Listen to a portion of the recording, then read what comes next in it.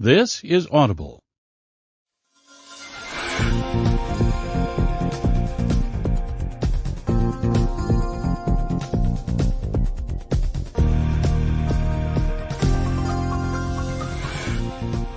Welcome to this Made for Success audio program. The audio you are listening to is designed to turn your potential into performance, succeed in every area of your life, and achieve your dreams.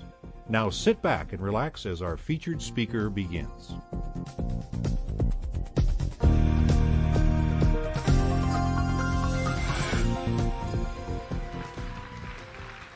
I'm so excited to be here and share a few moments with you, share a few thoughts with you.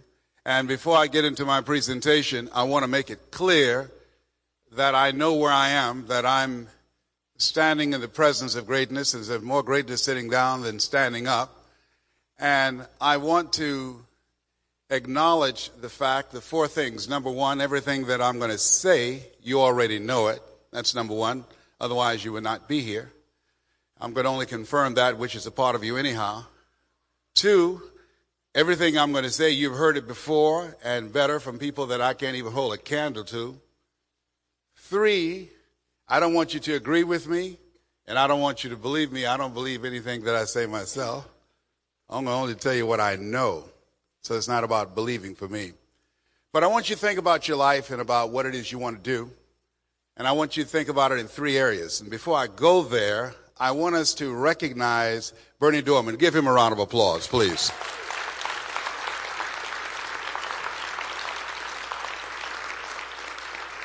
Bernie and his whole concept of cooperative capitalism, and as you listen to him speak, obviously we know that Bernie is marching to the beat of a different drummer. Bernie is strange now. There's no question about that.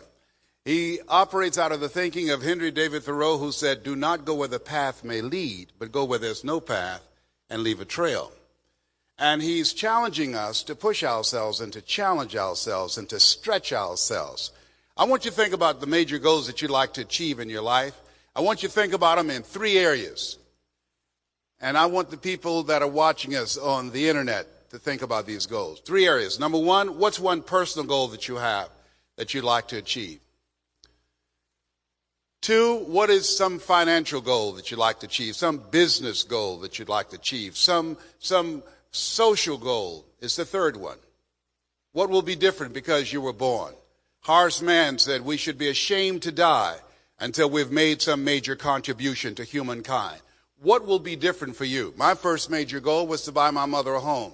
I'm adopted. I'm one of 7 children that my mother adopted. I was born in a poor section of Miami, Florida called Liberty City, an abandoned building on a floor with a twin brother. When we were 6 weeks of age, we were adopted by Mrs. Mamie Brown. Let me show you a picture. Kim? And I wanted to take care of my mother. My mother was a domestic worker on Miami Beach. Kim, can you put that picture up for us, please, so we can see it? And she was a determined person with a great deal of drive, a great deal of passion for what she did. She worked on Miami Beach. We ate the food left over from the families that she cooked for.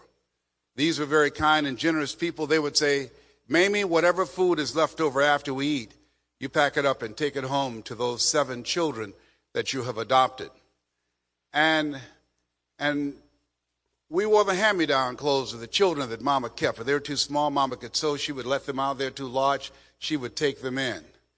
And my mama could bake, too. Joy, my mama could bake a sweet potato pie so good, you couldn't eat it with your shoes on.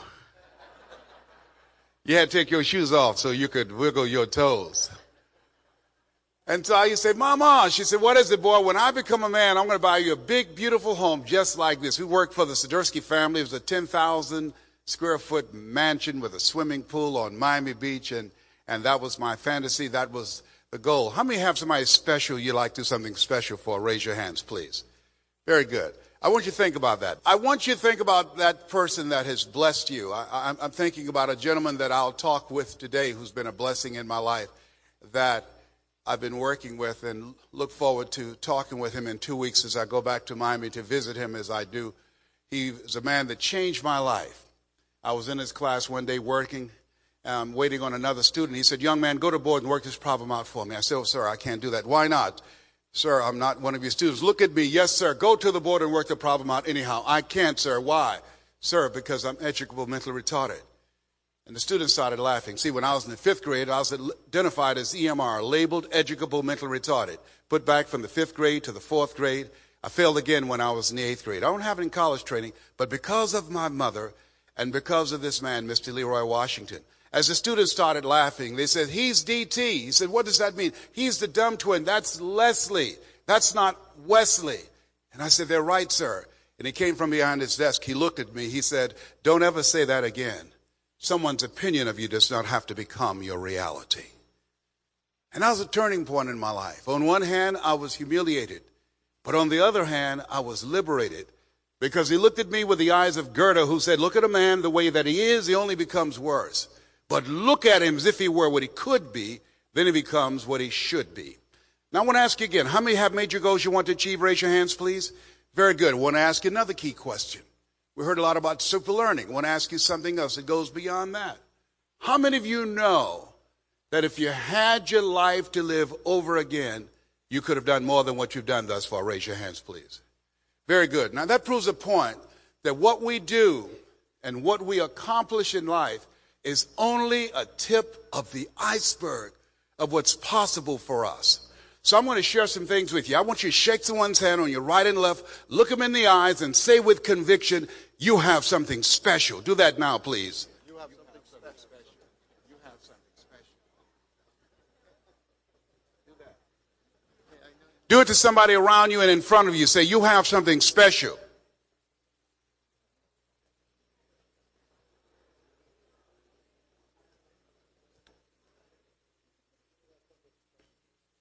Ladies and gentlemen, you have something special.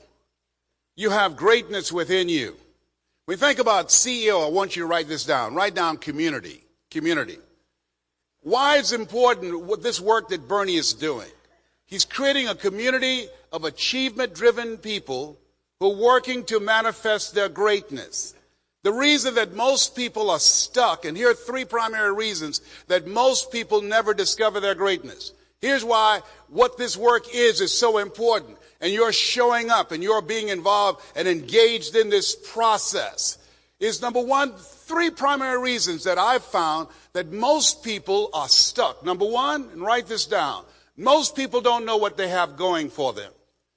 This Les Brown that you see, for years I held him back. For 14 years, ladies and gentlemen, for 14 years, because I did not know the truth about myself, I was in bondage. I was living a life of mediocrity. We live in a world where we're told more about our limitations rather than our potential. I saw a movie with Tom Cruise. It's called Magnolia. Came in the middle, but that was just enough. There's a line in there that I won't forget. And the line was, we might be through with our past, but our past is not through with us. How many of you have gone through some stuff that still affects your present? Please raise your hands, please. Okay, and many of those things can unconsciously impact our lives. Studies indicating today that 70% of our self-talk goes undetected. I used to go see Zig Ziglar and Dr. Norman Vincent Peale, who wrote The Power of Positive Thinking. You have something special. You have greatness in you. Don't allow your negative thoughts to hold you back. Don't allow your circumstances to determine who you are. When Dr. Peale spoke, it gave me goosepimples. I remember one of my goals and dreams was to share the platform with him, and I had a chance to be with him in Kankakee. I went there, and I was backstage. Art Mandino couldn't make an engagement, and I showed up there. And when I came to the back door, I said, hi, my name is Les Brown. And the person who answered the door said, but you're not the band leader. I said, no, I'm not. Well, who are you? I said, I'm Mrs. Mamie Brown's baby boy. Well, who's Mamie Brown? I said, my mama. And they took me to the dressing room. His wife, who just passed Martha a few weeks ago, she said, Les Brown is here. It's not the band leader. It's Les Brown. And his back was to me. And he said, Les Brown, shoot for the moon, because even if you miss, you'll land among the stars. Sir, That's my quote. I sent that to you when I was in the 11th grade. That's my quote. I wrote that. I was in a contest. You remember that? Yes, Mr. Brown. I end every speech with that quote. Sometimes you might find a marker, a bookmarker, or posters. That's my quote. He thought it was from the band leader, Les Brown, and Band of Renown. I used to go see Zig Ziglar, the #1 motivational speaker on the planet. He and Tony Robbins, they dominate the industry. Mark Victor Hansen, another icon, and Jack Canfield, and Jim Rohn, and my heart would say, I could do that. How many like to help people? Raise your hands, please. My heart would say, I could do that. And then my mind would ask, Les Brown, how would you do that? You don't have a college education. How would you do that? How would you speak for AT&T, Procter & Gamble, McDonald's Corporation, IBM, Xerox? You've never worked for a major corporation. You were labeled educable, mentally retarded. You don't even know who your parents are. You were put back from the 5th grade to the 4th grade, failed again in the 8th grade. How many ever thought about something you wanted to do and you talk yourself out of it? Raise your hands, please. See, there's an African proverb that says, if there's no enemy within, the enemy outside can do us no harm. So for 14 years, I procrastinated. For 14 years, I was on the sideline. For 14 years, I just watched. I silenced myself. Maya Angelou, I spent a day with her, and something she said, one of her quotes I loved. She said, most people go so far in life, and then they park. They park. I know why most people park. I had a goal and dream of having a talk show. It was canceled. I took a hit. I parked. I was married to someone that I thought we would be married for the rest of our lives. And we went through a divorce. I took a hit. I parked. My mother was diagnosed with breast cancer. My rock. I parked.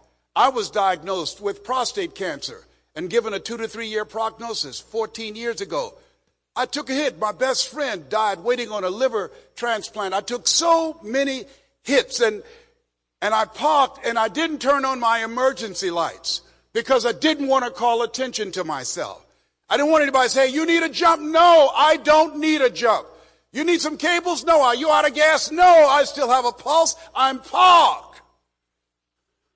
I'm parked.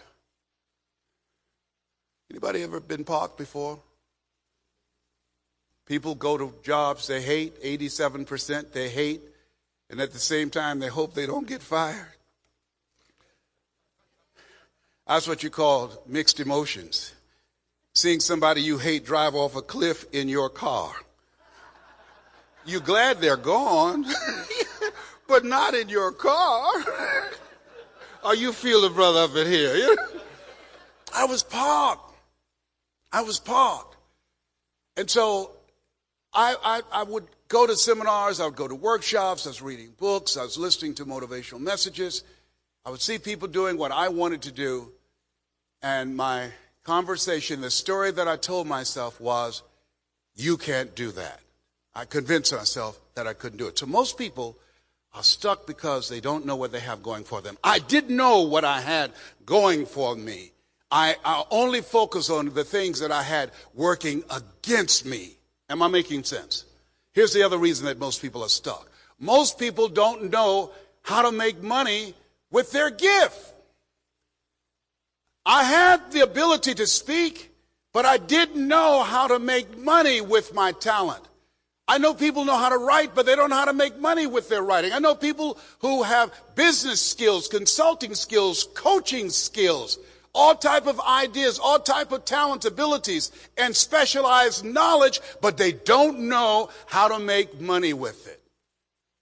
Why, once again, the CEO, a community of achievement-driven people, where through this cooperative, collaborative relationship, we can enlighten, we can empower, and we can help each other get to the next level. So most people don't know how to make money with what they have going for them. Here's the third reason that most people don't know how to do, and that is they don't know how to get access to the people that will pay them for what they know. Am I correct? Those are three reasons why people are stuck. One, they don't know what they have going for them. Two, They don't know how to make money with what they have going for them. 3, they don't know how to get access to the people that will pay them for what they know. And so the training that we provide, and we're going to give you some things that you can use right here, right now. And this gentleman, his name, Seth Godin, you've heard him. They call him the world's greatest marketer. He said something. He said, becoming successful in business, it's about marketing. And marketing is not about making stuff. Marketing is about telling your story. I want you to write this down. Learn how to tell your story. I want to give you some things that you can use right now. See, ladies and gentlemen, life really boils down to stories. I started off telling you my story.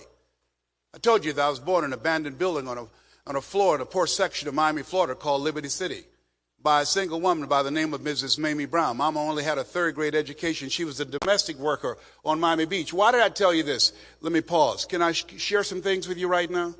Very good. Right. Now, when you're speaking to someone and you're talking about your business, you're talking about your idea, you're talking about your proposal, you're talking about your invention, 3 things is going on in their minds. And you want to answer these 3 things. Number 1, who are you? Who are you? Number 2, what do you have? And 3, why should I care? Now, most people don't answer those questions. And if you don't answer those questions in the course of your presentation with your business idea, with your products, with your services, with your skills, with your knowledge, if you don't do that, because, and write this down, people do business with people they know, they like, and they trust. So it's very important at the top you let them know who you are. So they make a decision, is this somebody that I want to do business with? Does that make sense? Okay, and now, and let me share this with you, ladies and gentlemen. Trust me on this. Your ability to tell your story in your business will allow you to achieve national and international branding. Will allow you, and I'm not telling you this because I believe this, I'm telling you this because I know, will allow you to earn millions of dollars. And that's what most people neglect. Most people spend very little time learning how to tell their story. We know about Mary Kay because Mary Kay knew the power of telling her story about being passed over for promotions numerous times. And she got sick and tired of that, and she decided to start her own company. And she told a story about the person who she bought the products from and how his hands looked so young and fresh and the products that he was making and creating. And she created a whole business around this concept for women, to empower women by telling her story.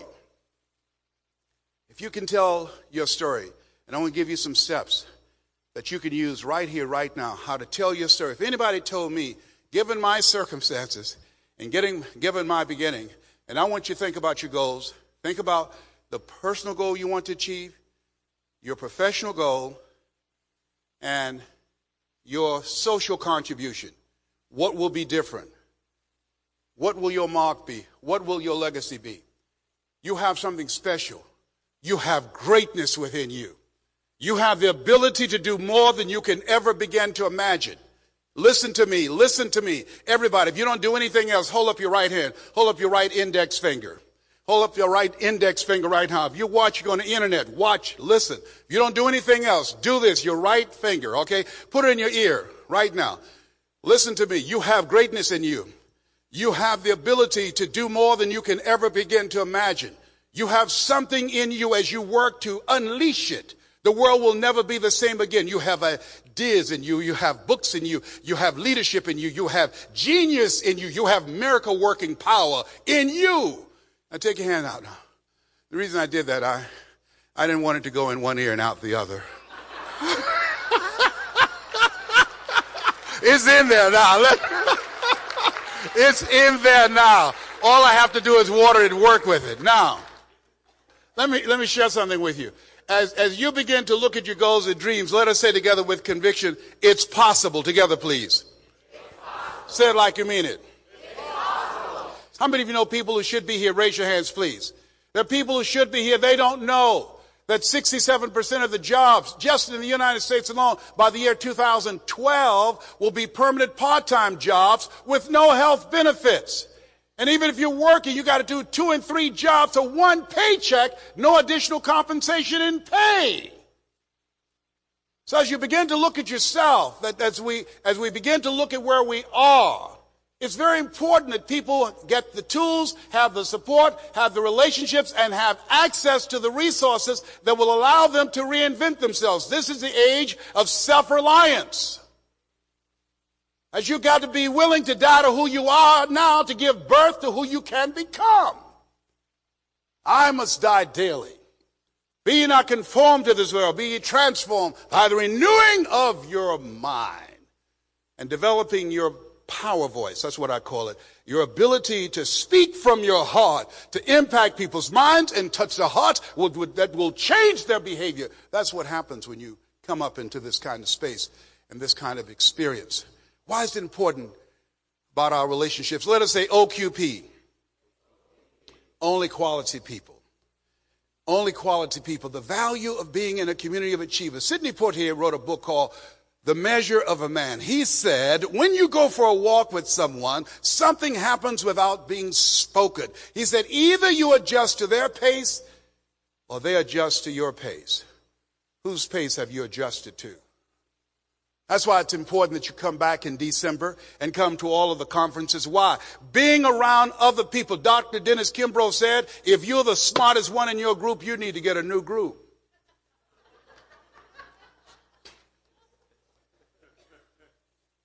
I'm telling you what I know about changing your relationships. You got to look at your relationships and ask the question, what is this relationship doing to me?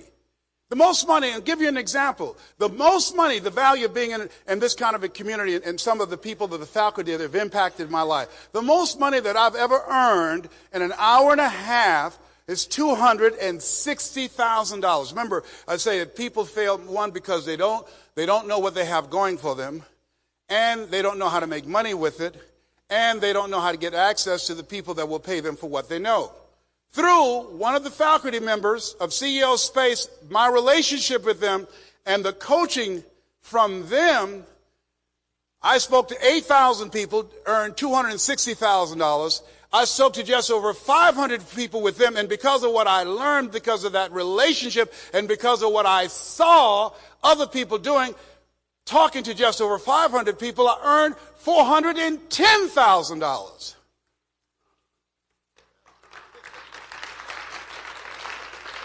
And I became angry because I hadn't changed my community faster. You ever get so mad at yourself? You said, what were you think? You want to kick your own butt. What were you think? Why didn't you get away from those losers before? You. I'm sorry, my medication weared off. I'm sorry. You ever want to kick your own butt? How many have periods where you were, long periods where you're temporarily insane? Raise your hands, please. All right. I mean to tell you, I said, oh my God, I was leaving money on the table I did not know. How many of you, this is your first time here? Raise your hands, please. Stand up, please. Stand up. Stand up. Let me share this with you. There's those of you that are standing now, you made the decision to be here. And some of you standing decided to be here, and you couldn't afford to be here. But you told yourself, I can't afford not to be here. And that unstoppable spirit will cause you to reach your goal. Give them a round of applause. Give them a round of applause. Absolutely. And give yourselves a round of applause. Thank you. You may be seated. Don't lose that. See, most people won't do this. It's too risky. Most people are shrinking. See, you can't shrink your way into greatness. You have to expand your way into greatness. The reason that most people go to their graves with their greatness still in them, because they won't do what you did. They won't take a chance. They're playing it safe. They said, I can't afford to do it. You said, hey, I can't afford not to do it. They asked, how much will it cost? You say, well, how much will it cost me if I don't do it?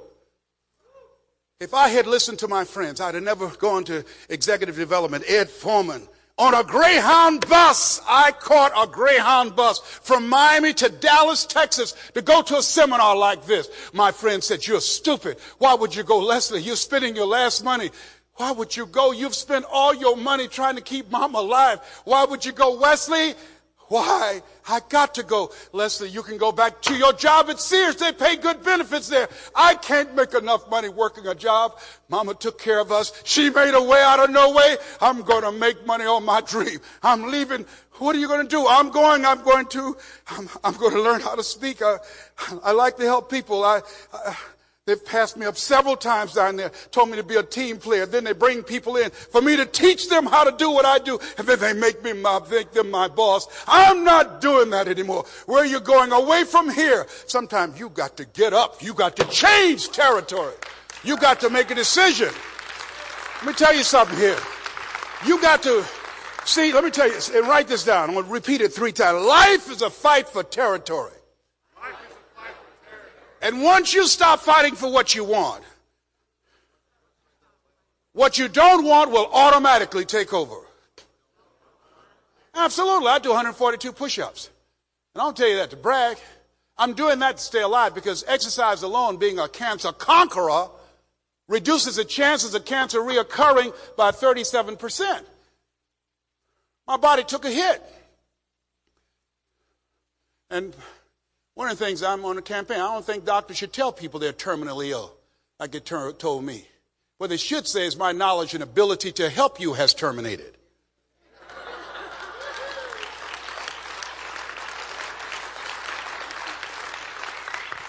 They're not God. And I found in my research, more people die from a doctor's prognosis than from the disease itself. So part of what I do is I do a thing called "You Are More Powerful Than Cancer." See it as a project. When cancer has you and when you have it, you can kick its butt. I'm telling you what I know. And my PSA, which stands for prostate-specific antigen in the medical field, is over 400. 1 to 4 is normal. And I'm cancer-free, I'm debt-free, and drama-free.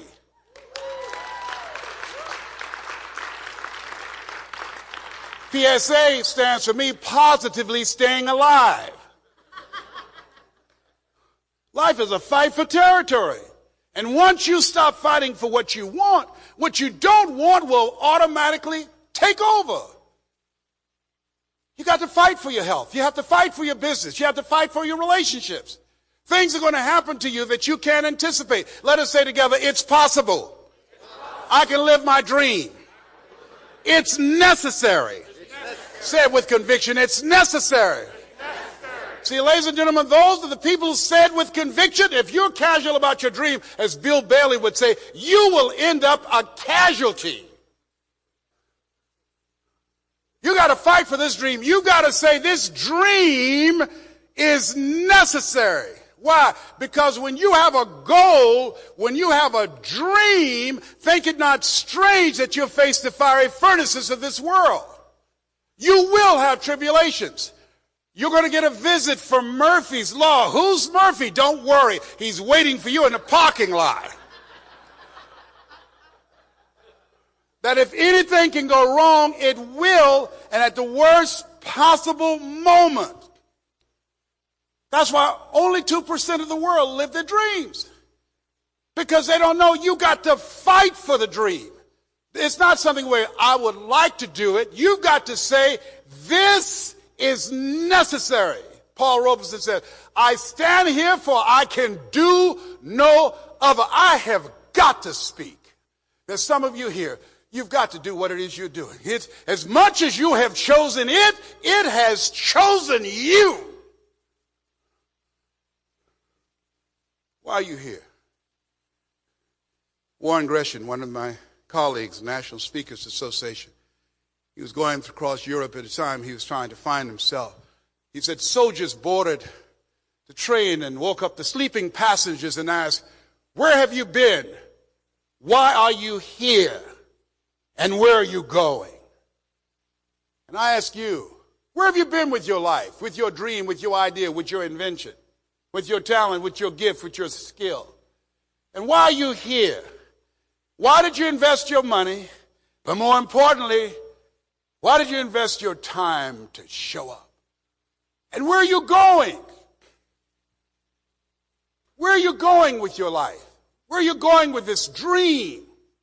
This thing that just won't let you sleep. Everywhere you turn, it's there. It's there, slapping you in the face, saying, answer me. Bring me to life. Let us say together, live full. Together, please join me. Live full. Die empty. I love to tell the story of Dr. Howard Thurman, who wrote, deep is the hunger, the voice of the genuine, the centering moment. During the time when I had 238 radiation seed implants and went to MD Anderson and Johns Hopkins Hospital and the James Cancer Center, the Mayo Clinic. Mr. Brown, your PSA is rapidly increasing. It's obviously has metastasized. It's gone beyond the capsule of your prostate, and there's nothing we can do. I remember reading the words of Dr. Howard Thurman, who was an advisor to Mahatma Gandhi and to Albert Schweitzer and to Dr. Martin Luther King Jr.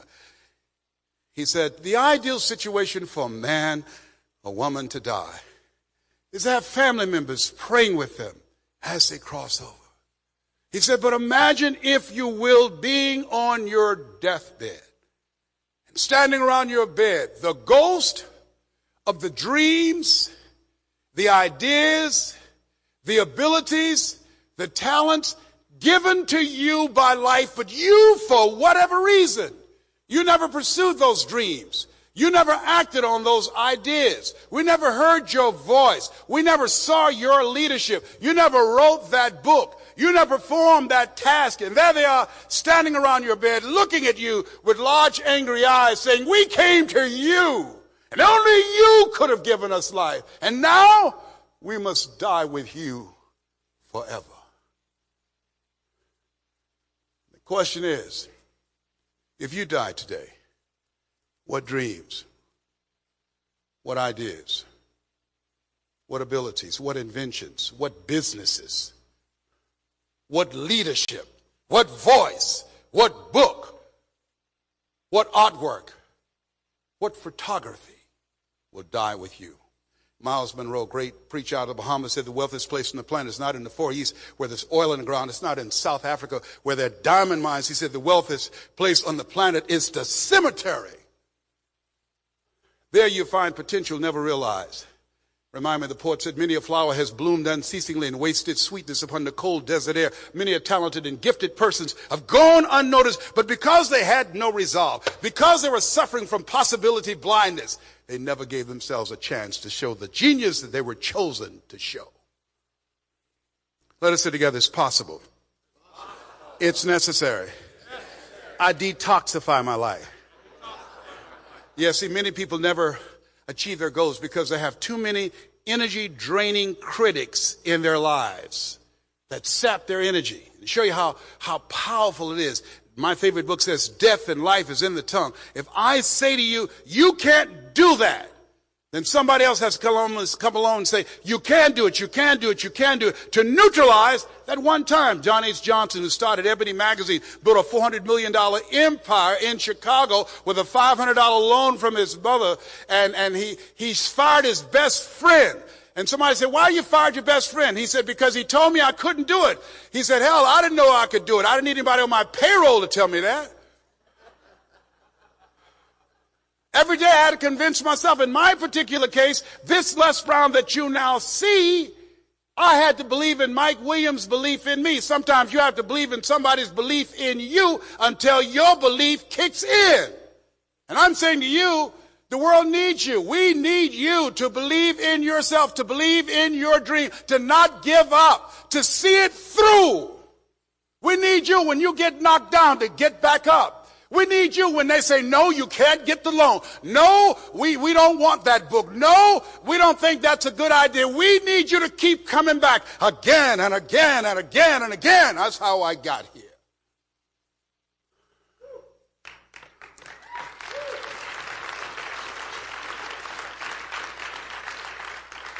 Shake someone's hand on your right and left, look them in the eyes and say, we need your dream. Do that right now. Shake someone's hand and say, we need your dream. We need your dream. We need your dream. We need your dream. Don't you give up on that dream. And a dream, when will it happen? It will happen when it happens. When will a baby walk? It will walk when it walks, and some walk sooner than others. When will it talk? It will talk when it talks. That's when it'll happen. I tell you, I used to sleep on the floor of the Penobscot building in Detroit, Michigan, 21st floor. Used to bathe in the sink down the hall. Security said, Mr. Brown, the office managers would like to see you. Okay, I went in. Yes, how are you doing? Mr. Brown, this is an office complex. It's not a hotel, sir. What do you mean? 2 o'clock in the morning, the janitorial staff saw you running down the hall, sir, in your underwear, hiding in the closet, trying to escape them seeing you. I was just working late that night. See, during the good times, you put it in your pocket. During the tough times, you put it in your heart. Had a dream.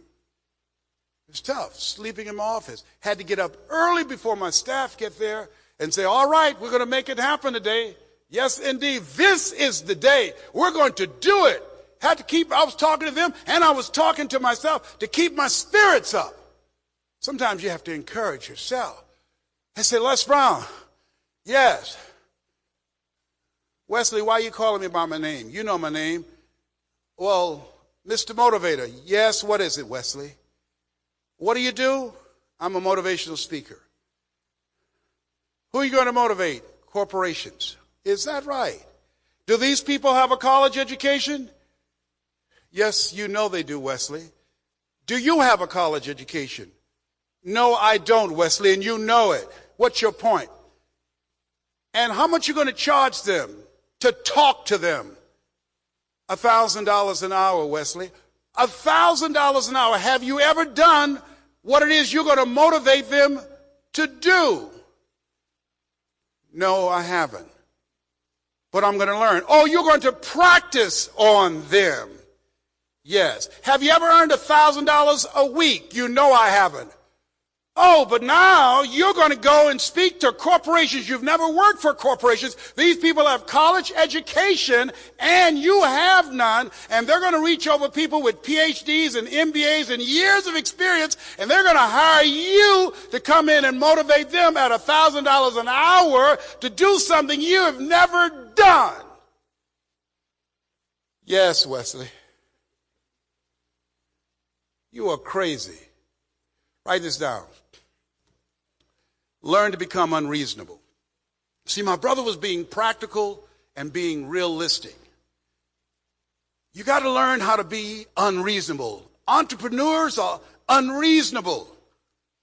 Reasonable, logical thinking said, and the reason why mankind walked for centuries and rode the backs of animals, when someone said, whoa, you know, I think we can fly like birds. Come on, stupid. Let's be reasonable. Let's be logical. Let's be realistic. If God wanted man to fly, he'd have given him what?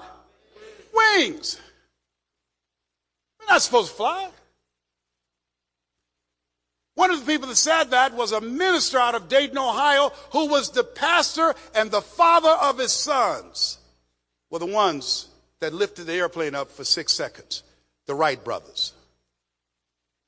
They were sitting there in the front row. Thank God they didn't listen. Shake someone's hand on your right and left and say, don't listen to the critics. Don't listen to the critics. Don't listen to your critics. Ladies and gentlemen, there's never been a statue erected to a critic. When I was a kid, we used to say, you got as much chance of doing that as a man going to the moon. We can't say that anymore. If you think your dream is a long shot, every time you think and you get mesmerized with that mind virus of possibility blindness, this is the way you can snap yourself out of it. Repeat after me, please. Say, Barack. That's how you snap yourself back. I don't care if you're independent, Democrat, or Republican. If you think your dream is a long shot, just say Barack and start working. You don't know what you can't do. You've got to be intelligently ignorant. According to the laws of aerodynamics, a bumblebee isn't supposed to fly because its little puny wings can't hold up its large body. But the bumblebee doesn't know it.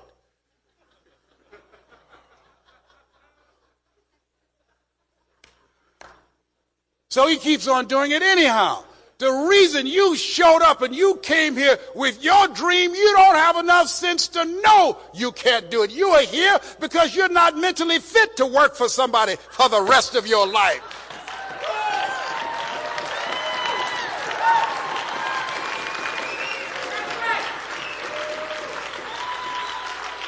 You're different. You're uncommon. One great American said, I choose not to be a common man. It's my right to be uncommon if I can. I seek opportunity, not security. I do not wish to be a kept citizen, humbled and dull by having the state look after me. I want to take a calculated risk, to dream and to build, to fail and to succeed. I refuse to live from hand to mouth. I prefer the challenges of life to the guaranteed existence, the thrill of fulfillment to the still calm of utopia. I will never cower before any master, nor bend to any threat. It's my heritage to stand erect, proud and unafraid to face the world boldly and say, this I have done. That's why you're part of CEO Space, that you're open to the possibility of creating a new world for yourself, of writing a new chapter for yourself and your family and for generations yet unborn. Give yourselves a round of applause. Come on, bring your energy level up.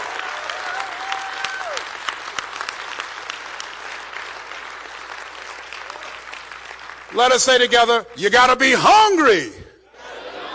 Somebody said, tell the story. I'll never forget Mr. Washington, Mr. Brown, what do you want to do with your life, young man? I said, I want to take care of my mother. He said, how you plan to do that? I said, I'd like to become a disc jockey, sir. He said, you got to be hungry.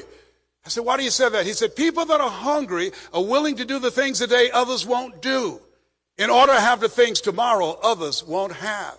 He said, people that are hungry are risk takers. This God said, if you're not willing to risk, you cannot grow. And if you cannot grow, you cannot become your best. And if you cannot become your best, you can't be happy. And if you can't be happy, then what else is there? I like what Helen Keller said. She said, life is short and unpredictable. Eat the dessert first. You got to be hungry, young man. I am hungry, sir. I'm hungry to take care of my mother. I'm hungry to make something of my life. All my life, people compare me to my brother and say, you're not smart like Wesley. All my life, I heard people say, maybe take him back to the welfare department. He's got problems. All my life, people told me that I would not make it. They called me DT, the dumb twin. Mr. Brown, why were you in the dean's office the other day? For fighting, sir. Why? Because they called me DT, Mr. Brown. Don't fight. Why, sir? Because anger is the wind that blows out the lamp of the mind. Don't fight. Don't get angry. What should I do, sir? What should I do when they pick on me? Mr. Brown, most people rather get even than get ahead. You have a good memory. Yes, sir, I do. I know you can't read well, but I see your lips moving when I speak. You memorize things quickly, don't you? Yes, sir, I do. Yes, sir. Good. Remember these words by Frank Sinatra. What are they, sir? The best revenge is massive success. Focus on becoming massively successful. That's where you put your energy. That's where you put your time. Don't answer your critics. No, no, no. What they think about you is none of your business. You focus on becoming massively successful. I'm saying to you, you focus on becoming massively successful. Focus on mastering yourself. Focus on mastering telling your story. Focus on mastering success. It's a learned process. All of us are born the same way, dumb, naked, and speechless.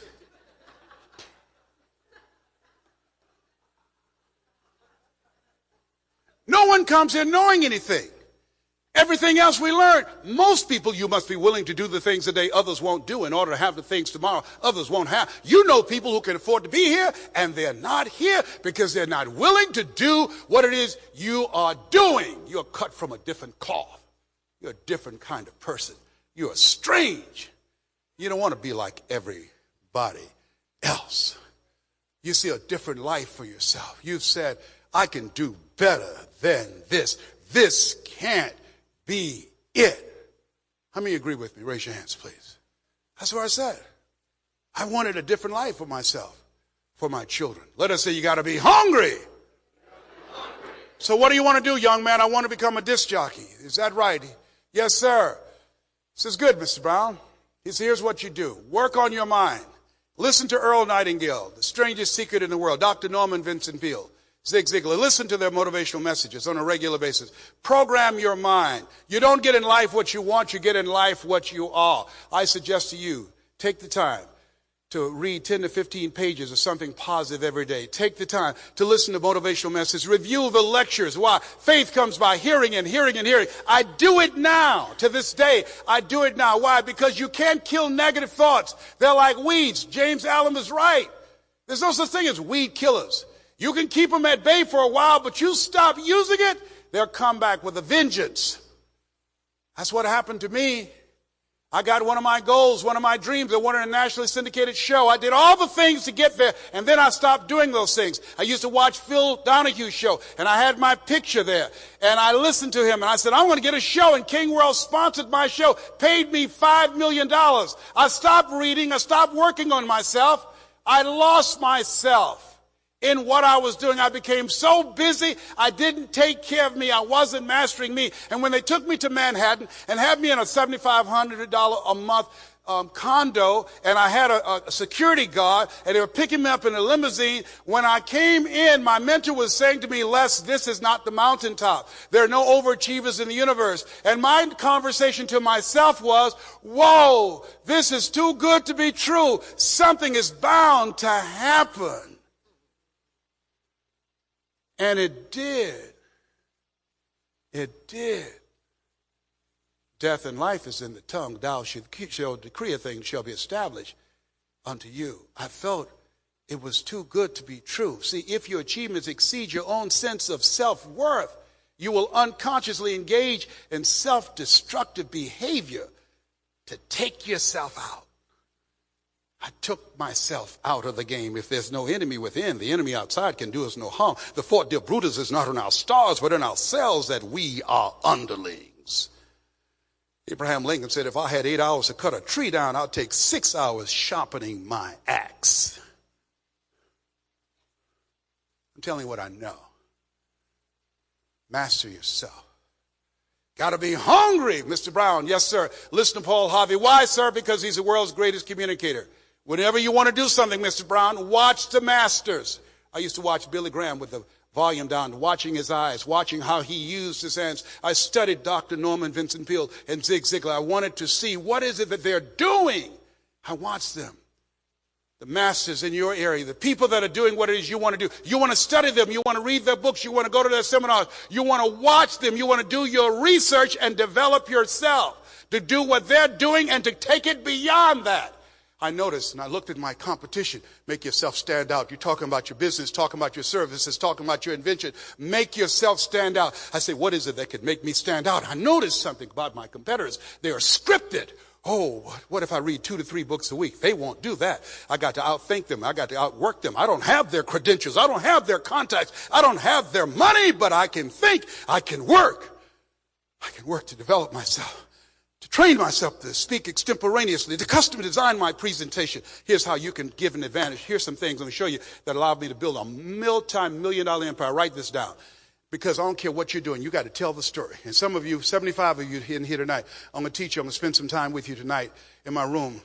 And it's going to be a first come, first serve basis. But I can't go into all of it right now. But here's some key things. You get this. You can use this right now. When you're making your presentation, remember I said earlier, who are you? What do you have? And why should I care? Next thing, this is very important. This is what separated me from all the other storytellers. Because you are a storyteller. You got to tell the story about your business.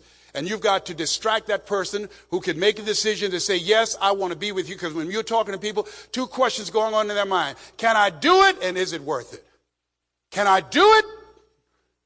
And is it worth it? To work with them, to write the check, to give them the money, to develop this collaborative relationship. Can I do it? And is it worth it? Am I right on that?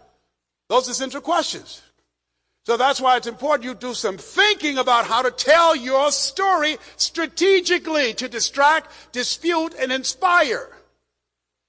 Okay, so number one, don't let what you want to say get in the way of what your customer needs to hear. Don't let what you want to say get in the way of what your customer needs to hear. I asked Bernie backstage. I talked to Cheryl. I talked to Michelle. I talked to Charmaine. What is it this audience needs to hear? I didn't come here with an agenda. And because I study, because I read to study to show myself approved, whatever they threw at me, I can handle it. Because what I think and what I want to say is not as important as to what you need to hear. Does that make sense? So write this down. See, and let me tell you why this is important. See, this, particularly in the speaking industry, the self-development industry is a $58 billion industry, Ron. And Dale Carnegie course governs the thinking of everybody, which is a great course. Everybody heard of it? They teach, tell them what you're going to tell them, then tell them what you told them. I don't deal with that. My favorite book says, in all thy getting, get understanding. If I'm going to tell you what I'm going to tell you, Annie, I'm going to give you a presentation from my point of view. But if I take the time to conduct communications intelligence, write that down, communications intelligence, find out who they are, do research on them. If it's a person you want to be a business partner, find out who they are. Google them. Do as much research. Find out who their friends are. What do they value? What's important to them? What kind of person are they? What drives them? Some people are about making a lot of money. Some people want to make a difference, want to make a cause out of something. Where are they in their life right now? What's important to them? So you want to find out who they are, conducting communications intelligence. Here's the other thing. Create an experience. Don't just go in giving information. If information can change people's mind, everybody will be skinny, rich, and happy. Am I right? Write this down. Create an experience around your stuff, around your story that will distract, dispute, and inspire. That gives them a vision of themselves doing it.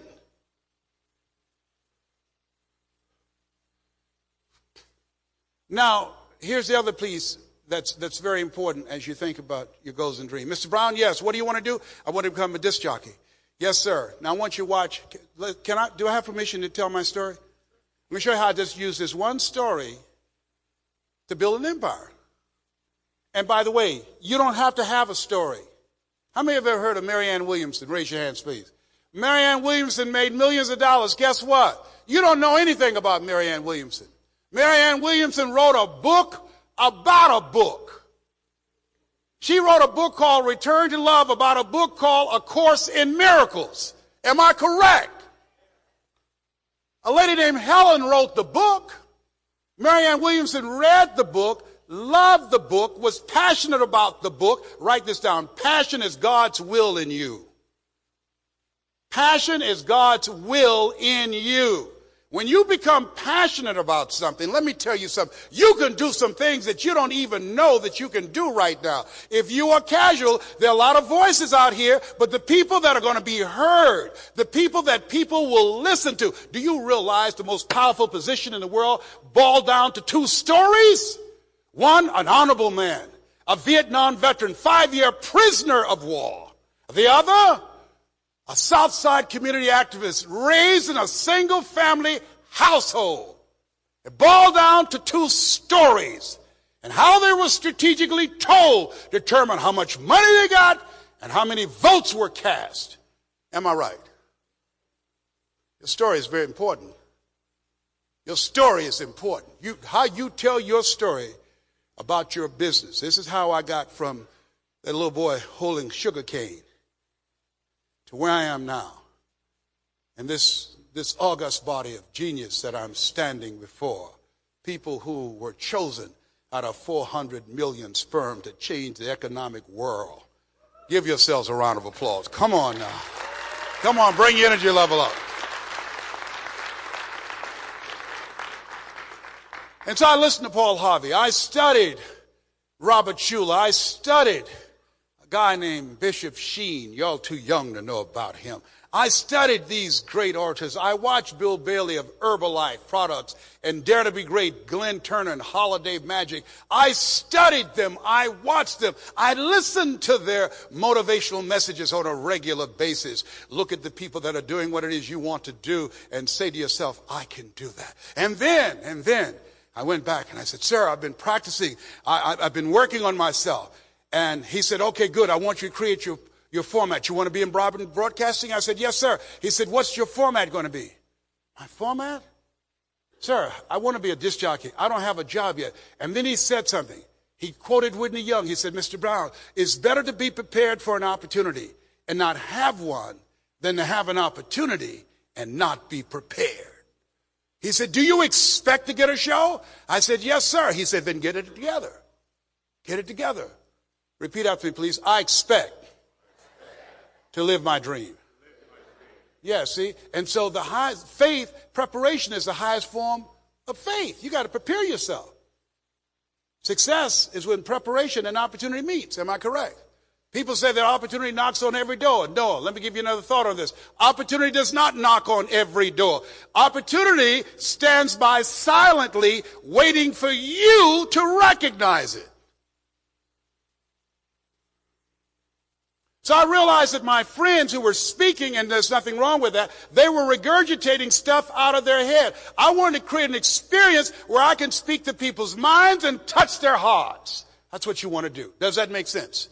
See, because if you can touch people's minds and pierce their heart, then you can now influence their decisions. Does that make sense?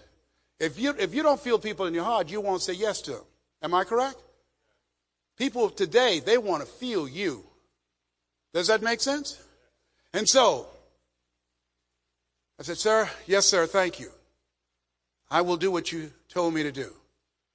And so I went to apply for a job on Miami Beach. Milton Butterball Smith was the program director. Hello, Mr. Butterball. How are you, sir? My name is Les Brown, sir. I'd like to be a disc jockey. He said, young man, you have any journalism in your background? No, sir, I don't. You have any experience in broadcasting? No, sir, but I'm good, sir. Let me audition for you, sir. Let me show you how good I am. All I want is a shot, sir. He said, I'm sorry, we don't have any job for you. How many have been rejected? Raise your hands, please. I was devastated with rejection. I went back and I said, Mr. Washington, they said no. He said, don't take it personally. Most people are so negative, they have to say no 7 times before they say yes. He said, you got to be hungry. Go back again. I said, yes, sir. I went back again. Hello, Mr. Butterball. How are you, sir? My name is Les Brown, sir. I like to be a disc jockey. He said, I know what your name is. Weren't you here yesterday? Yes, sir, I was. Didn't I tell you no yesterday? Yes, sir, you did. Then why are you back today? Well, sir, I didn't know whether or not somebody was laid off or somebody was fired, sir. Nobody was laid off or fired. Now get on out of here. I came back the next day. Hello, Mr. Butterball. How are you, sir? My name is Les Brown, sir. I like to be a disc jockey. He said, I know what your name is. Weren't you here the last 2 days? Yes, sir. Didn't I tell you no the last 2 days? Yes, sir. Then why are you back today? Well, sir, I didn't know whether or not somebody got sick or someone died, sir. No one got sick or died. No one was laid off or fired. Now, don't you come back here again. I came back the next day, talking loud, looking happy, like I was seeing him for the first time. I said, hello, Mr. Butterball, how are you? He looked at me betrayed. He says, go get me some coffee. I said, yes, sir.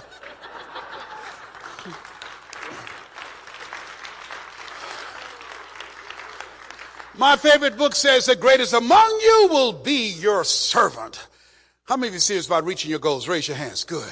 Write this down. Provide more service than you get paid for. Oh, yes. Provide more service than you get paid for. See, this is the day where the 40-40 plan is going, where you can work for 40 hours a week and say, oh, that's not in my job description, and expect to retire in 40 years and get a gold watch. Oh, this is a brand new day. If you're going to make yourself stand out in the marketplace, you've got to bring something out there that makes a statement. Seth Godin was right, that it's not about making stuff or presenting stuff. It's about how to tell your story and make yourself stand out so people will listen to you. And so I became the errand boy for the disc jockeys. I'd go get their lunch and their dinner, and I'd stand in control room memorizing their hand movements, knowing my time would come. On the weekend, they'd come out to the parking lot. Their cars would be waxed and clean inside out. Hey, who did this? I did, sir. How much do I owe you? Oh, nothing, sir. Just wanted to help out. Repeat after me, please. Build relationships. Write this down. You want to build relationships. I was building relationships. I give before I ask. Give before you ask. The greatest among you will be your servant. I was building relationships. And write this down. Create a good reputation. People say, you got to know the right people. No. It's not what you know. They say it's not what you know, it's who you know. No, it's not about who you know. It's about who you know and what they know about you. See, if you know the right people and they know you as a jerk, they know you as an unproductive person, they know you as a person with no integrity, they don't know you as a resource, they don't know you as a person who can make things happen, it doesn't mean anything if you know the right people. Your reputation, what is it that people say when you come in a room and when you leave the room? I'm telling you this works, your reputation, holding yourself to a higher standard. I get over 3,000 requests a year, and I do no proactive marketing. Write this down. Impact drives income. Impact. If what you are providing, if it makes impact, it will drive your income. If it doesn't make any impact to people's bottom line, doesn't change their life, if it doesn't do what it's supposed to do, who's going to demand it? You've got to create an experience where people leave there feeling good about themselves and talking about you because of the quality of what you brought. A woman became the dominant force in an industry that was once dominated by men. And they said, how did you do it? How did you get here? She said, it's not our intention to please our customers or to satisfy our customers. Our intention is to amaze them. The kind of coaching and training that you're receiving here at CEO Space is to help you to have the tools to amaze your customers, to amaze your investors, to amaze the people that are going to receive your service. Does that make sense? And so, the disc jockeys, as a result, say, look here, young man. Yes, sir. Here are my car keys. Donna Ross and the Supremes are coming to town. The Four Tops and the Temptations. Pick them up and drive them to the Fontainebleau Hotel. Yes, sir. It would be my pleasure to serve you, sir. I was driving them all over Miami Beach in the disc jockeys' big long Cadillacs. I didn't have a driver's license, but I was driving like I had some. Then one day, it was a Saturday afternoon, a disc jockey by the name of Rockin' Roger was drinking while he was on the air. It was a Saturday afternoon, and I was the only one there looking at him through the control room window, walking back and forth, young, ready, and hungry. I was saying, drink, rock, drink. Drink, rock. I'd have gone and get him some more if he'd asked me to. Then to the phone, pretty soon the phone rang. It was a general manager, and I answered the phone. I said, hello? He said, young boy, this is Mr. Klein. I said, I know. He said, Rock can't finish his program. I said, I know. He said, would you call one of the other DJs in? I said, yes, sir. I hung the phone up and said, now he must think I'm crazy. I called my mama and my girlfriend, Cassandra, said, y'all come on out on the front porch and turn up the radio. I'm about to come on the air.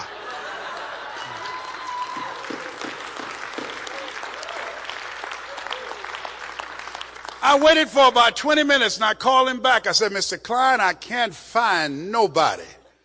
He said, young boy, you know how to work the controls? I said, yes, sir. He said, go on there and segue the records, but don't you say nothing here. I said, yes, sir. I couldn't wait to get old Rock out of the way. I put on a fast record. I said, look out, this is me, LB Triple P. Les Brown, your platter playing papa. There were none before me, and there will be none after me. Therefore, that makes me the one and only. Young and single and love to mingle, certified, bona fide, indubitably qualified to bring you satisfaction and a whole lot of action. Look out, baby, I'm your love man. I was hungry. Get the old man a round of applause. I was hungry. Come on, bring your energy level up. Bring your energy level up. Shake someone's hand on your right and left. Look them in the eyes and say, you got to be hungry. Do that right now. Shake somebody else's hand and say, you got to be hungry.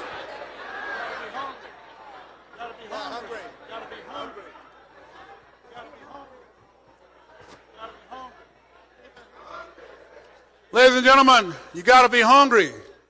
The people that are hungry are just like you. They're willing to do the things today others won't do in order to have the things tomorrow others won't have. People that are hungry believe always strive to get on top in life because it's the bottom that's overcrowded. People that are hungry know do not go where the path may lead, but go where there's no path and leave a trail. People that are hungry believe, like Jim Rohn, who said, when the end comes for you, let it find you conquering a new mountain, not sliding down an old one. People that are hungry hold themselves to a higher standard. People that are hungry are relentless and unstoppable. People that are hungry believe if you get knocked down in life, try and land on your back, because if you can look up, you can get up. You got to be hungry today. Or can you tell I love what I do? Are you telling me?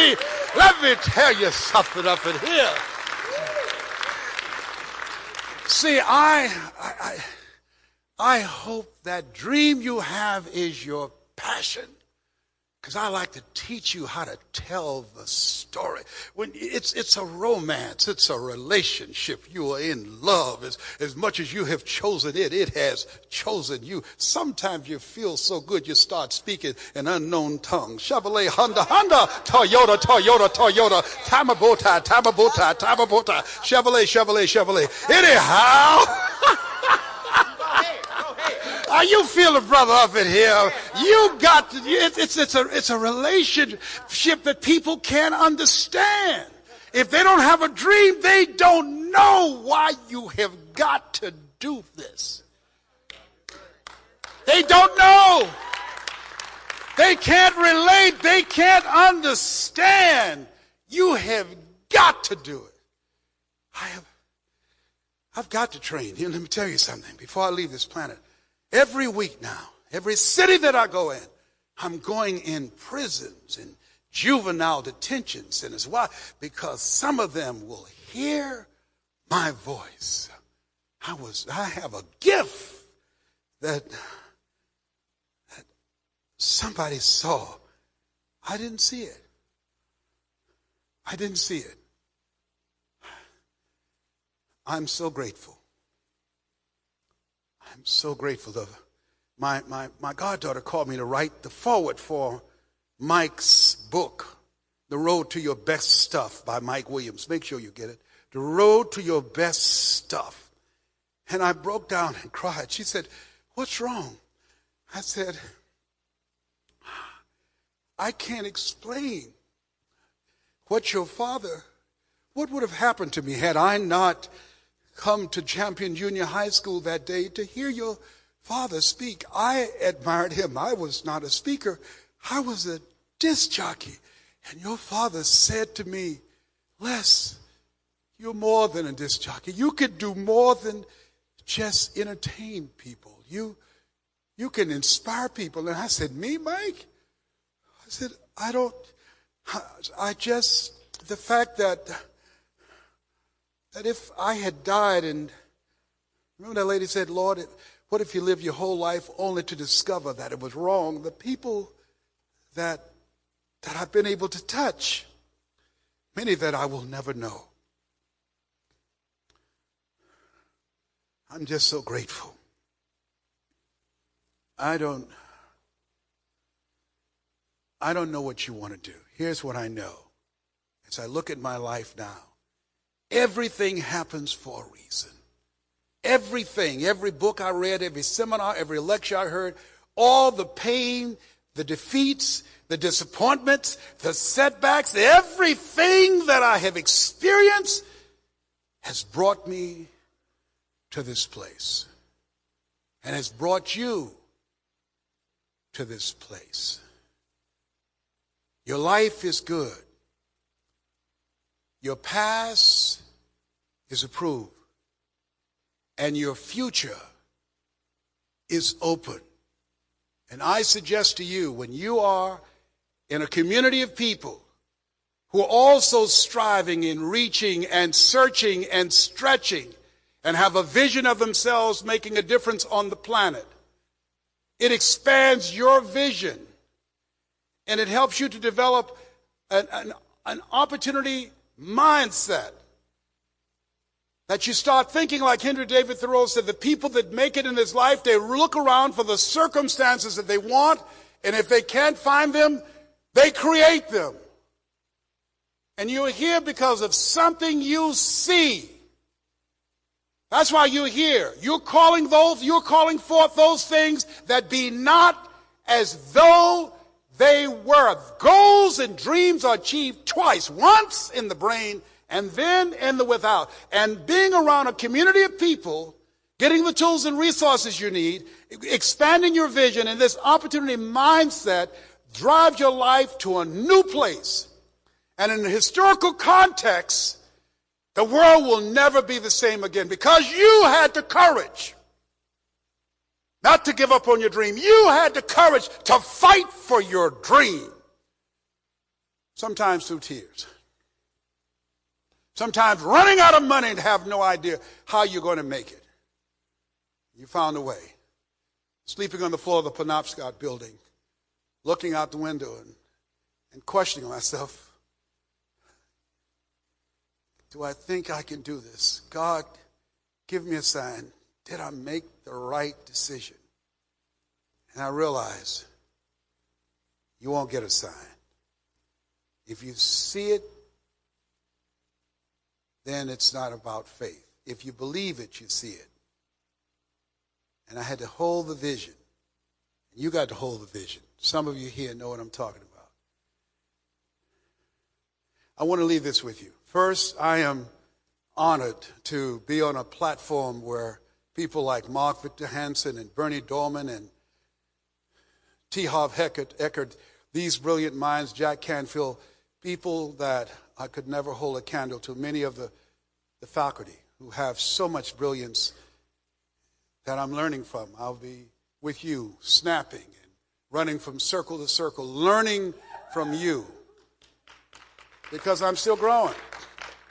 I'm still developing. I believe that you're never too old to learn and you're never too young to teach. So at this stage of my life, at 65, I haven't done my best stuff yet. Some of you saying, boy, he looks young for 65. Yes, and I don't dye my hair because I have an allergic reaction to dye. I use mascara. So you got to keep it real. You're the best guy. And let me tell you this. I'm going to go over a little bit. I got to tell you this. One of the most embarrassing moments of my time, I gave a speech in the Georgia Dome. And when I finished, I gave a speech called It's Not Over Till You Win. And so I was backstage and said, Mr. Brown, you have enough energy to give another speech? I said, no, I'm tired. It said, but we can pay your full fee of $30,000. I said, the Lord is able. You know, people say money won't make you happy, but everybody want to find out for themselves. A friend of mine, Rita Davenport, said money ain't important, but it's right up there with oxygen. I used to be so broke, I walked past the bank and tripped the alarm. Creditors would call the house of my children, would answer the phone and say, my daddy say he ain't home. Poverty sucks, you hear me? I'm telling you. So anyhow, I went over to the Georgia World Congress Center. It was a very intimate setting. So I looked in the room. I said, I'll be right with you. I went in the bathroom, using mascara to cover the gray. Then I put a little bit of my mustache. So she wanted everybody to know she knew me. So she says, there he is, Les Brown. And she kissed me on the cheek. And I kissed her on the cheek and left this big black smudge on her jaw. I didn't know what to say, so I just sat down. So the people down front start saying, there's something on your face. So she looks at me, she says, what are they talking about? I said, I don't know. So finally one nosy lady came up there, pulled out her purse, and gave her a mirror. Now, first of all, no one asked her to do that. Getting in the Kool-Aid, don't know the flavor. So she looks at me, she said, how did this black smudge get on my face? I said, I don't know, you think maybe this rubs off? Now the reason I'm telling you this strategically, ladies, I'm going to be in the back, shaking hands. If I kiss you on the cheek, do not be alarmed. I now use waterproof, mademoiselle. So I won't get any makeup on your clothes, all right? Listen, here's what I want to do. Who would like to learn how to strategically tell their story? Raise your hand. Very good. Here's what I'm going to do tonight. Because I didn't do any interactive stuff. In my room tonight, the first 75, we got enough room. I got a suite. The first 75 people tonight at 9 o'clock, Lisa Nichols and I are going to be working together, and we're going to show you, and you're going to actually speak, and to show you how to strategically tell your story. And write this down. The best speakers make the fewest words go the farthest. The best speakers make the fewest words go the farthest. Okay? I'm going to teach you how to create an experience in a very short time so that people will say, yes, I can do it, and it's worth it. Show you how to do that. With your story, with your product, with your idea, with your invention, with your talents. Now, I like to leave this with you. I don't know what your goals are. Here's what I know. That if you continue to show up through the relationships in this room, this community of achievers, this expanded vision of yourself, this opportunity mindset that will help you to begin to see things that ordinary people who are not here will not be able to see, and move your life to another level. If you continue to engage yourself and listen to the materials and talk to each other and challenge yourself to get outside of your comfort zone, if you're willing to give up who you've been to give birth to who you can become, the possibilities are unlimited for you.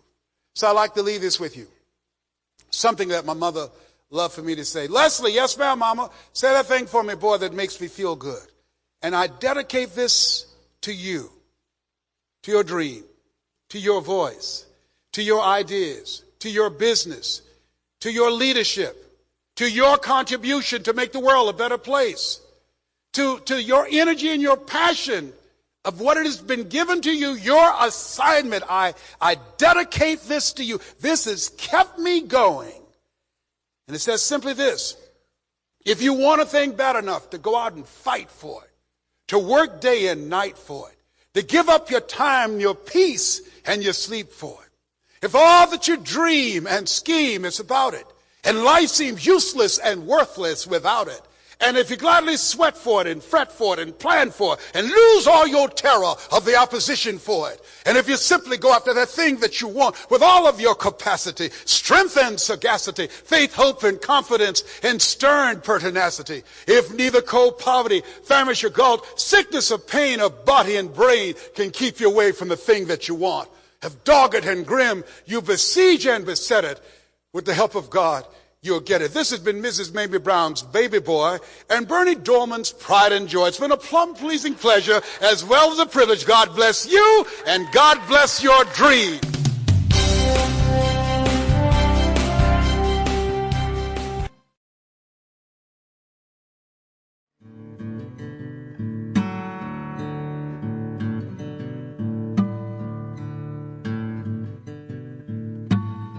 Hi everybody, this is Greg S. Reed, author, speaker, filmmaker, and I use the word speaker very lightly because I'm in the presence of one of the greatest speakers that has ever walked this planet, Mr. Les Brown. That is very kind and generous of you, but I'll accept. Yeah, there you go. Hey, like you said, people can't see us, but let's shake hands. Yes, there absolutely. It is. Well, welcome. Thanks for being with me. Thank you very much for having me. So right from the beginning, a lot of people want to become speakers, but another fact is not everyone has something to say.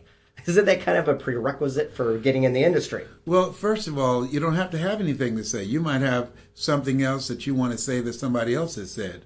Marianne Williamson, she built a whole career talking about a book called A Course in Miracles. Those are not her words, but she gave her own version of those words. She interpreted what that meant for her in her life.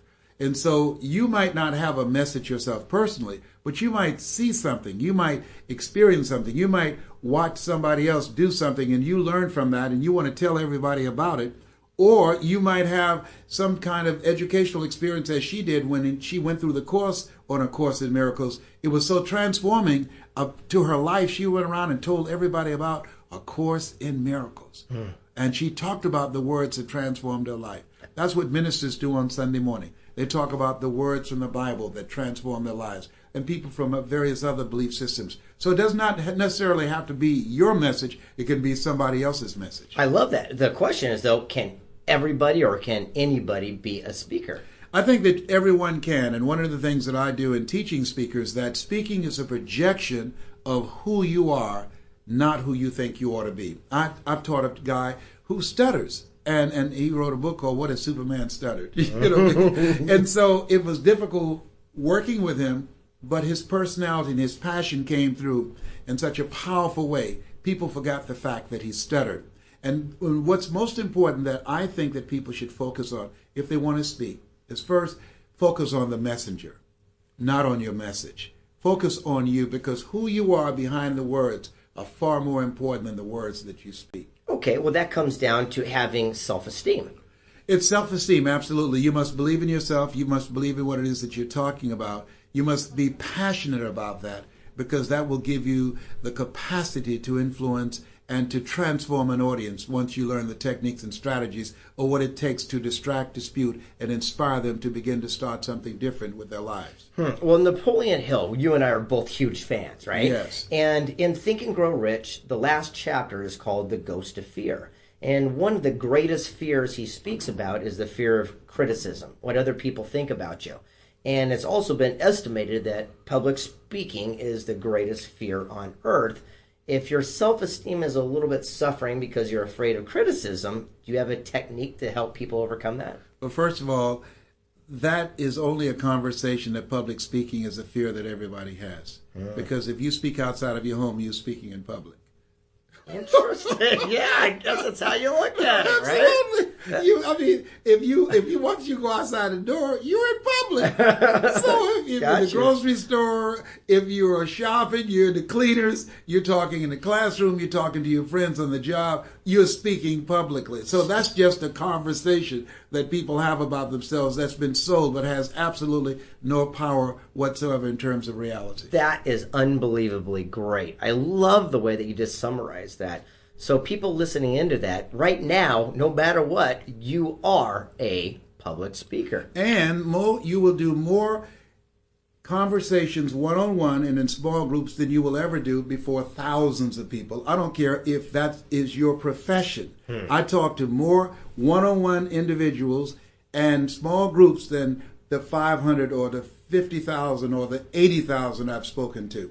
So learning how to master your everyday conversations. I tell speakers, in order to be a talented speaker, one, you must be consciously conscious of what you're saying in your day-to-day conversations. Say it again, consciously Conscious of what you're saying and how you're saying it. This voice that I'm now using, this is a voice that was developed. This was not my original voice. I had to develop my power voice in order to gain access to speak to corporations, because my background is I have no college training. I've never worked for a major corporation. I was labeled educable mental retarded when I was in the 5th grade. I failed twice in school. So when I was interested in becoming a speaker, I studied people who spoke. And I learned the language and the speaking style of corporations in order to gain access, just like people who come to this country who can't speak the language, as one of my speakers, John Garcia. And John watched television and he listened to the news people to learn how to speak English. He mimicked what they did. The same way, we can all do that. Amazing. Now, when you're up on stage, one of the things that I love most about you, and look, I am a big fan, but on the same note, I'm a realist. Yes. There's one thing that you do that a lot of other speakers I don't see project as well. You tell a story. Yes. You tell stories. And it seems like the easiest way to reach somebody is by communicating them on a level that they can see themselves in that situation. That's the purpose of telling the story. Because, Charlie Tremendous Jones, who recently passed, he said, never make a point without a story and never tell a story without a point. So when you are able to drive a point home with a story, the stories will stick. Here's what's important that people must know in being effective as a communicator. Your personality and your passion is very important. It's far more important than your information. Because at the end of the day, if information can transform people, everybody would be skinny, rich, and happy. That's right. Okay. Absolutely. They don't need you to come in and give them that. They can get that over the internet. They can go to the library. Your personality and your passion and how you strategically tell a story to create an experience. Now, there's an old saying, you can take a horse to the water, but you can't make him drink. However, if you know how to strategically tell a story that can create an experience that creates the thirst, the want to, where they want to drink, Now you're doing something that has value. And so what we do is, as we know, as how people live their lives is a result of the story they believe about themselves. Right. So what we do is being strategic in how we create an experience for the audience, individually and collectively, because the audience is inside of each audience. We distract them from listening to their story of limitation, and we tell them a story of the possibility that they can do better than what they're now doing. In the course of doing that, they begin to back away from their possibility blindness, and you create the thirst where they say, if he can do it, I can do it. And now they're inspired to become, as Mother Teresa would say, to become a pencil in the hand of God and start writing a new chapter with their lives. Beautiful. And I love the part where you said that, when people walk away from these events, they don't necessarily remember every word, but they remember the way they felt. Yes. They remember that connection. And by telling a story, they can actually step into that character for just a minute and become that person that you're sharing on stage. Well, and you also create what we call imaginative leaps, where a person will begin to see themselves in the story or see themselves living their dream. One of the things I tell people, I said, how many of you have major goals you want to achieve? And I have them to raise their hands. That's a purpose for that, because I want them to become physically engaged in the story that I'm about to tell them. And then I said, how many of you know if you had your life to live over again, you could have done more than what you have done? Raise your hands. They raise their hands again. I said, now I want you to think about something you want to achieve. Now they've got to go to their imagination. Einstein said, the imagination is a preview of what's to come. And so I said, I want you to think about what it is you want to achieve, and I want you to see it complete, and I want you to expand it. I found that most people fail in life not because they aim too high and miss. Most people fail in life because they do just what I did for years. They aim too low and hit. Ooh. That's exactly what they say. They aim too low and hit their goal. Right. So I said, hold the vision and let us say together, it's possible. And they'll say, it's possible. Then I'll say, now let me share with you how you can make that vision become reality. So they're holding prominently in their imagination this goal they want to achieve. Now I will use stories, statistics, studies, examples that they can say, whoa, if he can do that or if she can do that, I can do that too. That's what we do. We create an experience for them where we create the want to, where they're motivated and inspired to do something different with their lives. I love it. One of the greatest interviews I ever had was with Brian Tracy when I was brand new, getting in the speaking industry. And I said, Brian, what would be the one bit of information, the one tip that you'd give me? And he says, don't be me. He says, don't be Tony. Don't be Les. Don't be Charlie. Be you. Now, take a little bit of our guidance and a little bit of maybe our expertise and hone your craft, but always be true to yourself, because the authentic person is the person that the audience is going to relate to best. What do you think of that? Without any question. When you go to speak to an audience, there's three things that's going on in their minds. First question is, who are you? Second question is, what do you have? And the third question is, why should I care?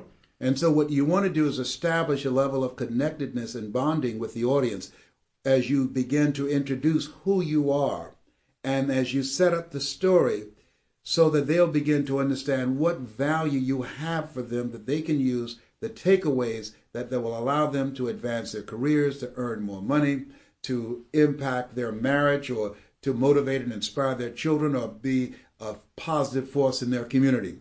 And so through that process, that has to come out of the truth of who you are. That's why I call that your power voice, speaking from your heart, your unique greatness, to inspire people to understand they have greatness within them. And that greatness, it's a choice, it's not their destiny. And as you speak to them, you're calling forth the invisible, and they are motivated and inspired to manifest that which you see for them and that they hear in your voice. I remember when you took me aside just last time we got together and shook me by the shoulders and said, look, in public speaking, it's not necessarily tell them what you told them and tell them what you're going to tell them. It says at the end of the day, what you want to do is come from a different perspective. And what is that? Well, one of the things that's very important, the Dale Carnegie course, which is a great course, and they've trained many, many great presenters. Wait a second. I said that all wrong. It's tell them what you're going to tell them, and then tell them what you told them. Yes. Okay, well, there you go. I train speakers a different kind of way. I train speakers. Never let what you want to say get in the way of what they need to hear. Okay, one more time. Never let what you want to say get in the way of what the audience needs to hear. How powerful is that? Yeah, so you want to get some insight on the audience. The people who invite you there, you want to find out what is it that they're looking for. The people that you're going to speak to, you want to go in early and speak to members of the audience. Then you want to marry that vision that the two have into a presentation that can create some value for both of them, because they're going to see it from a different perspective. So you want to conduct communications intelligence. You want to do your due diligence, do your homework, ask those key questions so that when you speak to them, they will say, whoa, he understands what I'm going through. You are speaking to what keeps them up at night, what's stressing them out, what are their challenges, what are the opportunities.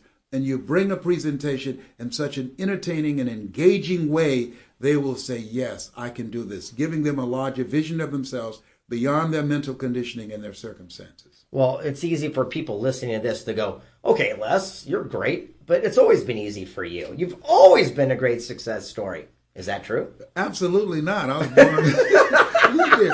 I was born with some different advantages. You know, Donald Trump was born with a silver spoon in his mouth. His father gave him $200 million. I was born with sugar cane. However, if you had a choice between eating sugar cane and a silver spoon, I'm sure you would choose sugar cane, all right? That's great. My experience and what I do is teach people how to tell their story. I was born in a poor section of Miami, Florida called Liberty City, an abandoned building on a floor with a twin brother. We were adopted when we were 6 weeks of age. When I was in the 5th grade, I was labeled educable mental retarded, put back from the 5th grade to the 4th grade, failed again when I was in the 8th grade.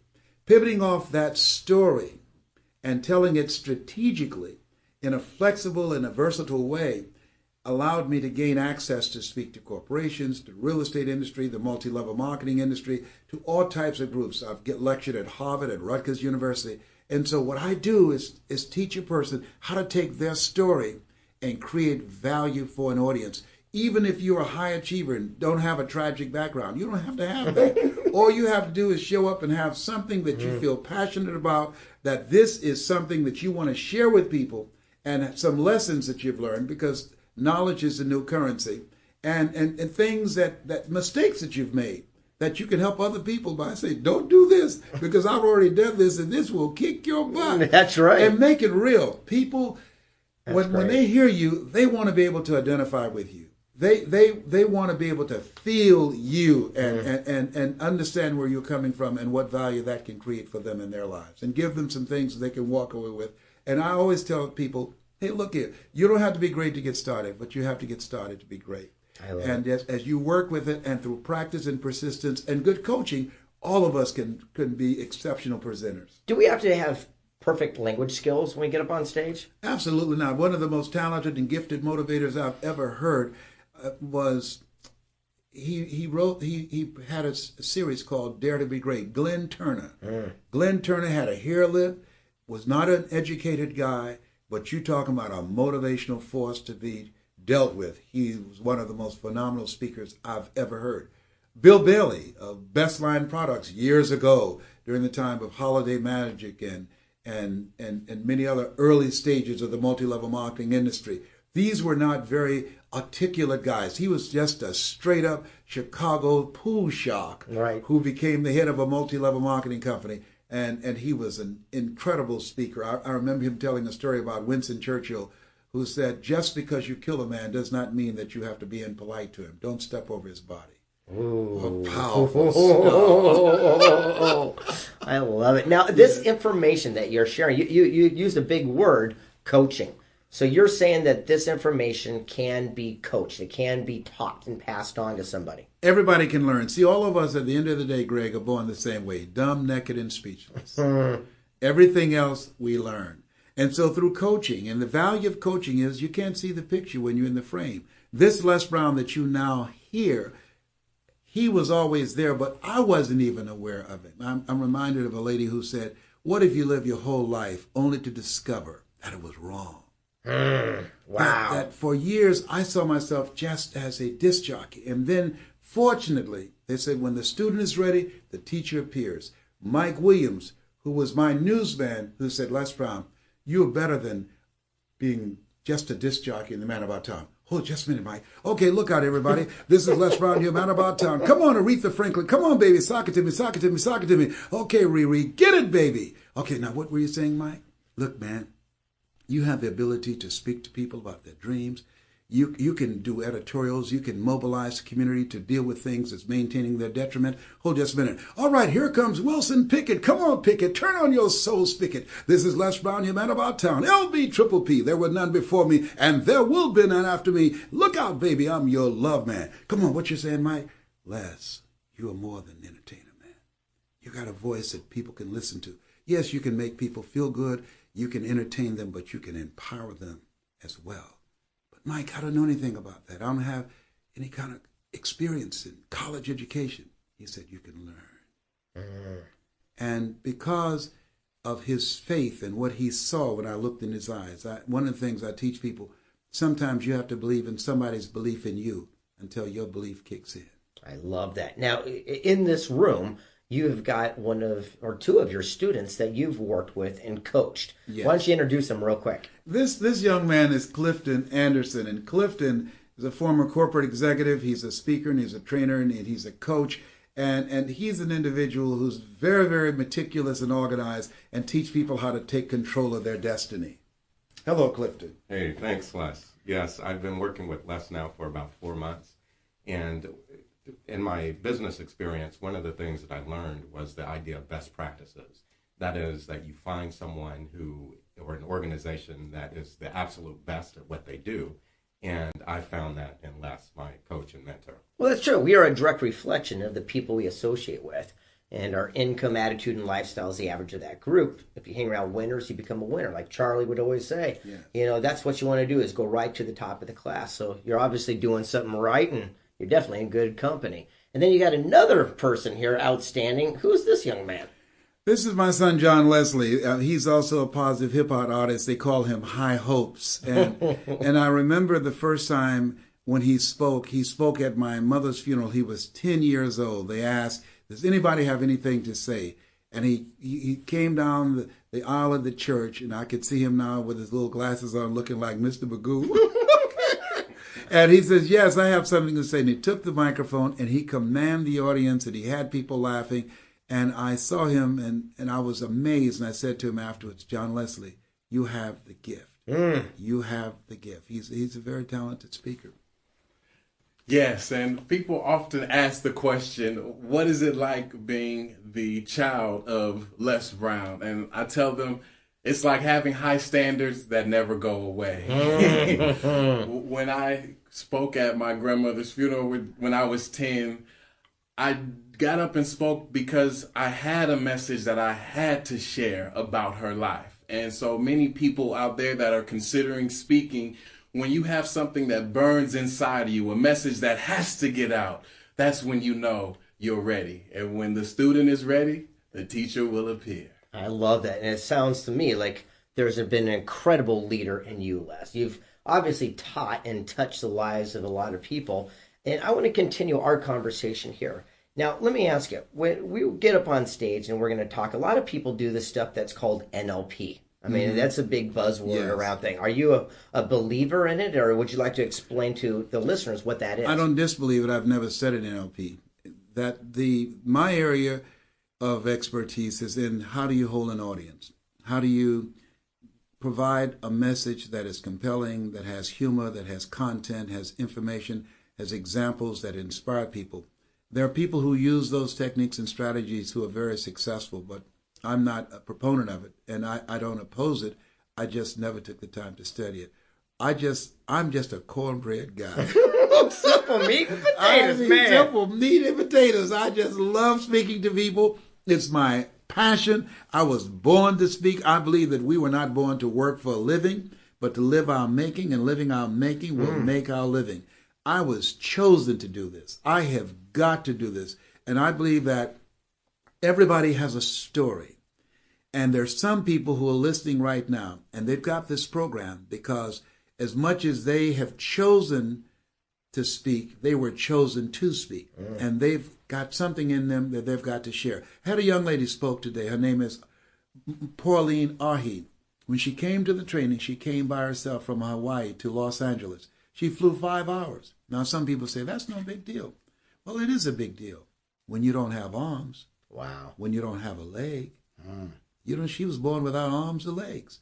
And she came without anybody. And she came to the training because she wanted to make a difference in people's lives. I have a gentleman by the name of Mike Jones. I met him 20 years ago. Mike was earning $500 a month, Social Security. He does a seminar now called How to Earn Over $200,000 a Year with Your Eyes Closed. He has 12 employees. Wow. Mike has been blind since he was 10 years old, but he has vision. And so even though he can't physically see, this man has transformed people's lives, because they're saying, wait a minute, if this guy can do this and he can't see, then what am I doing complaining of myself? We did an interview with Pauline and Dr. Julie Van Putten asked her, what's the major obstacle that you've ever faced in your life? And she thought about it and she said, I can't think of any. And a friend called and said, come on, Pauline, you can't think of any obstacles? And she said, no. She said, it's dinner time. She said, I cook or I starve to death. The consequences are immediate.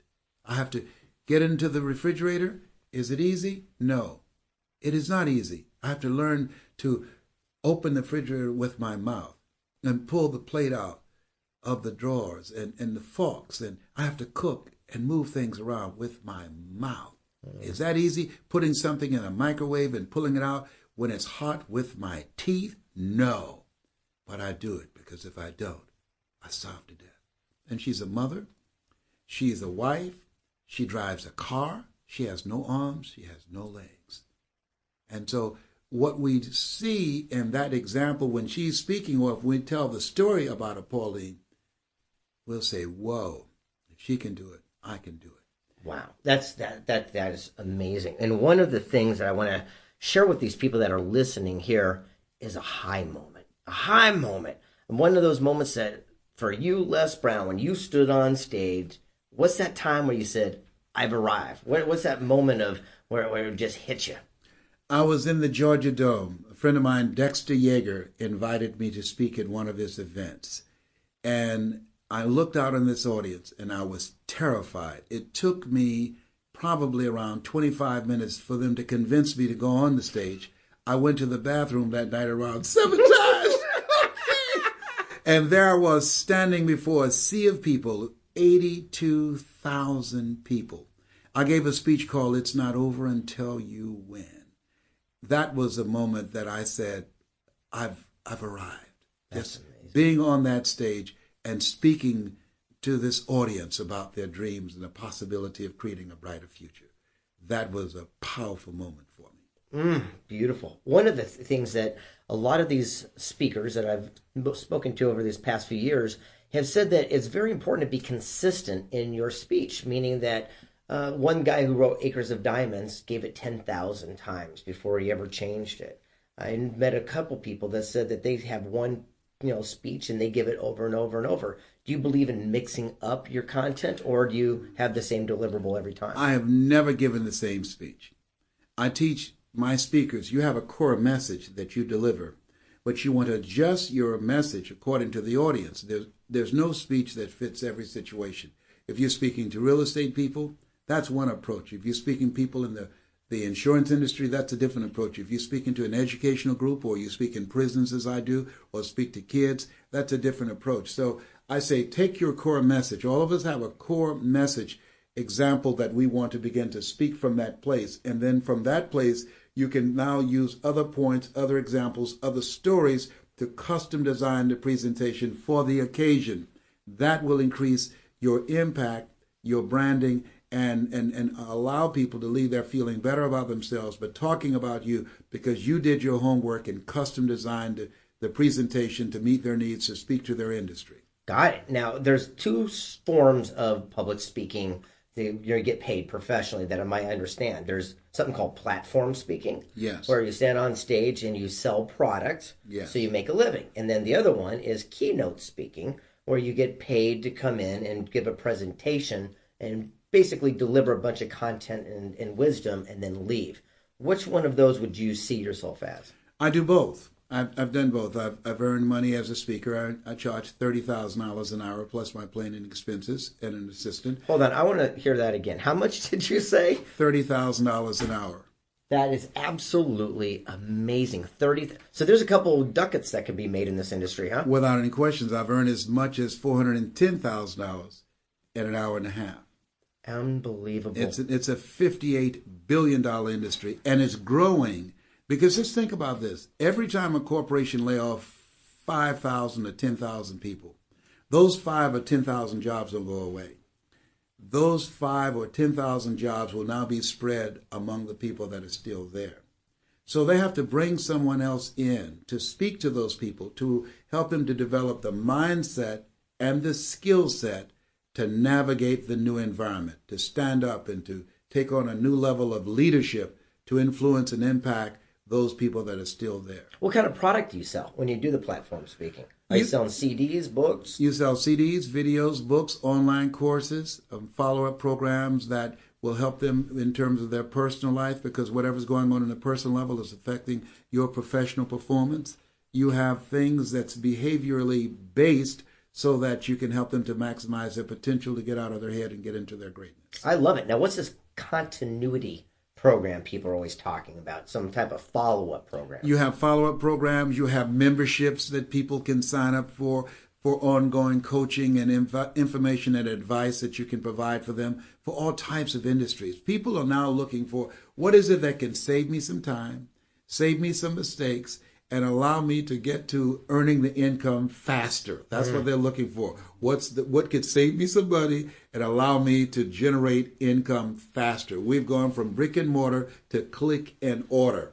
So literally you can speak from home and build a platform, build a network, build a support of people, and all they have to do is download your information. They don't have to go to the back of the room to purchase those things anymore because of technology. The computer eliminates geography, and so now it's much easier to build a career, to influence more people than ever before, and don't have to go all around the world traveling and flying like I've been doing for years. Okay, and we're going to end with this final topic because this is my favorite one, and you are the embodiment of this: integrity.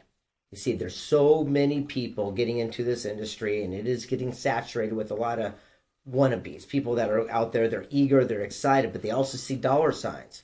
We have to be very clear, and I want to end with this, is that as our responsibility of being a messenger of content, of information, is to live this message and also be sure that we're delivering the message that we're promising. So when people do order our product, they are getting it. When people we're leaving and giving content on stage, we're not telling them to stay in a relationship, yet we're running out of one. So how do you feel that integrity plays in the importance of being a public speaker? It's very important. That's why the focus that we have is first on the messenger. You want to be congruent with your message.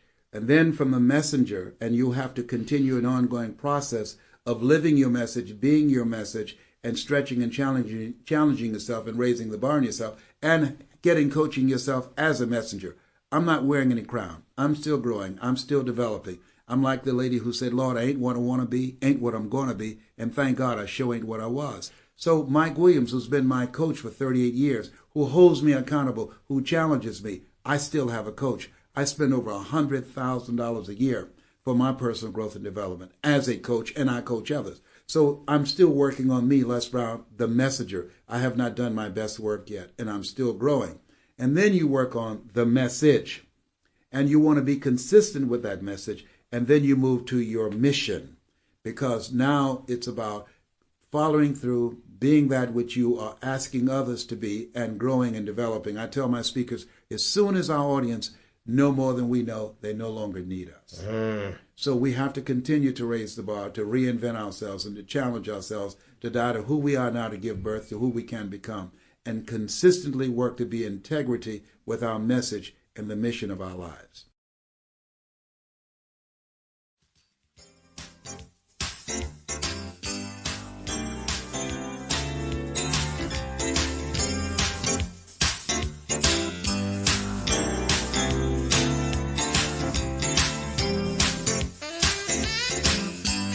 Les Brown Enterprises proudly presents this CD series designed to accelerate your personal and professional development. In this first program, Les Brown provides a foundational key that can propel you to your next higher level. There are times in life when it seems hard to actually affirm that you can make it, and that you can overcome that particular obstacle and attain that new height. You can't always say, "I know I can," and keep integrity with yourself and your true feelings. What you can use as a benchmark and a place to always fall back to is, it's possible.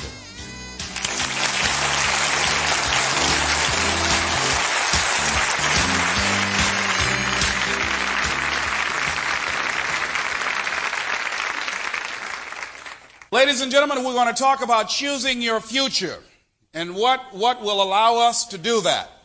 And I tell you, I'm excited about sharing this with you because of some things that have happened for me and to me. I want to ask you, how many of you have some great things you want to happen to you and this year and years to come? Raise your hands, please. Very good. You know, I said to Mike the other day, I came in office, I said, "You know, Mike, this is going to be a great year for us." He said, "No, Les." I said, no, I mean a great decade. He said, "No, Les, it's going to be a great life." Let's say it's going to be a great life. Let's say that.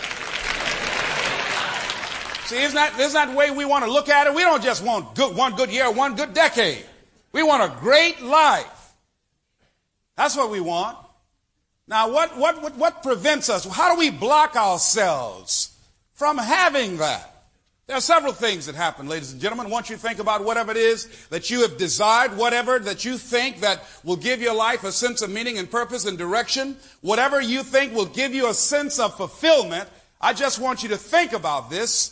I want you to think about this year coming up, this year that we're now in. I want you to look at the future, and I want you to think about what is it that will enable us to do that, and why is it that most people don't? I've had some tremendous breakthroughs. Many of you were here when I first came over 5 years ago, pursuing a dream, working on creating and building and choosing a different kind of future. And it's always intrigued me of what prevent most people from doing that. And when I first became intrigued at it and with it, it was at a point in my time when I was not where I wanted to be. I just felt at where I was at that point in time, it had to be more. I was working at a job. It wasn't going anywhere. I wasn't happy, and I wasn't making any money. Around payday, I would get angry. Now, you seem like you would get happy when it's time for you to get paid. But when I said, "Thank God it's Friday," it wasn't because I felt good about getting paid. Because I knew before I even got that check, that money was already gone. It was already allocated. So I felt like I wasn't working for anything. And I said there had to be more to life than this, just working every day and scuffling and getting up in the morning and going through the same changes every day and robbing Peter to pay Paul. Had to be more than that. Life was boring. And it seemed for a period of my life I was in a rut. And the harder I scuffled, the digger the hole I dug. Just kept on, just getting deeper. The harder I worked at trying to get out. I said it had to be more. And then I would see people on television doing things. And I said, "Well, I sure like to do that." And saw people enjoying themselves and enjoying a great life. I said, "I sure like to do that." But something happened to me, ladies and gentlemen, that I think happened to a lot of people. I've had a major breakthrough. Over the next 6 weeks, I'm going to share with you some things that have worked for me. I'm not even asking you to believe me. I'm not asking you to agree with me. All I'm suggesting is that as you look at your life, that as we begin to work and start building a strong launching pad, and this trail that I've been on, I said, if I can prove this with my life, I'm going to get a goal. I'm going to get a dream. I'm going to have a vision of myself that will take me out of my comfort zone. Something that, as you look at it, somebody might say, "That's impossible. You can't do that." But something that I like. I'm going to find me something that turns me on. See, at that point in time, I had not found my reason for being. I had not found the purpose of my life. And I had a very insecure feeling about myself. I didn't feel good about me. I didn't have the confidence that I wanted. And here's what I discovered, that when you don't have a grip on your purpose in life, when life doesn't have that special meaning and power for you, there is insecurity. But once you find your purpose, once you know why you showed up, and I believe all of us showed up to do something. Everybody here, you showed up to do something. There's something that's going to be done by you and nobody else. That's what you showed up to do. And if you don't do it, we all will be deprived. Now, some of us know what our purpose is, and most of us don't consciously, but subconsciously, you know what it is. It's in you. You showed up with that in you. How do birds know how to fly from the north to the south during winter, and no one ever gave them any navigational training or told them which way to go? How do they know how to do that? They showed up with it. I believe we've got that in us.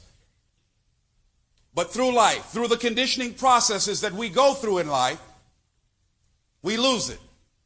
We stop listening to ourselves. We stop trusting ourselves. We begin to develop a limited vision of ourselves. We are born into a certain kind of mindset, and we buy into it. And so most of us go to our graves, ladies and gentlemen, and we never ever discover our true greatness. We never discover the power and use what we have to literally create miracles in life. Now, what's the difference? I want to tell you about two men that I know. Two men that one I knew because he's gone now. Lost their jobs. Two of them laid off, worked the same place. One started going out looking for a job. Other one also went out looking for a job. Something came into play for both of them that happens to us every day. It's called eyesight and mindsight.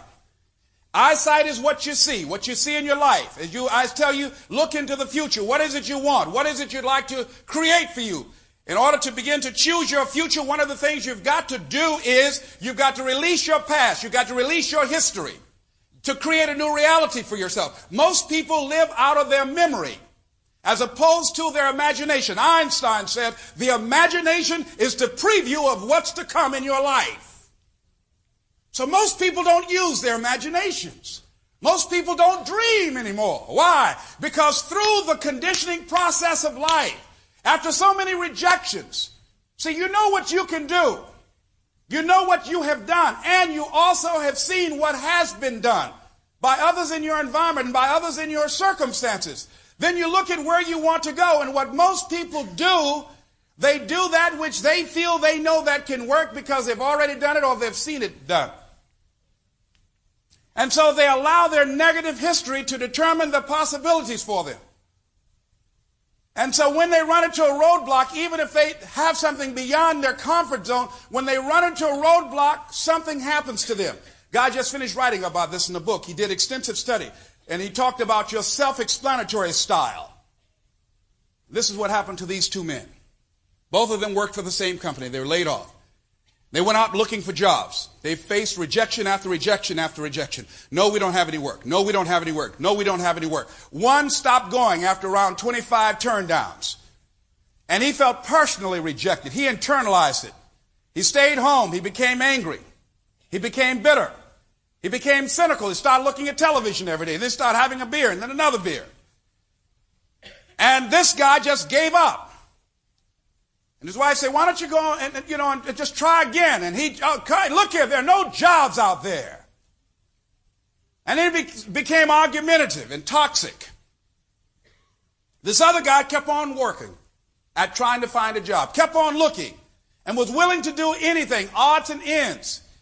He just kept on going. Other guy stopped, stayed home, started feeling sorry for himself, became angry.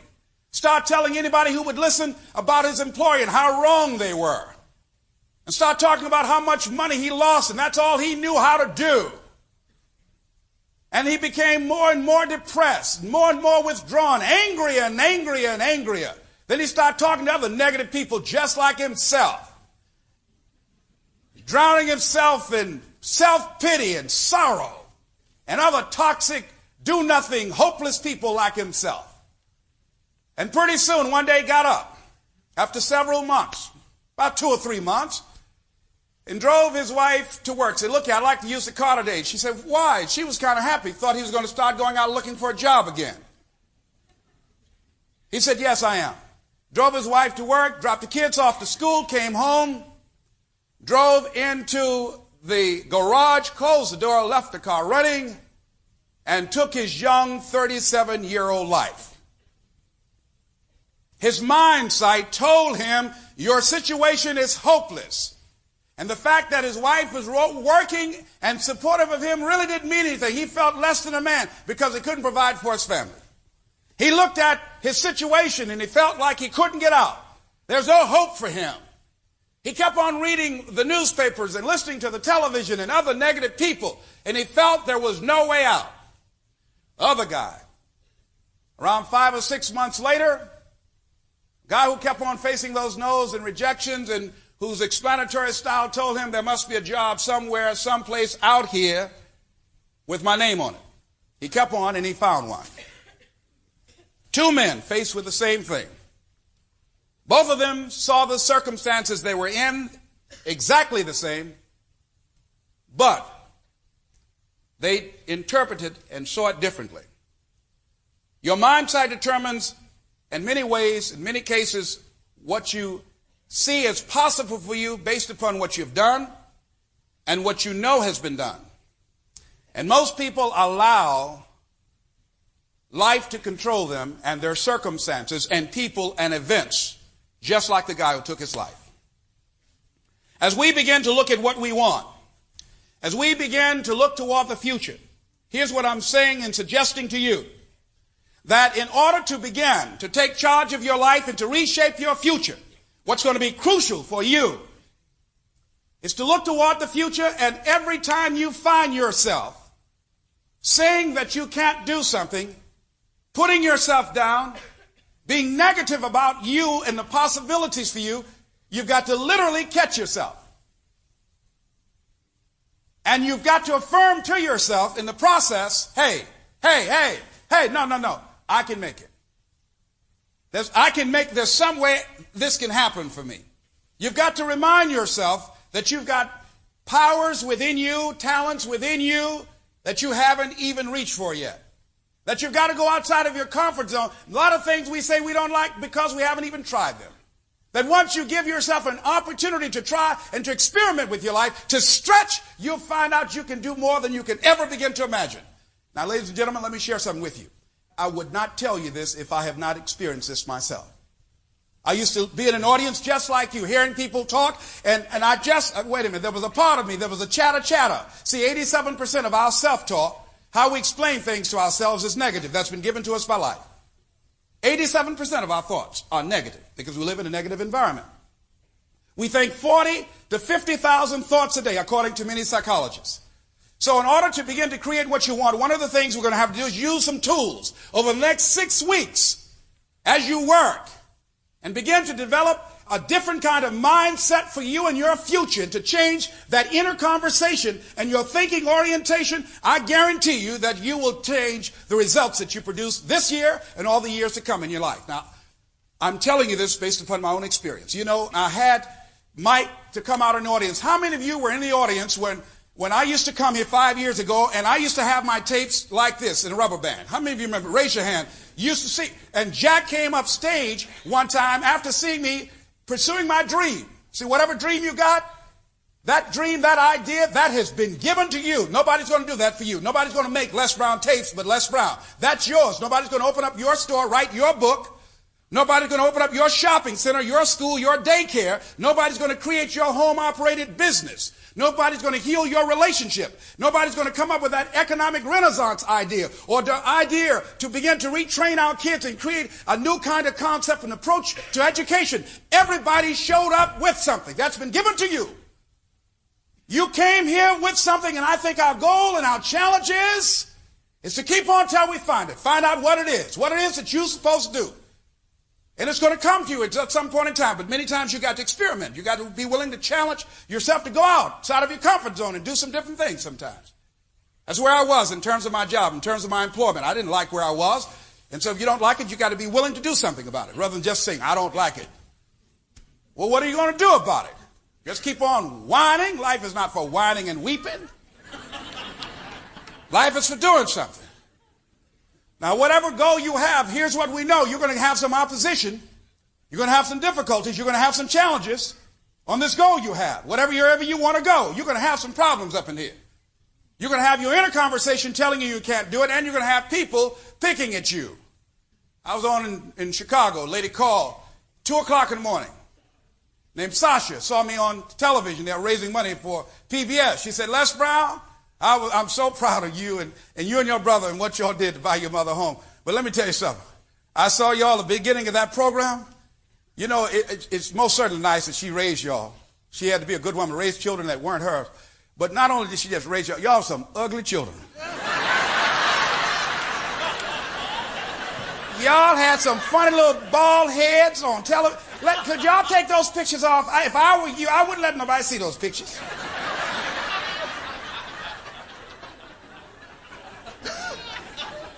I mean, I didn't even ask her to do that for me. 2 o'clock in the morning, she called me and told me that. Boy, y'all some homely kids.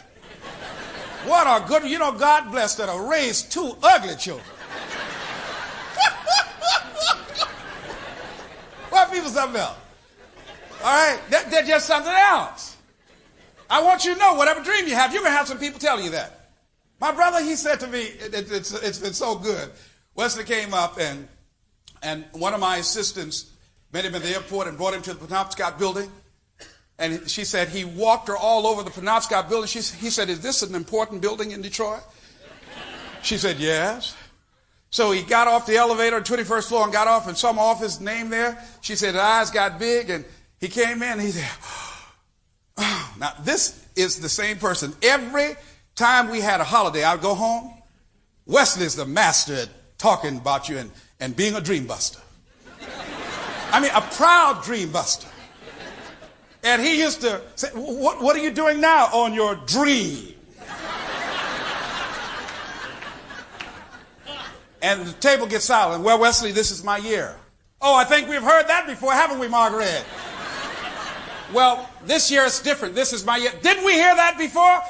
Yes, Wesley. Why don't you get you a real job rather than beating your gums together? Mama said, Leslie, you know, they still might take you back down at Sears.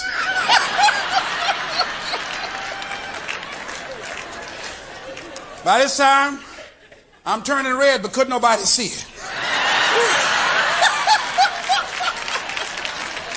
Room turning purple now. Smoke coming out my ears and my nose. Now I'm snorting now. Mama make him leave me alone now. Yeah, Mr. Motivator. Look how much weight he lost, Mama. Talking about he fasting.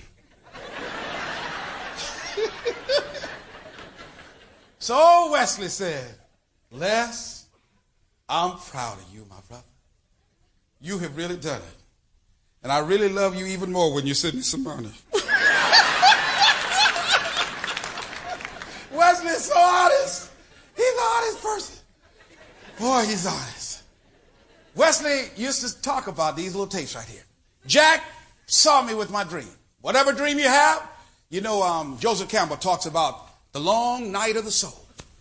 You're going to have moments of feeling deceived and isolated and persecuted and condemned and powerless. Long journey, long dark night of the soul. But when you hold on to your dream, don't let anybody kill it in you. Just hold on to that dream. When it doesn't make sense to anybody, including you sometimes, just hold on. Eventually help comes. In the middle of the night, help will come and say, here, let me bring you assistance. Help will come. Jack came up and said, Les Brown, we're going to give you packaging for your tape so you won't take them around like this anymore. Going to do a different thing for you. Now, I was just going with my dream. I just came with what I had. See, a lot of people say, I'm going to go after my dream when I get all my ducks in a row, when I get everything together, get all my bills paid, children graduate. I'm going after my dream then. Just, you know, just soon as things get together, I'm going. No. You ain't going to never get all those ducks lined up. You got to go now. You got to go right now. Go with whatever you got. What do you mean? I don't have my shoes on. Just go ahead on them. Just go. Just go.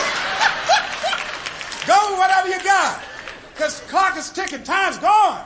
Time's gone. Wesley look older than me because that boy hadn't found out about Clairol yet. But time gone. I'm proud of him. Look like my daddy with all that gray hair. Time's gone.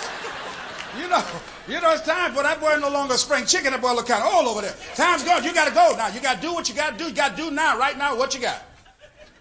Got to take it right now. Got to take it to the hoop right now. Now, here's what you got. You don't have no time to mess around. You got to concentrate your thoughts. See, we thinking those thoughts all day, every day. You got to focus those thinking. Those thoughts have power. Ooh, they have power. But you got to harness it. You got to, I want to tell you 2 steps, but there are going to be several, but it's 2 big ones. Here's one, is that whatever you want, you got to focus your thinking. You own it, zero in on it, think about it, focus your thoughts. Now, as you do that, you're growing in consciousness, and that will increase your manifesting power. Some things will happen quickly, some things take longer, but after a while, remember, some of y'all know, 5 years ago, I couldn't do what I'm doing right now. I couldn't draw these numbers right now. But as I've grown in consciousness, so has been my capacity to manifest larger audiences and the results that I want to produce in my life. But I concentrated. What are some of the tools you use? Here you go. You know, I got that little card in here. I saw that little gold card. It's inside you. Look in your little thing there. If you don't have one, we'll give you one. Got a little card here. This is your mind say, now this is Mickey Mouse. What are we going to do with this little card? Don't worry about it. Don't worry about what that chitter chatter says. Don't worry about that. Here's what this little card says. My gold mine. I am blessed and highly favored. Read that, please. Get up in the morning, you want to get up feeling like that. You're blessed. And you are. See, I'm blessed, highly favored. That means you highly favored to get your goal. Start feeling like a winner. Start feeling like you are an attraction for good things. Repeat after me. Say, good things are supposed to happen to me. See, life has said good things aren't supposed to happen to you. This is too good to be true. See, that's the mindset we were born in. See, when good things happen, it seems like out of the ordinary. See, bad things happening to you is the norm. Am I correct? See, people expect bad things to happen to them. 2 brothers. One ended up getting shot, stayed in the hospital 3 months, too embarrassed to call his mother and let her know. And I talked with them both when they came home. I was in Washington, D.C. doing a training there. And I said, why is it you and your brother go to the same college? He goes there. He does well academically. You're smarter than your brother. You don't do well academically. You get up running around with the wrong crowd. You end up getting shot. What is it about you? What's the difference between the 2 of you on the same campus? You know what he said? It seems that everywhere I go, trouble follows me. See, with that kind of mindset, ladies and gentlemen, with that kind of explanation to himself that trouble follows me, he will attract it. He sets himself up to attract nothing but bad times. As you start believing that you are worthy of good things supposed to happen to you, you develop a sense of entitlement. Good things supposed to happen to me. It's not too good to be true. It's happening to the right person, me.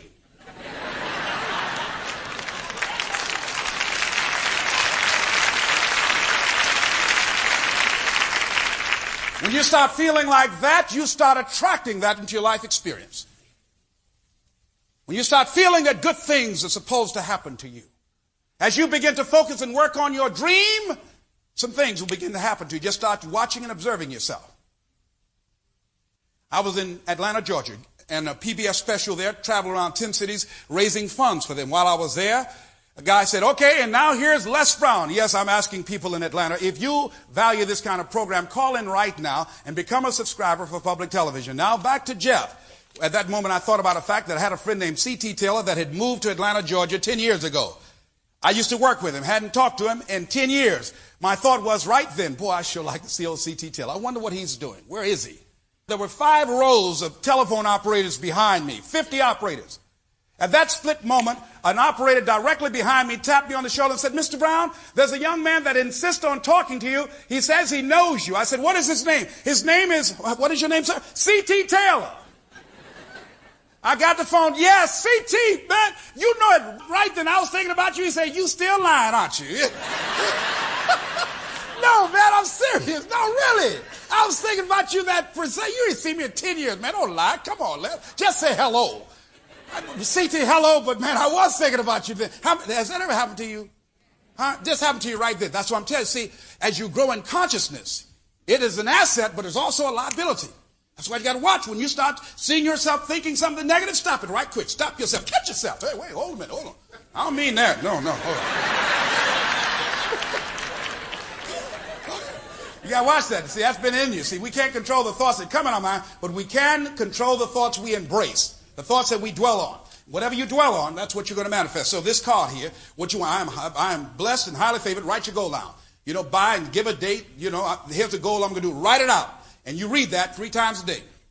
Read it. Now flip the card over. Here's something else. If you don't have one of these cards, just ask the ushers for it when you leave. They will give you one. Let's read this together. Ask and it shall be given you. Seek and ye shall find. Knock and it shall be opened unto you.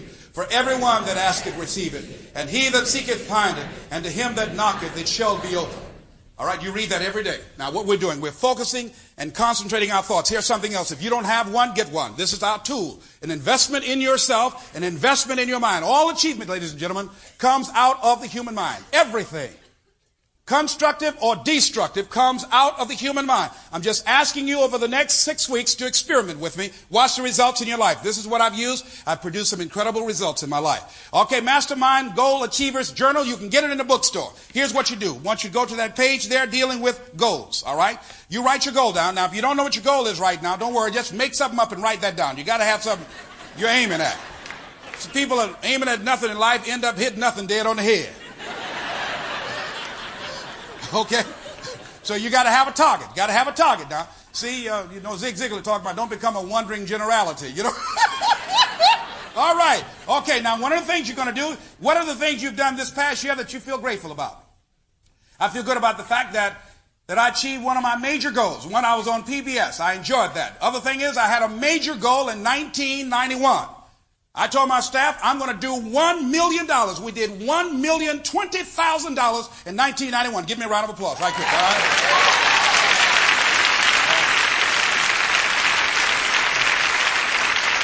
Thank you.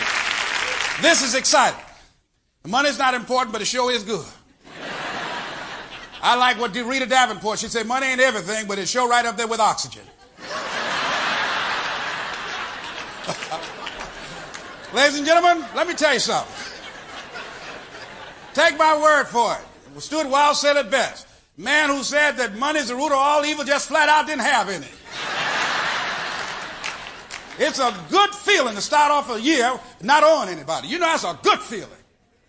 That's a good feeling inside.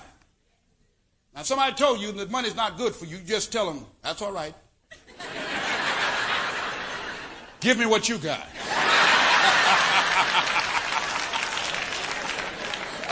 That's just one of my goals. Okay, that I achieved. I feel good about that. I feel good that my cholesterol level was at 245, is now down to 185. Give a round of applause.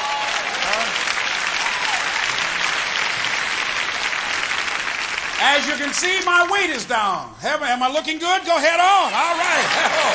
Yes, sir. Go ahead. All right. Thank you. I'm managing my food choices. Instead of eating 3 packs of M&M's a day, I just down, you know, I'm kind of kicking. I got a M&M support group. I'm down to half a pack a day. All right. You got to have these little goals. I feel very good about that.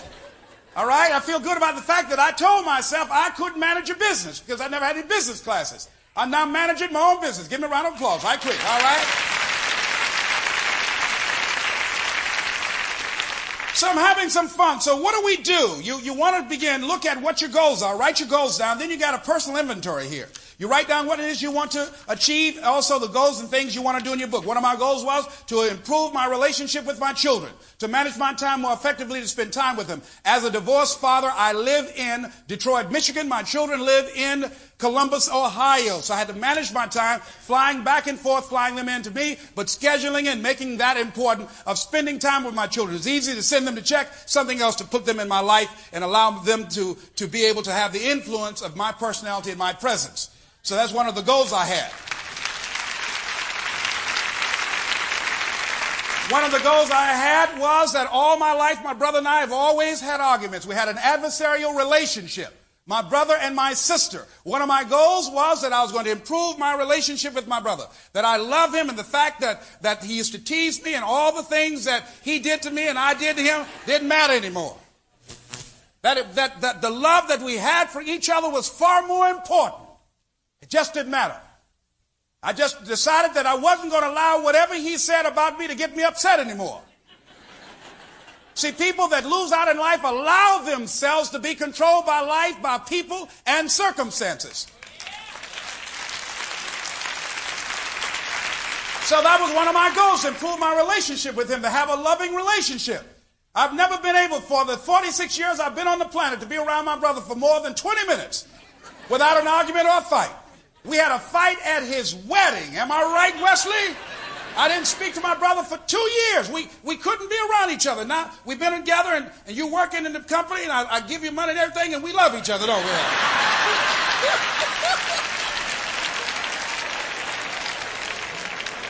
Have we had any arguments? None whatsoever.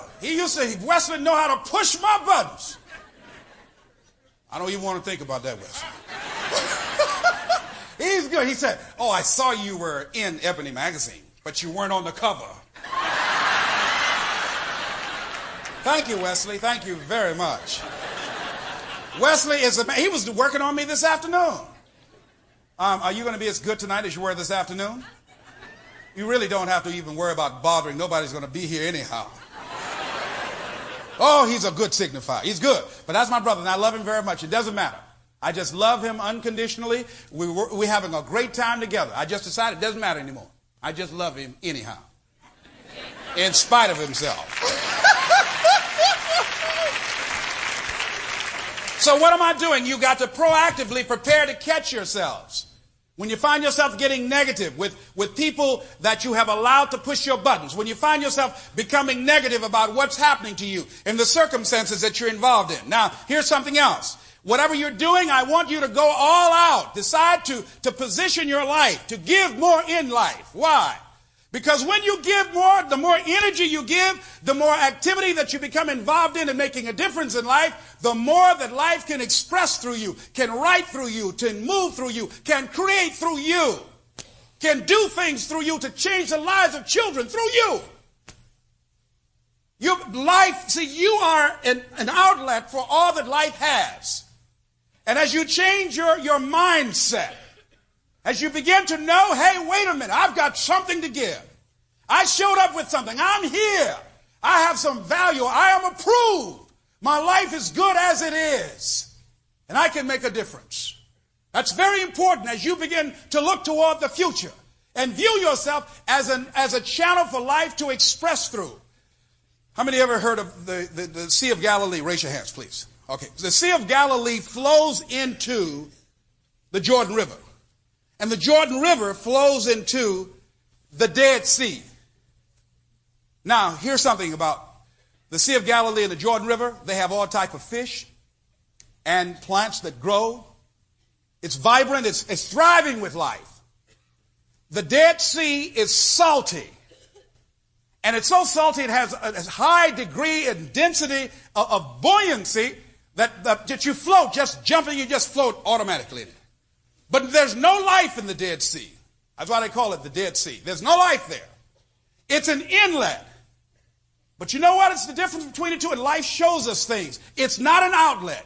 It doesn't feed into anything. It doesn't give water to anything. It only receives water. See, there are a lot of people, ladies and gentlemen, that are takers. They're inlets. But they're dead. They're dead inside. They're not giving anything. Their lives are salty. Tasteless life. Non-contributing life. They're the walking, breathing dead. How many of you know people just take and don't give anything back? Raise your hands, all right? These are miserable people. Listen to what it says. They're miserable people to be around, these takers. The act of giving makes you more alive and able to sustain life. See, when you are going through life relentlessly, seeking out what is it you're supposed to give? What service are you supposed to give? That you're supposed to provide, that you're supposed to bring. Here's something God said that's very important. He said, service is the rent we pay for the space we take up on earth. Woo! How many of y'all know people that's behind in their rent? Raise your hand, please, all right? There's a lot of y'all that raise your hand because you're the ones. I'll just play it with you. We're going to give you your money back if you're the one. All right. All right, so decide now. Whatever you have, whatever this is that you have in you, that you're going to give. And you're going to give like you've never given before. Why? It gives your life to give. It brings out more in you. The more you give, the more you realize you can give. the more you share, the more you love, the more compassion you show. What a time when we have homeless people. The time when we have young people who have no sense of purpose and direction. At a time when people are feeling powerless with all the massive layoffs and jobless people. And there's a mean spirit against people that are down on their luck. For people now decide that regardless of what's going on in my life right now, there's something I can give. Regardless of what's going on, that I showed up to do something. And I'm going to find a way to become of greater service to humanity and greater service to life. Now, what can you do, Les, when you have been telling yourself you can reach a goal and you've been affirming, I am abundant, I am rich, I feel better than good and better than most, I am blessed and highly favored, I can make it, I'm a winner, and you losing every day. Life whipping your butt every day. You reading all these prosperity books, you listening to all these tapes, and it ain't happening. You wrote your goals down. You've been concentrating on these goals. You've been going out there and you have no money in your pocket. You're talking about, I'm a rich child of God. Your mind says, come on, give me a break. Who are you joking? What do? When you've lost your spirit, you've lost your job, you lost everything. Life been devastated. How do you do it? Come on, be real, man. Come on, get a life. You can't do that. You can't come back from that. Come on. How do you do that? Here's something that Larry DeAngelo wrote. He said, life is like a grindstone. It can polish you or it can pulverize you, depending on how you position yourself.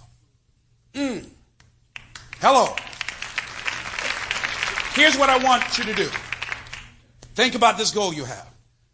I want you to think about it hard.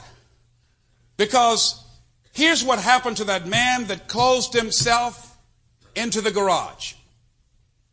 He didn't believe this. This is some place that you can always retreat to and be in concert with yourself. See, when I started working on my goal, just starting 5 years ago, to go into a $210 billion industry, had no training in that industry, never did it, no exposure in that industry, wanting to become nationally known, not a celebrity, not some athlete or actor. No exposure to the market, but I decided here's something I wanted to do that gives my life value and meaning. I love talking to people. I love making people feel good and making them laugh and enjoying themselves. I started out. How do you stay in the race, Les, when you knocked on doors and you were turned around and you lost your money and lost your car, had no place to stay, sleeping in people's houses, on their floor, on their couch? How do you do that? How do you handle the times when you were borrowing money and couldn't pay it back? You felt humiliated. When people you love who didn't believe in you and told you ain't nothing. How'd you fight that inner conversation? How do you keep on coming back again and again? You don't know what has happened to me when your life has been destroyed with drugs or alcohol, or you've lost your business or lost your job or lost your home and you've been completely devastated. How do you come back? How can you tell me that there's a possibility I can come back? Oh, let me tell you something. All I want you to think about, whatever you want to do, whatever goal you have, whatever dream you have, it's to reclaim your health. It's to have your own business, to have another job, to earn more money, to have a better life, to travel around the world, to help out children, to make the environment better. Whatever it is, here's what I want you to stand on. This one statement, on this benchmark. Just say to yourself, it's possible. See, if I'd said 5 years ago, I'm going to make 5 years from now $1 million in 1 year, and I hadn't made $10,000, my mind would say, that's impossible. Come on. So I think the reason that most people don't reach their goals, and many of the people that started out with me that gave up and stopped and they became frustrated, know what happened, Pat? They said, I can do it. I'm not asking you to say I can do it. No, don't say that. No. I don't even want you to believe you can do it. No. That's not a requirement. All you need to do to get out in the arena of life is to say, it's possible. Maybe. See, I think that's what happened when Buster Douglas was fighting with Mike Tyson and the odd makers predicted he was a bum and he'd be knocked out in about 1 or 2 rounds. I think that after he made it to the 3rd round, he took some of Mike Tyson's best shots. He said, wait a minute. Hey, Mike, it's possible. Wait. Maybe I can take this sucker out. Wait, I done dropped my glasses. I'm mad now. Wait a minute. This is my time. See, he didn't buy. See, the world sells us on things. See, this guy was sold on the fact he couldn't make it. That's why he closed that garage door. He was sold that it was over for him, that he couldn't make it. There was no way out for him. This other guy said, in spite of the nose, yes, maybe this next call might do it. It's possible this next job interview might be the one. It's possible. In spite of 27 rejections, it's possible that this might be the one. It's possible. Just maybe I can do this. That's all. That puts you on the playing field. You ain't got to hype yourself and psych yourself out. You ain't got to do any of that. What it does is just keep you moving in that direction. That's all I'm asking you. Believe that it's possible. That you can make it. Dwight Wims, Boo's third oldest brother, he became ill. They rushed him to the hospital. His kidneys collapsed. His lungs collapsed. His kidneys failed. His liver failed. He was on a breathing machine and a dialysis machine. And they called his father and said, hello, this Alexander Wims Sr.? Yes, your son is dying. Hurry here, quickly. He went to his wife. He said, Baby Ruth, come on, baby, let's get in the car. She said, what's wrong? We got to go to the hospital. Is something wrong with Dwight? They just told us, oh, come on, take it easy. They went in the room, and nurses and everybody was there. They'd already said code blue. They was working on him. And they came out, and doctor took his hat off. He said, I'm sorry. He said, your son, he's dying. She went down, she looked at him. She said, come on, can't y'all do something? He said, I'm sorry. He's dying. She said, you have no right to say that. You're not God. Well, see, here's what's wrong with him. His liver's failed. His kidneys have failed. His lungs have collapsed. He's already died twice. We brought him back. It would be a waste of time and energy. She said, but is there a possibility? Is there a possibility that he could survive? Has that happened for anybody? Well, yeah, it's a possibility, but it's not probable. It's not going to happen. She said, all I need to know, is it a possibility? He said, yes, it's possible, but it's not probable. She said, I don't care about that. She said, just leave him alone. She said, come on, Dwight. I love you, baby. I love you. We're here with you. Boo was here, and he flew down. He called me and said, Les, Dwight is dying. Oh, Boo, go right away. He went in the room, and Boo knew it was possible that Dwight could survive. How did he know? Because 19 months ago, they told Boo, you got 6 months to a year to live. And Boo's still here. I like what that man said. The doctor gave me 6 months to live, and I decided to take 20 years.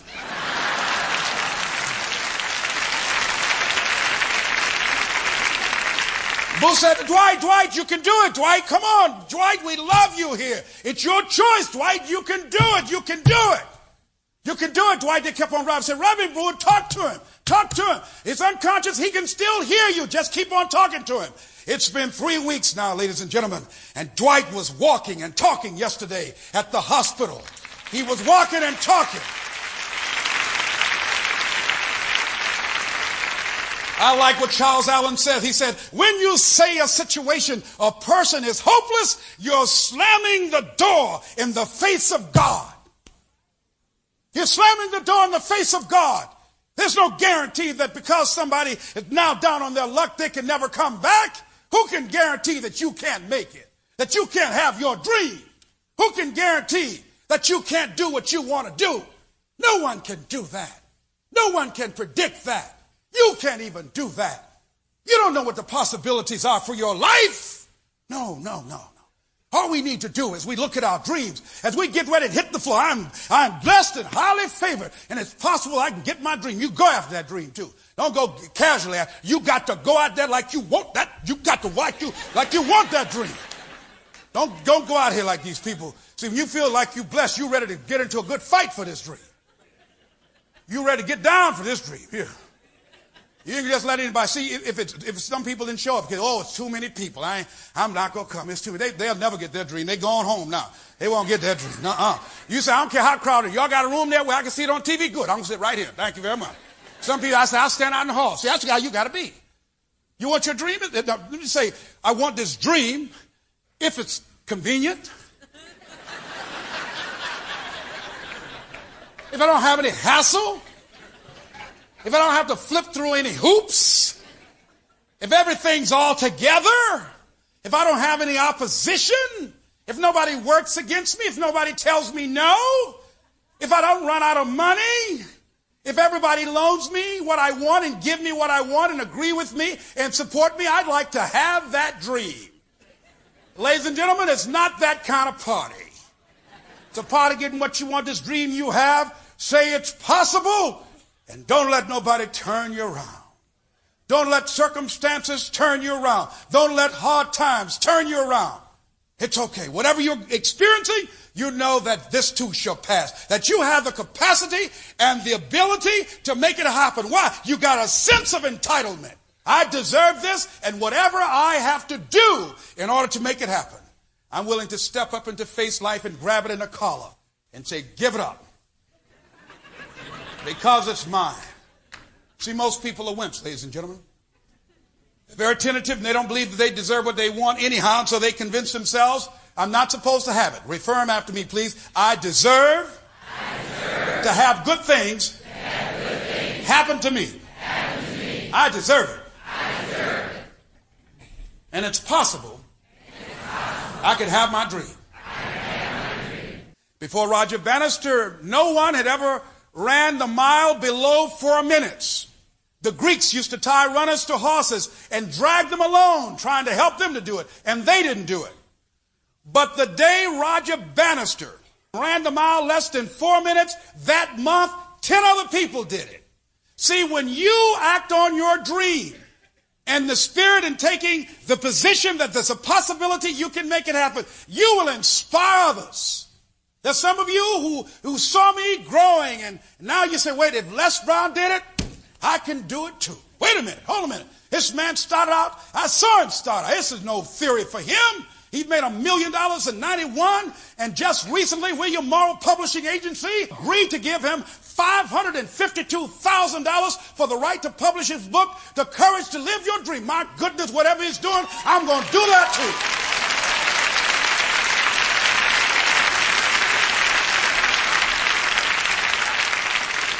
Every time I turn television on, he's on there. Same one who started out with those little tapes with a rubber band around it. If it's possible he can go from little rubber bands at the church of today on national public television, it's possible I can have my dream. Look out. Hello. Oh, you got to get excited about this thing. You got to be fired up about this thing. Look at it. You know, ever since Buster Douglas whooped Mike Tyson, everybody else fought him differently. Everybody else staggered him. Why? They knew it was possible. Before then, everybody bought Iron Mike, invincible. Buster Douglas beat his invincible bums. I mean to tell you, they don't say invincible anymore. Everybody want a piece of Mike now. He can't keep him from knocking on the door. George Foreman wants some of it. The courts want some of it. All right, Hucky. See, once you are defeated in your mind, ladies and gentlemen, it's all over. It's all over once you're defeated in your mind. See, you showed up with greatness in you.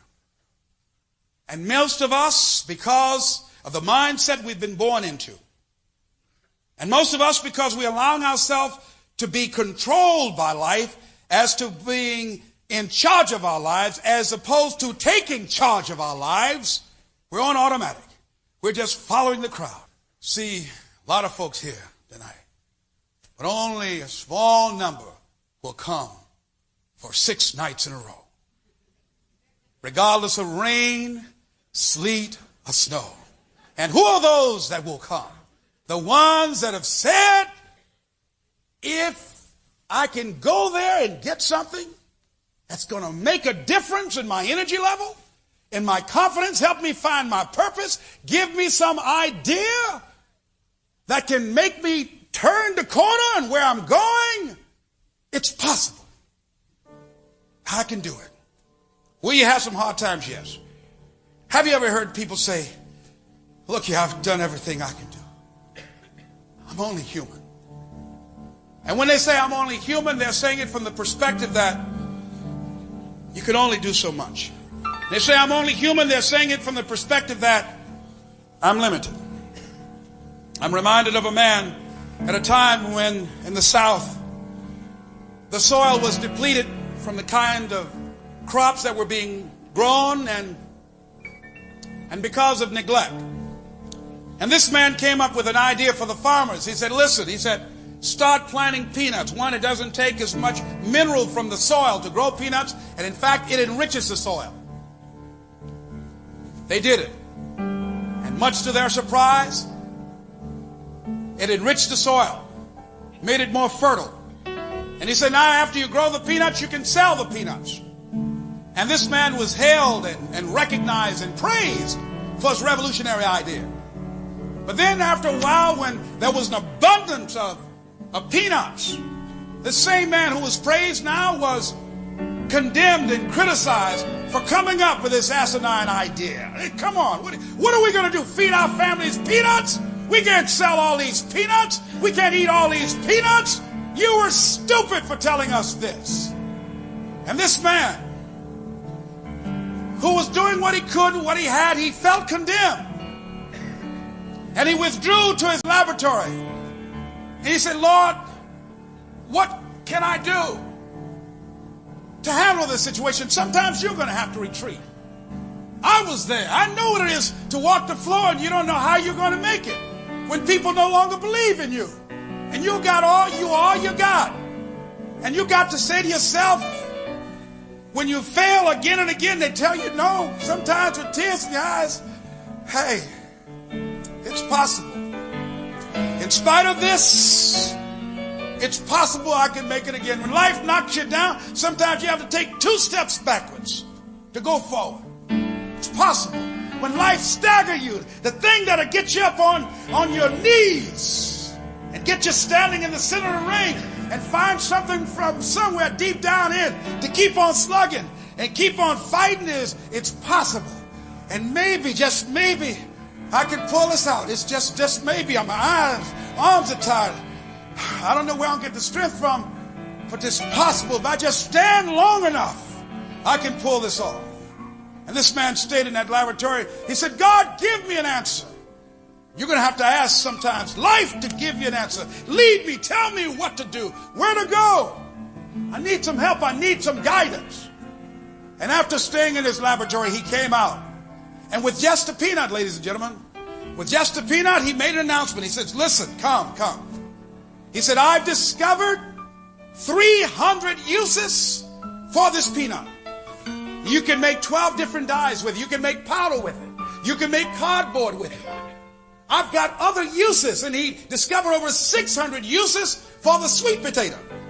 Now just think, George Washington Carver made penicillin from a peanut. Just a peanut, ladies and gentlemen.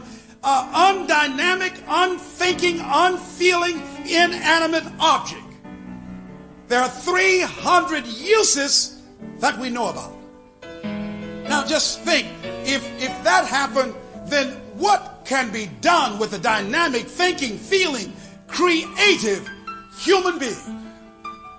Oh, but I lost my job. This is all I've ever done. This is all I know. No. Here's your homework. I want you to read your card 3 times a day. Write your goal down. Think about your goal. Go to the store. Get you a peanut and put it someplace special. And look at that peanut every time you doubt the possibilities of your life and the uses of your life, of your genius. Just look at that peanut. Come next week. Bring your peanut with you and bring a friend with you. But come with your peanut. If you don't have a friend, bring 2 peanuts with you. But I want you to look at your life, to look at your dream, and say, it's possible. When you're facing defeat and disappointment, seem like life has written you off and everybody say you can't do it. You don't have what it takes. I'm not asking you to say, yes, I can do it. But see, there are too many variables in life that can happen, that can enable you to pull it out. No one can say that. All you need to affirm that in spite of this, in spite of these odds, it's possible that I can do it. Repeat after me, please. Think about your goal right now. Think about your goal. And say this with me, with every feeling in your body, all the faith that you can conjure up, all the inner strength deep down inside. Just say, it's possible. Say it like you mean it. It's possible. I can have my dream. I can have this new life. This new vision of myself. It's possible. Shake somebody's hand on your right and left and say, it's possible for you too.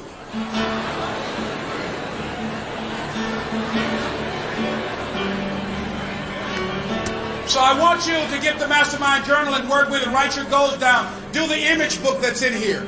Concentrate, focus your thoughts and thinking on your goal. And all I want you to do next week, come with a peanut and bring a friend. And if it's crowded, if you have to walk 3 blocks, if it's going to mean a breakthrough and a difference in your life, so be it. And all I want you to do every day is just say to yourself, when you feel that inner negative conversation saying you can't do it, just say, it's possible. It's possible. It's possible. It's possible. It's possible. It's possible. It's possible. It's possible. It's possible. It's possible. It's possible. It's possible. It's possible. Shake somebody's hand and say, it's possible. It's possible. It's possible. Yes.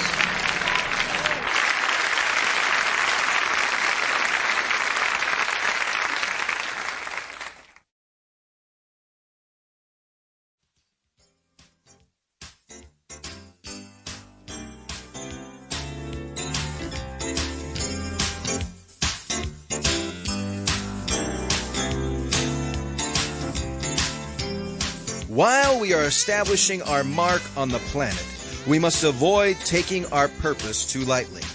We must pursue our passion and recognize that pursuing our dreams is not really optional. If we want to be able to live with integrity, pursuing our greatness is necessary. As you listen to Les Brown, you will understand that you can't stroll to your goal. You must know beyond a shadow of a doubt that it's necessary.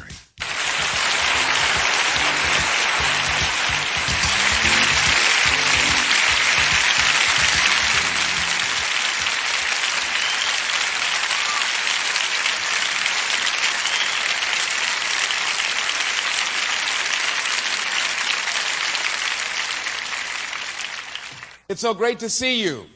I feel honored that you have braved the weather to get here. Some people drove 2 and 3 hours to get here. When under other ordinary weather conditions, it would be much easier. We're going to talk about your journey here. And we're going to look at building another block or putting another block in place for establishing a foundation for living our dreams, discovering our greatness, recognizing our specialness, recreating our lives. I want you to review with me, if you please. Last week we talked about the fact that many people become discouraged when they use affirmations, they listen to tapes, they read books, they do all of the things that are required of them to develop their consciousness, and things still don't happen. They affirm, I can do it, yes I can, and yes I will. I'm blessed and highly favored, and nothing happens, and they become frustrated. They become discouraged and disillusioned, and they quit. So we advocated a position that we felt that people could take that will keep them in alignment with themselves and operate and speak it in a spirit of integrity. That as you look at your goal, and sometimes it's just too big of a mental leap from here where you are to where you want to be. And so to say, I can do that might be too much. You might can't see that happening right now. And as a result of your doing that and not ready to accept that, you'll quit prematurely. So we said, establish a benchmark, if you please. A foundation where you can retreat, and every time you say this, it will always be true. Give you something to hold on. And we said that something is, as you look at your goals, it's possible. spite of the fact that things aren't working out right now, in spite of the fact that I don't have all the things I need, I don't have the help and the assistance I need, it's still possible that I'm still in the game, I'm still breathing, I still have life, I still have an opportunity. As long as I'm here, I've got an opportunity to pull it off. That no one has the right to count you out, to disregard your presence. No one has the right to do that. You don't have the right to do that. You can do it, but you should not do that. You want to give yourself a fighting chance. If you take yourself out of the ring, you never have a chance to know whether or not you could have made it happen. But if you could stay in there, and what can keep you in there? What can get you up off the canvas? As long as I'm in the ring, it's possible I can get one lick in that can make the difference. And we looked at the peanut. The example, over 300 uses of a peanut that we know of: plastic, powder, perfume, cardboard, ice cream, that George Washington Carver used. And we use this as an example to remind us that we have a wide range of options in our lives. And that every time that lower part of us tells us that we can't do it and try and limit us, we must remember this peanut. Because it's something, an inanimate object, non-feeling, non-thinking. If there are that many uses for it that we know of, 300, what are the possibilities for a thinking, feeling human being? So where do we go now? How do we go to the next step? And building a foundation that will enable us to create what we want, that will give us some major breakthroughs. Here's what I think one of the keys that will begin to unlock things to us. See, I think there are three kinds of people.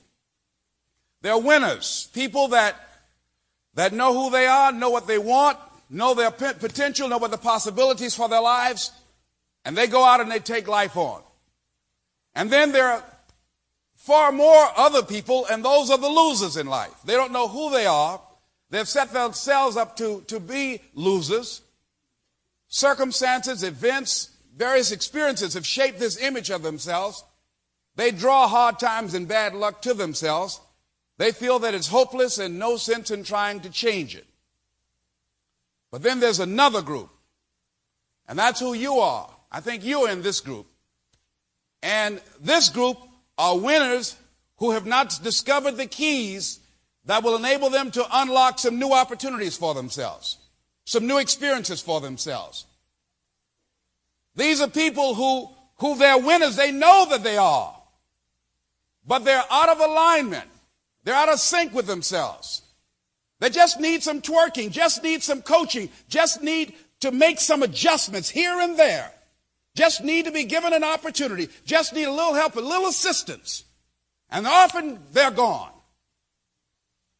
How can you identify these people? Because these people who are winners, who have not discovered the keys that will enable them to tap into their greatness, they're always searching.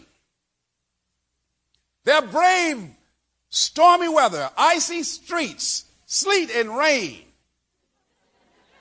to get there.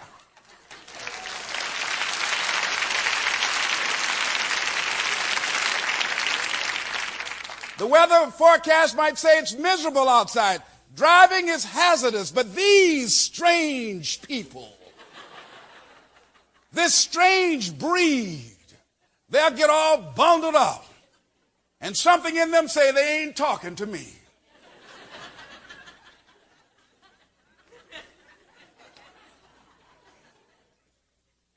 These people always seeking, going to seminars, going to workshops, reading books, asking questions, trying to find some answers to their lives. These people have what Howard Thurman calls in one of his books entitled, "Deep is the Hunger."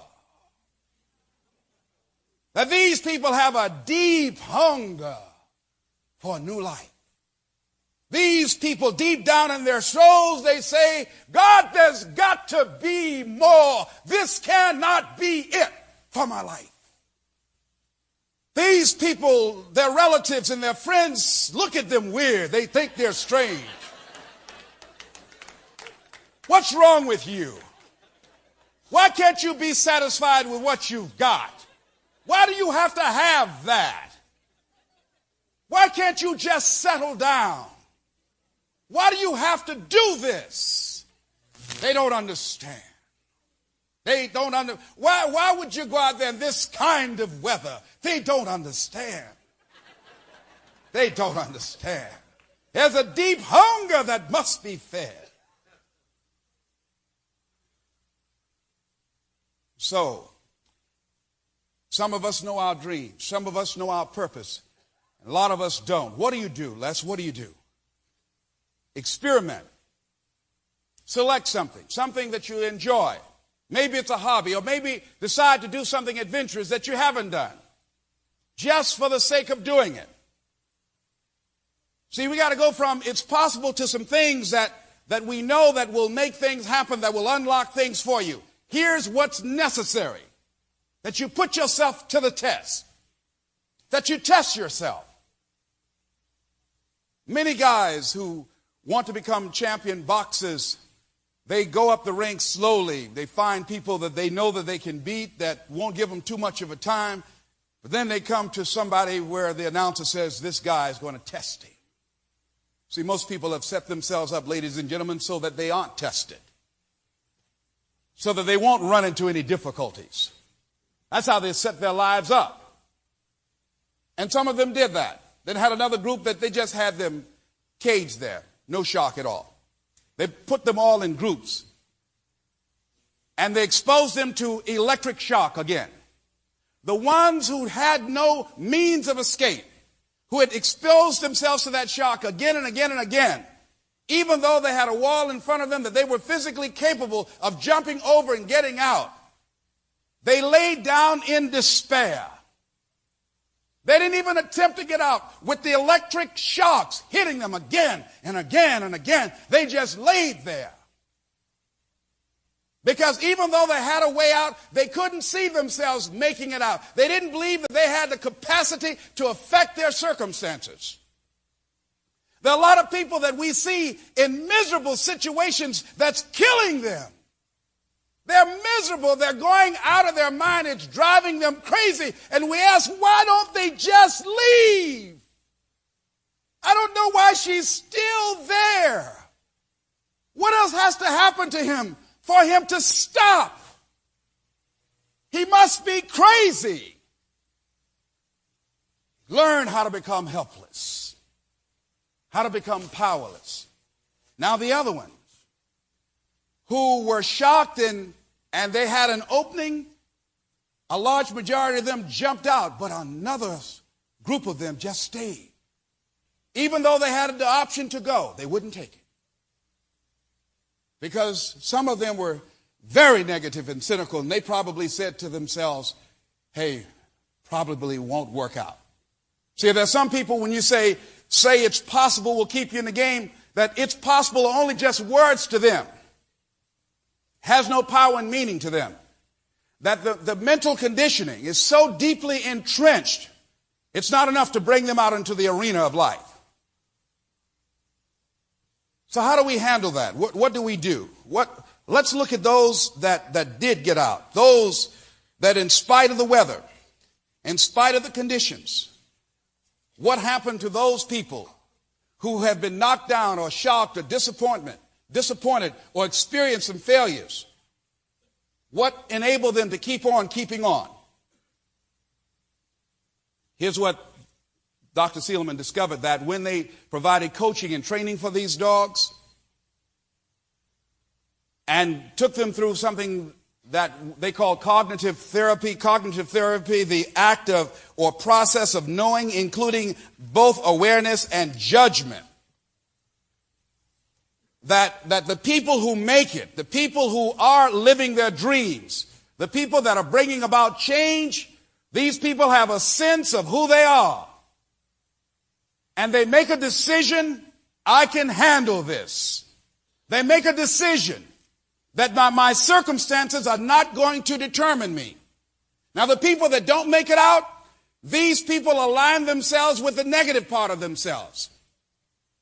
They identify and romance with failure and disappointment. They entertain it. They don't believe. They have faith, bad faith, that they won't make it. These people identify with their weaknesses and their shortcomings. So they give up.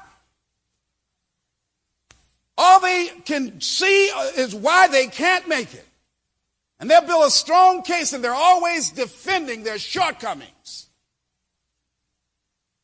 But through some enlightenment, through some coaching, learned optimism can become a reality for all of us. Where we have unending hope that we begin to align ourselves with the highest that's within us. That we begin to know each day that we are the raw material out of which we create our life, we create our circumstances. So what I want you to do, where you want to go, what you want to do, that all of us, if you're talking about going up higher, raising the stakes, we used to jump in the backyard. And with my brother and sister, we get a stick and we hold it in one, we run and jump over. Then we raise it up a little bit more. Somebody else will run and jump over. Well, the higher the stick was raised, the further back you had to run. And the more you had to put into it in order to propel yourself over it. Well, when you're looking at your life and you're looking at going from here up here, you're going to encounter some resistance. So part of what is necessary for you to begin to develop the consciousness that will enable you to tap into the power of creation in you as you concentrate, knowing that you've got this power, this stuff, this specialness in you to overcome anything that you're involved in, anything that you have experienced, anything that you have gone through.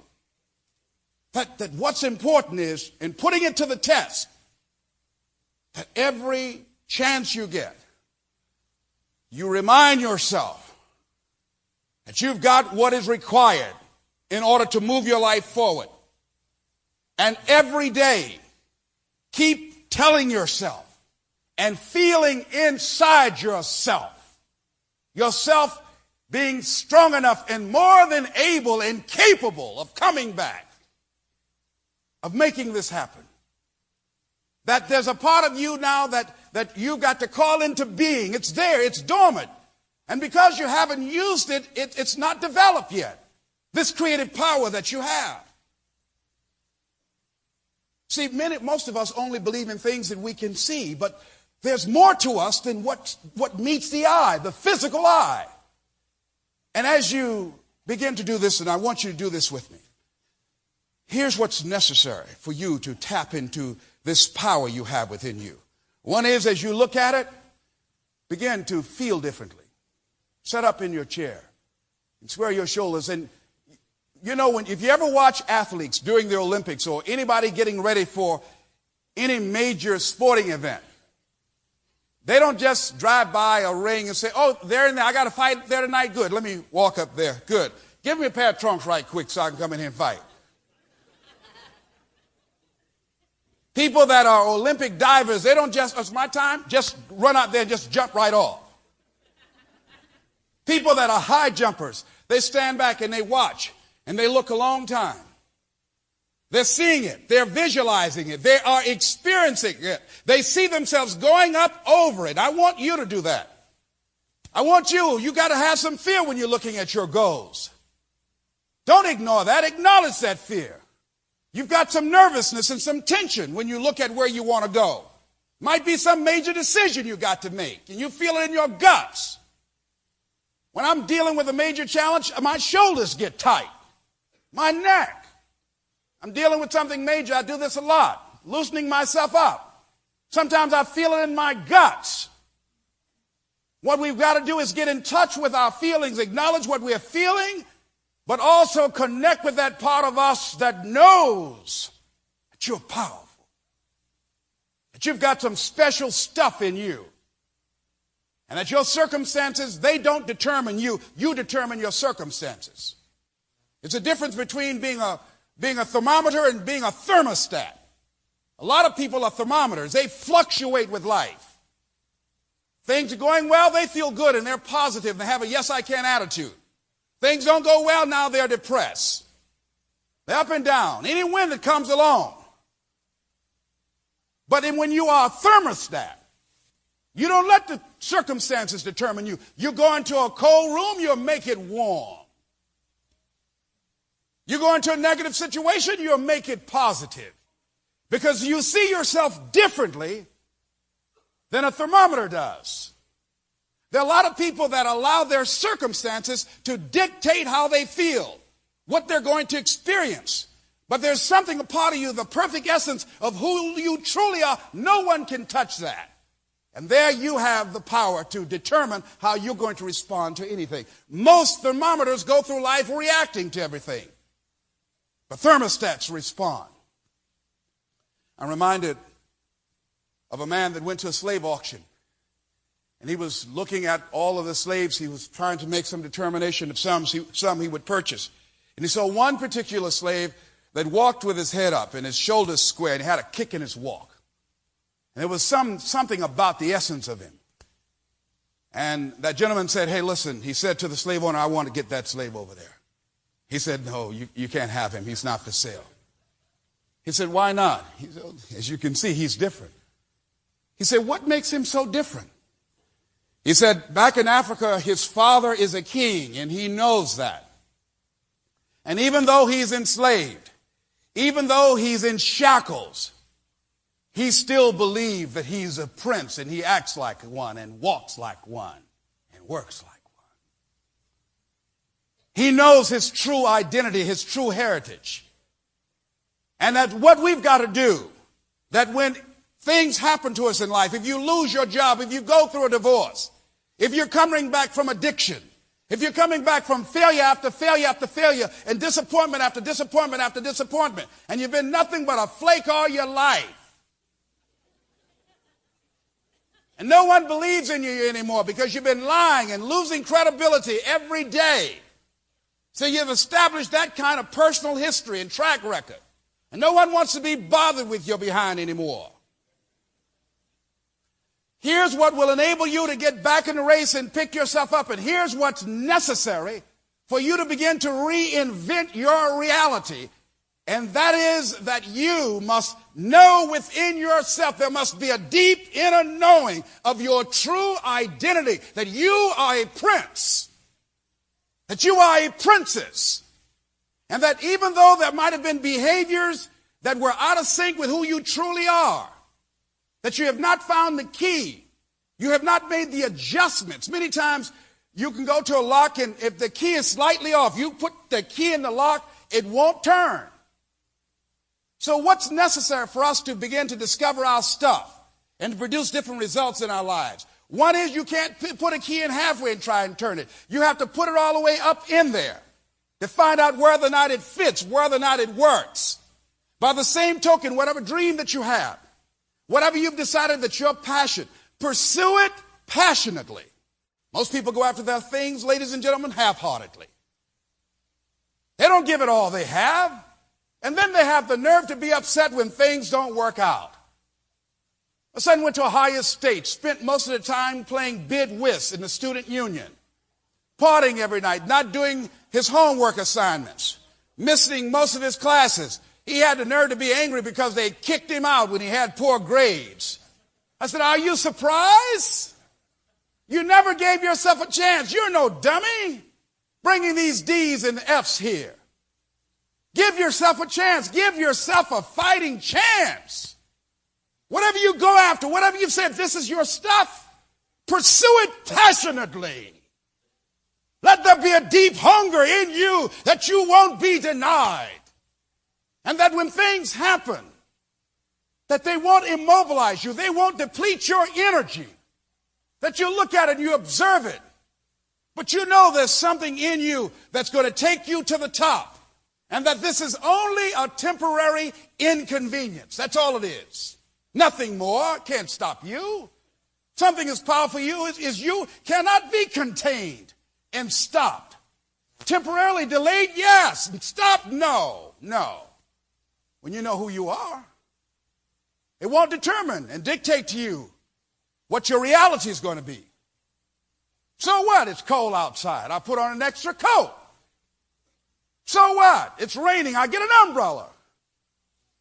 that most people are wimps, ladies and gentlemen. There's no competition.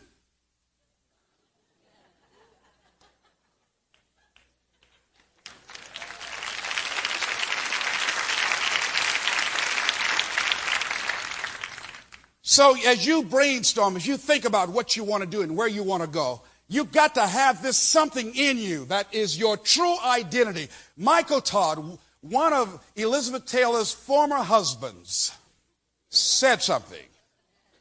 He said, there's a guy that was a millionaire and broke and became a millionaire and broke again. He said, I've been broke many times, but I've never been poor. Why?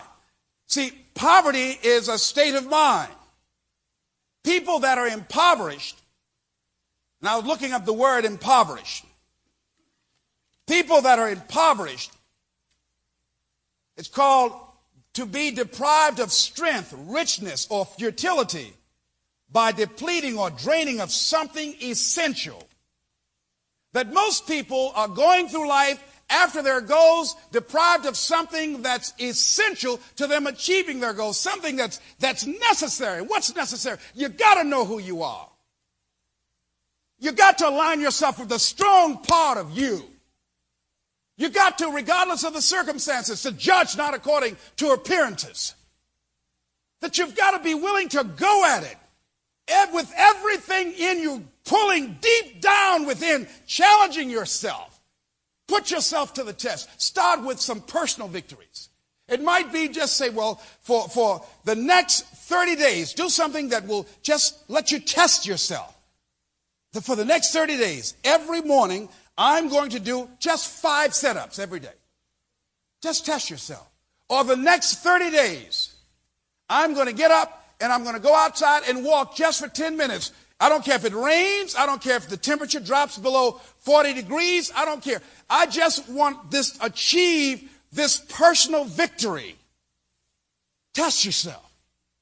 When I was normalizing my weight, one of the things I had to do was to test myself. I found myself to be an impulsive eater. So I test myself. I went into a bakery and smelt the food.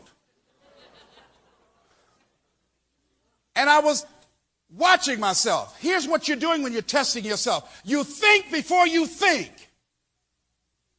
See, my first mind would be, hey, watch yourself. My second mind, hey, doesn't that look good? You saw a skinny man get hit by a truck. A little bit more pounds, he might have lived.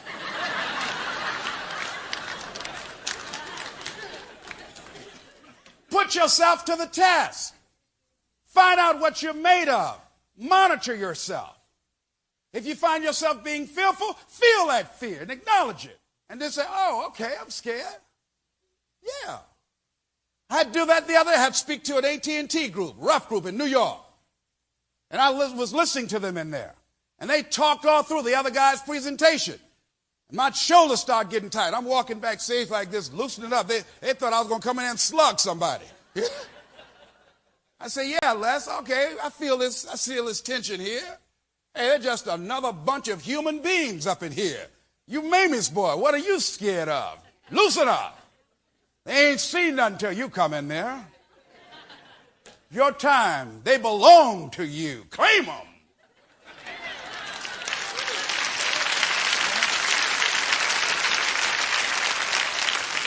That we've got to get in a certain kind of state of mind and consciousness. That as you look toward where you want to go and what you want to produce in your life, you have a different kind of walk. You're no longer walking around like this. Have a different kind of walk. Your conversation is different. People will know something has happened to you and you don't have to say it. And we've all seen people whose lives changed and they didn't tell us, but we looked at them and we knew that something was different. You couldn't exactly put your hands on it, but something was different. There was something about the way they smiled or the way they walked or when they spoke and the speaking of their words. You knew, you felt it. You sensed that this person had changed. And that's what you want to send off. You don't have to go out and make any announcements. But when you know who you truly are, in spite of your circumstances, you can lose your job. You can lose your family. You can make mistake after mistake after mistake. You can lose your money, but you won't lose your spirit. People cannot believe in you. They can laugh at you. They can say you can't come back, lose your home, lose your car, everything, but you won't lose one truth, one redeeming truth that can keep you in the game. And that is that there's something in you that's greater than what you are now going through. And that you are not going to become hypnotized by it. That's what happened to most people. They focus on their problems. Like a deer, when a car's coming at a deer, when he looks in the light, the headlights hypnotize him. And he gets run over. But if the deer would just look away, it will break the spell. And he can move out of the way. A snake watches a bird and sneaks up and with an enchanting, engaging look, capture that bird's attention. And if the bird would just look away and leave, it could perhaps live. But it just keeps on looking at the snake as the snake gets closer and closer and closer, and then grabs the bird and literally eat the bird alive. And many of us are eaten up alive by life. Because when things happen, we spend time looking at it and talking about it and whining about it. And anybody that will listen, we tell them about it and thinking about it and consume with it. And it keeps on multiplying and reproducing itself in our life experience. No. Break the spell. No. Doesn't matter what has happened. What do you want to happen? What is it you want to create in your life experience? What do you want to do now with the time that you have left? No. It doesn't matter what happened over here. That's history now. Doesn't matter what people think. That has nothing to do with you. Here's what matters. Where do you want to go? What do you want to do now? Okay, here you are. This is your life. What is it going to be? You know what most people do, ladies and gentlemen, why they don't reach their goals? Larry DeAngie touched on this when we were working on developing the presentation. Said most people disqualify themselves from the race of life before they get started because they see themselves as less than who they really are. We disqualify ourselves. How do you keep yourself focused and break that hypnotic spell? That's the purpose of the Mastermind Goal Achievers Journal. That's why you must write every available tool that you can bring into bear. Write things down. Monitor what your thoughts are, what you're feeling, what you're experiencing, what you're going through each day, staying on top of you. Have pictures to reinforce this thought, this vision that you have in your mind of where you want to go and what you want to do. You have to reinforce it with something visual sometimes. As you talk about it, don't just talk about it casually, but feel it. Look at your goal. See yourself there. Experience the applause. Experience the feeling of achieving the goal, of making the decision, or overcoming the challenge, or kicking the addiction, or reclaiming your life, or having your own business. Experience the glory, how you feel inside, when you can say, I did it. See that happening. You're dreaming that, you're seeing that, you're experiencing that. No one else can see that but you. When you see it, as you walk through life each day, people will begin to see it through your eyes. They'll know that you're on to something here. You're going someplace. You've tapped into something. Your body language, your conversation, the whole feel, the electronic feel around you. People want to deal with you. You will attract other people just like you. When you go to that level, there are people who would want to deal with you just because of who you are. The universe will send you supporters just because you believe. Have a friend that's in town named Patricia Wingard who told me she wanted to be a speaker, and she's out here in this race with what she has. And Patricia, who was in an abusive marriage and raised her children, and they're now grown, she said, Les, I'm working on my stuff. I want to speak. I want to train and listen to one of my tapes. I got on a plane flying to New Jersey the other night. I said, well, I slooped down in the chair. I said, well, I'll just listen to this and just go to sleep. And And she came on the tape saying, I want to talk to you about choice, challenge, and change. I set up my chair. I said, come on, talk to me, Pat, talk to me.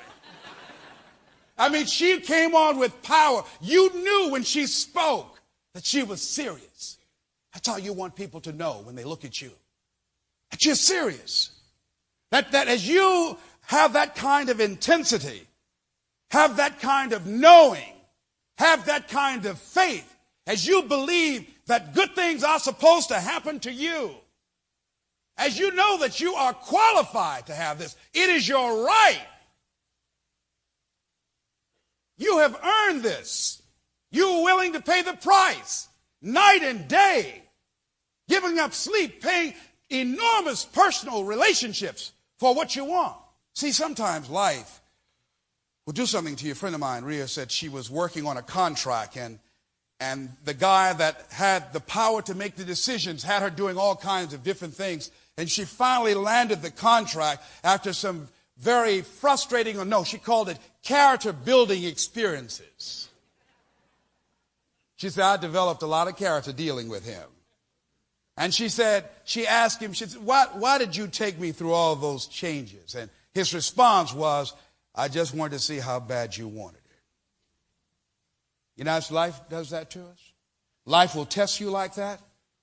How bad do you really want it? Les Brown, how bad you want it? Huh? I'm going to take your car. You're going to have creditors calling you every day. How focused can you be? Huh? You're going to have judgments filed against you, garnishy judgments against you. You're going to lose all of the materialistic things you have. How positive can you be now? You're going to lose your job. And people who you thought will help you won't be there for you. Where is your feeling of being empowered, having the capacity to create now? That's going to happen to you in life. And I say that what's necessary is that you stand courageously, daringly, that you become bold. In spite of this, I'm not giving up on my dream. Come with your best shot, because I'm here to stay. That kind of declaration at what you want, life will say, let's get back. Let her through.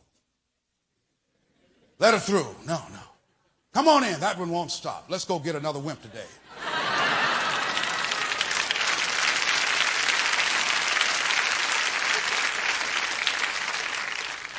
And that's why you read your books, you write your goals down, and you write down ideas that come to you, and you look at your pictures, and you experience deep the emotion. I want you right now, I want you to just join me in feeling the feeling that I'm debt free. Just feel what it would be like having all your bills paid off. Just experience what that would be, but just smile right now. Experience right now some problem you had in your relationship. You thought it was over. You thought it was down to 2. But because you were willing to make a commitment to do what you can to bring it to another level, and being willing to get off being right. I said, you know what we want and what we have is far greater than our petty differences. I love you. Do you love me? Yeah. Well, I tell you what, I get mad from here up, so let's put that mad out. Can we talk a little bit?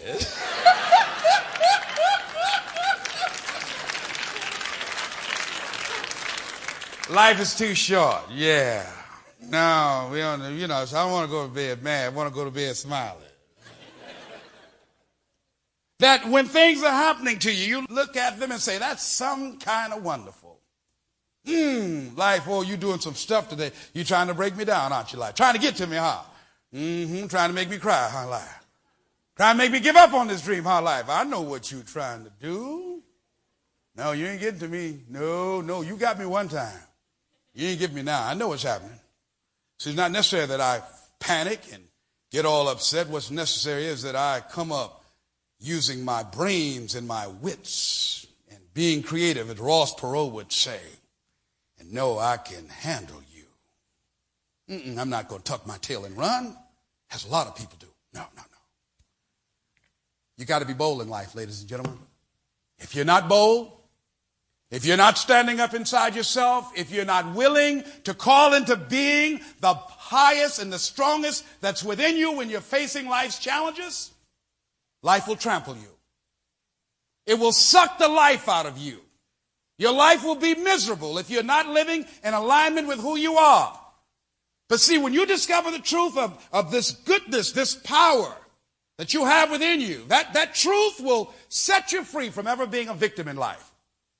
That truth will enable you to handle things with a level of equanimity that will surprise you. That you learn how to really overcoming the world by not buying into what's in front of you. Knowing that that's life full of all kind of shocks, all kind of surprises. And one thing about life, on the road to life, there's no room for parking. You can't park. Because if you do park, somebody's going to run you over.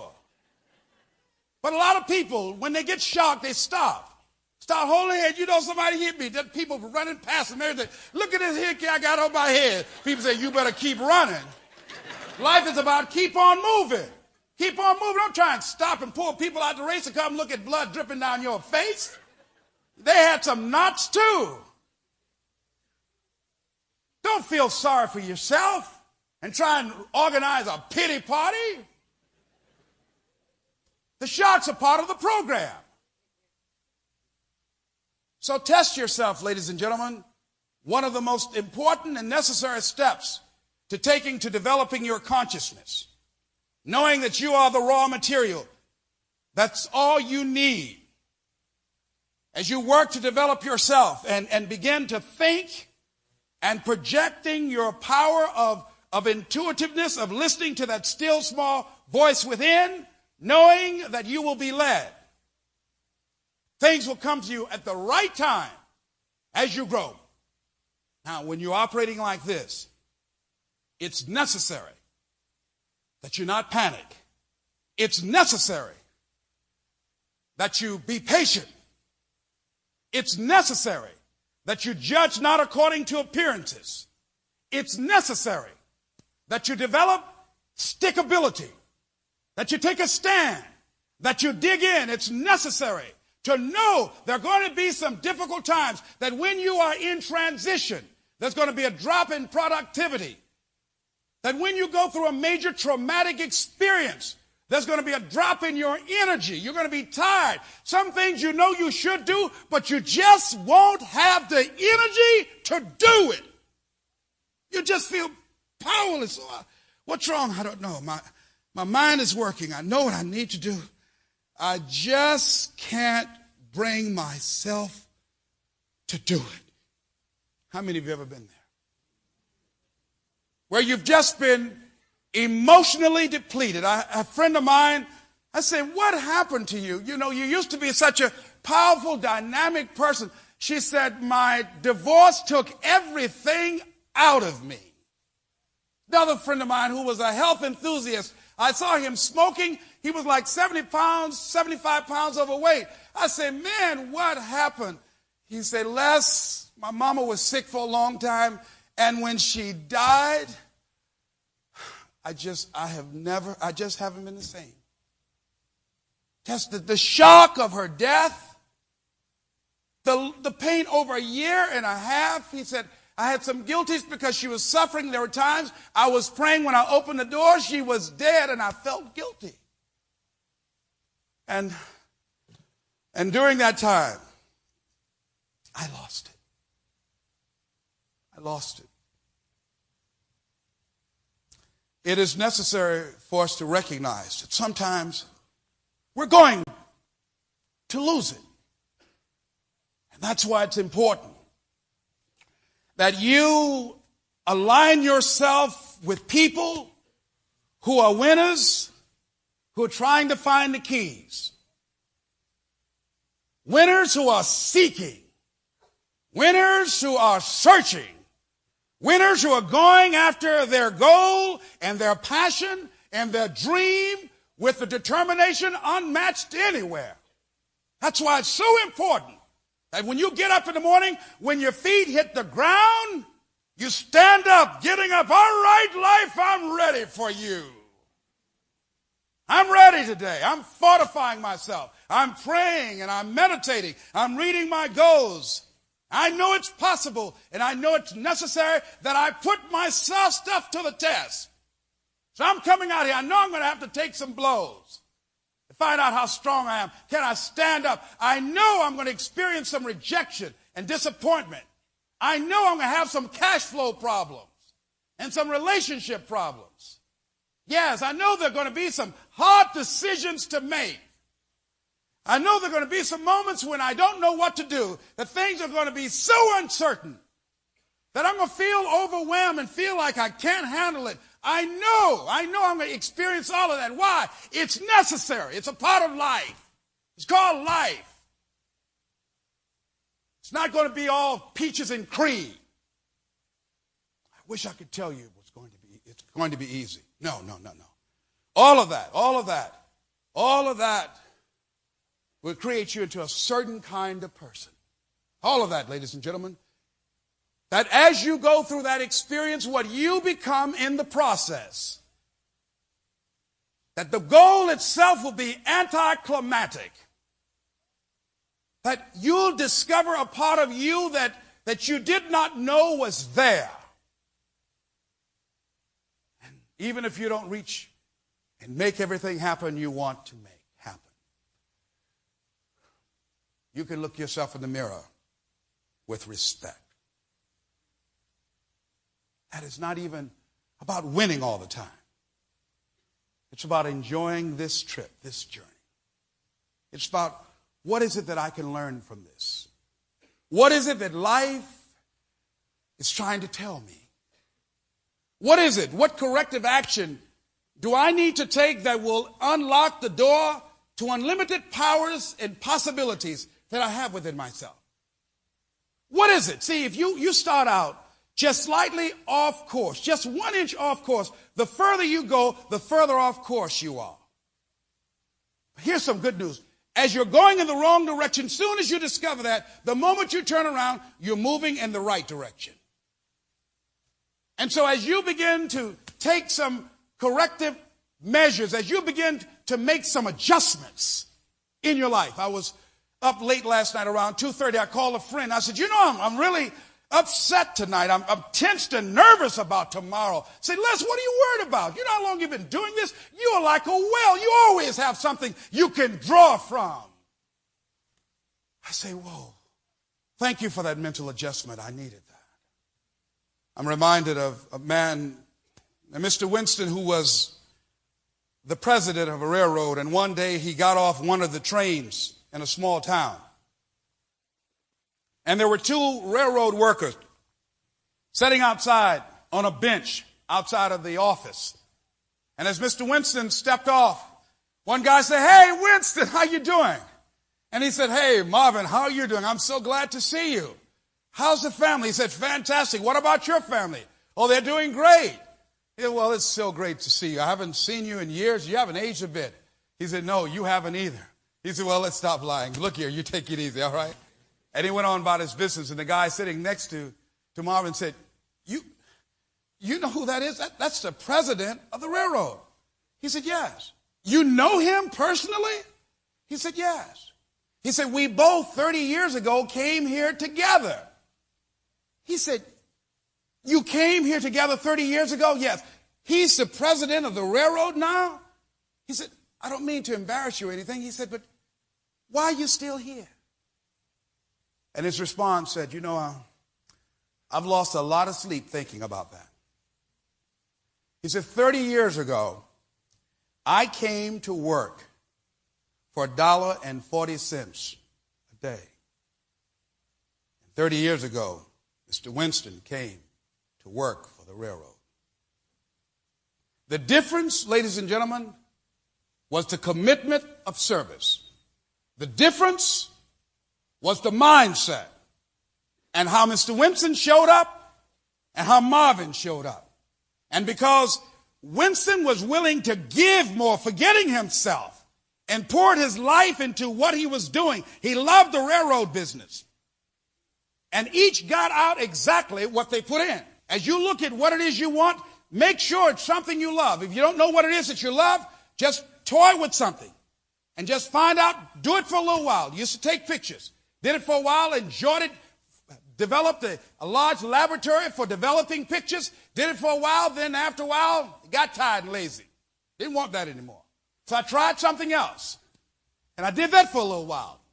Been involved in advertising and creating and developing commercials and jingles for radio stations. I love the creative part of radio. Love writing them and developing and editing those tapes and the studio and the production room. Enjoyed that. That was real good. But there was still something missing. And I said, no, that's not it. I said, let me try something else. Now, but by the way, whatever I did, I went up in there all the way to find out if it fit. I was like a child, like at Christmas time. I was very excited about it, and I went all the way with it to find out, is this it? Does this have my name on it? Is this my reason for being? And I just kept on until finally I found something. The further I got up in it, I said, this feels good. Ooh. It's a career, something you love so much, you do it for nothing, but you do it so well, people will pay you to do it. I said, I like this. I like this. This feels good. Talking to people. Yeah, I like that. They come in one way and they walk out differently. I like that. I like that.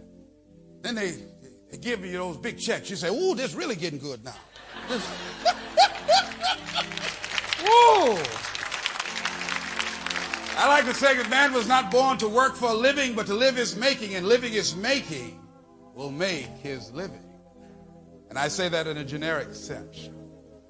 So, as you look toward the future, as we now have put another block, not only is it possible, but it's necessary that we test ourselves. It's necessary that we focus and pursue our dream passionately. It's necessary that we stretch and challenge ourselves every day and get ourselves surrounded with people that are strange like we are. People that are dreaming like we are. People that have found something that consumes them like we are. People that have found something that excites them like we are excited. And as you do those kinds of things, recognizing that you are the raw material and you are all you need, you are more than enough to handle your circumstances, to overcome events, to rebuild your life, to recreate your future, to reinvent yourself, to change your personal history. That you don't allow yourself to be mesmerized by the challenges of life, but you're becoming proactive, focusing on the solutions, on what you want to create. As you do that, you're going to have some personal victories that you can feel good about. And if there's ever a time that people must be brave, must be tenacious, must be bold and audacious, if there's ever a time that people must be creative and relentless and resourceful and determined, that time, ladies and gentlemen, is now. And I say you are the one, that you have the stuff, you brave this weather to be here, because there's a deep hunger for something better. You know it's there, and this just can't be it for you. And I say you are right. I affirm that for you. I recognize you for that. We'll build another foundation over the next few weeks that will make it become reality. It's necessary that we do that. This is Mrs. Mamie Brown's baby boy, Leslie Calvin Brown, saying it's been a plum-pleasing pleasure as well as a privilege. Thank y'all here.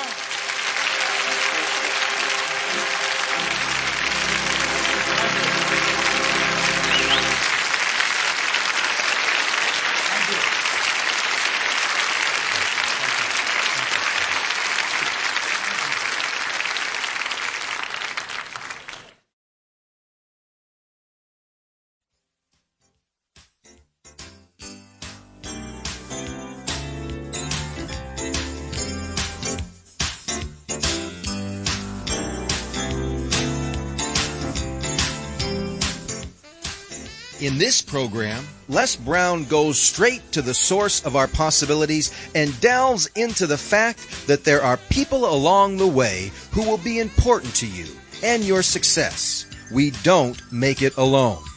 But when it comes down to it, the captain of your ship, the power in your life, the force for your achievement is you. It's you. Others will keep it from being too difficult at times, but they can't do what is yours to do. It's not the times, not the resources, not the obstacles which will determine your success. It's you.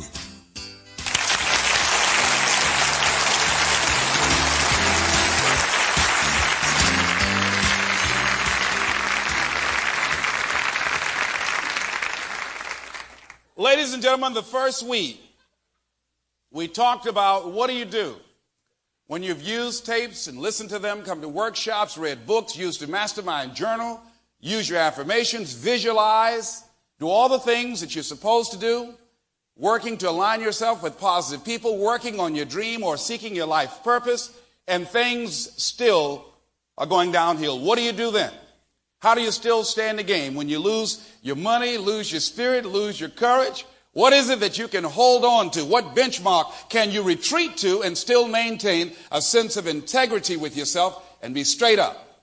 And we said that that benchmark, that point, that holding position is that in spite of what's going wrong, in spite of where things are, it's still possible that you can win. It's possible that you can turn it around. It's possible that you can still come out on top. It's possible that things can shift in your favor. And so as we say that it's possible, it gives us renewed strength. It allows us to continue to become more creative, more resourceful, using our brains and our wits and dealing with whatever opposition we have as just a project to be figured out.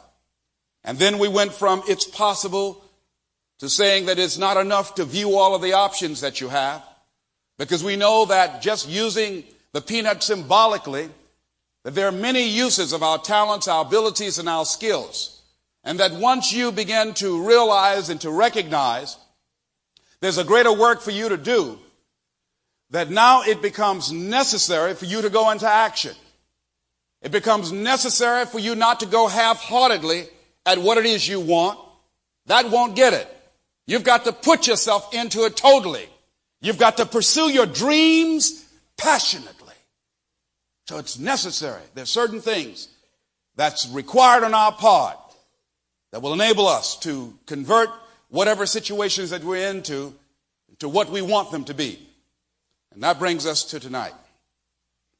And repeat after me as you look at someone on your right and left and shake their hand, say, it's you.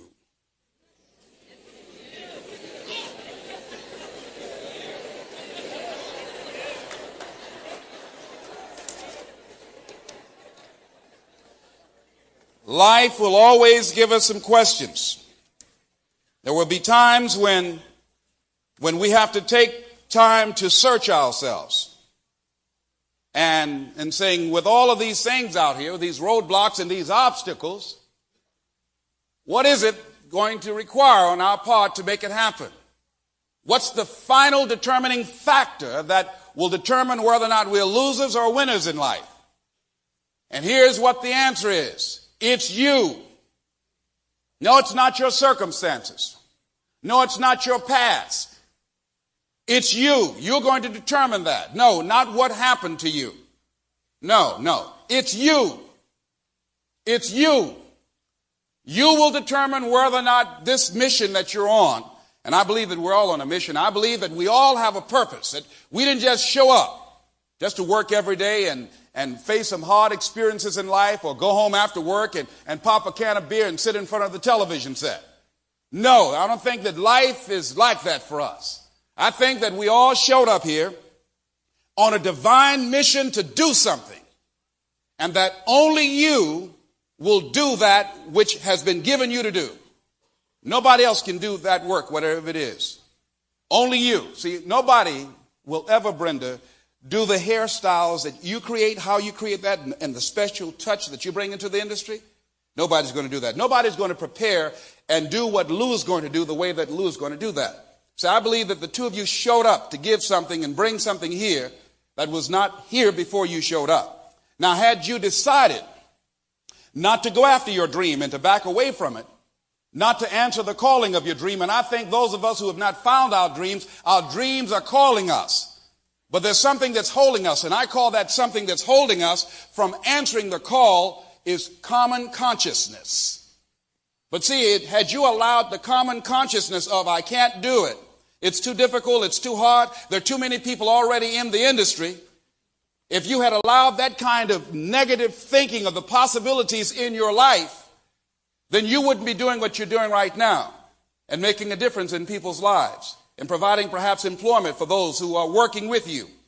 See, all of us have to begin to work to overcome certain things that we have picked up along the way in life. You've got to watch the energy that you're around, and you've got to start searching yourself to ask yourself, what is it? Is this really me? When you look in the mirror, when you look at your life, when you look at where you want to go, you've got to ask yourself the question, is this really me? See, many of us, ladies and gentlemen, are doing things or acting in a certain way that has been given us. Most people don't question things. Whatever they've been told, whatever they see and observe other people doing, they just pick it up unconsciously, some people consciously.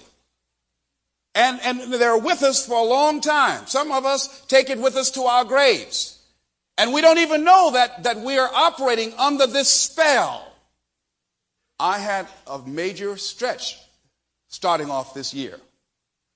I'm a very bold person. I'm a person, I speak my mind. And you know, there's no saying, what goes around, comes around. I'm one of those people, Marie, I tell you what I think, you don't even have to ask me. I'm going to tell you, and I love to shock people. So I ran into this bold person the other day. I'm not going to tell you, her name is Judy Spears. I was talking with the management department where I live, and they said, oh, there's a lady who's moved up here from Atlanta, and she saw you on public television. She'd like to meet you. And so I called her, and we started talking. She said that she wanted me to do some training for a company that she represents. She's been involved in public relations for Bill Cosby, and she felt that there might be some possibilities of our working together. So she said, where are you? I said, I'm over here in Tower 300. So she said, good, I'll come over to your apartment. She came over to the apartment, and she looked around and she said, I said, yes. Well, you know, this is not saying anything. I'm very disappointed. Excuse me, what are you talking about? Now, I thought I had me a bad apartment. I thought I was doing something, you know. You could see the water and the furniture I had. It didn't look bad to me. She said, you know, you are vibrant, you are energetic, you are lively. And she said, I came here, stepped in here, your apartment is flat. It's not saying anything. I said, well, come in my bedroom. Let me show you what I got back here. Wait, hold on. I got to pray for y'all. Listen to what I'm saying.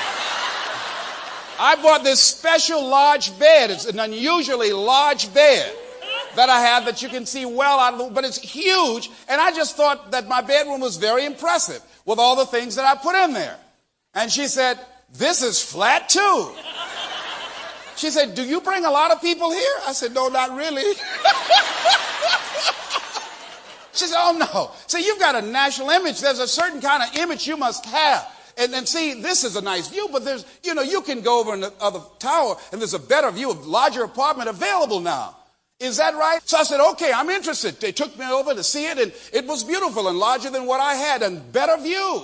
And so she said, you know what I'm going to do? Look, you've got this national image. People are going to be visiting you. You want an apartment that people go away talking about. You need an interior decorator.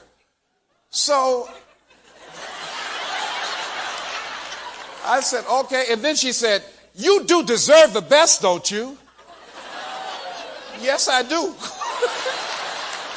Here's what was happening in my inner conversation that I picked up in life. How much does this cost? I don't know if I can afford what she's talking about. So she started saying that she would negotiate everything for me. I said, I don't know anything about picking out furniture and clothes. I just, after motivation, I'm through dealing. And Boo has always handled everything for me. Who gets your clothes? I say, Boo buys everything. He knows what size shirt and everything I wear. I just do the talking in the family. Sometimes I feel like the straw man and the Wizard of Oz, So she said, oh, I'll handle everything for you. So she started dealing and calling me. I called from New York. How things going? Great. Listen, we've got things. We're working things out on the furniture and everything. It's going to be fabulous. I'm saying, how much does it cost? Oh, don't worry. You can handle it. Now, the flowers, we're going to have to take care of that money. It's around $1,000. It's $1,000? She said, you can't get an apartment like this and operate being cheap. You're not cheap, are you? I said, no, I'm not.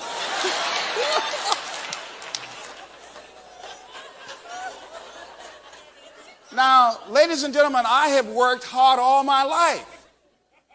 Here's what I've always said. I don't like materialistic things. Here's why I said it. I said that because what I picked up along the way, being raised in Miami and Liberty City and Overtown, being raised in poverty, I can't afford it. So if you say that you don't like it, then it's okay if you don't have it. So I gave myself a convenient out. Now, I've worked hard to live at a certain level. But even though I had achieved a certain level of financial success, I was still operating out of a poverty consciousness. See, I deserved what she was talking about. But I didn't feel deserving. I didn't feel that I could keep it.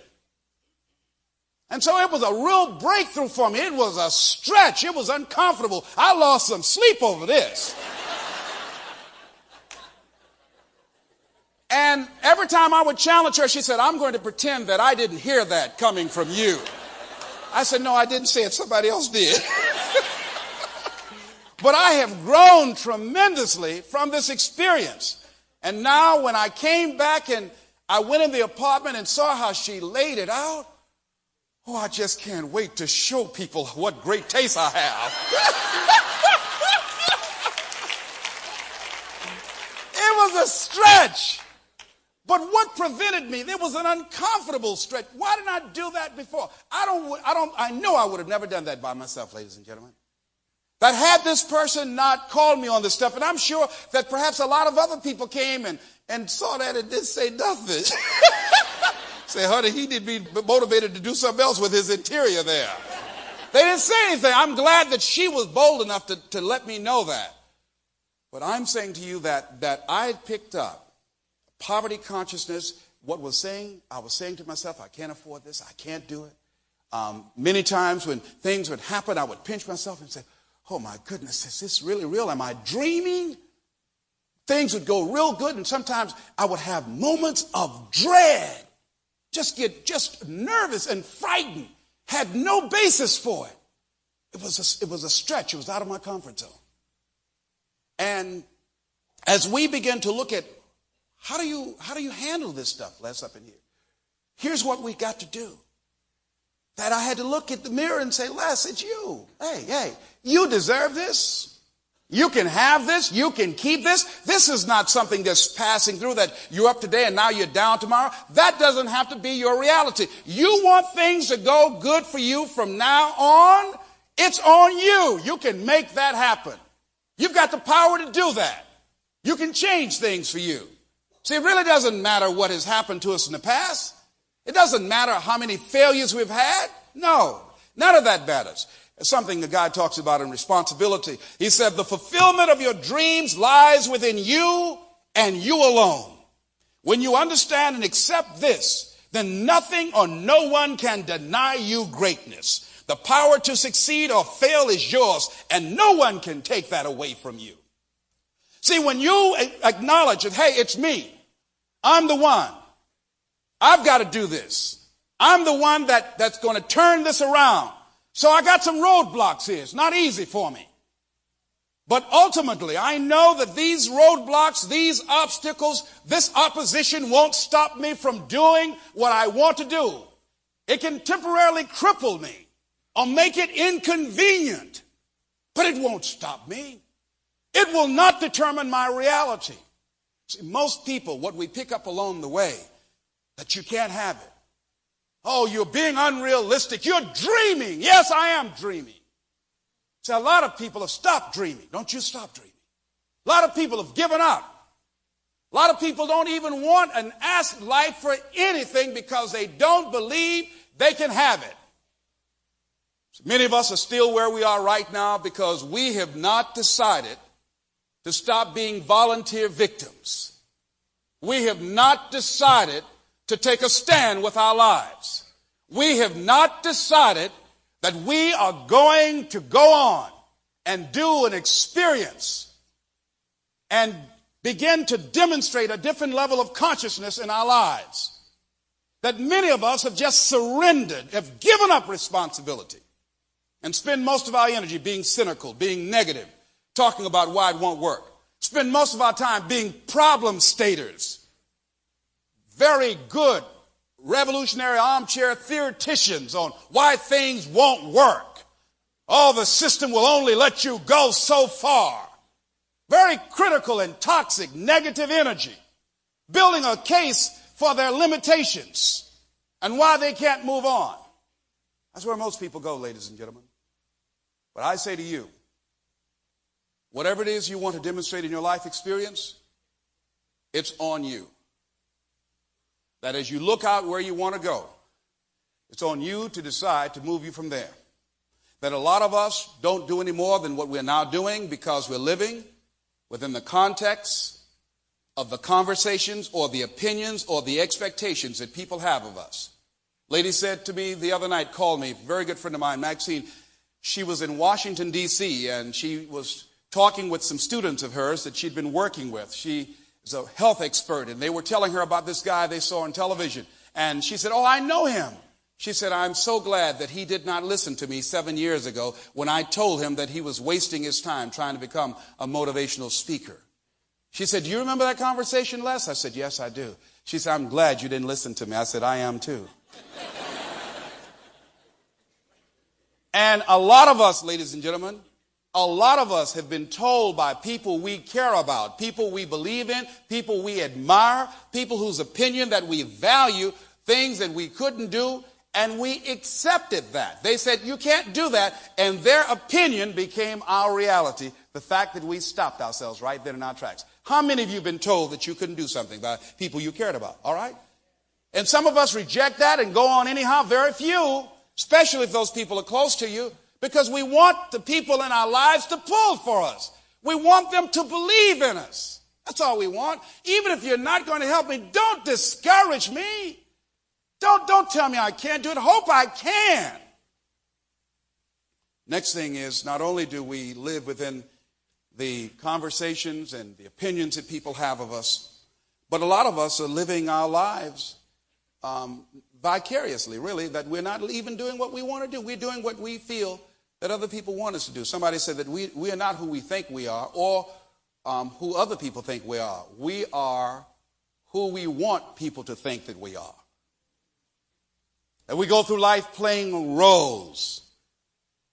Remember, George Benton had a song, The Masquerade. Wearing masks.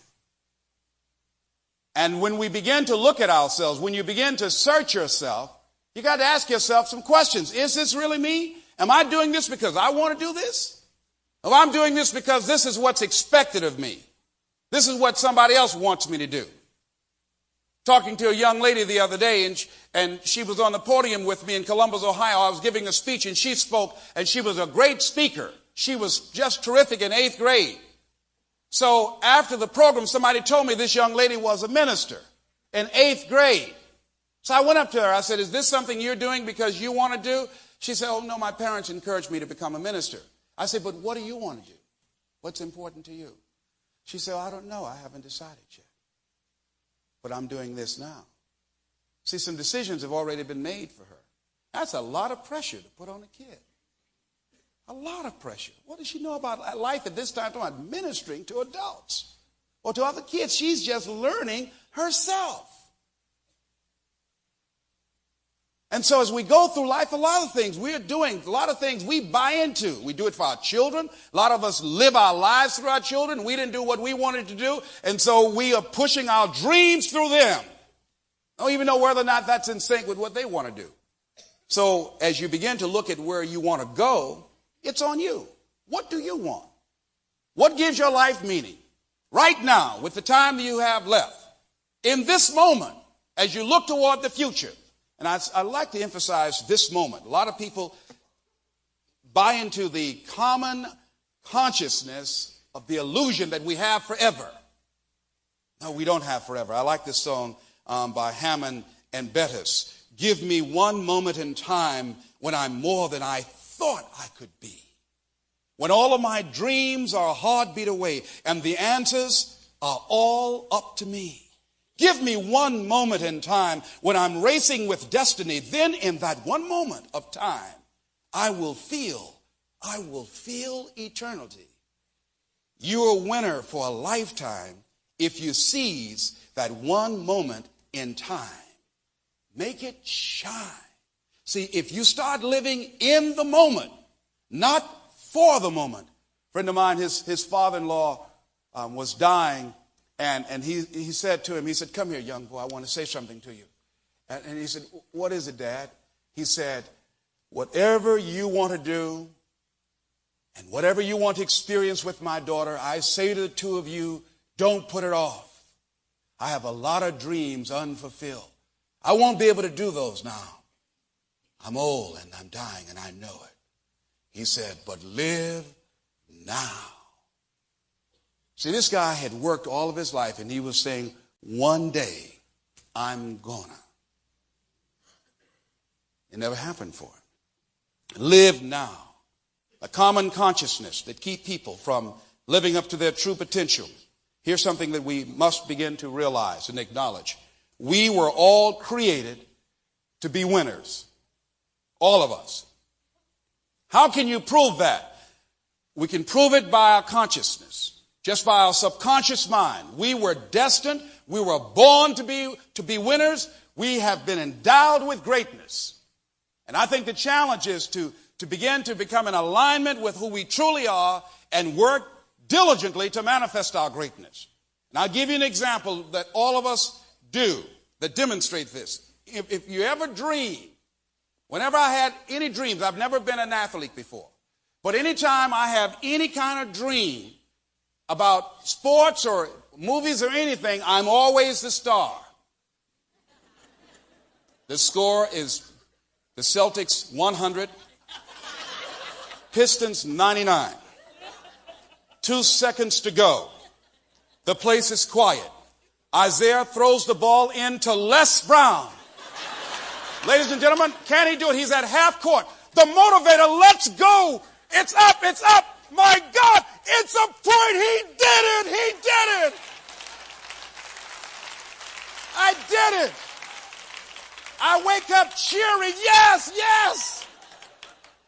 No one ever dreamed with them being on the bench or running out there with a towel wiping the sweat off the court. No. How many of you have ever had dreams where you ran the touchdown or you were the star? Raise your hand if you know what I'm talking about. Sure, we were born to be stars. Shake someone's hand on your right and left and say, you were born to win.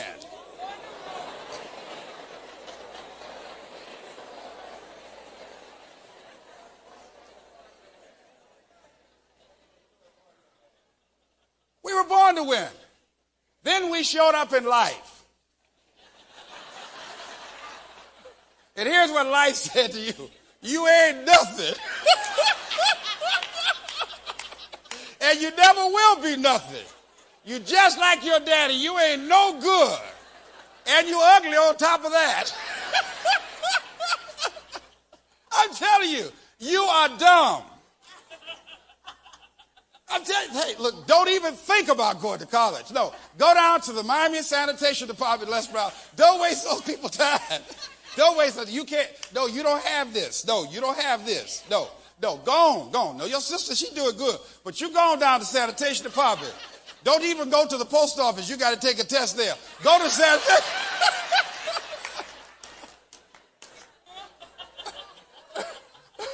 So accepted. So when we began to acknowledge that we were born to win, and through the programming of life, that we get off track. See, everyone who's ever succeeded, they knew that it was on them. They accepted that. And they took responsibility to make it happen. Michael Koda said something. He said, success on any major scale requires you to accept responsibility. And the final analysis, the one quality that all successful people have is the ability to take on responsibility. See, most people won't take on responsibility. Most people won't say, I'll make that happen. I'll deliver that. Most people don't have that kind of guts, that kind of sense of personal power. But see, I'm saying to you that you showed up with this in you. And what blocks it, what keeps us from reaching for it, what keeps us from using it, is that we don't even know we've got it.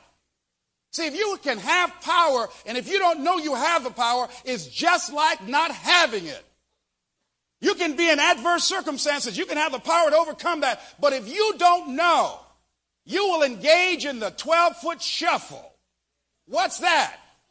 That I'm reminded of a bear that was in a cage and was like 12 feet in diameter, and he was going back and forth.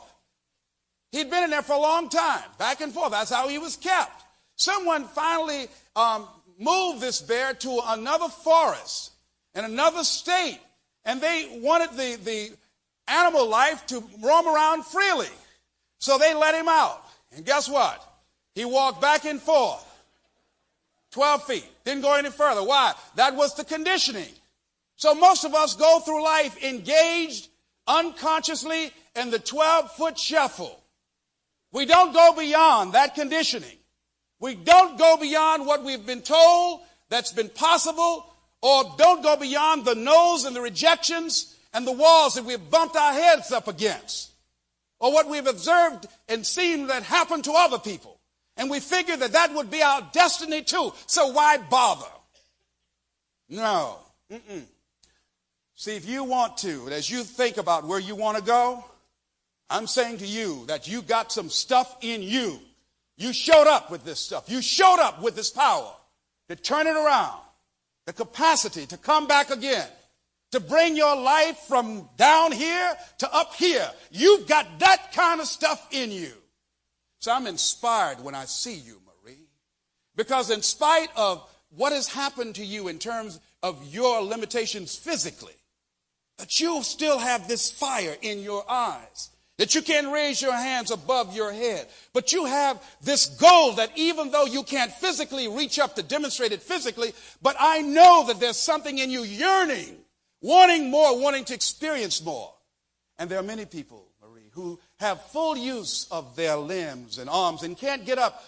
They can get up and walk away unlike you can. They can reach up and scratch their heads unlike you can, who have the limitations in their minds, who have lost that fire in their eyes, who because of the experiences of life have said, no, I can't do that. See, I know about that. I've been there. See, you can experience enough pain in life, ladies and gentlemen. You can experience enough disappointment in life that he can clobber you to the ground and kick dirt in your face, and you believe you can't do it. You believe that this is it for you. You're absolutely right. No, it's not.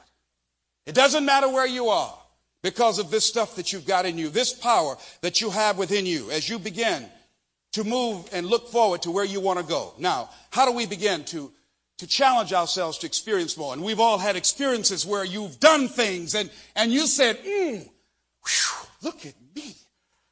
Woo, look at me. I'm doing it. I can't believe it's me. Raise your hand if you had that already. Sure. How do we get up in there? See, that was a glimpse of the true you, your higher consciousness. And we can make that come more often. How can we do that? By challenging ourselves. Most people, ladies and gentlemen, when they come out the gates, they come out gradually. They come out slow and try and build up esteem. But you can train yourself. You can condition yourself that this is my moment. This is my time. This is my Super Bowl. There will be no commercial breaks. This is my stuff.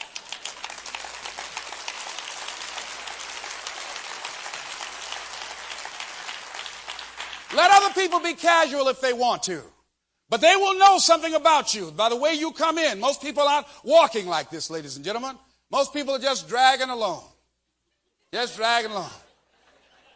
See, in life, you're either in the way or on the way. You either saying hello or goodbye. You don't want to be casual like that. See, that's people out of common consciousness. They operate out of doing just enough to get by. They're common. But the people who realize that it's you, that you're going to determine this. You're going to determine the outcome of your life. You're going to determine whether or not your life is exciting or whether or not it's boring. You determine that. And those people who know that, they move with a sense of urgency. They move with purpose and direction. They work and they manage their time effectively. And so as you begin to look at that, you're challenging yourself constantly. You know that whatever you've done, it's only a tip of the iceberg of what's possible for you. And you are excited trying to find out what else I got in here. I like what I'm seeing here. Let me work on this some more. Become like a child all over again. Here's the next step here. Accept the fact that it's on you. Go into your higher consciousness. Henry Beecher said, hold yourself responsible for a higher standard than anybody else expects of you. Never excuse yourself. See, there are a lot of people that will let you off the hook. That if you don't measure up, if you don't do what you're supposed to do, they'll make excuses for you. They'll chime right in and let you off the hook. No, you want people to call you on your stuff. So I got a good friend of mine who just calls me on my stuff. Les, look, man, that's not consistent with who you are. Come on now. You're operating out of integrity now. Are you going to be a flake or are you going to be real? I'm going to be real, Mike. Good. Then act like it. So you need somebody around you. See, a lot of people like to surround themselves. The common thinking is have people around you who will agree with you all the time. No. You want people who will challenge you to grow. Because all of us, ladies and gentlemen, just unconsciously get untracked sometimes. Sometimes we slip. Sometimes we slip in consciousness. You need somebody who cares enough about you to call you on your stuff. Say, clean your act up. What's wrong with you? You're going to be behaving on that kind of lower level of consciousness? Don't even talk with me. I got a friend now, and whenever I talk to Gwen Pierre, if our conversation goes toward the negative, she'll tell you instantly, hiya, Les, hiya, hiya, hiya. I said, oh, okay, thank you, Gwen, thank you. Hiya. I said, so when people start talking to me negatively, I say, hiya, hiya. He said, what do you mean, hiya? Bring that conversation up. Come on up. Come on, bring it on up to me now.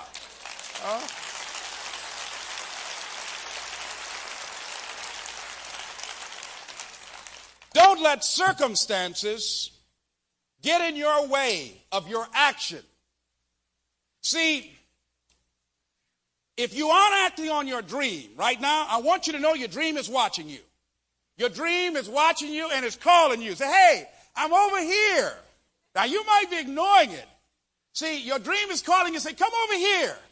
And common consciousness, who's told you can't have it, is holding you.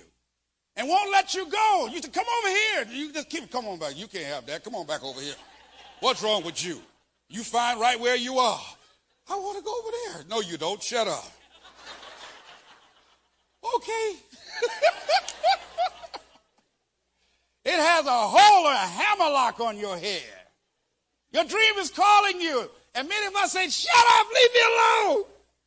You don't want to even hear it. Because it means you got to do it, see? You don't even want to see it. Because if you look at it, you got to act on it. And it just keeps on saying, see me over here? Come on. You can have me. But you got to get out that arm grip you got over there, whoever holding on you. And you say, well, why? I got to let this go? Yes, you can't have me in that too. See, you got to give up some stuff. You got to give up that mediocre part of you. You got to give up this common thinking you got. It's telling you can't do this, that you can't have this, that it's not possible for you. You got to give that up. And you got to trust yourself. See, most people don't trust themselves. They believe that once they get in a situation, they can't handle it, and they just fall out or fall flat on their faces. No. You got to know. You came here with the stuff in you. You are a winner. You were born to win. It is your right to win. It is your right to have your dream.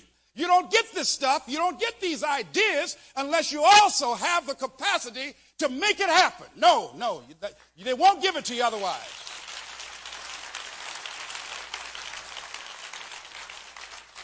But that common consciousness that will tell you, be realistic, be logical, will discourage you from doing what you want to do. No.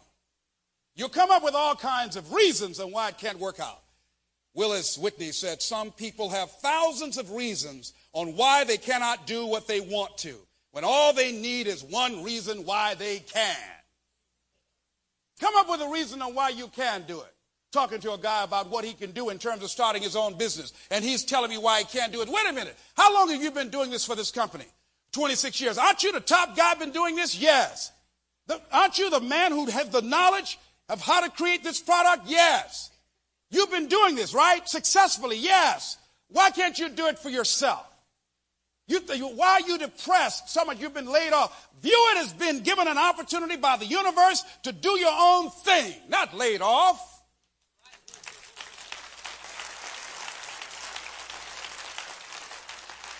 He gave me all the reasons of why I couldn't do it. Well, it takes money. I said, okay, now tell me some reasons on why you can do it. Have you asked for any money yet? No. Have you put any financial packages together? No. Have you looked for any private investors?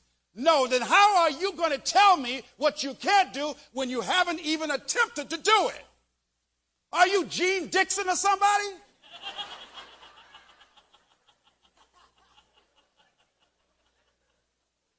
It's amazing how people all of a sudden start foretelling the future. Schopenhauer said people can always tell you what they are lacking rather than what they have. What they have going against them rather than what they have going for them. See, when you know it's you, that you got everything in you right now to make it happen, that it comes out of you, it comes out of your consciousness. As you challenge yourself, as you growing, as you expanding, as you're watching the energy that you're around, you got to watch that now. Watch this energy that you're around. See, you pick up all kind of stuff. We're like magnets. You got to watch who you're around. Some of this energy here can short circuit your potential. Short circuit your greatness and have you operating on a level of mediocrity, pulling your energy down. These energy drainers, you got to watch all that kind of stuff. So what kind of environment are you in? There's some situation you can't dream in. I was talking to a friend of mine who was working for a company, and she was working under this particular manager. And I said, what was it like working under her? She got moved to another area. She said, life was dreary. I came to work depressed. She said, I became very cynical and very negative under her operation. It was affecting me on a negative level. So she knew that that environment was not a growth-producing environment for her. Your dream is calling you. Your dream is saying you should answer, and answer now. Now, you're going to have some opposition when you're going after your stuff. When you say, it's me? Yes, it's you. Yes. I got to do this? Yes, you have got to do this. If people show up to help you, that will help. If you don't have any cash flow problems, that will help. But it's you. If it's smooth sailing, that would be great. If everybody will cooperate and everything is in sync, that will be fantastic. But it's you. You're going to determine whether or not you can have this dream of yours, this passion of yours, this idea, this store, this book that you want to write, this position that you want, this career advancement. You're going to determine that. It's on you. Now, you can become frightened when you are faced with opposition, or you can become creative and realize that it's just there to challenge you, not to stop you, but to make you dig deep within yourself. Say, let me look at this. And come up with some strategies to overcome that. And if that doesn't work, then I'll come up with something else. And if that doesn't work, I'm going to go and ask somebody to give me some ideas. This is what I'm dealing with. Can you help me? Can you give me some ideas? Can you give me some support to help me overcome this hurdle that I'm confronted with? As opposed to operating out of common consciousness that when they run into some obstacles, they just stop and figure, I'm not supposed to have that. No. It's on you. Now, you must know that in spite of what happens, everything will be all right. You got to develop that kind of sense that in spite of what happens, a friend of mine, she did her father's eulogy, and people were amazed at her, how they knew that she was daddy's little girl. They knew that they were very close, inseparable. And I asked her, how did you handle that? How did you do that? Because everybody knew that that was not only her father, but her closest friend. And she said that the day that he died, she said she was in his room and she was talking to him. You know, she said, "Daddy, I love you. But I'm a big girl, and as much as I want you to be here, I want you to do what you want to do. But I must tell you, Daddy, I love you and I'm going to miss you. And I'm afraid of thinking of life without you." And she said her father started moving his lips and he couldn't speak too loud, and she got closer and he said to her, "You're going to be all right. You're going to be all right." And she said that gave her the look in his eyes. That gave her a certain assurance that there was something that even death couldn't conquer that was in her father, that was now a part of her. And that was, death could not take his spirit. That he had always had a strong spirit.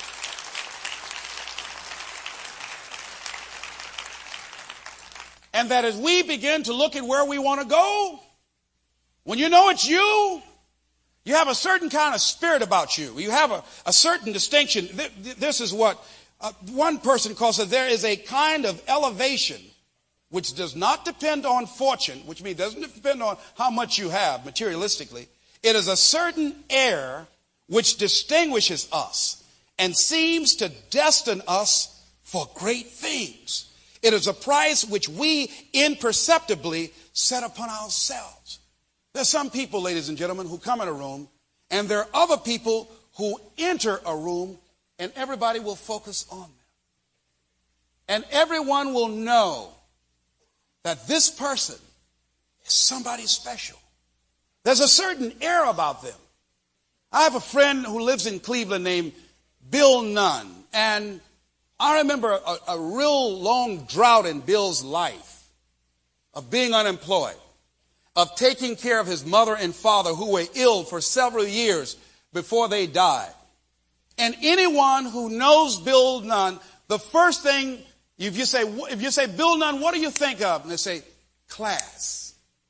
He was a guy, even if he had on rags, you knew he was a guy who had class. I said, he said, "I was feeling depressed one day about the fact that I didn't have any shoes. And then I saw a man who had no class."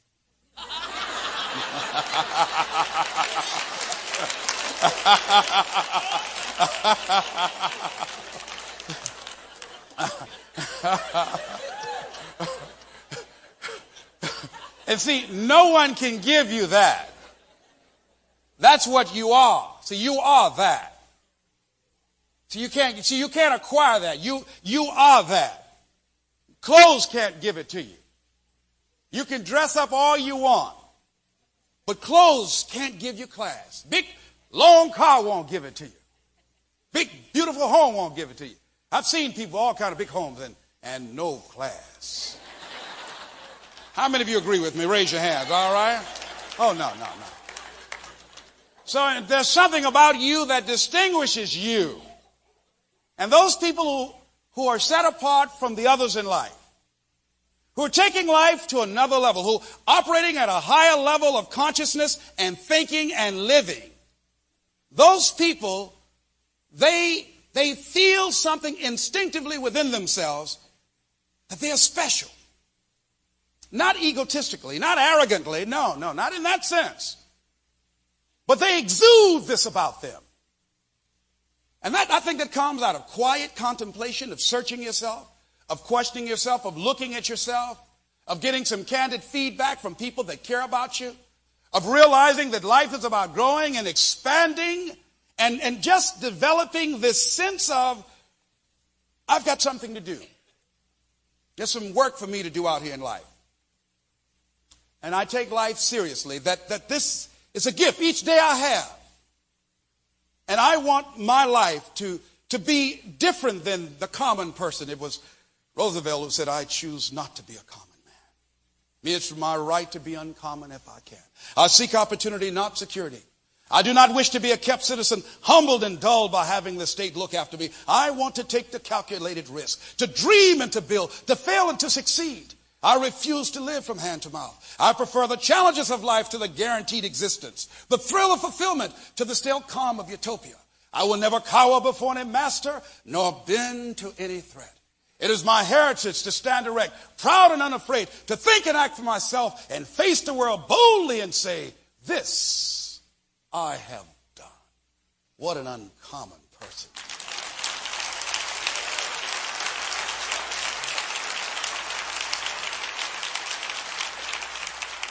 So when you're uncommon, get ready for the criticism. When you're uncommon, get ready for the opposition. When you're uncommon, get ready for the common people not to understand you.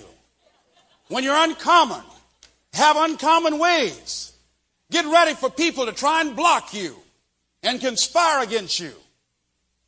Henry David Thoreau said, if a man doesn't keep pace with his companions, perhaps he's listening to the beat of a different drummer. Let him dance to the music that he hears, however measured or far apart. You are stepping to the beat of a different drummer. And those who don't understand is none of your spiritual business.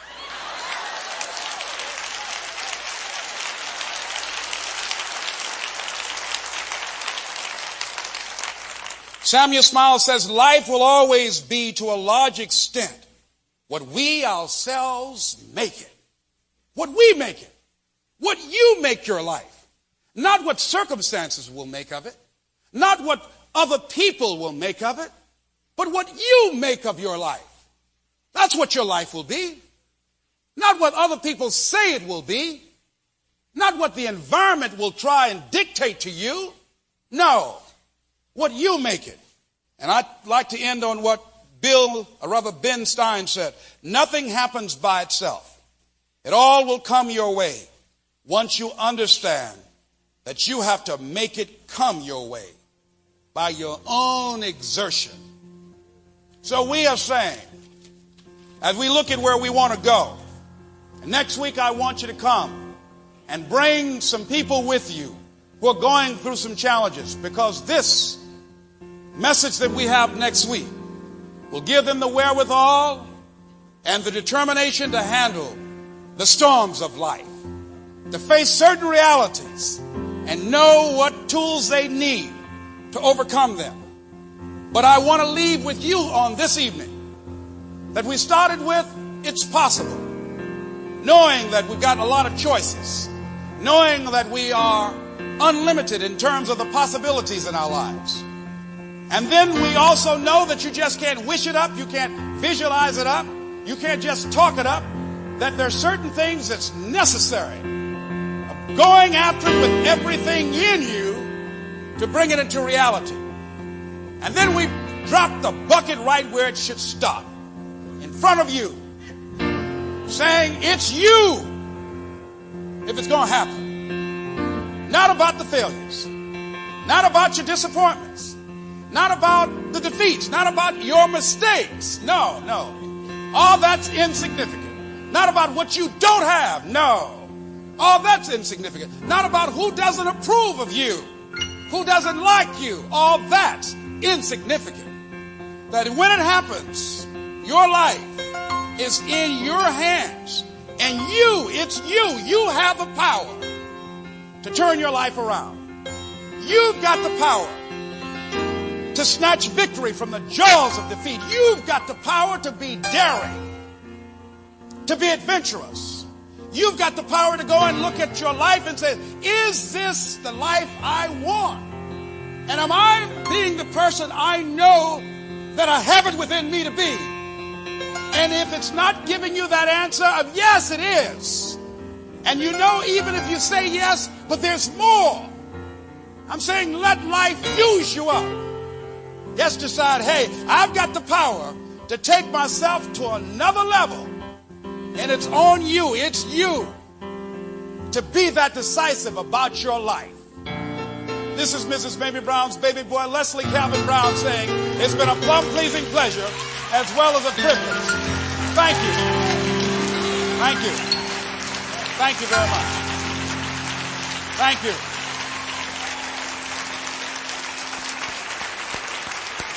Thank you. Thank you.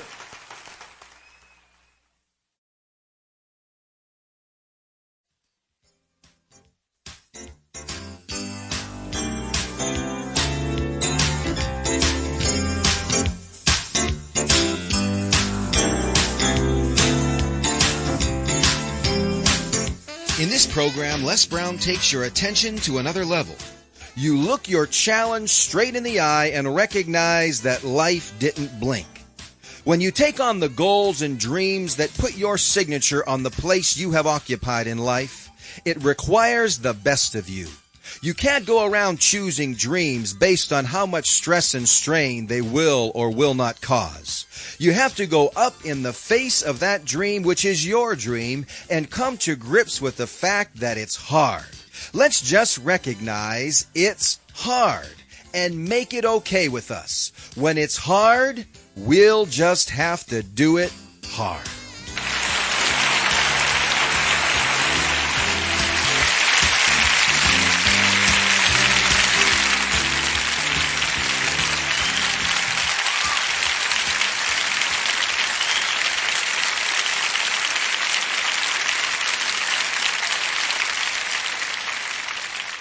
Thank you very much.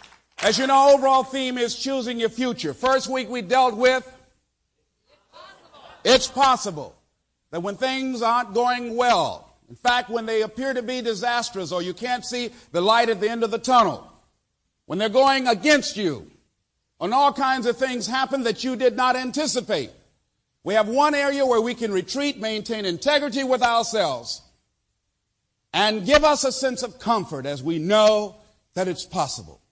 And then we knew that the next thing that was important, that once you know that as you look at your dream, you look at what it is you want to do, the transformation you want to bring about in your life, the changes you want to begin to create as you're working to reinvent yourself, that it's not enough to look at what your options are. No, that's not enough. It's not enough to just stand back and to dibble and dabble in what it is you want to do. That you've got to go at it passionately. So therefore, there's a certain degree of commitment on your part and energy that's necessary. So we went from it's possible to it's necessary. And then we said that if it's going to happen because of efforting on your part, because of what you put into it, because of your taking responsibility for it. And so we said the bottom line is that it's you. So now let's go a step further.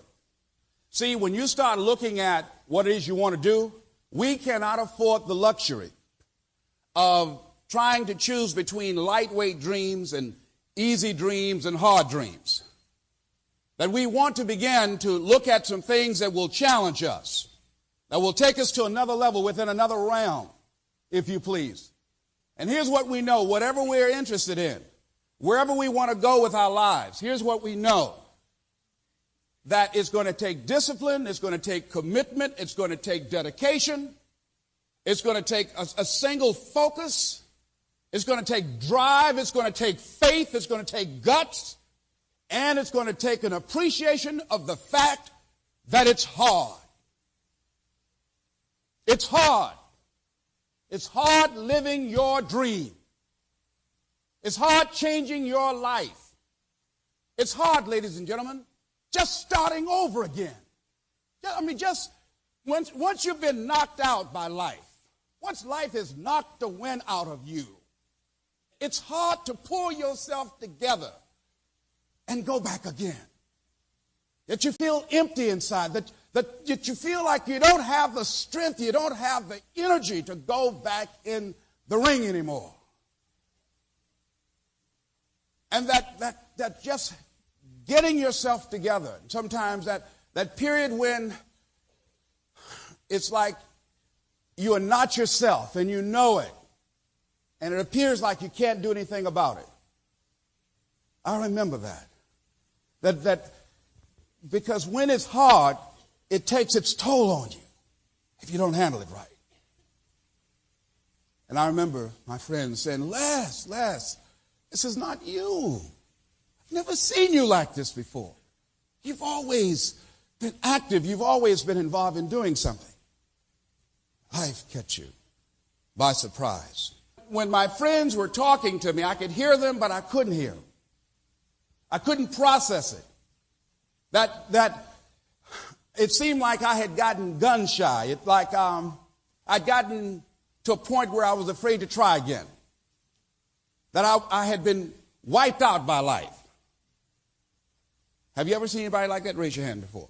All right, you know, where it takes your spirit. I think that's what I'm trying to say. It takes your spirit. All right, and I've always been a fighter, but this time life got me. And so I know that it's hard. It's hard, ladies and gentlemen, dealing with a lot of things in life. A lot of things will come up. Now, it's called this thing called life. So as you look at where you want to go, get ready. And some of us already have been there. I got a call last night that kept me up all night. Night before last, I got a call from a friend at 3 o'clock in the morning. She said, let me share something with you that I've just discovered. I'm HIV positive. 30 years young. That was, here, life just beginning. Then yesterday, I get a call, young man been working with, committed suicide. Wait, come on. He didn't even say anything. He didn't sound like anything was wrong. I know, Les, I'm sorry to tell you.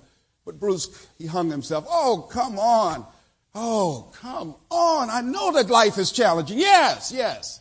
I know that it's hard for a lot of people now. Yes, it is. And I think that we really need to just prepare people for that in a way. That people need to be fortified. That, see, once you acknowledge that, when you get ready to do what you got to do, once you take that into account, that it's not going to be a cakewalk, that you can't stroll to your goal. I think that this is an old saying, it is better to be forewarned. To be forewarned is to be forearmed. See, if we are armed with that kind of information, I think it gives you an edge. That you know that it's going to be difficult. You know it's hard. And so when you go, your preparation, your deliberateness, and you go up in there because you know it's hard, is the reason that you're going to go up in there. Why? Because when we seek the low road, when we seek the easy road, when we decide to go through life evading or avoiding things because they're hard, that's when we are really, literally evading our own greatness. See, you cannot discover yourself. You cannot discover the greatness that you have within you. You cannot begin to expose yourself to new parts of yourself, of talents and skills and abilities you have, going through life trying to make it by getting by easily. It won't happen like that. You can't learn good horsemanship by riding a tame horse. No. That won't take place like that. Airplane has to have resistance of the air in order to fly. So in order for us to begin to do what we need to do, we need to embrace the fact that it's hard, not avoid it. You got to fortify yourself and say, come on with it. I've got to step into it. And so most people, ladies and gentlemen, they don't do that. Most people, they want relief. They want the line of least resistance. I'm thinking about Jack Davis, who joined, he was at this church and he's a recovering alcoholic, and he had a personal tragedy in his life. Everybody loved him there. And after he had this personal tragedy, Scott, guess he started drinking, Scott. He started drinking again. And here's a guy that would get a $2,000 a month military disability check every month, and in 1 week that check would be gone. 1 week. He would spend it on prostitutes or alcohol, or somebody would beat him up, and he'd come back with knots and gashes in his head and black eyes. And one day, Larry was talking to him and said, look here, man, why do you do this to yourself? Why do you do this? Why don't you let that stuff go? You know what he said? He said, it gives me relief. See, Jack Davis didn't want to deal with life. He felt it was too hard to handle. So he was seeking relief. Even if it's just for a little moment, just right now, it gives me relief. And he went on to an early grave, died of cirrhosis of the liver, seeking relief, avoiding dealing with the hard challenges of life. He never discovered who he was. Man had a lot of talent, a lot of ability. My friend who took his life didn't have to. He wanted to say, oh God, what is it? Internal Revenue Service. So what? Marital problems. So what is not worth giving up your life for? It's hard, then handle it.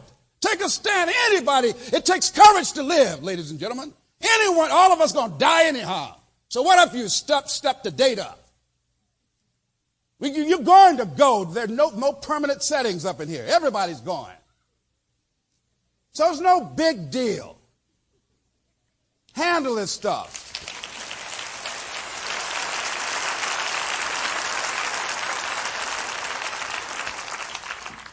So I'm saying when you know it's hard, as you look at where you want to go, here's some things that if you are serious, here's some things that you do so that the work that you have to do does not overwhelm you. One is that, see, some of us make it hard on ourselves, harder because we don't plan. Albert Schuller used to have a saying that people don't plan to fail, but they fail to plan. So you look at your goal, where you want to go. Sure, it's possible. Yeah, absolutely. And it's necessary that you pursue it passionately. And it's on you. Yes. And you must have a plan of action. You need a blueprint. What are you going to do? What kind of resources are you going to need? What are your long-range and short-range goals? Who is it that you need to bring into your party of people to begin to look at this, to give you some assistance? What will it take on your part? What changes are going to be required? Why is this important to you? What drives you? Why do you want this? What will you do if your first plan of action doesn't work? What is your backup plan? If that doesn't work, what will you do then? See, a lot of people, ladies and gentlemen, when they go after their dream and they try something and it doesn't work, they become discouraged and they stop. Or they end up just doing the same thing over and over and over again, making the same mistake over and over and over again, and unfortunately looking for a different outcome. Somebody called that insanity. I agree. So what you want to do is look at, and don't feel like you're a failure because you're going to make some mistakes, because you're going to make some. You're going to make a lot of mistakes. Sometimes you're going to feel stupid and you're going to feel dumb. I can tell you that. I've been there. I've made a lot of mistakes. I have what is called bought sense. I paid for it well.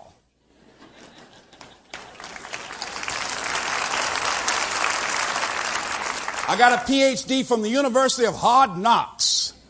Put some good knots on my head. Takes me a long time to get something, but once I got it, I got it. So you're going to make some mistakes, and it's okay. You're going to run up against stuff that you won't understand. And some people are going to take advantage of you, too. And that's a part of it. That's all of it. You're going to lose some relationships. That's hard. Yes, that's hard, too. And you got to handle it. I'm saying to you, you get a plan of action. You work. You get your roadmap so you know where you're going, what you've got to do. Take the time to engage in some thinking. Most people don't think. You can have a great idea, but if you don't have an effective plan of action to go after your idea, you can blow it. I know many speakers who have far more talent, ability, and skills, but they don't have a business plan. They don't have a plan of action that can take them to their dream. So they get out and they flutter around in the same arena, and they end up starving, not because there's not income here to be earned, but because they have not taken the time to have a plan of action. You must have a game plan for your life. For your life. Most people don't have that. That's why the Mastermind Journal is an instrument. The Mastermind Goal Achievers Journal is a good instrument to use, to see where you are, to write your ideas down, brainstorm every day. Get up.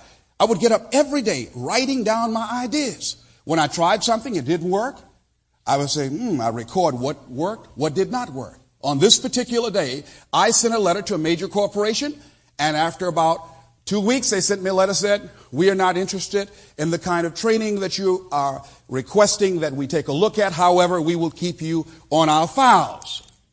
I recorded that. Now, I said, there's got to be another way. Start thinking. I want to get in here to do this work. I can't come in at the same level these other people are coming in because they have expensive brochures that I cannot afford. I still don't have a brochure to this day. I can afford it now, but I don't need it. I learned how to become more creative.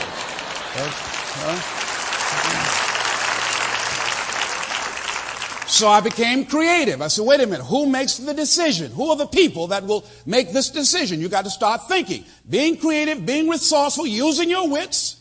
So wait a minute, hold a minute. It's happening in the personnel department? Okay, do these people have regional meetings with their professional association? They do? Okay, good.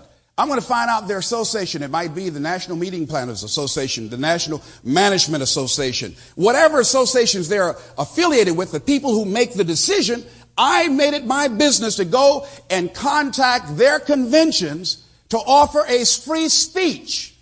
So these managers from all over the country, from all over these corporations all across the country would get a chance to see me do my stuff. So now rather than my sending them brochures in the mail trying to sell them on me, they went back and said, I saw this guy at this convention. He was something else. We got to bring him here. See, I was being resourceful. We got to start thinking. We don't think, ladies and gentlemen, you run up against a roadblock, just look at it as a project. What is this telling me here? You work with it long enough, it will reveal its secrets to you. Become challenged and excited about that. It's not to stop you. You got more going in you than you can ever begin to realize, the powers that you have within you. You have got to, when you have your plan of action, I suggest that if you're just starting out on some particular goal, give yourself a 3 to 5 year perspective. I'm ending my 5th year, going into my 6th year, before you even look for results. Why? See, we live in a time, ladies and gentlemen, where people want instant gratification. They want it right now. They want it quick fix. Give it to me now. Have these real complicated programs on television, and with a few commercials here and there in 30 minutes, it's solved. Wow!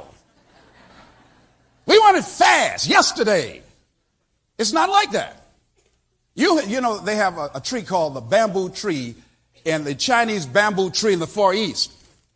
And for 4 years, every day they water and fertilize the ground. And you don't see the bamboo tree. Now, the 5th year, the bamboo tree begins to show itself. It grows, it breaks through the ground. And in 5 weeks, the Chinese bamboo tree grows 90 feet. Now, the question is, did the bamboo tree grow 90 feet in 5 weeks or 5 years? 5 years, of course, you're right. But most people, ladies and gentlemen, don't realize had any day they'd stopped watering it and fertilizing it, any day they'd stopped nurturing it, it would have died. And a lot of people become discouraged with their dreams, discouraged with their goals, discouraged with their ability to do the things that they want to do because they don't see any instant results. They don't see things happening right now. And they become impatient. And people come by and say, excuse me, what are you doing out here? Oh, I'm growing a Chinese bamboo tree. Is that okay? Where is it? Oh, it's there. It's in the ground. You know, I'm just building it right now. You know, certain things you got to do. How long will it be before it comes up? How long have you been doing this? Oh, every day for 4 years. Look, I got a bridge I want to sell you, buddy. Come here. And you know what some people do? Say, well, I guess the bamboo tree don't want to come up. Throw the bucket down, throw the fertilizer away, and walk on away from their dream. A lot of people do that. No, you've got to have patience. You got to know your time is going to come. You got to know that as you are working diligently, meticulously, people are coming by, they can't see it, it's okay. It doesn't matter that they don't see it. What matters is that you see it, and you are anxiously awaiting its arrival. That you're waiting for it, because you know it's there. Like Picasso, he knew when he looked at that big boulder, there's an angel in there waiting to be revealed. I'm going to get to it. And that's how you've got to look at your dream, that you're going to get to it. And everybody, see, most people don't have vision, ladies and gentlemen. Most people look at things just the way they are. They judge according to appearances. No. See, you've got to have that kind of faith and that kind of vision to know it's there as you're working diligently every day, every day. Things aren't working out right. It's okay. You just keep right on coming back. Keep right on. Going back to the huddle, coming back again. People looking at you and saying, hey, why don't you stop? Why don't you try something else? Used to tell me that. Why don't you try something else, Les? Come on. I mean, look how long you've been doing this. Come on. Come on. You've never done this before, man. Come on. Give yourself a break. Who's going to pay you that kind of money? You think these people crazy? No. This is what I want to do. This is where I want to go out. This is my calling. I got to do this. I mean, it'd be great if you support it, but if you don't, it's okay. So you got to stick to your stuff because people will convince you to give up on what you want to do. You'll convince yourself because it doesn't happen right now. So what you got to do is that during those times, you got to hang on in there and know that as you have patience, as you continue to plan your work and work your plan and don't even look up. And let me tell you what happens. You'll have a major breakthrough and things begin to happen for you, man. In the audience here tonight, came to the first week series. It's possible. He lost his job a few months ago. He decided after hearing that lecture to go apply for a job. Told the guy, I just work for you free. You don't have to pay me. I just want to be busy, want to do something. They worked for him free. Today, the guy said, listen, the sales manager has quit. We want you for the job. He's making $75,000.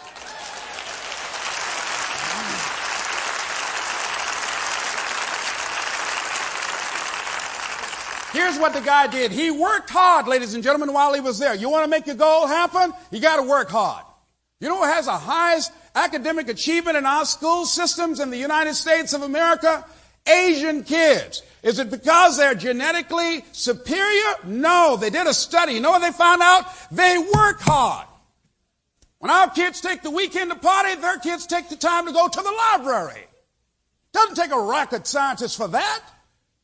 One of my dreams was to buy a home in Miami, Florida with a swimming pool. I never forget, I hired a family who, the little man told me he was from Cuba, came over on a little boat. I hired him to cut my grass. And this guy not only cut the grass, he cleaned the pool. I didn't ask him to do that. I said, well, how much are you going to charge me for the pool? Oh, no, nothing, sir, nothing. Just pay me for the grass. Oh, no, I've got to pay you for this too. Who did I keep that contract with? That guy.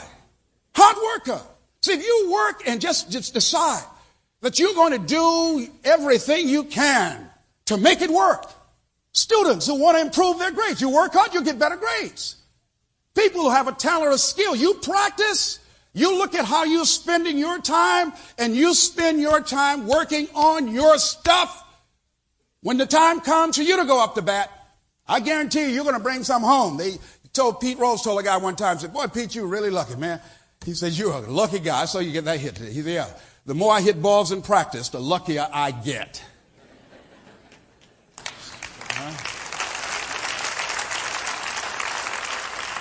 So as you decide, I'm going to look at my time, how I'm spending my time, because how you spend your time says who you are. What is the center of your life? How much time do you spend working on your dream, working on what you say you want to do?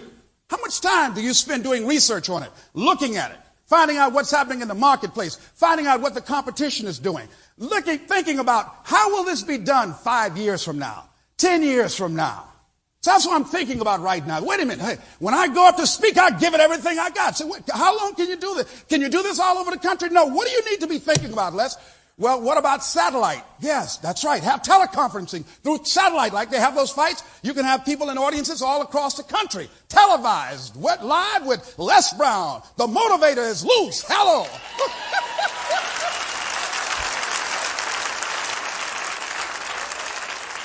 Thinking into the future. See, we got to start thinking, projecting ourselves ahead. How will this be done differently? Replacing myself, using communication technology with video training. Everybody's doing it.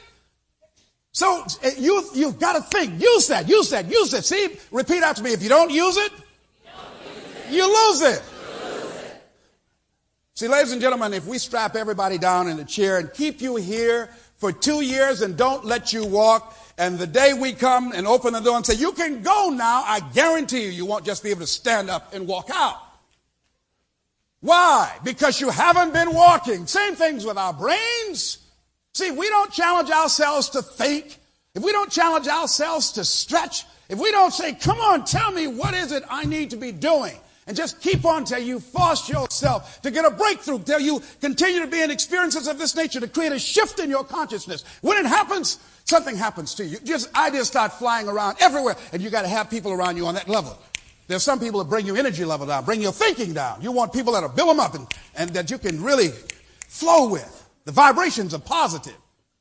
You don't have those kind of people around you. You got dead people around you. You got to watch out.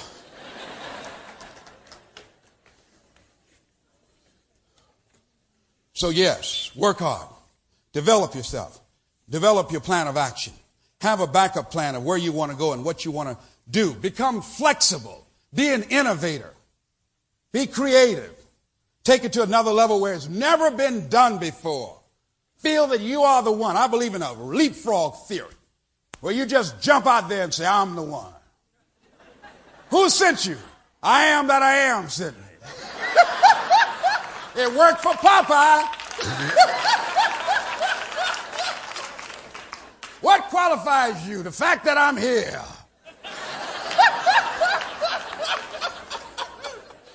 Most people don't have the courage to tell you no. They think you're a little off, and you probably are. Be aware that you're going to have to modify your plan because of new situations. New things will happen, some things that you didn't anticipate. I was giving a speech, and a person who had been listening to my tapes, I didn't know, enjoyed one of my speeches I gave on commitment. So here I am sitting up here. They're about to introduce me after this speaker. This person goes up and said, Mr. Brown, I've been looking for this opportunity to speak before you. I've just admired your work, sir. I said, thank you very kindly. A young lady went to that microphone. She said, I want to talk to you about commitment. Everybody said, I said, wait a minute here. Now, I got commit. This is the speech I'm going to give tonight.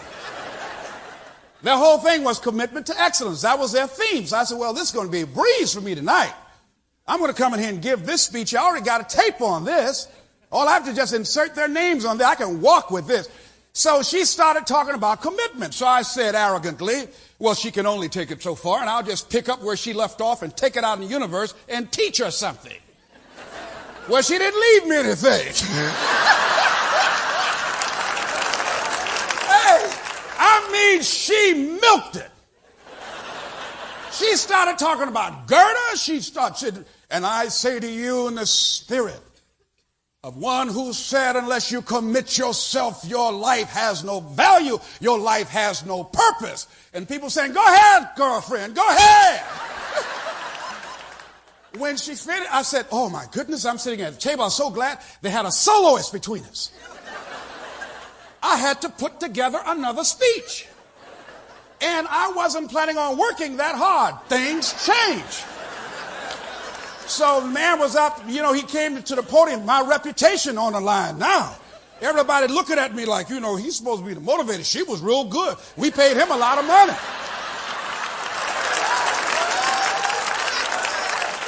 Yes, sir, you're going to do something for this $10,000 tonight. Come on, homeboy. Yeah, because we got the rest of this check over here. Come on, we hold on to it. We ain't going to give it up unless you sweat for us tonight. So when the guy got ready to introduce me, I got up standing in the back like a heavaight champion or something. Just rocking side to side, looking like a wild animal. Snatched the phone when I went up there, you know what I mean? And I tore that microphone up, didn't take no prisoners. But I got through with it. I hit one quote. Somebody said, ow! And it was her.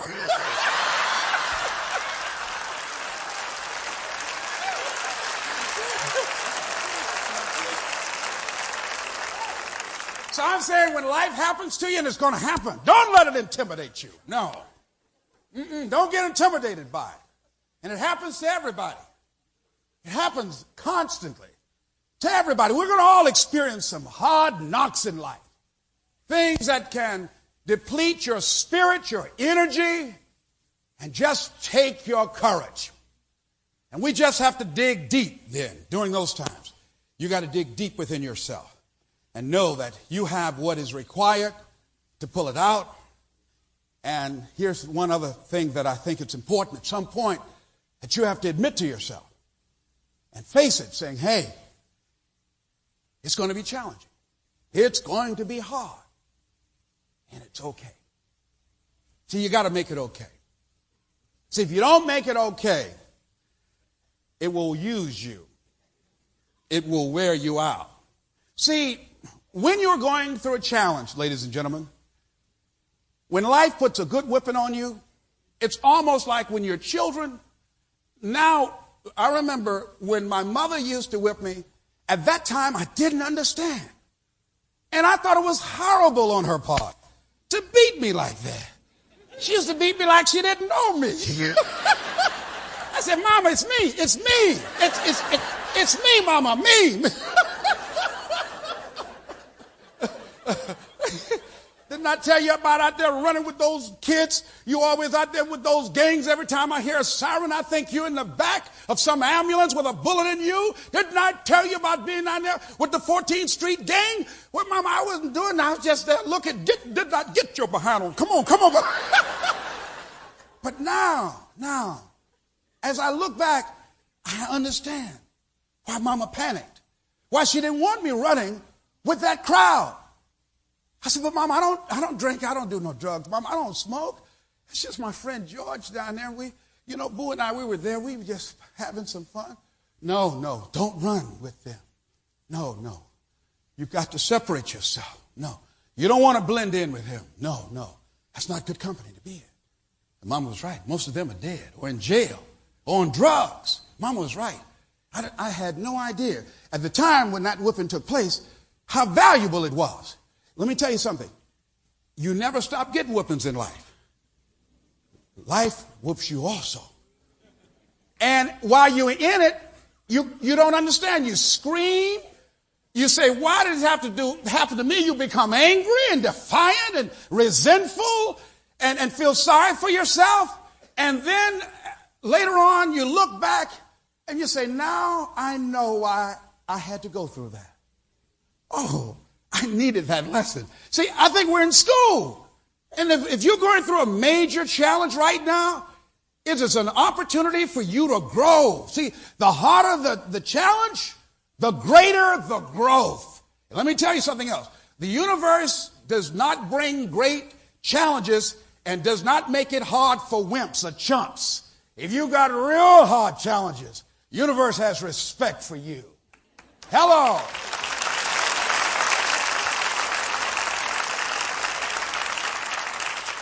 See, you're going to be faced with a series of opposition. All kind of obstacles in your path. Yes, all kind of hurdles you're going to have to overcome. But as you do that, the harder the battle, the sweeter the victory. As you do that, as you go through that, when you come through, ladies and gentlemen, when you come through that valley, when you come through that fight, there'll be a look in your eyes that everybody will know this is a different person here. Because what you become in the process, if you hang in there, what you become as a person, the kind of spiritual growth, personal growth, the kind of commitment, the kind of things that you have within you now showing and revealing themselves that you would have not have known was there had you not gone through this. I would not be on this stage right now had I not been fired on November the 22nd, 1978, from WVKO radio station. I would not be here right now.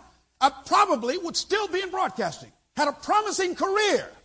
But because of that incident, that at the time, it was all that I knew. All my life, I wanted to be a disc jockey. Here's about life, something about life.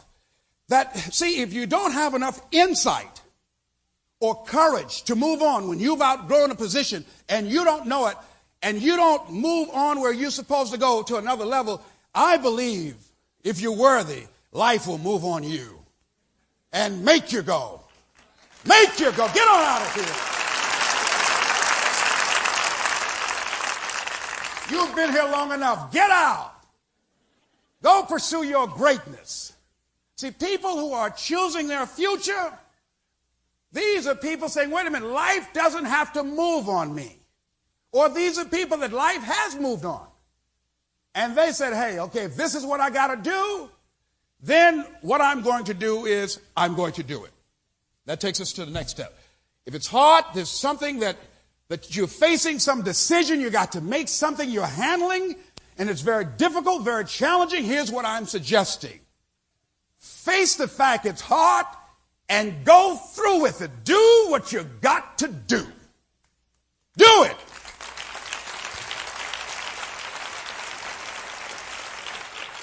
And sometimes, ladies and gentlemen, it will make you cry. Sometimes it will hurt deep inside. A man said that in time of adversity, you don't have an obstacle to deal with. You have a choice to make. That's what you have to do. When it's hard, you have a choice to make. I had a friend that I love very much, and I had a choice to make. It was a hard choice.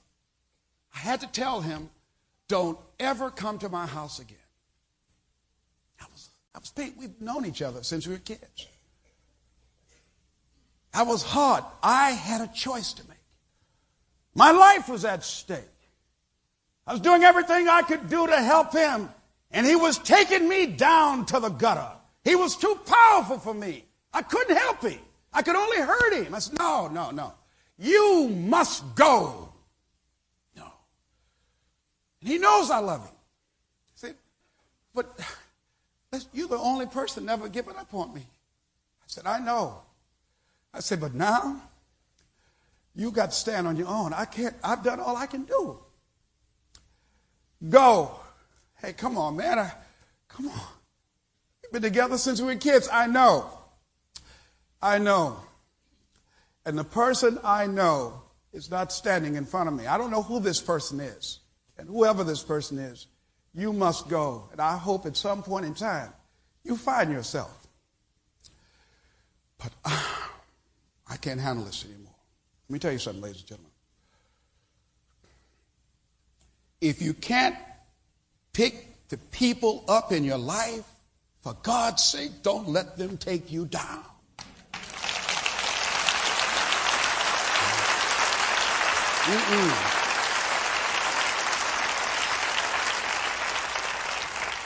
No. And that's anything. Circumstances. Sometimes you have to move to another town. Sometimes you got to take some chances. Sometimes you got to move and don't even know where you're going. But you got to go. Where are you going? I don't know. But it's out of here. I'm going.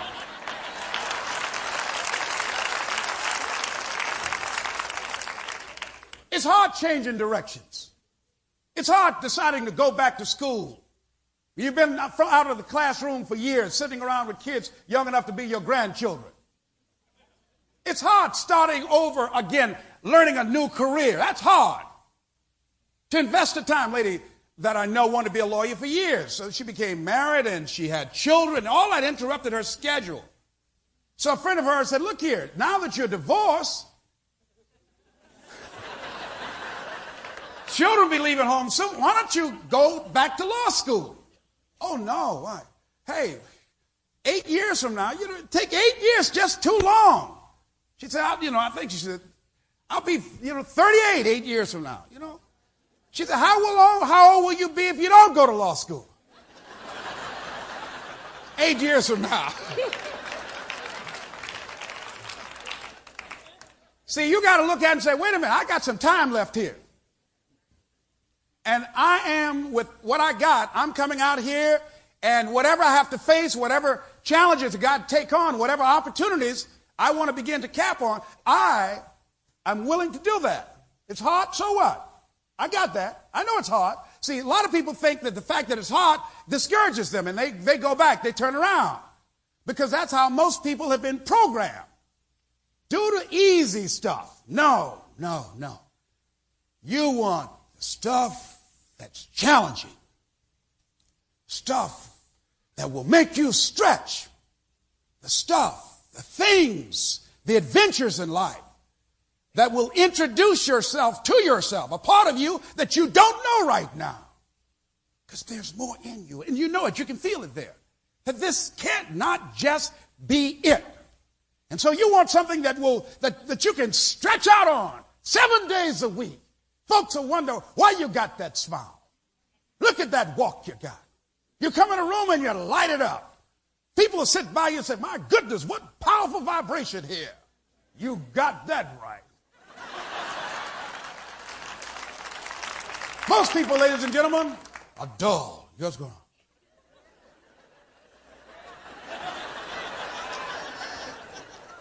Good morning. What's good about it? Thank God it's Friday. Low energy. No. Here's something else. You're going to hit a wall.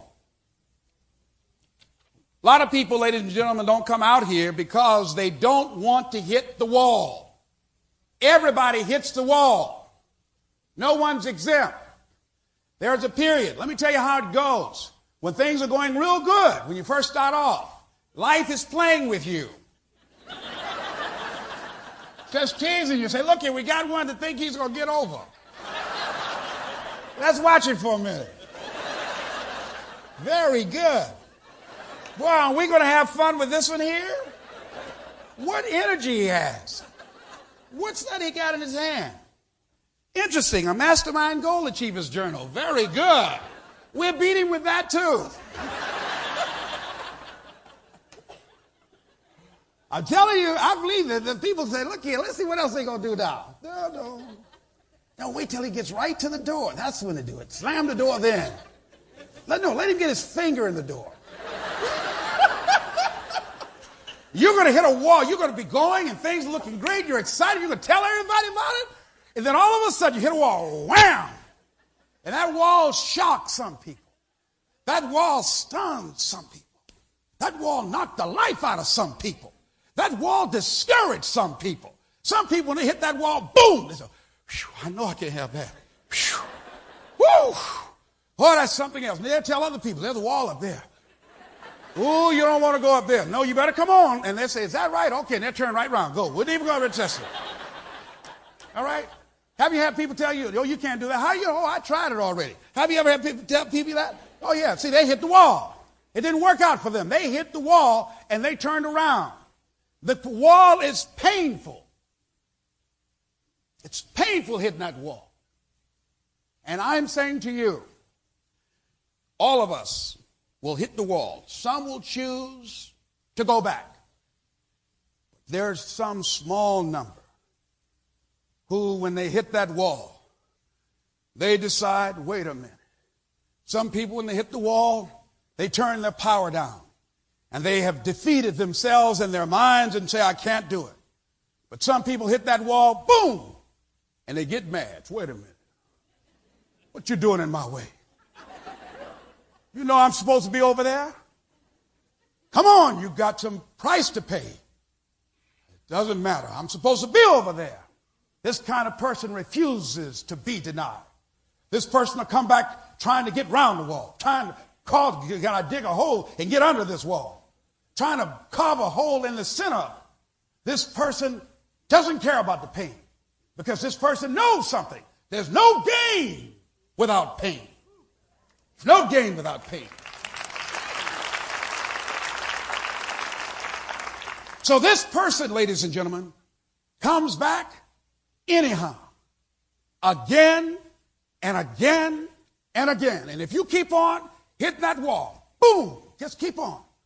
Boom, just keep on. Boom, here's what happens to you. That you will have an incredible breakthrough. And it's as if the universe says, let's help him out. Come on. I admire that kind of tenacity. Let's give her a hand. Let's send her assistance, send her resources. It will come out of nowhere. As you're working times with tears falling down your face, and you'll look back on the times and you will cherish those times. Ladies and gentlemen, it's hard. I was 9 years old in Overtown. And my mother became ill at the M&M cafeteria. And she was a cook, and one day she was moving a big pot. And because of her arthritis, she couldn't hold it up. And she dropped it. And she spilled it and had an accident, burned herself and other people there. And Mama lost her job, couldn't work anymore. And I'll never forget, I look back on it and I say, whoa, that we had one can of sardines in the refrigerator. Mama couldn't work. Couldn't get any kind of assistance. We have no family. She adopted these 3 kids with no man. And the neighbors would come in and look in on us whenever they could. And I remember Mama said, sick, she said, you might get ptomaine poisoning from eating that. I said, how long has it been open? I said, I don't know, Mama. She said, Margaret and Wesley, one of them opened it. And it's been, it was there last night. She said, I tell you, bring it here. She said, I'll just eat a little bit. And if my stomach starts hurting, if I get sick, go call Miss Henry or Miss Iris next door. And they'll call Dr. Johnson. I said, yes, ma'am. And we sat there looking. I said, Mama, you going to be all right? I said, let me do it, Mama. No, y'all just wait. It was hard. I said, oh, God, please. Oh, don't let Mama get sick. Don't let her get sick. Please, Lord, please, please, please. And Mama ate it, and we sat there watching. And after about 15, 20 minutes, Mama, you all right? You all right? Yes, go get me some water. Yes, now. Mama, you all right? Yes, I'm all right. Okay, you can have it. We can all eat now. That was a hard time. Ladies and gentlemen, I wouldn't trade it for anything. I wouldn't trade it. Why? Because it makes you value things. You realize how blessed you are. When you look, there's a song called How I Got Over. Sometimes I look back and I wonder how I got over. That when we look back at our lives, we are blessed just to be here.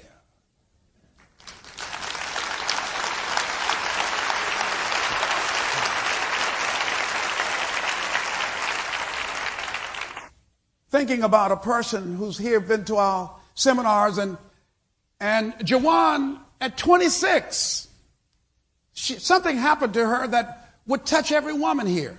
She developed a disease that she lost all of her hair. Hair is more important to a woman than a man. Lost all of her hair. All over her body. Alopecia. And she said that when she lost her hair, she felt that she was unattractive. She was afraid to go out. Eventually, when she developed the courage to have a relationship, she had apprehension. How will men treat her? How will they react? She had embarrassing moments when her wig fell off her head. And it was a crushing experience for her. It devastated her. And so she said, I decided that I was going to go out and face the world without my wig. I'm not going to hide behind it no more. And she said it was hard. She said, I attempted 30 times to leave the house, and I couldn't bring myself to go out the door. And a friend came by that she had talked to and told him that day she was going to go out. And so he came over and said, hey, you ready to go? She said, yes. And she went back upstairs to get her wig. She came back down with it on. He said, what are you doing with the wig? I thought you said you're going to go out without her today. She said, oh, I know, but it's cold outside. He said, it's 93 degrees. Well, I'll do it another day. I'll do it another day. Not today. Don't make me do it today. He said, listen, Jawan, you'll be all right. You'll be all right. Come on. You don't need it.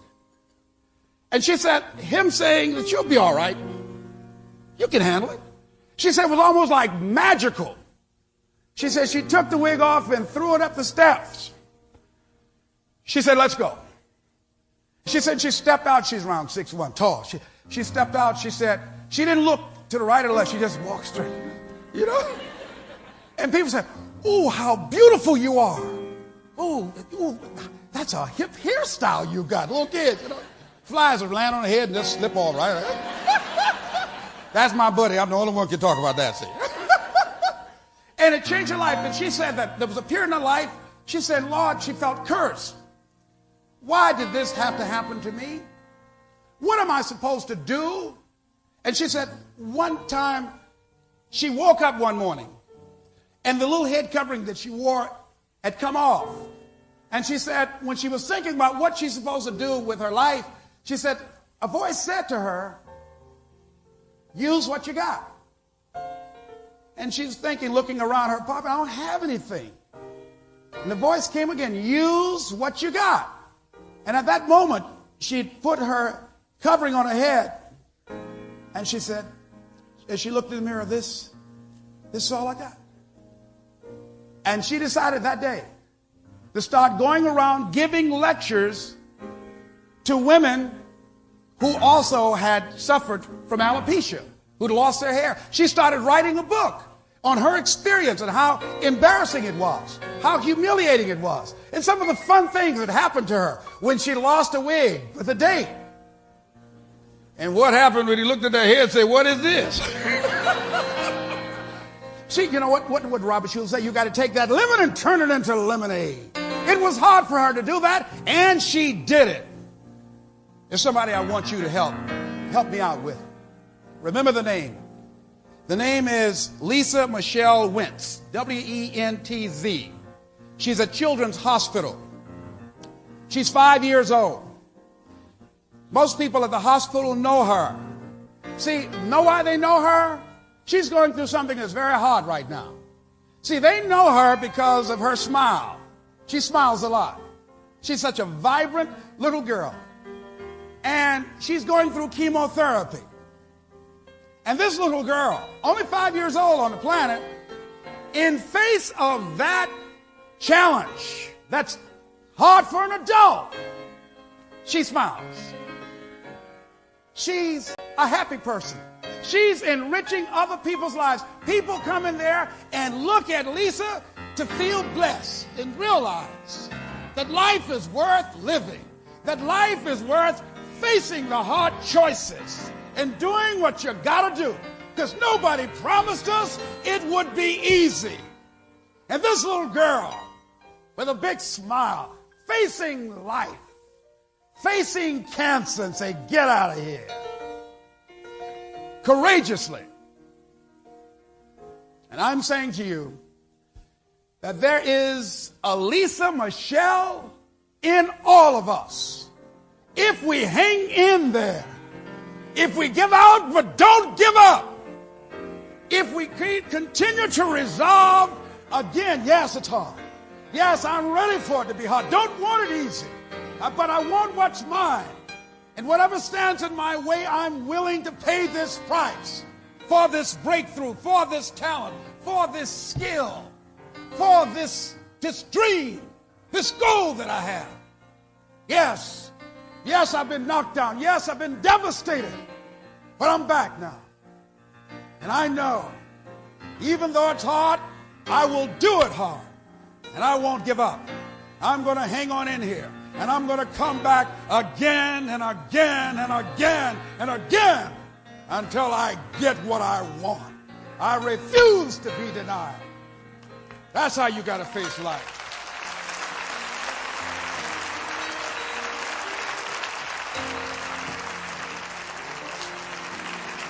So I say to you, if it's hard, keep on coming back again. If folk oppose you, come on back again.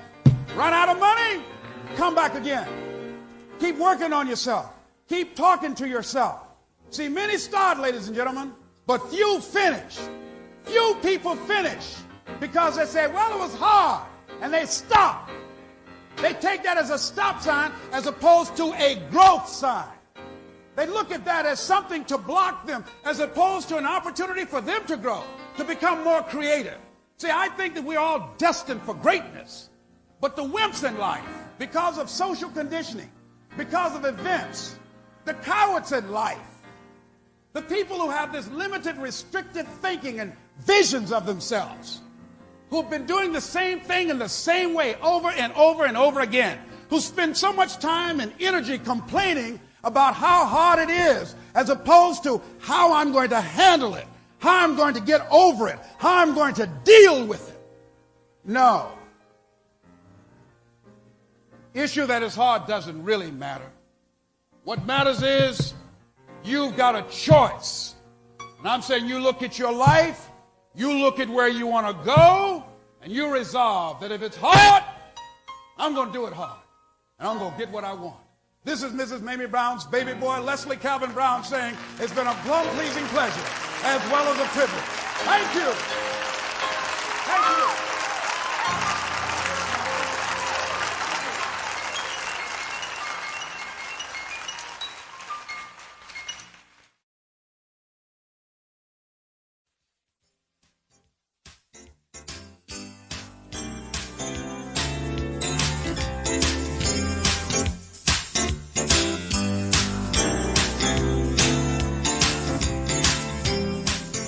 As you listen to this program, Les Brown will add strength to your purpose. For once you know that it's possible, it's necessary, it's you, and it's hard, you still may ask yourself this one basic question.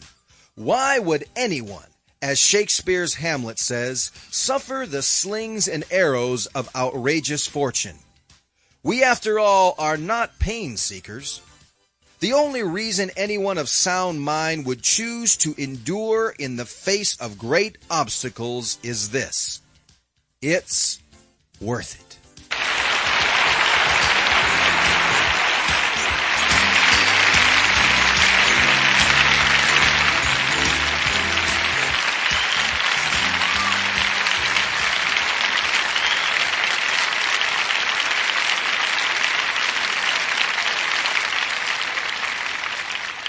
Now, tonight, we step up to week 5.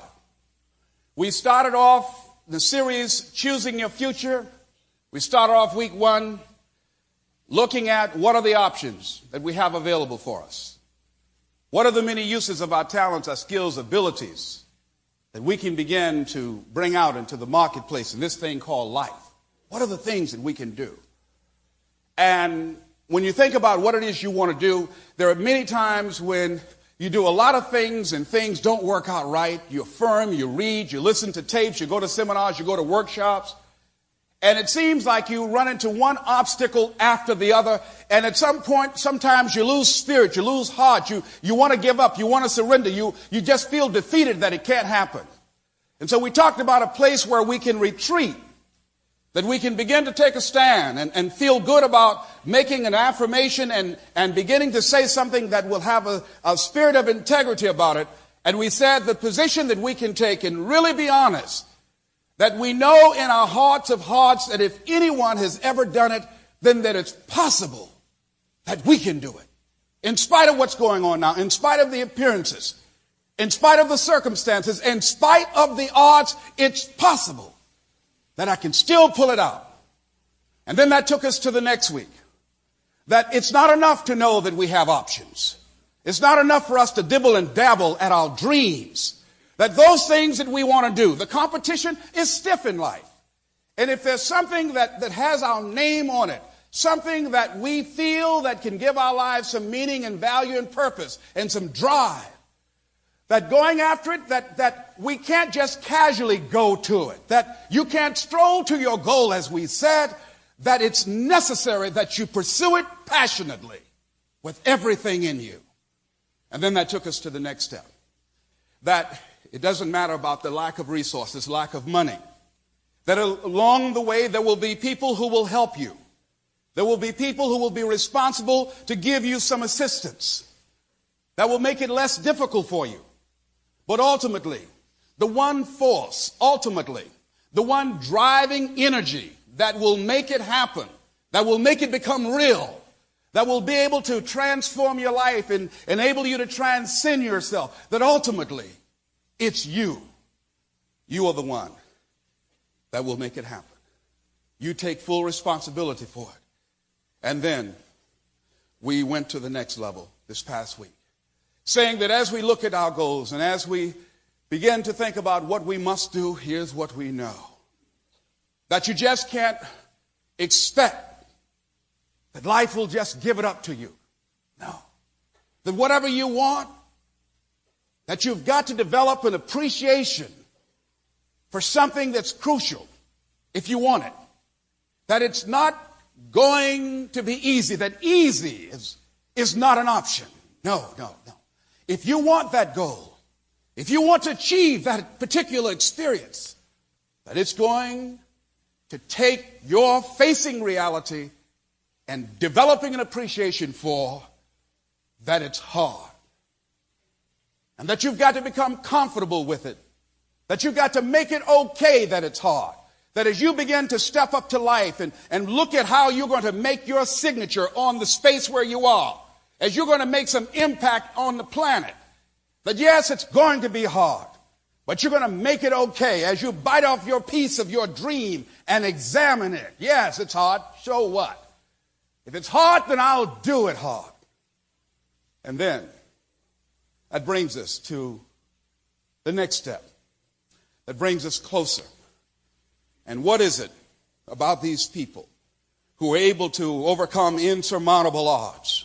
What is it about these people who pay enormous prices for the things that they achieve and the things they reach? What is it about the Pete Bolas of the world who drive themselves, who push themselves when everything in them wants to give up and to stop in the race of life? What is it about these people after their lives have been devastated and people left them and walked away and left them for dead? What is it about them that make them jump up and say, I'm too legit to quit? I got to keep on. What is it about them that make them say that? I'm too legit to quit. Here I come again. They've been defeated again and again and again. Had doors slammed in their face. Lost all their money. What is it about these people that will make them face dangers and criticism and ridicule? What is it about these people that William Shakespeare talked about in Hamlet that make them suffer the slings and arrows of outrageous fortune? After all, we're not pain seekers. What is it about these people who are of sound mind that will go out there and face this kind of punishment? What makes them do it? That's what I want to know. And when you ask them, they will tell you it's worth it.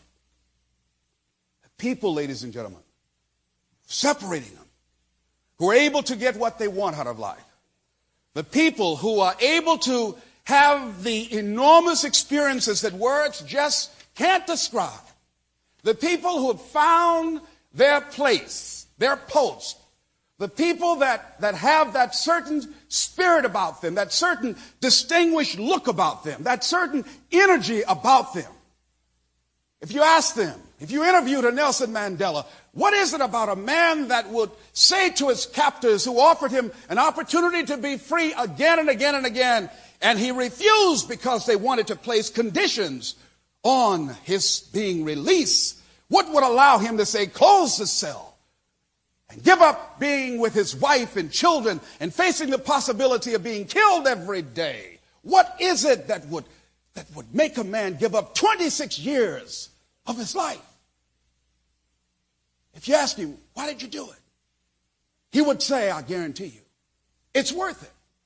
People who quit, who get real close, and because of some experience, because of some event, because of some comment by somebody, because of some resistance, because of some criticism, if you ask them, what made you think in the middle of the fight when you had a possibility of pulling it out, what made you think about throwing in the towel on yourself or on your dream? Why are you walking away from the arena?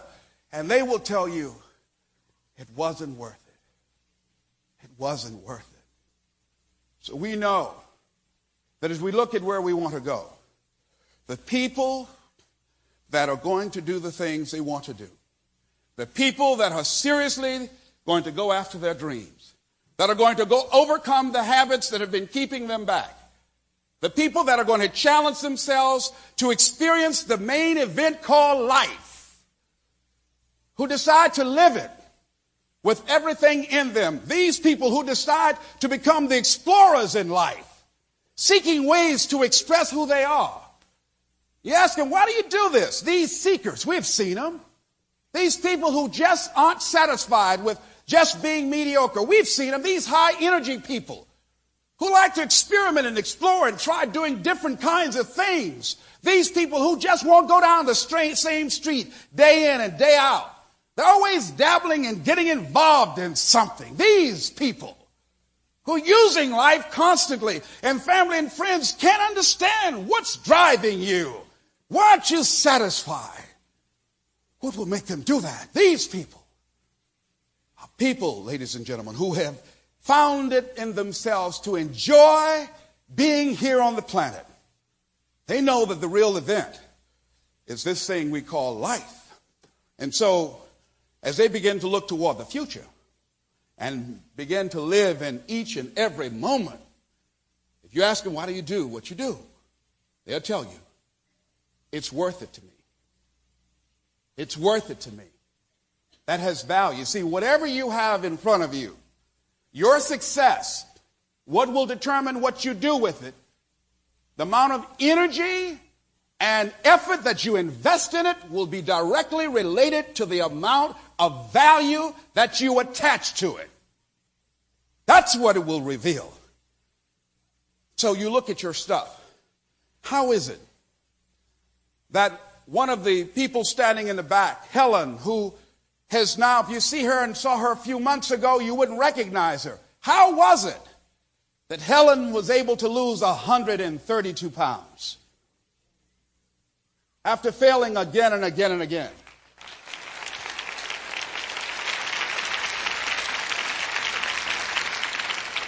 Or Renee, who lost over 150 pounds after failing again and again and again. How did they do it? It was worth it. Their health was worth that kind of commitment.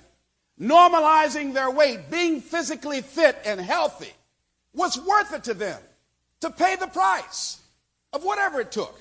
How is it that Marty Klein, I was at William Morris Agency in New York this past weekend, and Marty had been smoking since he was a little boy. And we all knew that nicotine is one of the most addictive drugs on the planet.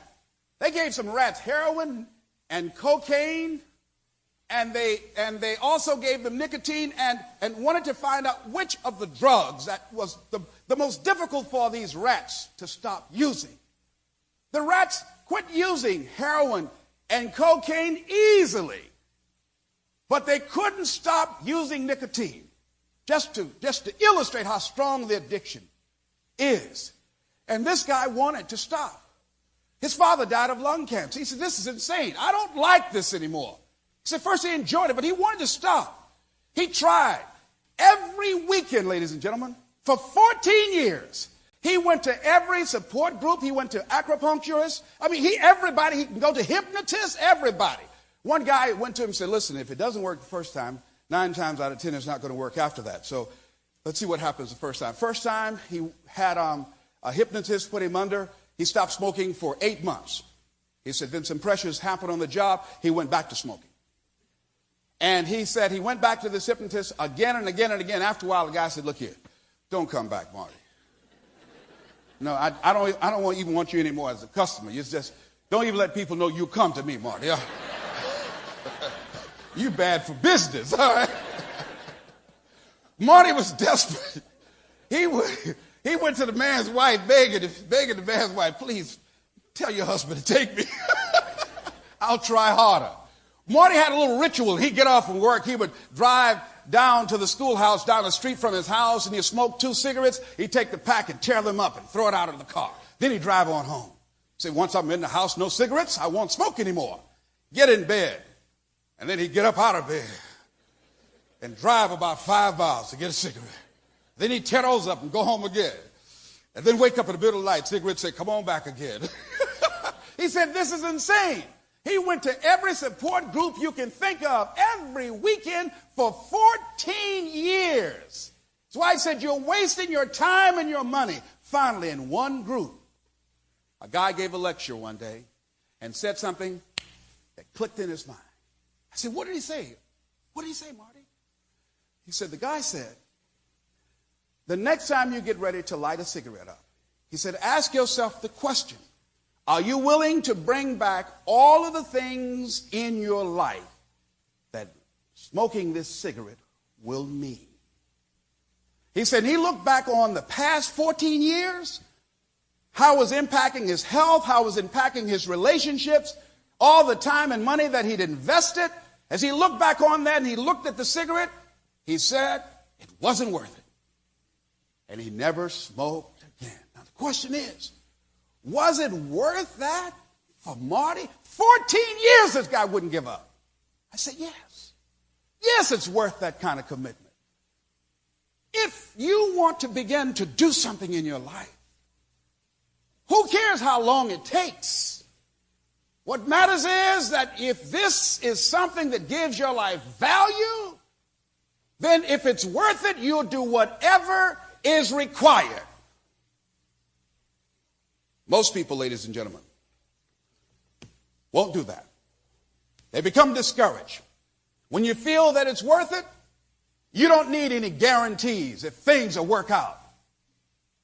You don't need to know the outcome if you feel that it's worth it. Just doing it, living it, experiencing it has its own kind of power.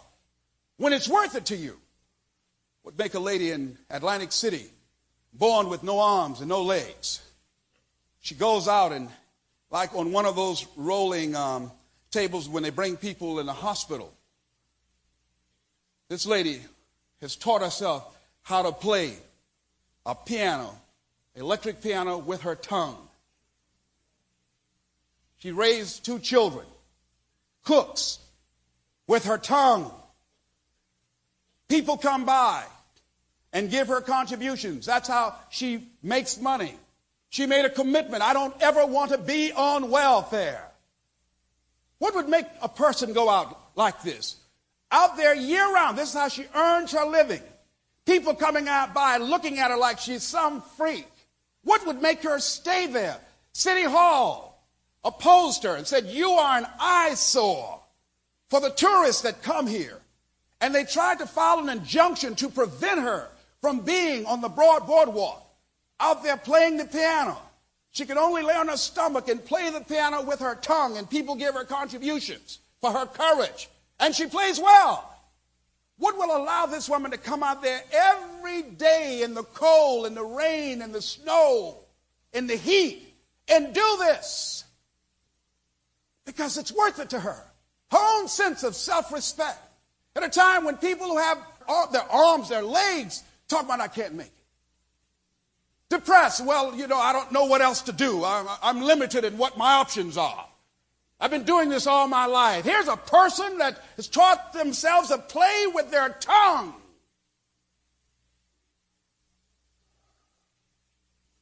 Oh, when you feel and find something that's worth it for you. Fort City Hall, people told you can't beat City Hall. She won. It was costly. She paid for it, but she won. She fought hard. Why did you fight them? Why did you just go home and try something else? She said it was worth it. Anita Hill, whether you like her or not, whether you believe it or not, it's not really the issue. But I wanted to know what would make a person coming out of private life come and expose themselves to that kind of national exposure, that kind of pressure, those kinds of threats. How it would change their lives? What would make a person do that? They had to say within themselves, people have faced enormous controversy in life. It's worth it. And if this is the price that I must pay, then so be it. See, when it's worth it to you, you don't experience stress. In fact, when it's worth it to you, you experience a feeling of serenity that other people can't understand. They'll look at you and wonder, how could you do that? How did she do that? How did she handle that? This young girl who now is taking on former heavyweight champion. I'm sure I'm sure there had to be at some point in time some offers of money saying, look here, don't do this. Or people saying, do you know what's going to happen to you? They're going to make you the victim. 18 years old. And she had to say, so what, it's worth it. No, you're not going to get away with this. No. You're not going to do this to anybody else ever again. If there's any way that you can be stopped, you're going to be stopped now by me. People, ladies and gentlemen, who take a stand with their lives. People who go after their dreams against great odds. People who stand by an issue. Araf Nader has got to say, hey, it's worth it. They're willing to take the heat for their stuff. Those things that you desire, those things that are important to you, that you have got to decide what's worth it for you. What do you value? Believing it's worth it causes you to exert great effort. And great effort releases the creative genius in you. You'll discover things you can do, ideas that will come, talents and abilities and powers will begin to express through you. You'll wonder, where did that come from? I didn't know I can do this. I've been giving speeches and things start happening. And I was a witness within myself saying, ooh, that was heavy. Wherever that came from, y'all send some more. If you're a painter, there's people who sing that at different points they know they're no longer singing and you can sense it. They're only a channel for life to express through. When you're writing, there are times you might have some writer's cramps, but after a while it just seems like something is moving the pen and you are just there being a witness to it. When you get into your stuff, when you go up in there and you start going at it passionately and working with it and working with it and working with it, it will reveal its secrets to you. And you discover things about yourself that you don't know right now. That you're willing. A guy said out front, he said, I've been in prison for 20 years. And I've been working on my life, and my life is coming together. I've been coming to these workshops, listening to tapes, and I'm discovering things about myself that I didn't know. My life is on the upswing. I'm proud of me. That effort that he's putting forth, it's worth it. We have two people here. Audia and Jan, where are you? They flew here from St. Louis. Give them a round of applause. St. Louis.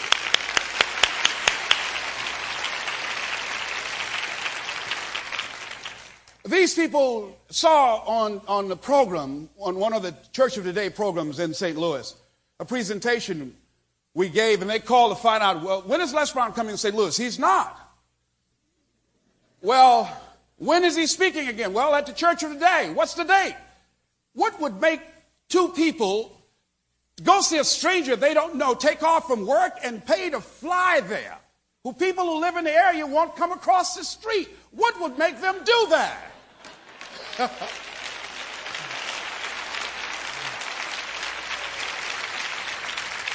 It was worth it to them. Whatever the investment.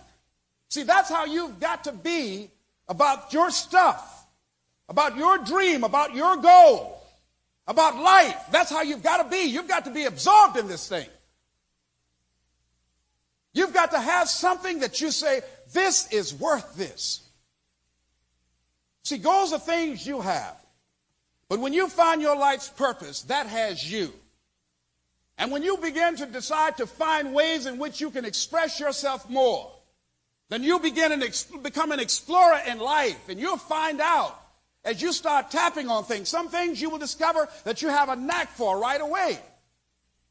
See, you won't just have just one particular thing you do. I love speaking, but I also love training and developing speakers. I love that. I love working with kids, but I'm also developing a fascination with singing. I know there is a voice in me somewhere.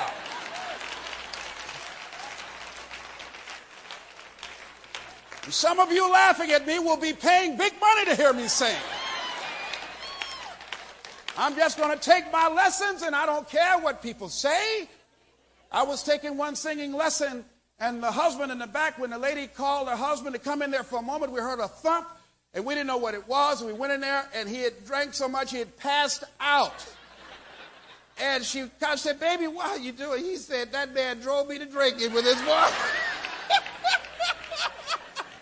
I came back there. She was so apologetic. I'm so sorry, my husband. You know, he's always joking like that. I said, it's okay.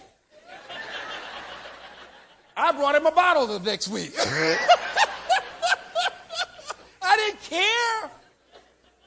Young man suffered an injury while playing soccer in Madrid. His career was finished. And a lady, a nurse there, gave him a guitar. He started taking lessons, playing the guitar and singing. Never did this before. And a lot of people have told him, you're wasting your time at your age to try and do this. You've never done this before. But I bet you they're not telling Julio Iglesias that now. What made him do that? Discipline himself to train and rehearse and drill himself and practice and practice and practice. It was worth it to him. It was worth it to him. What talent do you have within yourself that you have not attached some value to it? To really go up in there and explore it and find out what secrets it holds for you.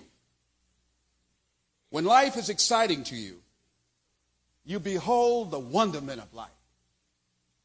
In spite of what you might be going through, you get up and you learn how to become a witness with your life.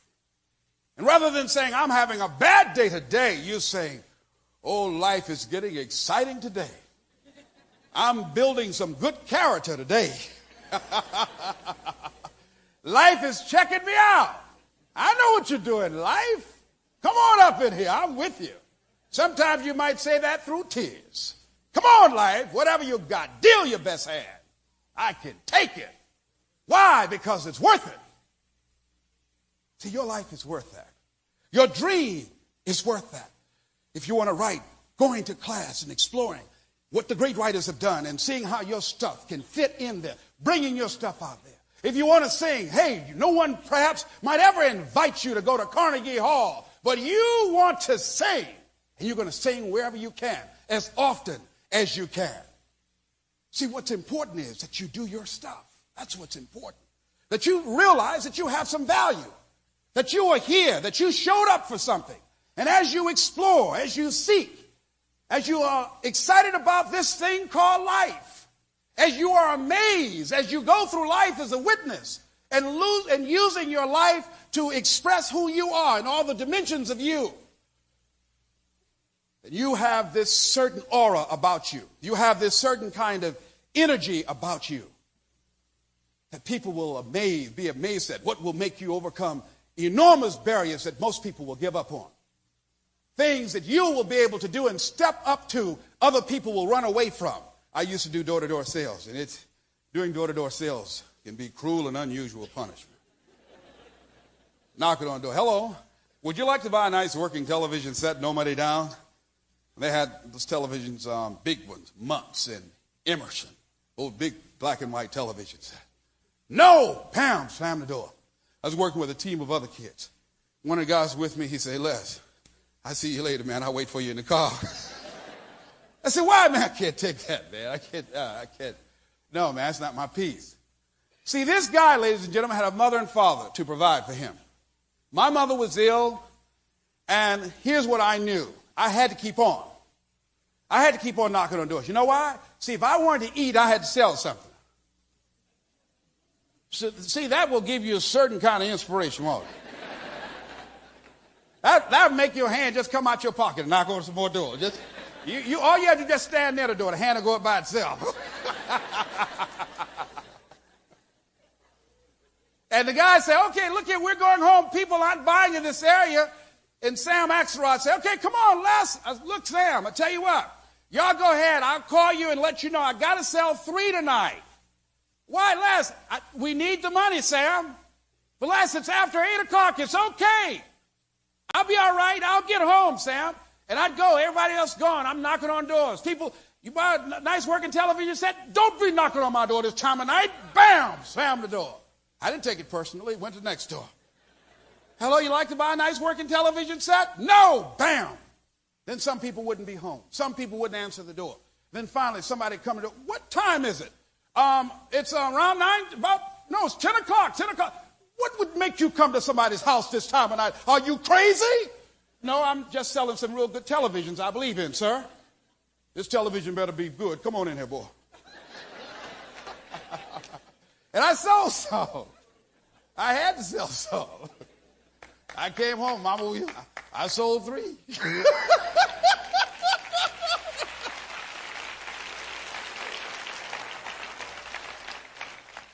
See, when you know it's worth it, the fact that it's worth it to you sweeps away obstacles, make you ignore criticism. When you know and feel that it's worth it, you don't need anybody's approval. If people believe in you, that would be great. But when you feel that it's worth it to you, you stand up for your stuff. My son Patrick, Patrick, he's into music. Patrick, going to Ohio State, senior, he wants to do music. Patrick,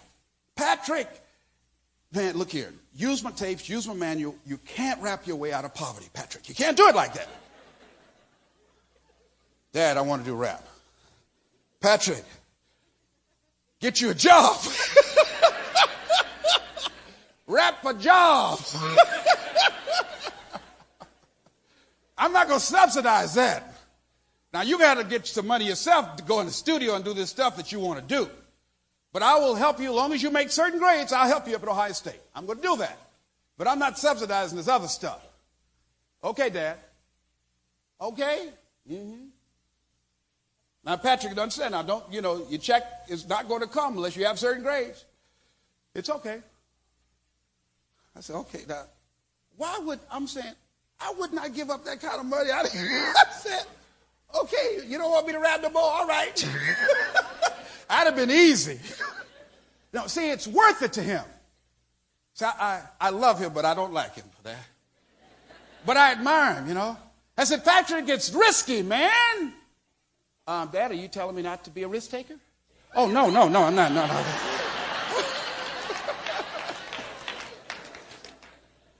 But what about all these other guys out here, man? Dad, hey, what does that have to do with me? They have their stuff. I got my stuff. And I'm going to bring my stuff out here. Is that what you tell people? Yeah. You're right. I say, don't be putting my stuff in my face, boy.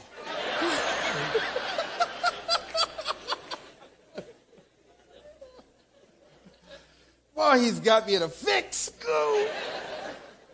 But it's worth it to Patrick. And I can apply some pressure. It's worth it. It's worth it. Boy, I admire that dude, but I can't stand him.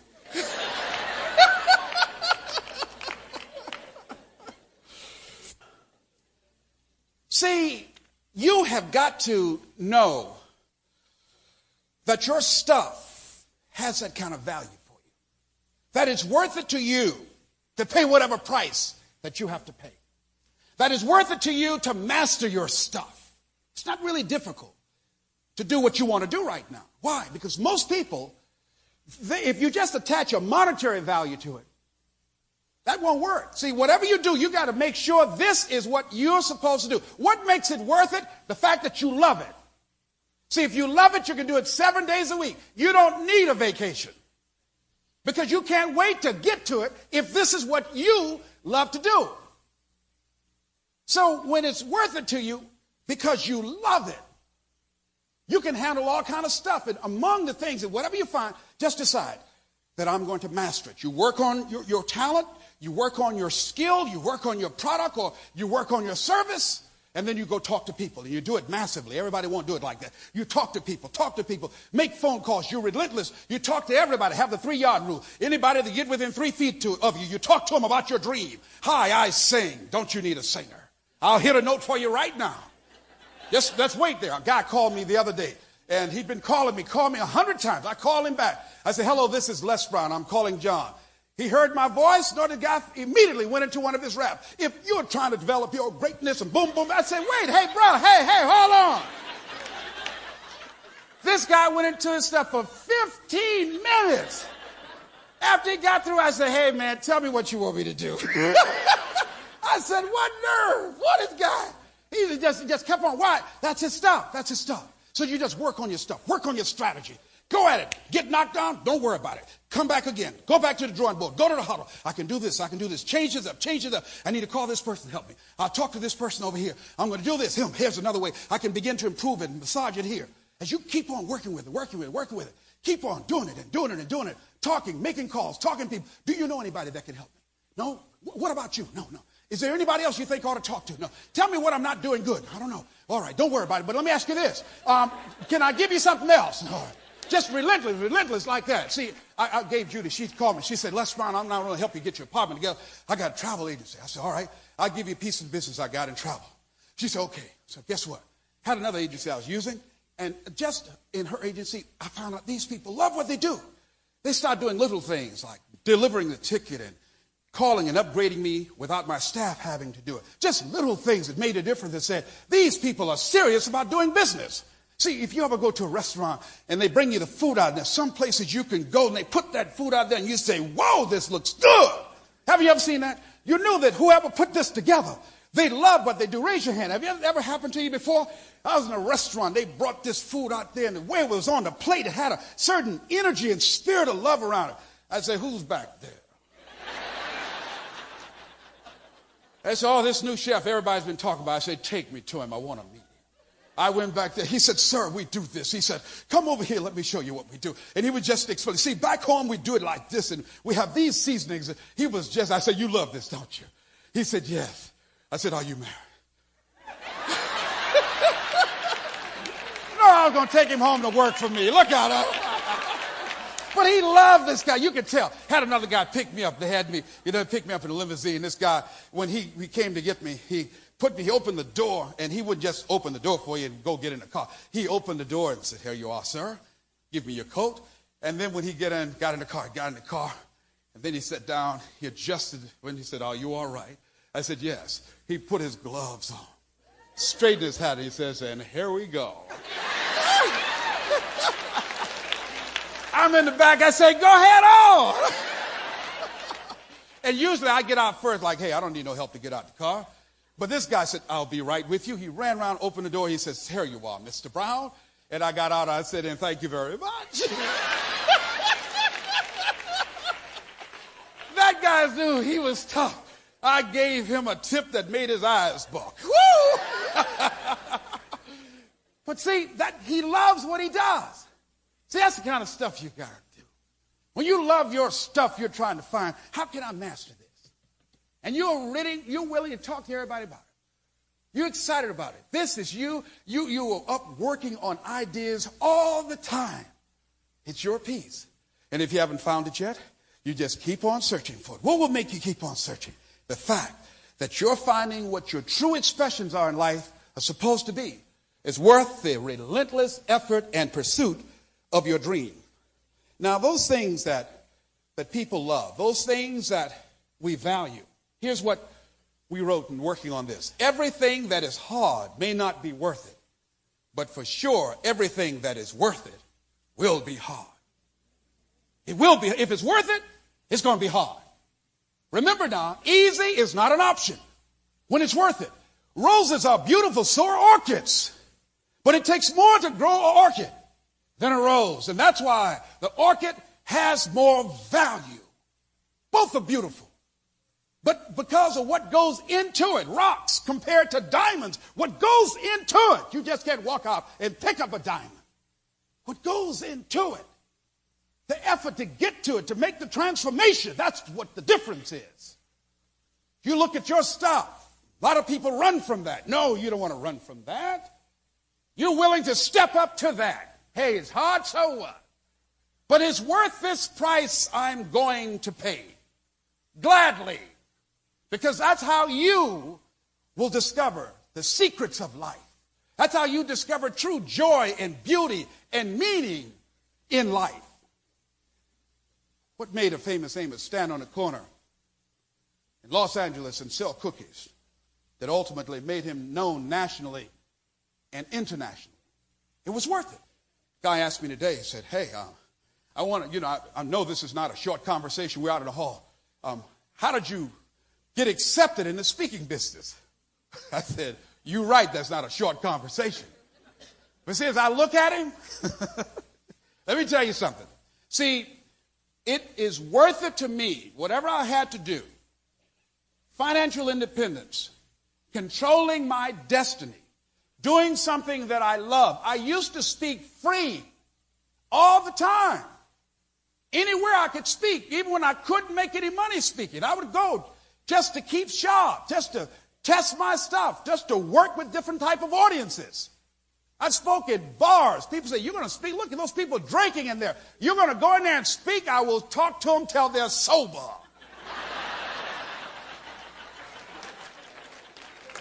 And I would start speaking to them. I want to talk to you this evening about your greatness. And people start holding glasses. Who's that fool up there?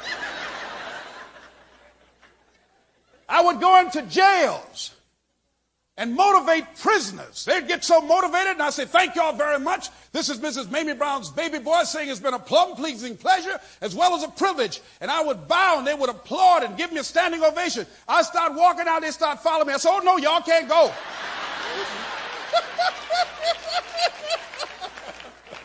Don't get too motivated. Can't do the time, don't do the crime. Oh, no, I'll see y'all next week. Oh, boy. When you keep applying the pressure, when you continue to go after it, you're going to make a lot of mistakes. What will cause people to go out and make mistakes and risk being laughed at and talked about and attacked? What would cause them to do that? A lady who became the president of a company that was dominated by men. A woman who was admiring her came up to her after her appointment. Said, wait, how did you do this? You're the only woman on this level. How did you become the president of this company? The lady reflected for a moment and she said, I did it by making a lot of right decisions. She said, well, how did you develop the knowledge and the wisdom and the skill to know what the right decisions were? She said, I learned by making a lot of wrong decisions. See, it was worth her making a lot of wrong decisions, risking people talking about her, condemning her, saying, you don't know what you're talking about. Didn't you tell us about that the other day and it didn't work out? She was willing to do that. Being stabbed in the back, she was willing to deal with the politics of the office, of the workplace. She was working in a situation where doing the same work other men were doing, producing more, and she was making less only because she wore a skirt, and she decided to fight it tooth and nail. And she made it to the top. How? What gave her the strength, the intestinal fortitude to keep on fighting day in and day out? Because it was worth it to her. It was worth it. Every step of the way. When it's worth it to you, you use your mind and heart to do what is required. When it's worth it to you, you go after it. You are operating like a baby. It's worth it to a baby to stumble and fall again and again and again until it learns to walk. A lot of people don't act on their stuff, don't act on their ideas and dreams because they are not perfect, because they're not pros, because they don't know how to do it. They don't know coming out of the gate. They haven't learned. And they're not willing to stumble and fall again and again. Have people help pick them up. They're not willing to do that. They're not willing to have people laugh at them. They're not willing to be awkward because it's not worth it to them at this stage of consciousness. So you've got to find something in your heart, something in your life that will make it worth it for you to become an explorer in life. No, you're not trying to seek pain. You're not trying to find ways to destroy yourself. No. But you know that through this kind of opposition, that's how you develop strength. You can't learn good horsemanship by riding a tame horse. No, it's not that kind of situation. You can't fix lemonade with just sugar alone. No, you got to have some sour lemons. So the people that do the daring things, people who've made history, people that have changed the course of history, people that are making the dramatic difference on the planet, if you ask them, what will make you face this kind of heat, this kind of fire, this kind of rejection? If you ask them, they'll tell you, it's worth it for me to do this. They've found their post. They've found their place. They've found something inside themselves that has given them the strength to face the heat. When other people would become cowards and run away and say, I can't do that, they will step forward and say, I will. I'll take it on. And you have that in you. You have the capacity to make that happen in your life. That your life is worth whatever effort that you're willing to put forth. Willing to reject the desire to be average. Finishing this book called Average, the Enemy Within. That you know, I don't want to be average. I want to be different. Now, what is it that we find that will give us that tenacity, that will give us that courage to stand up, that will give us the strength to break habits, that will give us the kind of dedication and determination to come back again and again and again? What will do that for us? How do you find that stuff? How do you find it? It's worth it when you love it. When you love it. That love will help you bridge a lot of challenges. It will help you handle many obstacles. That kind of love that you have within yourself for the things that you do, if it's representing some particular public policy, if it's running a marathon, if it's handling a business, if it's working with the physically handicapped, or working with our children, or wanting to do something to protect the environment, because this is what you said, I finally found my peace over here. I want to do this, and I might catch a lot of heat for it, but it's okay. It's all right. I'm willing to do that. And it will drive you.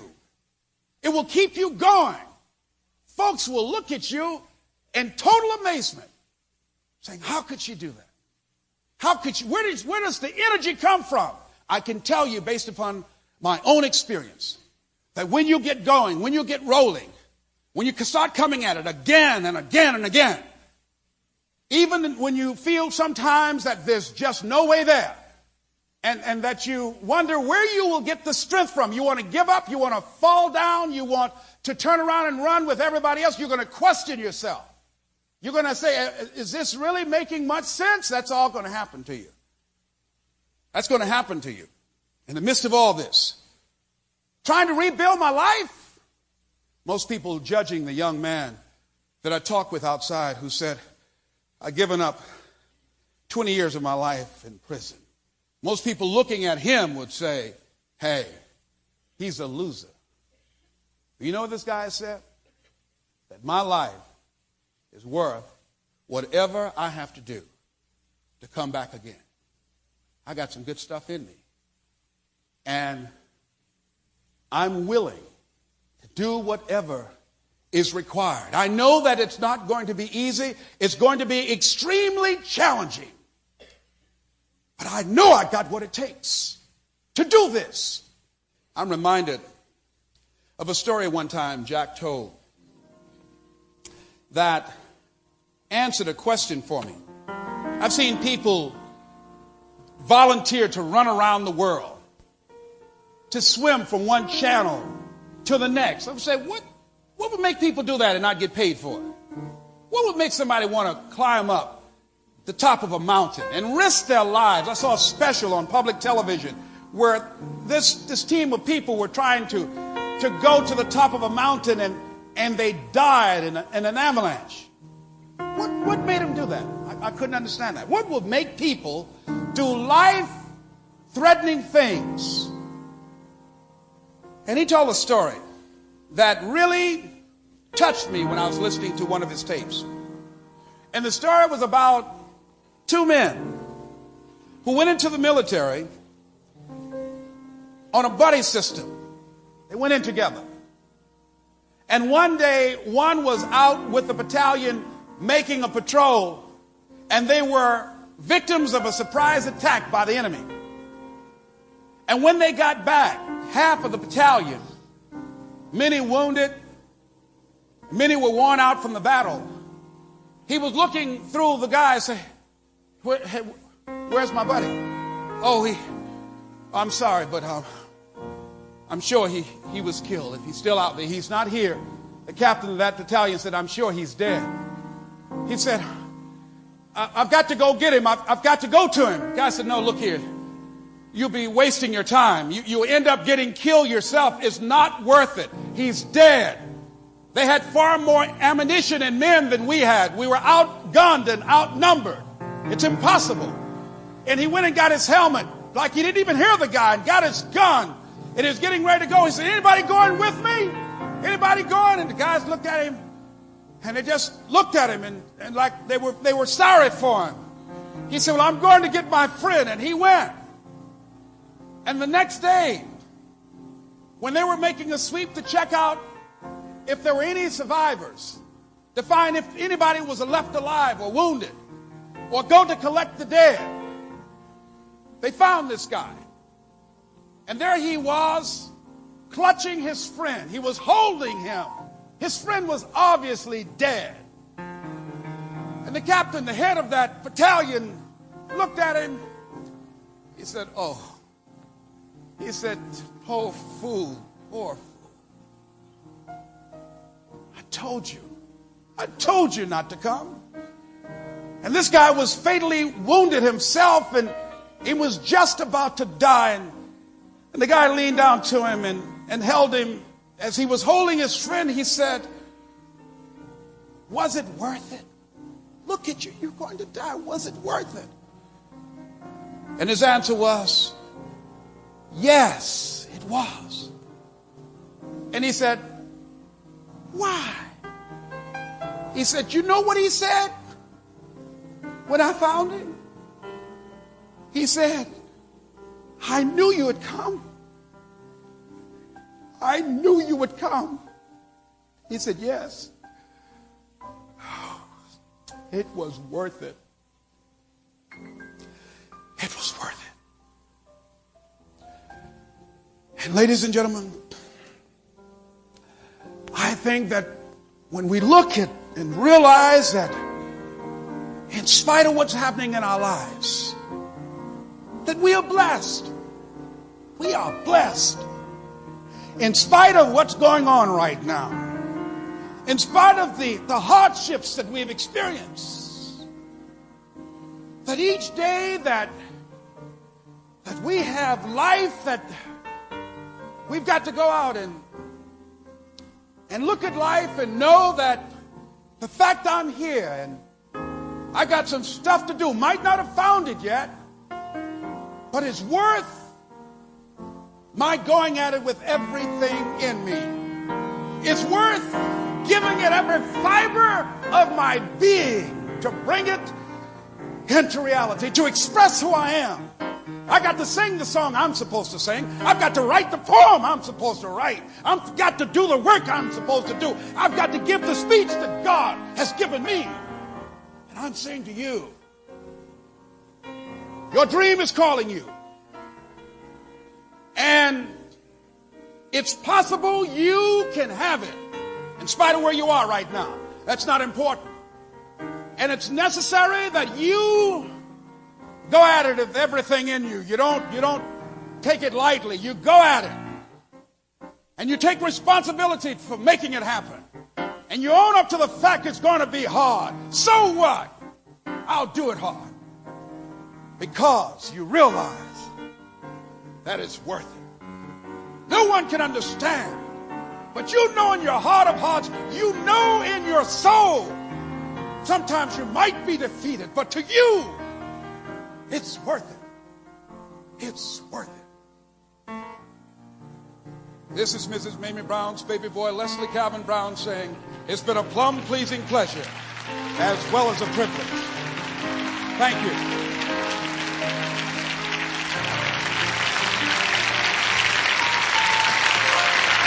Thank you.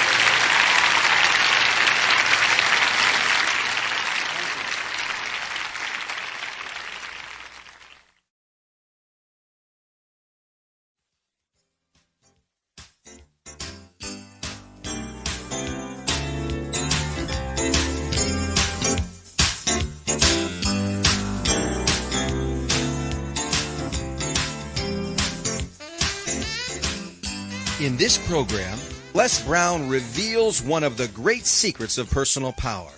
There is a certain point in time when you know the race has been won even before it's over. You have crossed over the line and built up such momentum that quitting is no longer an option. In the deepest part of your consciousness, you have settled the fact that you shall not be denied.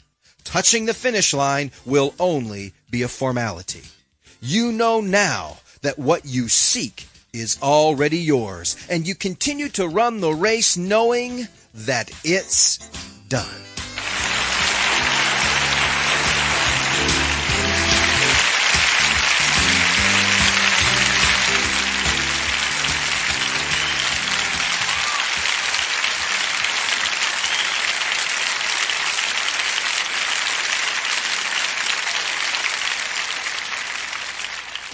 Now, ladies and gentlemen, this is our last night. Let's get to it. Let me share something with you. We've been talking about choosing your future and what does it take to do that. We said that people have dreams. I think everybody has a dream. Everybody has something they want to do. And many people act on their dreams and most people don't. Woodrow Wilson said something that I think is important. He said, we grow by dreams. All great men and women are dreamers. Some of us let dreams die, though. But others nourish and protect them and nurse them through bad days and tough times. Now listen to what else he says. Nurse them and protect them through bad days and tough times to the sunshine and light which always come. See, trouble don't last always. There's a song that says that. And now what we need to know is, and what is it that these people do? See, the majority of people allow their dreams to die. They allow their ideas to die. But what is it about these people? What is it that they do? See, the Wright brothers were not the first people to create an airplane. When they flew, the day they flew, there was another gentleman in another part of the country who had invented the airplane, already had it in his barn. He wouldn't take a chance going out there to test it before everybody. But they were willing to take a chance. They were willing to go out there and risk their stuff. Why didn't other people do that? Well, they had an idea, but you know what? They didn't believe it would work out. A lot of us have thought about things we wanted to do, and we didn't act on them. We looked around, and somebody else started doing them. You say, you know, I thought about doing that. Very seldom I go someplace and speak, and someone would come up and say, you know what? I was thinking about being a motivational speaker. And then I said, oh, well, I probably couldn't do it. See, they allowed their dream to die. Somebody did a study and said that we get at least 3 or 4 ideas a year, that if we would act on those ideas, that it will become reality, that it could change our lives and impact the lives of millions of other people. But we let them die. Okay, then what is it? How do we nourish them? How do we keep them alive? What do you do when you're working on something and you run into difficulties and things don't work out and you've done everything you can? You run out of money and run out of friends and you can't borrow and one thing happens after another. Murphy's Law steps into play. Anything that can go wrong, it will, and at the worst possible moment, and everything else. How do you handle that? What can keep you in the game? And what we said was that where you can retreat and maintain a sense of integrity, even when your dream seems so far away and you can't reach it, what you can do to keep yourself strong, keep your head clear, operate with a strong sense of integrity, here's what you know deep in your heart. If anybody has done it, you know it's possible that you can do it. I remember going to school as a little boy, walking down 4th Avenue. We lived in 10th Street and 4th Avenue. And we had to go by a beer and wine store going to Douglas Elementary School. And I remember passing some of the winos that used to be out front of this store. And I used to watch them as a little boy. And I said, looking at them, and you could see the deadness, the lifelessness in their eyes. Some of them would be sprawled out on the ground, completely drunk and unconscious, clutching a wine bottle in a bag. It had a very bad odor. And some of the guys used to play hooky from school, and they would be there playing with the old men and taking sips off the wine bottles. And I used to say to myself, no, that's not going to be my destiny. I just wanted out. I just felt that I was not going to be destined to live in Overtown for the rest of my life. As many people I'd seen go to school, get out of school, go to college, go off someplace, and come right back to the same neighborhood. I said, no, that's not it for me. You see, in Overtown, that they had in the residential areas a lot of apartments and had what are called shotgun houses that were on cement blocks. And they call them shotgun houses because it was straight through, didn't have any dividing walls. So you just shoot right straight through it, don't hit anything. And the apartments was like dog houses because the apartments did not have back doors. I've never seen a dog house with a back door. Have you? No. And I say, hey, it's got to be more. Well, when people got some money, when they got better and things improved for them, they moved to Liberty City or Carroll City because there they had homes. And there was a man that was an instructor there, and people said we looked alike because we had similar smiles. And I had a chance once to go to this teacher's house, and it was a beautiful home.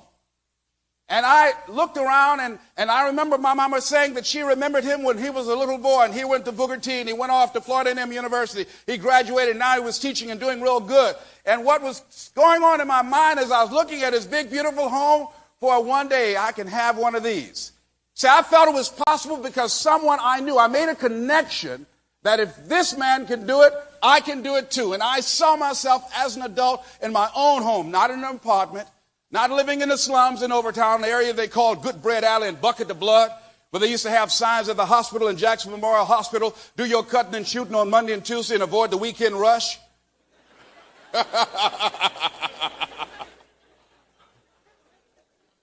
That as I looked at his house, I said, it's possible I can do this.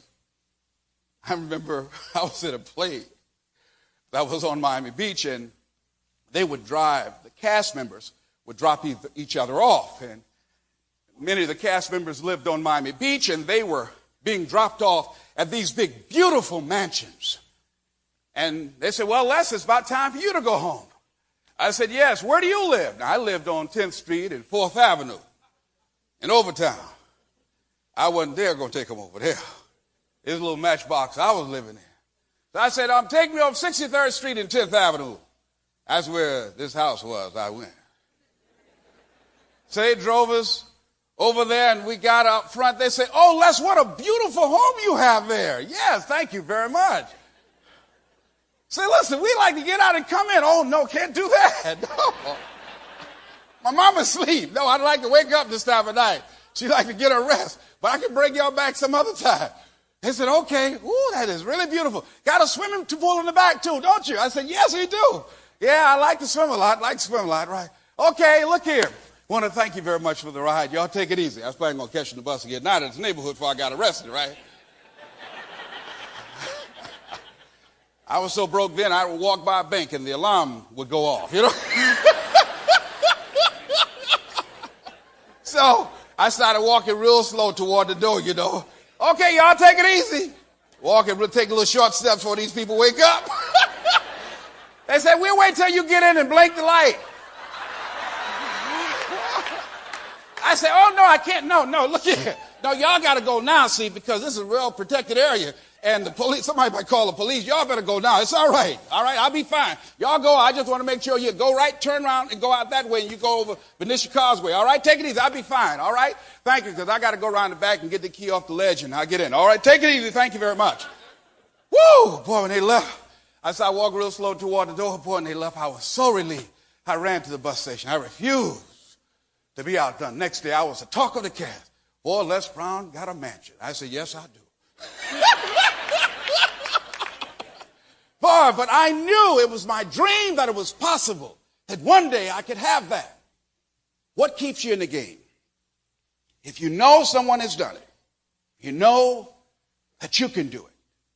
And that feeling alone, when you want to give up, when it doesn't look like things are going to work out.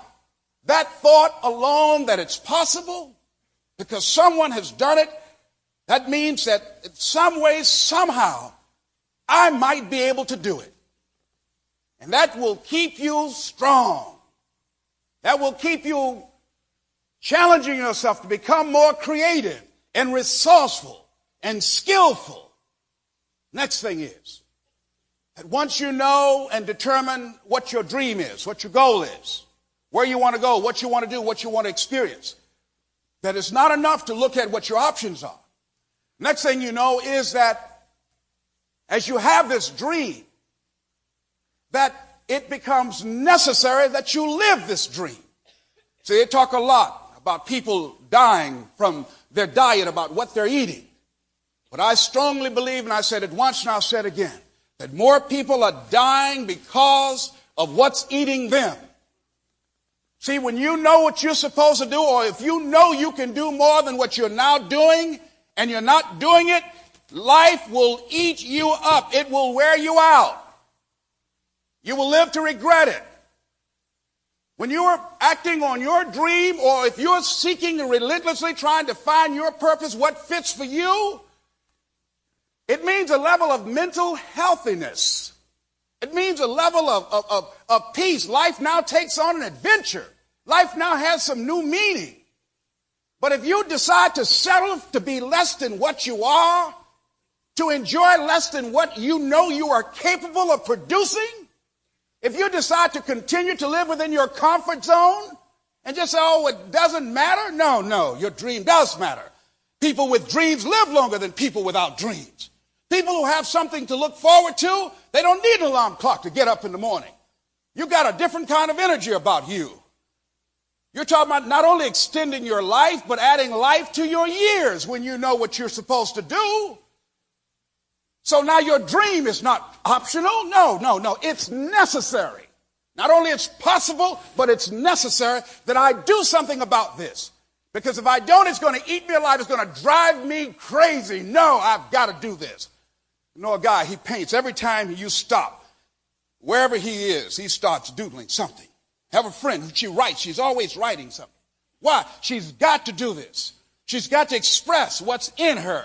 I've been at programs and they had dead speakers, and I wanted to say, will somebody just tell them, calling the motivator, got a dead speaker up here. Here I come to save the day. It's the motivator. He's on his way. I'm ready to go and go up there and cook. Give me a check. Give me that microphone right now. I want to do it.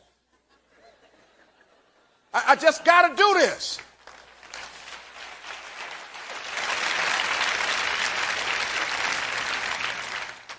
You got to find your thing, and whatever it is, it's necessary that you do it. Now, here's what we know. And as you know that it's possible and it's necessary that you act on this dream, it takes you to the next level. People are going to help you along the way. You're going to get some help. Also, you can get some opposition. You're going to have some challenges. It's not just going to just open up easily for you to walk in and get what you want. Otherwise, everybody else would be doing that. And so how do you make this dream come true? What's going to be the determining factor? Here's what you know. The determining factor is you. That you're going to make it happen. You are the difference. Nobody can do your work for you. Nobody's going to take care of business for you. Nobody's going to live your dream for you. Nobody's going to sing your song, operate your business, do this great work that you have been selected by the universe to do. Nobody's going to do that for you. That's some stuff that you have been given to do, and if you don't do it, it won't get done. Very good friend of mine who died recently, who wanted to speak, who was a great writer. One of the most painful things I went through was at her house with her husband as we looked at things that she had started writing, and she never completed them. She never completed those poems. She had papers everywhere. Stories. I remember a play she said she was going to write. She never wrote that play. Because that play will never be written, ladies and gentlemen. Whatever her approach, whatever her ideas, whatever those creative energies are that was going to be in that project, that's gone now. And I'm saying to you that what you got, what you showed up, that if you don't give it, it won't be given. And that if you don't do it, we all suffer. Life is less for all of us. All of us got something to do. So here's what we know. That if it's going to happen, it's you.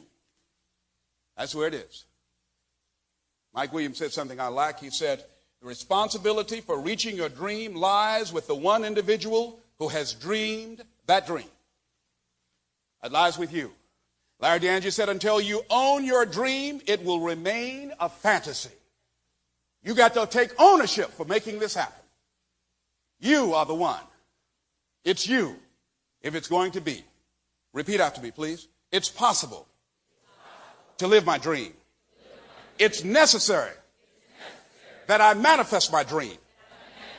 And it's on me. Shake someone's hand on your right and left and say, it's you.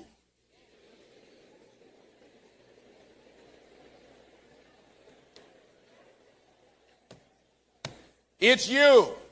You are the captain of your ship. You are the power in your life.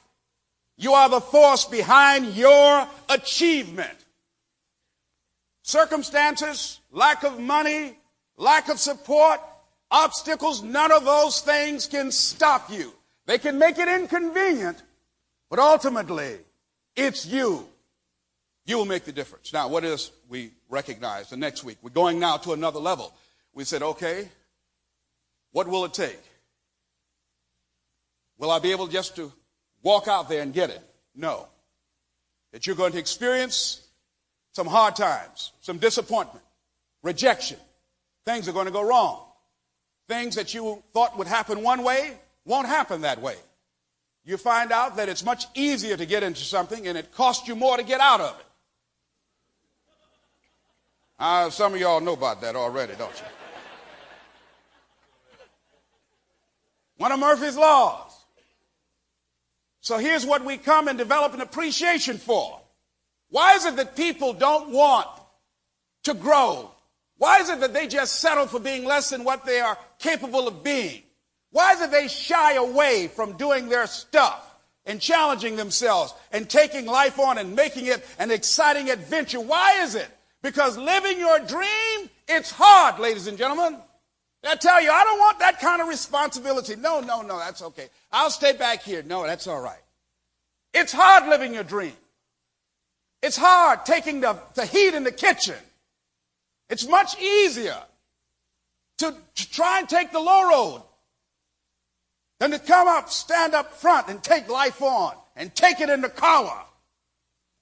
Most people won't do that. Most people don't have that kind of boldness about them. That kind of gutsy attitude about life. It's hard, yes.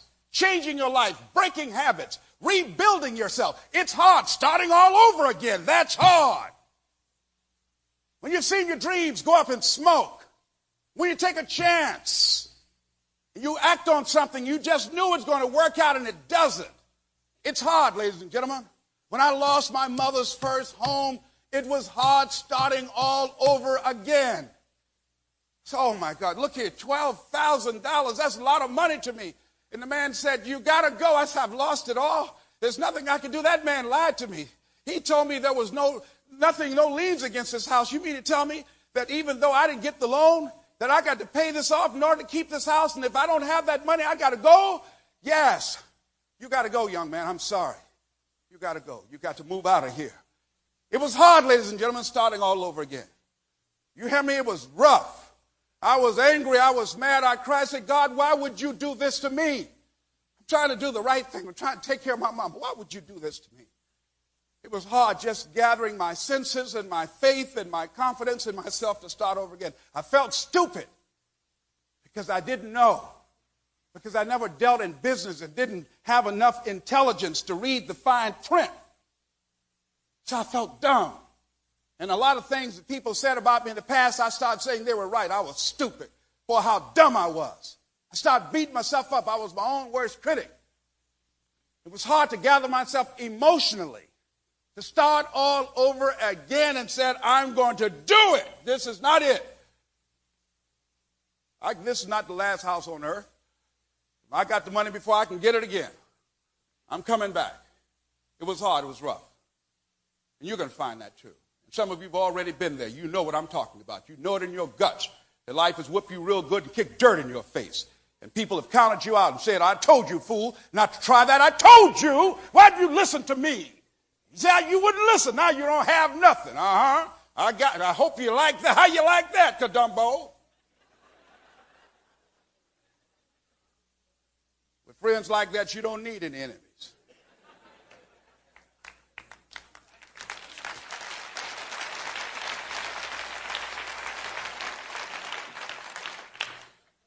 So what if it's hard?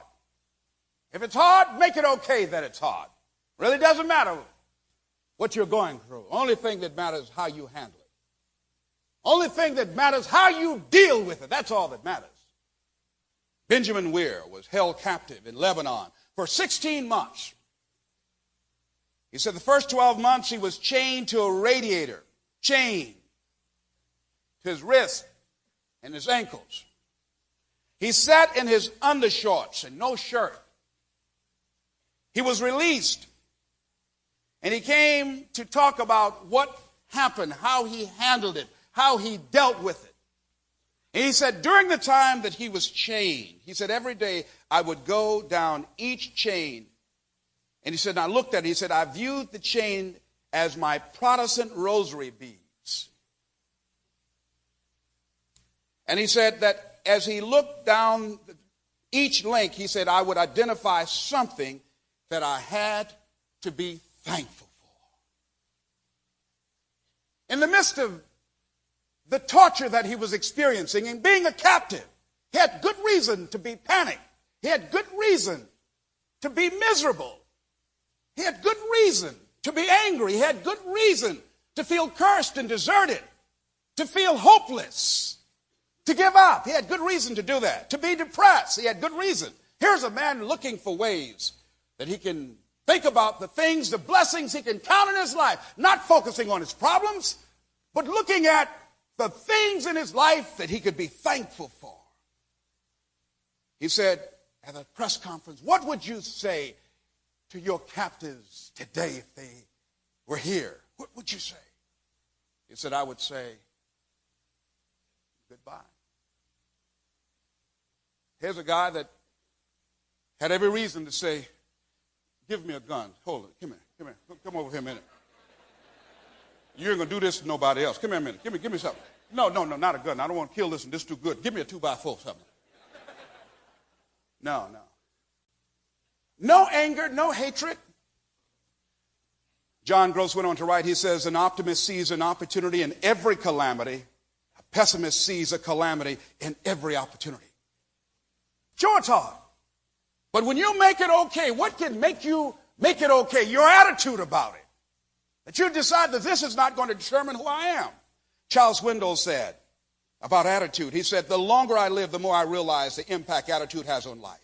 Attitude to me is more important than facts. He says it is more important than the past, than education, than money, than circumstances, than failures and successes, than what other people think or say or do.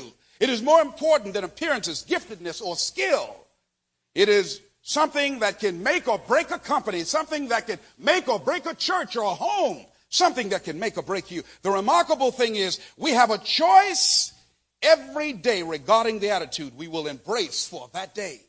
We cannot change our past. We cannot change the inevitable. The only thing we can do is play the one string we have, and that is our attitude.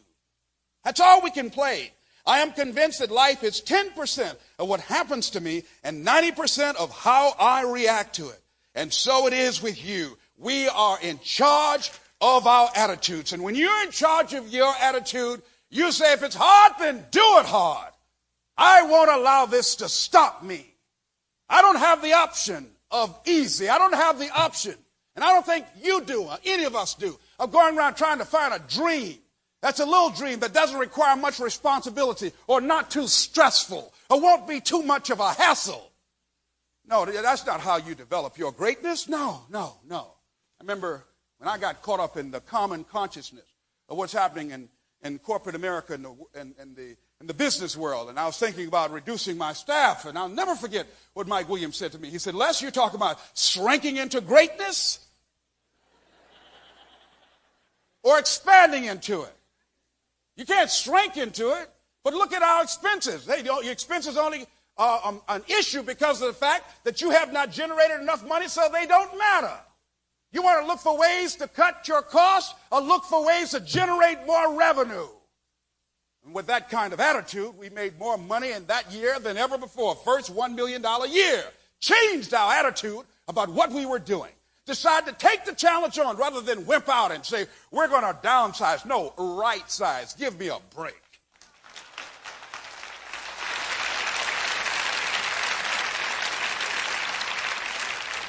How are we going to expand ourselves in the international arena? Being wimps? No, being creative. The kind of courage and tenacity and determination and spirit that has made us a great country. So it's hard. Who cares? Next thing is that we know that we are not gluttons for punishment. Yes, we most certainly would like for things to work out for us. And none of us want to just go through changes unnecessarily.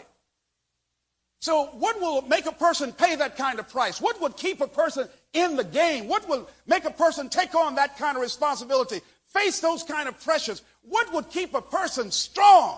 I say to you, when you talk to the people that are manifesting their greatness, the people that are moving and expanding and making a difference in life, in business or in their personal lives or on a social level, I'm saying if you ask those people, why do you do it? They will say it's worth it. That's why I do it. It's worth it. It's worth it to me to pay this kind of price. I saw a guy, he does volunteer work at prisons. I said, why do you do this? Why do you invest your time, your money, and your energy? He said, I've been in jail. I know what it is not to have people come visit you or to care about you, not knowing whether or not anyone knows whether you're alive or dead. I know what that is. So even though it's a long drive up here, it's worth it to me to come up here and make a difference in somebody's life if I can. I know what that is. What is it that makes it worth it in your life? Nietzsche said, if you know the why for living, you can endure almost anyhow. So what is the why in your life that will make it worth it? And I say, it's your purpose.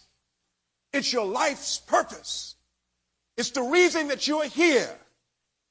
It's the reason that you showed up on the planet, that you're in alignment with what you are supposed to do, that you're creating, that you're building, that you're making a difference, you're making impact, because this is who you are. You have got to express this.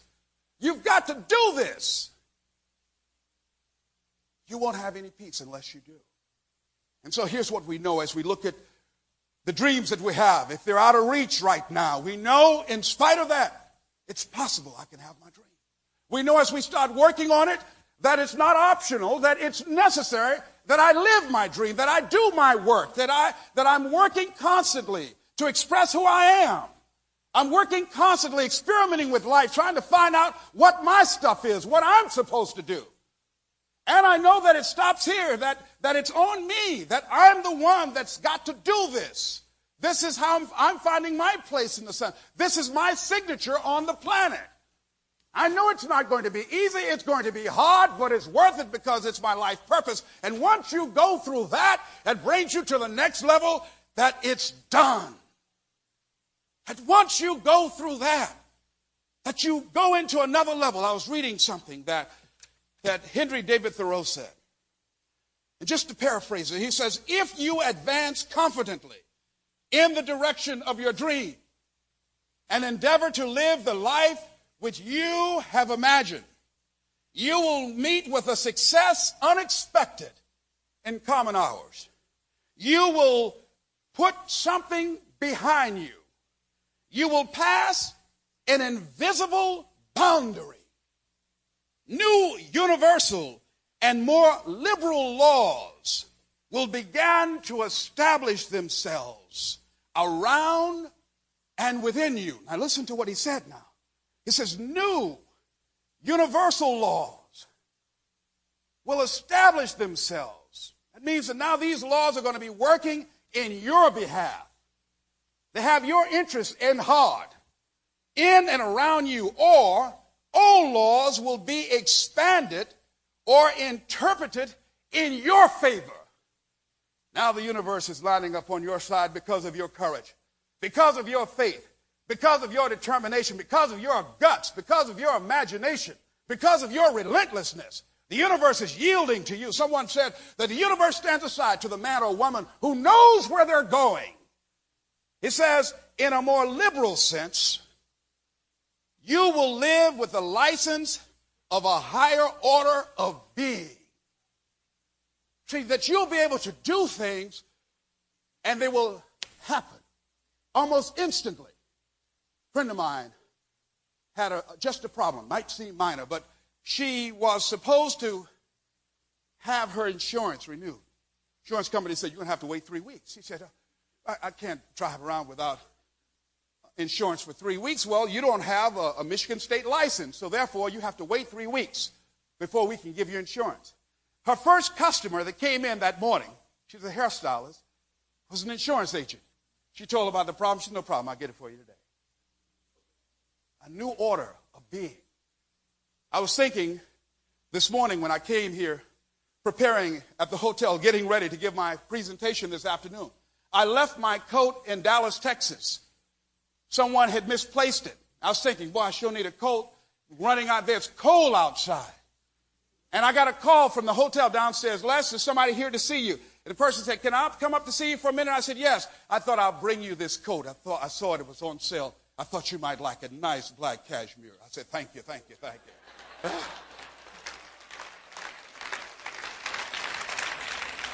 We've all had some things happen. Some people call it synchronicity. Just out of nowhere, a call came, help came, money came that you didn't expect. Where did that come from? You're operating at a new level of consciousness, a new order of beingness, that you are able to call forth things, that you can speak the word, and it happens. It materializes. How many of you already had these experiences? Raise your hands. You know what I'm talking about. See that you are operating on that order, ladies and gentlemen. That does not happen to the people that are sitting up in the bleachers of life. That doesn't happen to people that are not willing to step into their fears. That does not happen to people that are going through life playing it safe, that don't want to rock the boat. That does not happen to people that are trying to seek, that are not trying to grow and expand. It doesn't happen to people that are set in their ways, that have become cynical and negative. It doesn't happen to them. They don't understand what's going on with you. You have the Midas touch. They can't identify with it.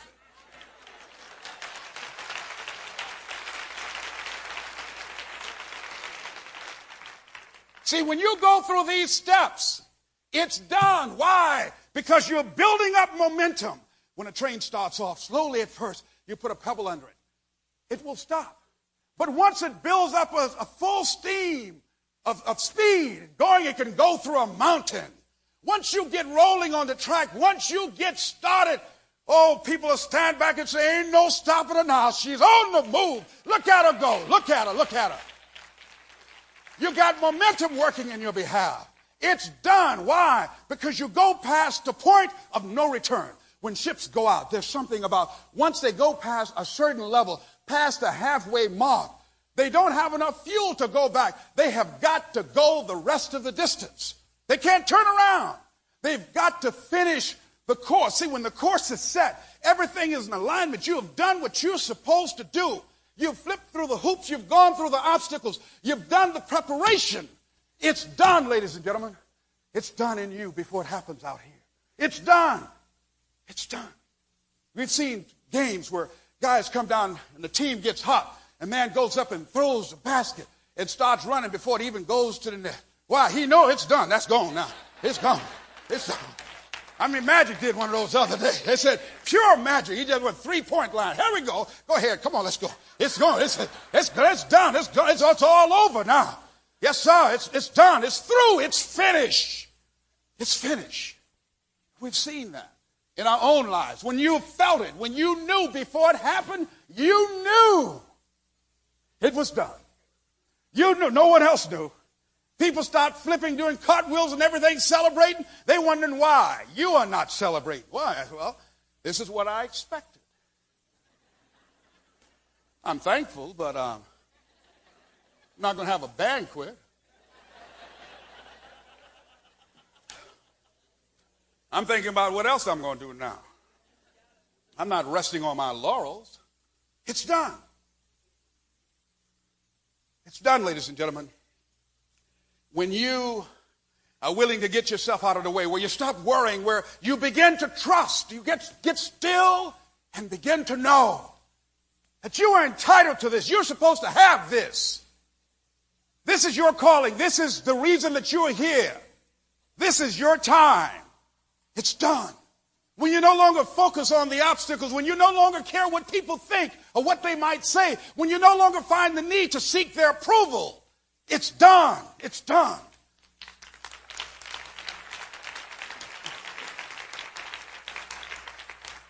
When you refuse to turn around because of obstacles, when it gets rough, somebody said when the going gets tough, the tough get going. It's done. When you say whatever price I must pay, I will do that. That life is too short and unpredictable to live otherwise. I'm going to do this because it is my peace. It is my purpose for being. Once you know that, it's done when the pressure within you is greater than the pressure outside of you.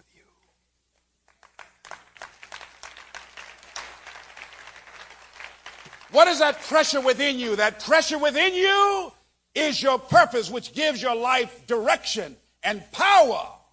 That's what's in you. It's like a marathoner. See, it's done when a marathoner is running a 26-mile marathon. Some runners say that when they get to a certain wall, that 18-mile wall, that prior to getting there, that everything in their bodies, their muscles, everything in them tell them to give up, that don't feel like they can control their bowels or their body's functions. They just want to surrender and get off the track. And many people do. Many just said, hey, it's not worth it and go off. But there are some, a small number, many start but few finish. And that few that finish, that just keep on there in spite of the pain, in spite of the agony, they just keep on, keep on. And once they break through that wall, they know when you get past 18 miles, you're not going to turn around. You're going to go the rest of the 26. Now it's just automatic. It's not a question of whether or not you will do it. It's done. And I'm saying to you, as you're working on your goals, I can tell you that you're going to have the 18-mile wall in your life. There were times when I was running. It was hard. People think I just run up and start speaking and doing it. They don't know about the preparation. They don't know the times I spoke in Brooklyn, New York. A church brought me in because they were concerned about proliferation of drugs in the community.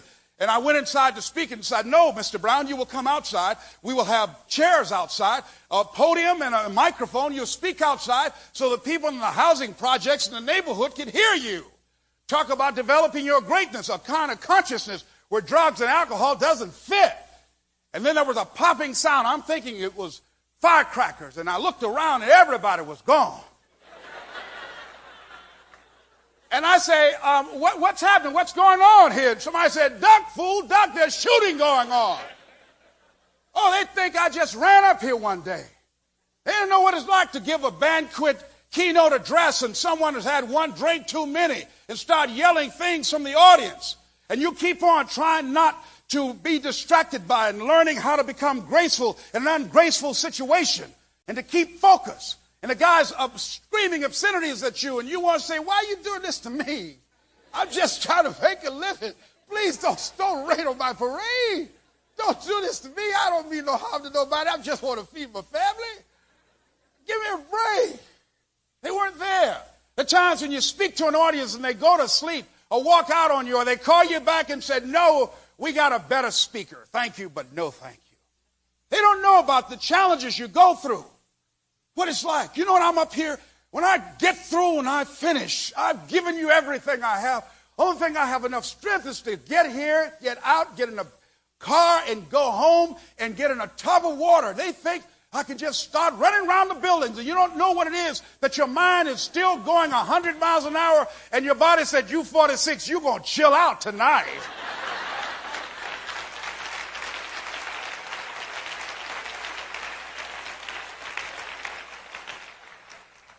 that I have to come up and do it whether I feel like it or not, but I want it this way. I'd like to be able to stay up this level all the time, but I can't. I got to go to sleep sometime.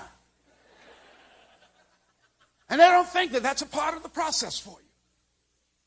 And I'm saying to you, ladies and gentlemen, that when you break through the walls that life will place before you, that something happens.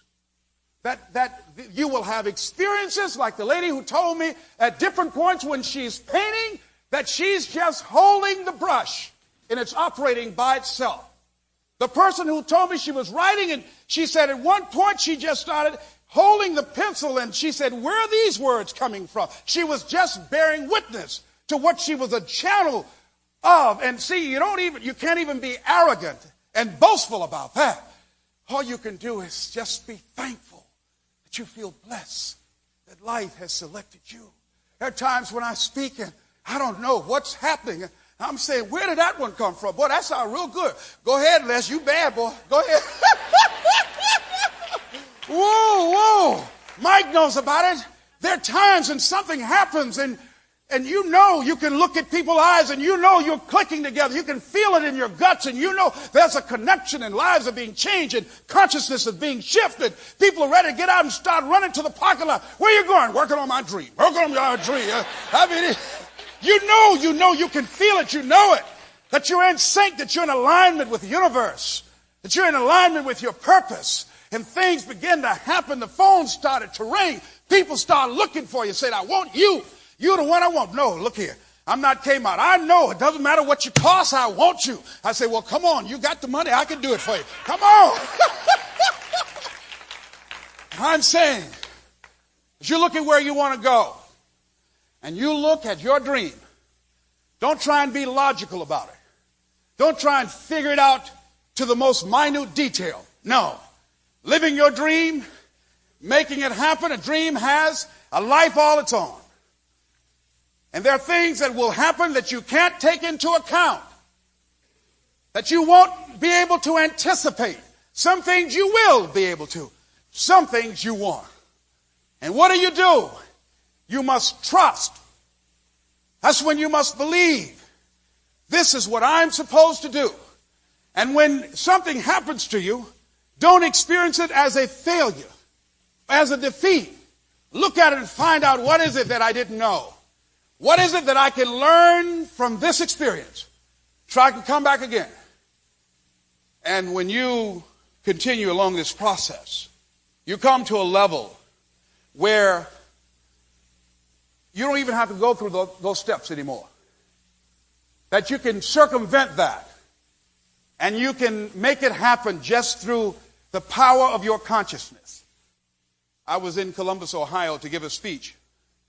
And a young man came in the airport. And we've seen people like him. People that we knew that they were going to be somebody. That they were going to sing, or they were going to play a certain sport, or they were going to have a certain kind of business. We knew that. How do we know that? We knew that because of their attitude, because of their behavior, because of how they spent their time and their energy. We knew that because of their consciousness, because of the way they carried themselves.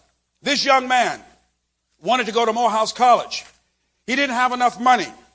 And the lady told him, said, I remember a guy used to be on radio that used to help people named Les Brown. He's a speaker at a special dinner, at a breakfast. You ought to try and see.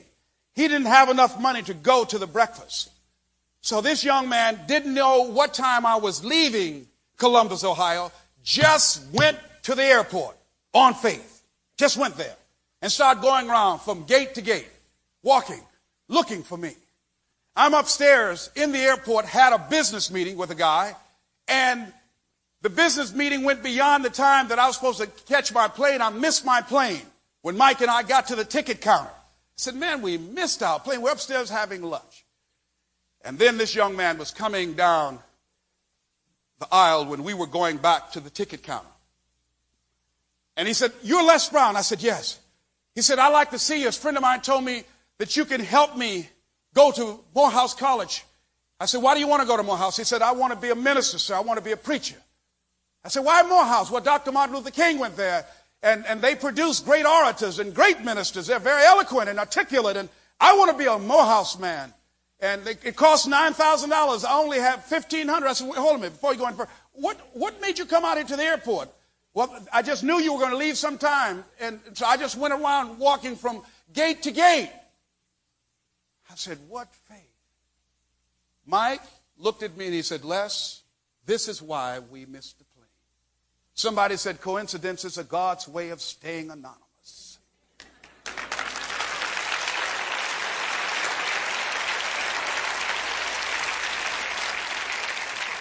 I said, young man, it's done.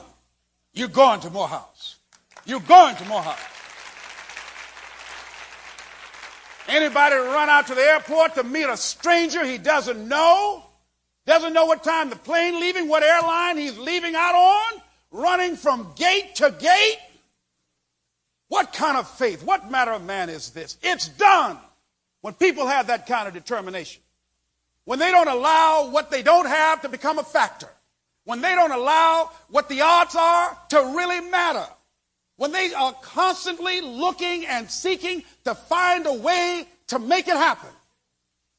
I'm saying to you, that's when the universe yields to you. That's when you start operating at a higher level of beingness.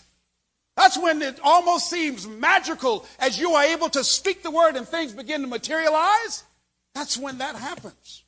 And so as we look at choosing our future, controlling our destiny, we know that within you, that you have some qualities, you have some gifts, you have some good stuff that you have been selected to bring out here. That the universe is going to use you for whatever purpose it has selected you for. And many of us, as much as you have selected your dream has selected you. And as we look toward the future, and we allow ourselves to surrender and to trust and to be used by life, we know, no, it's not going to be easy. No. There will be times when you will feel alone, and you will feel deserted, when you'll feel weak and you'll doubt yourself, and other people will doubt you, and you ask yourself, am I crazy? Maybe I am dreaming. Maybe I don't have what it takes. That's going to happen.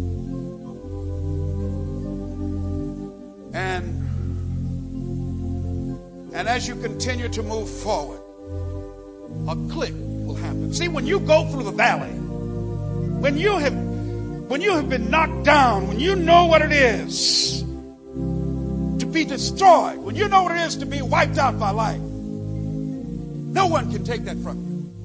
I got a sister who's powerful, Linda. Linda has kicked crack, cocaine, alcohol, and smoking. That's a powerful sister. She's powerful.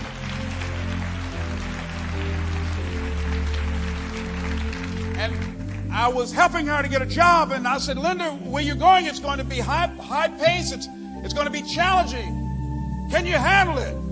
She looked at me.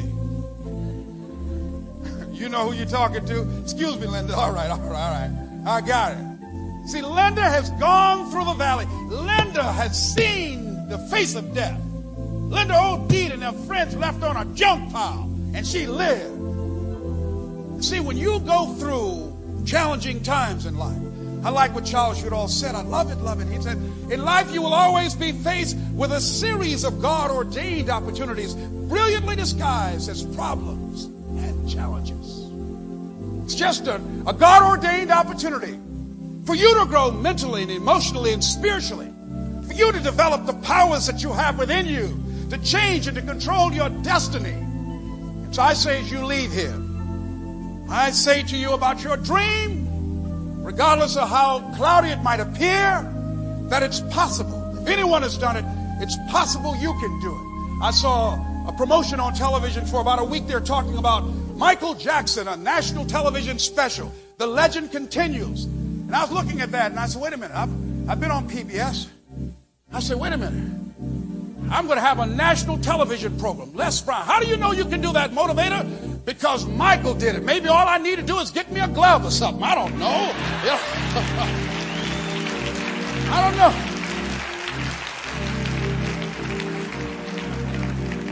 But I know it's possible I can do it because I've seen specials on other people. It's possible. And guess what else? It's necessary. I deserve to have a national television program. So start looking for me, TV guys.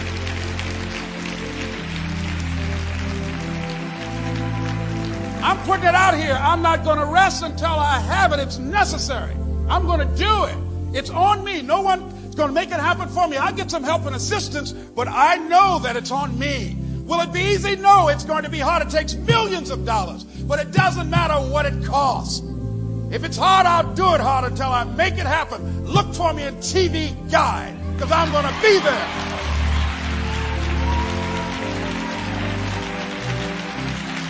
Thank you.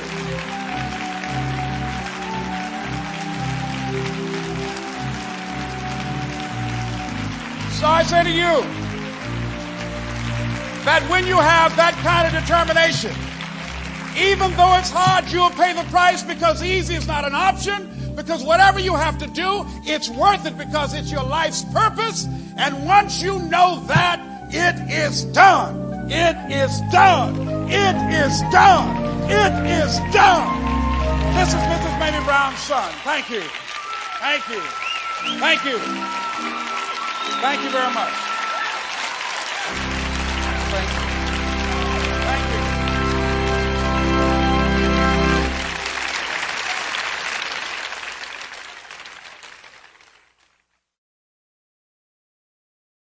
And I want you to think about your social contribution. And whatever those goals are that you envision, I want you to expand them in your mind. And don't underestimate yourself. Even if you have a goal that you can't see, it doesn't matter. You don't have to see it. Eye has not seen, ear has not heard. So as you begin to think about that, let us say together, it's possible. Say it again with conviction. I'm doing a training now called Discover Your Power Voice.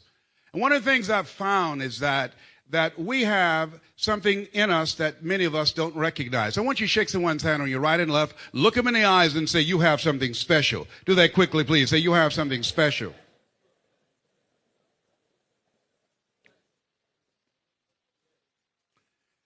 So I want you to begin to look at and think about your goals.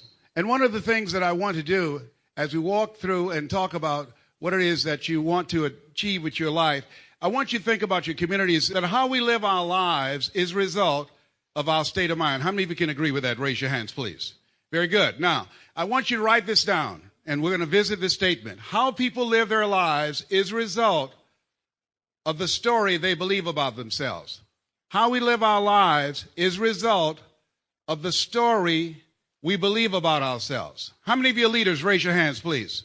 Good. In this short time, I'm going to share with you one of the most effective things that I've ever discovered in terms of my own personal life and things that you can do. How many want to make a greater difference and impact on the people that you're leading? Raise your hands.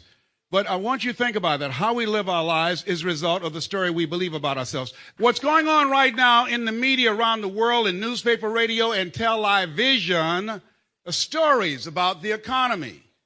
The economy. And a friend of mine was talking the other day, and I heard him talking about, did you hear about the stock market? He was talking to a friend on the telephone. And as I was watching and overhearing the conversation, I listened not only to what he was saying, but how he was responding. And I was thinking about the person on the other end. This is very important. I want you to shake someone's hand on your right and left and say, don't forget you're a leader. Do that right now. Now, in this, I'm going to condense this, and listen to me, and this is clear. If you get what I'm saying to you, when you go back, you're going to make greater impact on people. You're going to be able to change people's lives. You'll be able to create an economic renaissance. You'll be able to help people to begin to build their futures. And it's something very practical and very simple. And sometimes because things are simple, we miss them. Now, remember what I said, how we live our lives is a result of the story we believe about ourselves. So I want you to write this down. Distract, dispute, and inspire.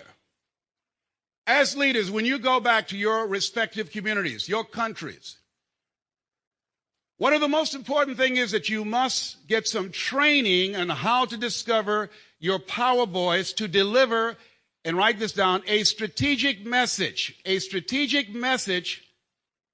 a strategic narrative that will distract, dispute, and inspire.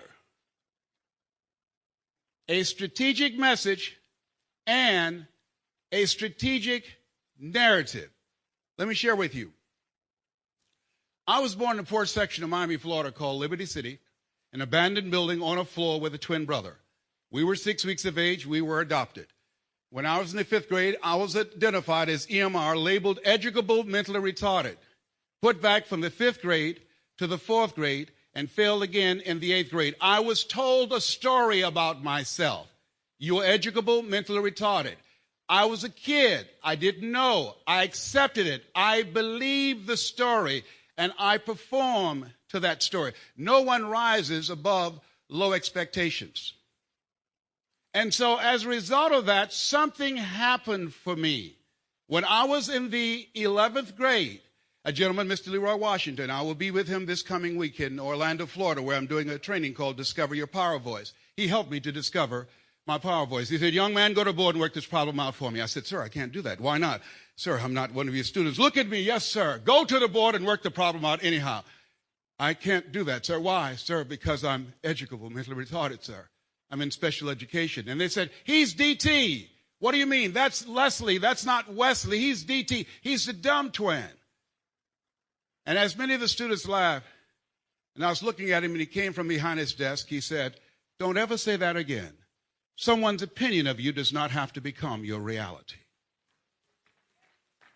That was a turning point in my life. On one hand, I was humiliated. But on the other hand, I was liberated because he looked at me with the eyes of Goethe, who said, look at a man the way that he is, he only becomes worse. But look at him as if he were what he could be, then he becomes what he should be. Now, my mother, she did the best that she could. She would say, when I would come home crying after being in a fight, being called the dumb twin, Leslie, don't worry about what people say about you. Sticks and stones will break your bones, but words will never hurt you. I said, Mama, but they do. They do hurt. How many of you know words hurt? Raise your hands, please. Now, Mama was doing the best that she knew how. Mr. Washington was a communicator. He was a speech and drama instructor. He knew how to deliver a strategic message that distracted me from believing that I was DT, the dumb twin.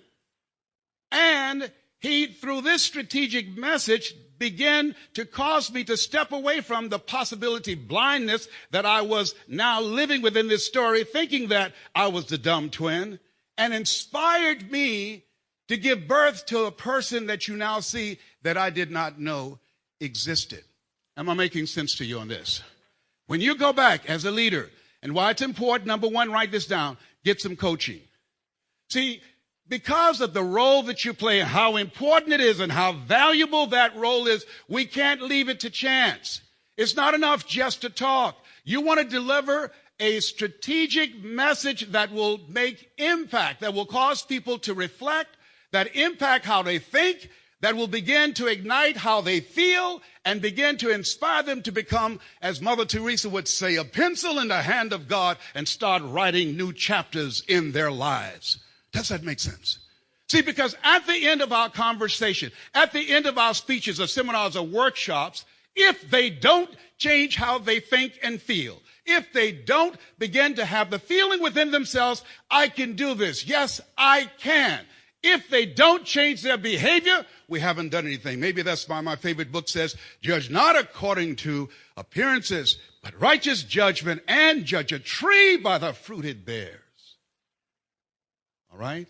Am I making sense of that? Let me tell you how important words are. If I say to you, what is your name, ma'am? Sheila.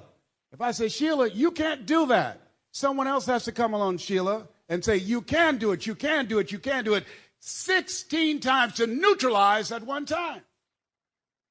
That's why my favorite book says, faith comes by hearing and hearing and hearing.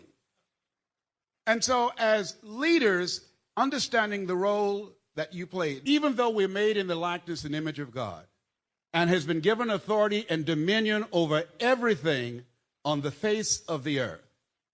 We will never, listen to me, we will never exercise authority and dominion over our lives until we exercise authority and dominion over what we are not. This is why you, as a messenger, and delivering and taking the time to get coaching and training on how to deliver a strategic message, because when we leave here, there are people who are watching the news, who are taking that in, and who are spreading, who are impacting others with a negative conversation. In the beginning was the Word. Thou shalt decree a thing, and it shall be established unto you. We should not be in here echoing what's out there. Why? Because we are leaders. We are thermostats, not thermometers. Hello, do you hear what I'm saying to you? We have to hold ourselves to a higher standard. Write this down, please. Monitor your mouth. Monitor your mouth. Why? Death and life is in the tongue. During the Depression in the United States, Procter & Gamble and a few corporations decided to adapt a way of thinking and operating and how they trained their people. During the Depression, they went, and the leader at that time spoke to them and said, the Depression does not exist for us. We are forbidden to speak about it. We will not carry ourselves as if we are in a depression. We will spend more money on advertising and marketing and increase our presence. Write this down. In time of adversity, expand. In time of adversity, expand. The reason that I had you to shake someone's hand and say, you have something special, is because you do. The fact that you're here. You were designed with greatness and engineered to do great things. In so-called tough economic times, many of you couldn't afford to be here, but there's something in you that said, I can't afford not to be here. Greater is he that is in me than he that's in the world. I'm going. You operated from a place of having rather than a place of not having. Give yourselves a round of applause. Yes, and so as we begin to look, I want to shift. Think about your goals and dreams. We all are born the same way, dumb, naked, and speechless. Everything else we learn. And so what happens is that all of us, and Dr. Naomi Ramey said this, she said all of us have a front row seat in life, but we've been trained how to sit in the front row with our eyes closed. There are people who are talking about how bad the economy is because their eyes are closed. And ladies and gentlemen, we've been told, opportunity knocks on every door. How many have heard that? Raise your hands. All right, good. Listen, write this down. Opportunity does not knock on every door. Opportunity stands by silently, waiting for us to recognize it. At the beginning of the 19th century, there was a crisis. Crisis in the Chinese language means danger, and it means opportunity. And the crisis was that human beings are being born faster than there were horses to be able to move them around. That was a crisis. We're all going to be walking pretty soon because there are not enough horses that are being born to accommodate the transportation to move people from one end of the country, to move and transport goods and services and food. That gave birth to Henry Ford and the T-model Ford. Do you understand what I'm saying? Let me share something with you. It's interesting, this thing called life. So let's look. I want you to think about your goals and dreams. Here's what has happened to us. Dr. Carter G. Woodson said, if you can determine what a man shall think, you'll never have to concern yourself with what he will do. He said, if you can make a man feel inferior, you'll never have to compel him to seek an inferior status, for he will seek it himself. And if you can make a man feel justly an outcast, never have to order him to go to the back door. He'll go without being told. And if there's no door, his very nature will demand one. Our communities have been infected by a virus, yes. A virus, a mind virus, and it's being affected every day. So here's what I want you to do. When you first get up in the morning, first 20 minutes, you want to monitor yourself. You want to spiritualize your mind with Scripture. You want to think about your goals and your dreams that you've written down. You want to write them down. Why? Because that engages the subconscious mind. And you want to listen to something that will expand your mind. Don't listen to the news. Don't read newspaper. Why? Get a Reader's Digest version of what's going on. Because that toxic information out there will begin to impact your mind. And you'll begin to repeat and spread the conversation. Let's look at this virus. HIV, AIDS. Let's look at it. When we begin to think about this virus that's affecting so many young people in this country and beyond, do y'all have violence in your country of young people? Raise your hands, please. Yes, the drugs, that's a major problem. Oh, remember I said earlier, your community is a reflection of the state of the mind. The state of the mind, that's where people spend zero money, time, and energy, ladies and gentlemen, on studying the mind and how to transform the mind. Those leaders that come to our training called Discover Your Power Voice, we're going to show you how you can change your life and how you can change others. We change the messenger and help you to deliver a strategic message that will cause you and empower you to do some incredible things in your own life, because we have to be the message that we bring. Don't teach what you don't know and don't lead where you don't go, because you don't get in life what you want. Write this down. You don't get in life what you want. You get in life what you are. Good. We'll teach you how to speak to the heart. Teach you how to do that, because there's a process. All of us can learn it. Everybody can learn it, but most people never do. It's fascinating. Let me share this with you. And so when we begin to look at this hood-infected virus, because our young people, they see that on a regular basis. They listen to that. Garbage in, garbage what? No, garbage in, garbage stays. And it stinks. It shows up in their attitude. It shows up in their behavior. They become violent, belligerent, disrespectful. It stinks. It shows up how they dress and not valuing education and not valuing life. It stinks. It's toxic. It's not cute. It's not in, it's not out. Addiction to incarceration and death syndrome. It's become the new normal. When I was young, going to jail, you were ashamed. Then after that, it was tolerated. Then after that, it was embraced and expected. Friend of mine, true story, Scott, graduated from school with a master's degree. He went home, nobody was there to meet him in Miami. But his cousin got out of jail and they had a welcome home party. That's not funny. That speaks volumes. Ladies and gentlemen, how many of you have this in your country? Raise your hands. Understand this. Communities are created by people, and they can be changed by people. And the secret is to maintain commitment. The secret is to be willing to develop a new set of skills. Einstein said the thinking that has brought us this far has created some problems that this thinking can't solve. Maybe that's why my favorite book says, judge a tree by the fruit it bears. If what you've been doing has not reduced that, then we have to begin to ask, how do we measure effectiveness? Lady asked me today, are you a citizen of the kingdom? I said, what does that mean to you? Oh, have you accepted Jesus as your personal Lord and Savior? So I said, yes. And she said, oh, and she left. To me, that would not earn me citizenship. Herein my Father glorified, that ye bear much fruit. Not just giving lip service, but life service. The greatest among you will be your servant. Doesn't make sense. It's easy to go around, well, we saved 50 souls today. Is that right? Have you impacted that? Ignorance, murder, and incarceration have become a main part of our culture. If we say and believe we are more than conquerors, then that should be unacceptable to us. We should look at what kind of programs can we create that could impact that. Over 700 black and Latino young men waste their lives like this. Most of them don't read till they go to jail. That's just in the United States, 700,000. I haven't even included your country, Brazil, Jamaica, Nassau, Trinidad, Malaysia. Those are fathers, brothers, and uncles, and sons. They were chosen 1 out of 400 billion sperm. You think they were chosen just to end up like that? When I see that, I get angry with myself. You know why? Because this Les Brown that you hear right now, for 14 years, I didn't permit myself to speak because I don't have a college degree. I didn't permit myself to speak because I didn't believe in myself. I didn't permit myself to speak because I said, who would want to hear me? How many ever thought about something you wanted to do and you talk yourself out of it? Raise your hand. I talked myself out of it. I saw this movie, Jack Nicholson, It's called About Schmidt. Saw the movie 4 times.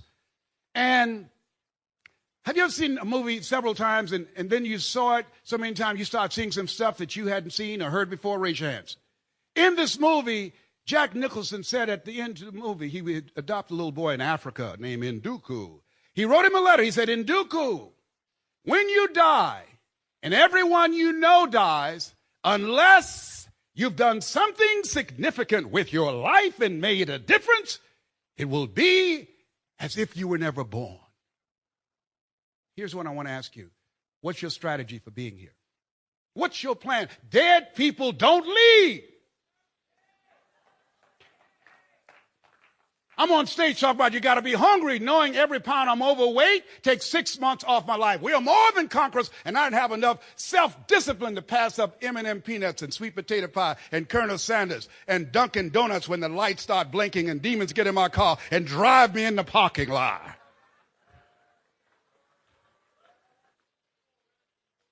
We must be the message. We must be the example.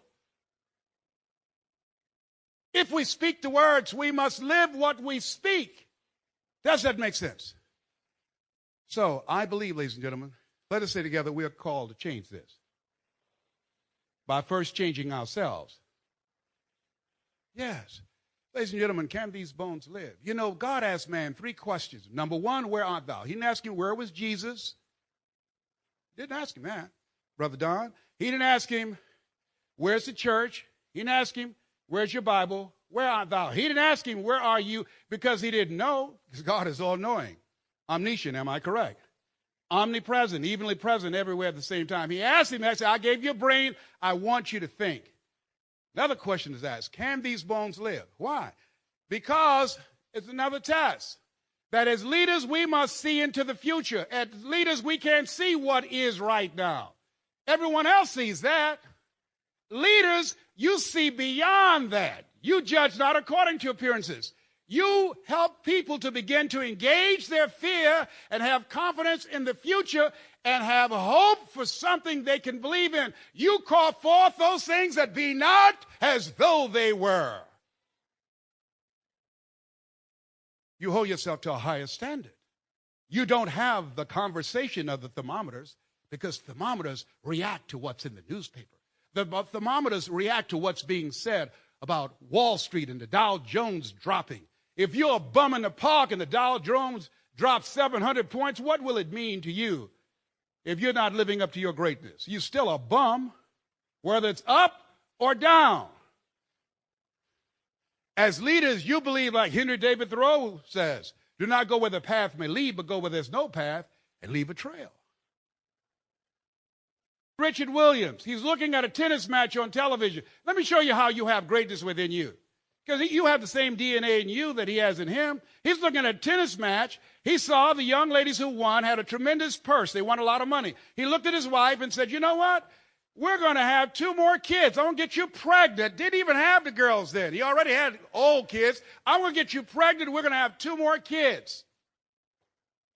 And I'm going to train them to be tennis champions, world-class tennis champions. He never picked up a tennis racket in his life. He went to the library and got books and tapes on the greatest tennis players. Remember this. All of us are born the same way, dumb, naked, and speechless. He wasn't born learning how to coach tennis. He learned how to coach. He taught his kids. He had them with the intention of training them to become tennis champions. Venus and Serena Williams, world's greatest tennis champions in the world today. When you see him, let us say together, it's possible. When you see him, he doesn't have his front teeth. How many of you ever seen that, right? Let me tell you why he doesn't have his front teeth. Let us say together, it's hard. He went out to the area where he lived in California, and the drug dealers, they had control of the tennis court. And he said, look here, you guys have to move that from here. I'm going to teach my girls how to play tennis. That was his dream, to teach his girls how to become world-class tennis players. They said, not here. When you have a goal and dream, you're going to have some obstacles. Think it not strange that you'll face the fiery furnaces of this world. You will have tribulations. He came back and said, oh man, don't come out here. We're doing business. We'll kill you. He said, I'm not backing down. They kicked his butt and kicked his teeth out. Are you willing to get your teeth kicked out for your dream? That's why many are called, but few are chosen. Because everybody won't get their teeth kicked out. Everybody won't get the beat down. Everybody's not willing to face rejection. Everybody will not talk to 4 people and visualize 5,000. Everybody won't take the controversy. Everybody won't take the heat. Everybody won't hold themselves to a higher standard. Leaders. Oh, it's more than, you got to be passionate and got to be a good communicator. You got to have integrity, and you don't want to try and fly like the birds because you're not a bird. Oh, that's nice and cute. Leadership, that's a whole different game. Think about your community. Think about your kids. Think about the obstacles and the problems, the so-called problems in your community. Think about them. Osborne said, in life, you will always be faced with a series of God-ordained opportunities brilliantly disguised as problems and challenges. Whoa.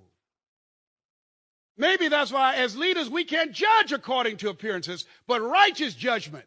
We must look at the poverty and the despair and the pain and the stress, and in the midst of that we see prosperity, we see health, we see people coming together, turning to each other, not on each other. We see peace, we see love, we see family, we see possibility. As leaders, we come from a different place.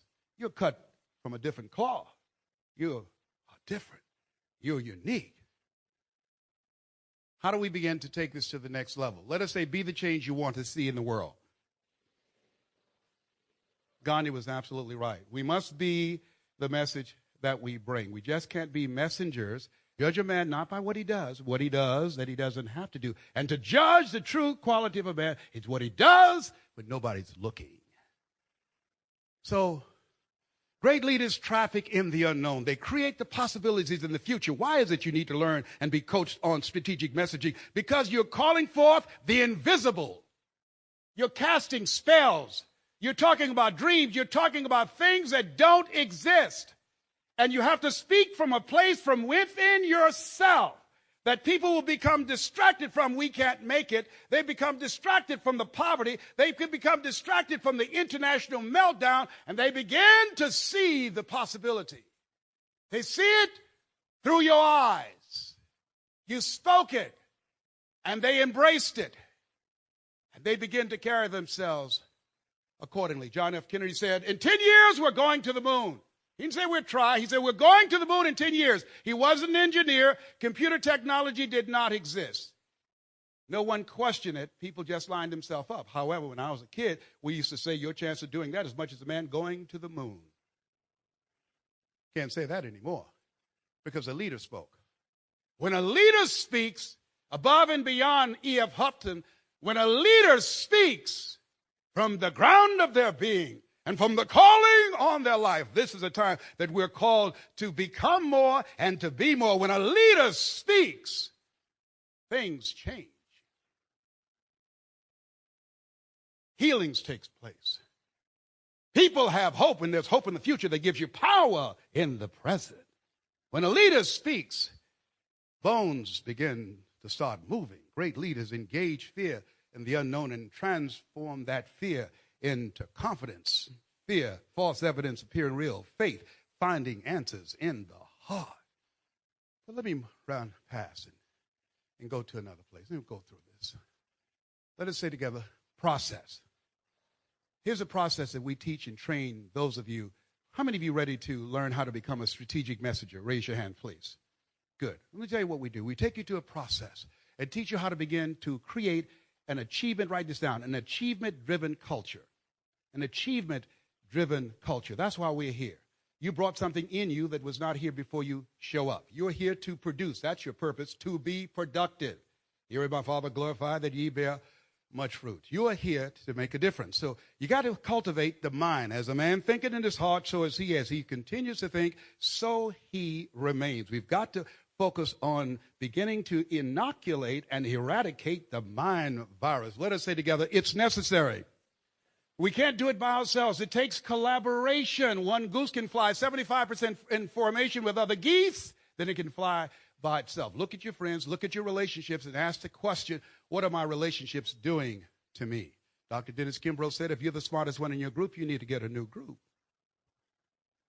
We can't do this by ourselves. There's some places and some doors and some things that I can do with you, Dr. Miles, I can't do by myself. Look at your relationships. There are two types of relationships, toxic relationships and nourishing relationships. Look at your relationships and ask the question, what is this relationship doing to me? MIT did a study. You earn within $2,000 to $3,000 of your closest friends. Whoa. Sidney Poitier said, when you go for a walk with someone, something happens without being spoken. He said, either you adjust to their pace or they adjust to your pace. Whose pace have you adjusted to? Ooh. Think about that. Leaders are very selective of who they have in their circle. Got to collaborate. Can't do it by yourself. Wealthy man told me once that my mother worked for. We ate the food left over from the food that she had cooked for them. We ate that food, that leftover food. Maybe whatever food's left over after you clean up, you can pack it up and take it home to those children that you have adopted. We wore the hand-me-down clothes of the kids that Mama kept. And my mother could bake a sweet potato pie, too. My mama could bake a sweet potato pie so good you couldn't eat it with your shoes on. You had to take your shoes off so you could wiggle your toes. And you say, Mama, what is it, boy? When I become a man, I'm going to buy you a big, beautiful home just like this. 10,000 square feet. You know why I was saying that? He used to say, Mr. Swiderski, Leslie, come in here. Young man, didn't I tell you to dust that off? Yes, sir. I do apologize. Look at the dust. I do apologize, sir. Look at my shoes. I want to see my face. Yes, sir. Look at this ashtray. I do apologize, sir. He was very meticulous. I knew it. What he didn't know, I deliberately didn't clean his room as well as I could because I wanted to be in the room with him. I heard him say to his son, David said, hi, Dad. How you doing? He said, great. David, I want to tell you something. What is it? When I'm dead and gone, don't forget what I'm about to say. What is it, Dad? You want to be successful like me? Yes, sir. Good. David, number one, watch wealthy people and do what they do. Number two, that's worth writing down. Number two, watch poor people and don't do what they do. Poor people talk about all the negative things that are going on. Wealthy people talk about the possibilities. They know death and life is in the tongue, so they monitor their tongue. Okay? And it says 3, go back to number 1. So every day, Mr. Swiderski, you listen to Paul Harvey and Earl Nightingale and Dr. Norman Vincent Peale. We become what we think about. All of us are self-made, but only the successful will admit it. Always strive to get on top in life because it's the bottom that's overcrowded. In order to be successful, you must be willing to do the things today others won't do in order to have the things tomorrow others won't have. I was shining his shoes, taking all of this in. My brothers and sisters, we're going across the Venetian Causeway to Liberty City in Miami and all those poor areas. They said, look at my car. And I said, Mama, what is it, boy? One day I'm going to buy you a big, beautiful home. Mama, what is it, boy? One day I'm going to be a millionaire. My mind was being programmed. And then I started associating with David, who was wealthy. I wanted to be around David and his wealthy friends, and they would take me to parties and functions and various places they were going, and all the major theaters and operas. And then when they would drive me home in Liberty City, I didn't have a big, beautiful home. So I knew Mrs. Colston, the librarian, had a big, beautiful home in Liberty City. And I said, I live on 52nd Street. Is that right? And 12th Avenue, yes. They drove me to Miss Colston's house, all right? It's 11 o'clock at night. I said, Les, we'll wait till you get in and blank the light. I said, oh, no, I don't want to do that because I don't want to wake my mama up. They said, we'll wait. I said, no, I'm just going to wait around outside. I'm just thinking to myself right now how I'm going to get in the house, sneak in, and don't wake mom up because I'm in trouble because it's so late. I said, y'all go ahead on it because I want to make sure y'all able to get out of Liberty City. This is not a good place y'all to be right about now. And after they left, I went and caught the jitney and took my butt home. Let me tell you something. You got to fake it till you make it, baby. We were so poor in Overtown in Liberty City, the roaches left, said, we out of here. Y'all ain't got no food.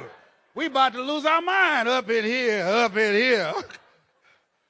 I used to be so broke I'd walk past a bank and trip the alarm. Creditors call the house of our children would answer the phone and say, my daddy's not home. He say he's not here. And sometimes the creditors would get me and said, hello. And yes, may I speak to Les Brown, please? I'm sorry, but he's not here. You sound like Les Brown. Don't go there, big boy. Oh, my God. Oh, I mean, being poor just gave me a headache. It was stressful. When I got money, I don't even need my medication as often. Okay. Now, let us say together personal responsibility. See, as leaders, the reason that we are thermostats is because most people are volunteer victims. And write this down. The people that you help and the people that you speak to, the reason why you need to be coached and how to speak to them is because they suffer from something that's very, very prevalent. Write this down. Addictiveness to powerlessness. Write this down. Reggie White said, addicted to powerlessness. See, most people don't have any concept of internal love and internal power. So they're addicted to being powerless. They're coming to ask you to do things that they can do themselves, but because they don't believe in themselves, then write this down. Man's faith in God is measured by his belief in himself. See, according to how you show up in the universe, who you are behind the word, more important than the word itself. Because you go into schools, Oral Roberts, and some of the people you went to school with, studied from the same Bible, sat under the same professors, they have a storefront, but look what you've got. What's the difference? You. That's why you have to develop the messenger and the strategic message. Does that make sense? You got to be the message. So it's you. Let us say together, it's hard. Whew. Easy is not an option. It's hard. Let us say together, do it hard. Yeah, see, here's the way leaders think. See, here's what thermometers think. Most people think, they want to do things easy. How many of you heard people want to do that? Here's to write this down. If you do what is easy, your life will be hard. But if you do what is hard, your life will be easy. You see the difference? The people that you lead, they want to follow you. The road to life is straight and narrow, and few there be that find it. Why? Because it's hard. If it were, in fact, easy, everybody would find it. Is it not hard to be on this road? Is it hard? Raise your hand if you know. Is it hard serving people? A lot of people write this, a lot of people suffering, and some of you in this room. Compassion fatigue. And you came here to be rejuvenated. Because so many problems, limited resources, and many people are not even helping themselves. I was trying to convince a brother to go into a drug program, and he said, no. And she said something to me as I was going down the steps I'd never forget. She said, most people won't participate in their own rescue. Whoa. Raise your hand. How many know that to be the truth? Most people won't participate. You need to lose some weight. Leave me alone. I'm fine. I'm big boned. I've never seen a fat skeleton.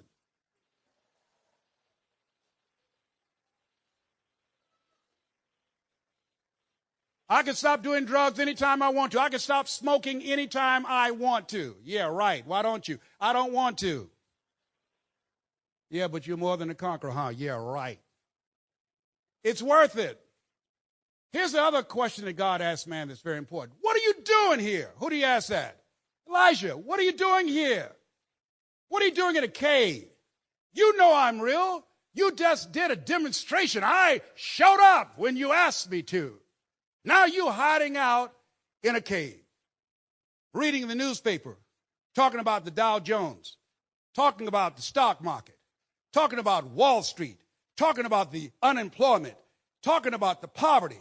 What are you doing in this cave talking about all of those negative things? Didn't I tell you I'll never leave you nor forsake you. That's why. What are you doing? Number one, he was doing something he wasn't supposed to do. What are you doing here implies he had to be with him in the cave, not outside the cave. Does that make sense? Now, here's what leaders know. You're not in this by yourself. You're not in this by yourself. That's why you can speak with an authority and see things that other people can't see, because who goes with you? That's why maybe Ralph Waldo Emerson said, what lies behind us and what lies before us is of small consequence to what lies within us. Maybe that's why Shakespeare said, the fort, dear Brutus, is not in our stars, but in ourselves, that we are underlings. Maybe that's why Elsie Robinson said, things may happen around you and things may happen to you, but the only things that really count are the things that happen in you. The thermostats, guess what? Faith happens in them. The thermometers, fear happens in them. And when you speak, it is dispelled. Write this down. Get grounded. Get grounded. Get grounded. You've got to get grounded in tough times. Brace yourself. Get grounded. Write this down. Get in position. When you get back, get in position. And write this down. Get going. You ain't got time to talk. You ain't got time to read the newspaper. You ain't got time to listen to any negative conversation. You ain't got time for that. You ain't got time to talk about the problems. You're too busy creating solutions and writing new chapters and inspiring and giving people hope. When you go back, unemployment will drop. When you go back, business will increase. Ideas will be given birth. When you go back and speak, things are going to change. When you get off the plane, something's going to happen because of your presence. You've been to an international leadership conference, and because of what you experience and because of who you are and whose you are, things will never be the same again. In the historical context, your country, your community, the planet will never be the same again.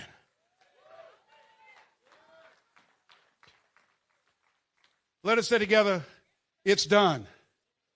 I want you to think about your community. I want you to think about the problems. I want you to think about the hopelessness. I want you to think about the fear. Every time he was about to perform America, he said, Father, I give thanks. Let us say together, gratitude. We must have that kind of spirit of gratitude. You do what you can do, and God will do what you can't do. It is done. You're crazy. I know. You out of your mind? Absolutely. Got to be out of your mind to see what I see and think what I think and speak what I speak, because I'm a leader. Does that make sense? Let us say together, it's our time. Who needs a leader if everything is great? Who needs a leader if everybody has a job? Who needs a leader if there's prosperity throughout the land? Who needs a leader if there's no hunger? If no one doesn't have a home, a place to lie their head? Who needs a leader then? Who needs a leader if nobody has been told you have cancer, you're terminally ill? Who needs a leader if no one gets sick? Who needs a leader if no one's depressed? Who needs a leader who no one has to worry about dying or have to look and pray, God, please save my mother. If you are real, give me a sign. Who needs a leader if you've never been sexually abused, if you've never been raped, if you've never been cheated, if you've never been taken advantage of, if you've never been defeated, if you've never been devastated, if you've never been bankrupt, if you've never lost everything and said, God, please help me. Please help me. Who needs a leader? I knew when I needed God. Your money can't get you out of this. Your motivation can't get you out of this. Help me to understand the words many times in life. When we have a teeth-rattling experience and the very foundation of our life has been shaken, we run to God only to discover that it's God that's doing the shaking. Hello, this is Les Brown, Mrs. Mamie Brown's baby boy. You know, there are some tough things going on that people have to deal with today. Losing a job, going through bankruptcy, many people who are facing all type of stress in their personal lives because of their financial situation. In fact, Studies indicate that every time the unemployment goes up 1%, 10,000 women are battered. Arguments over trying to get $5 to go where $50 need to go. Making it through tough times is very important. Robert Schuller wrote a book years ago called Tough Times Never Last, but Tough People Do. Question is, how do you become tough during tough times? Well, let me share with you some things that I have learned. One of the toughest moments in my life, when a doctor looked at me and said 3 words that no one ever wants to hear. You have cancer. Cancer is the most feared word in 7 different languages. You have cancer. And during that time, I was going through a divorce from someone that I love very much. During that time, I had a nationally syndicated talk show that was canceled. During that time, my best friend died waiting on a liver transplant. During that time, my mother was diagnosed with terminal breast cancer. Any of those things by themselves could take you out, and that's what I would characterize going through a tough time in my life. I want to talk to you about going through tough times. As you begin to look at and face the reality that tough times don't last always, that they have come to pass, they didn't come to stay. But during the time when you're in the midst of them, it seems like it's going on forever.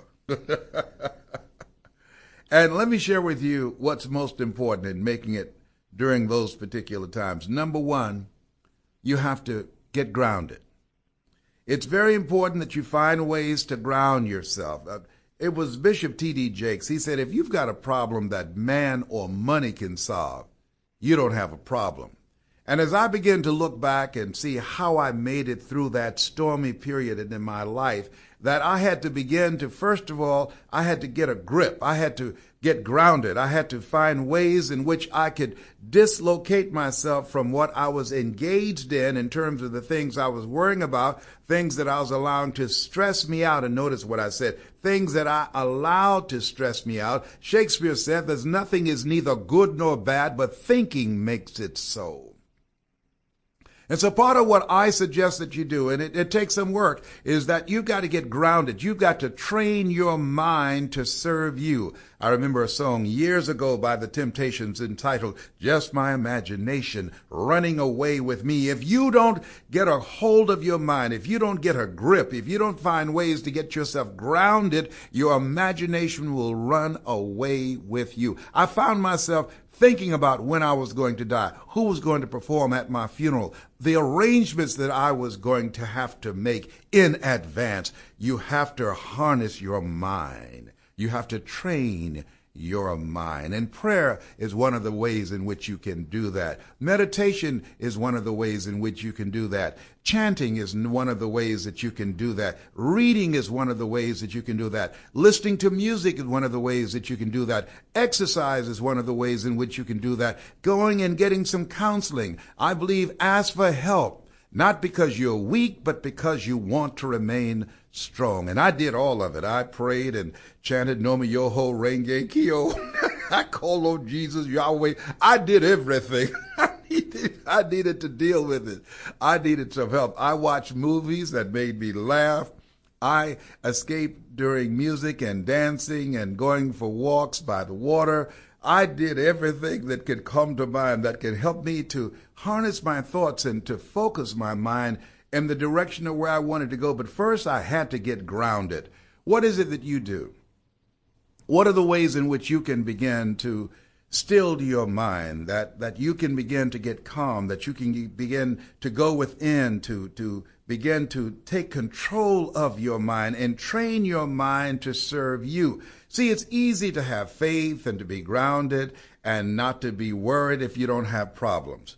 But the true test of your faith, the true test of your resolve is when life knocks on the door. I remember looking at Entertainment Tonight, and Marlon Brando, the great actor, he was coming out of a courtroom after his son had been charged with manslaughter. And the reporters thrust microphones in his face and they asked him, said, "How do you feel today?"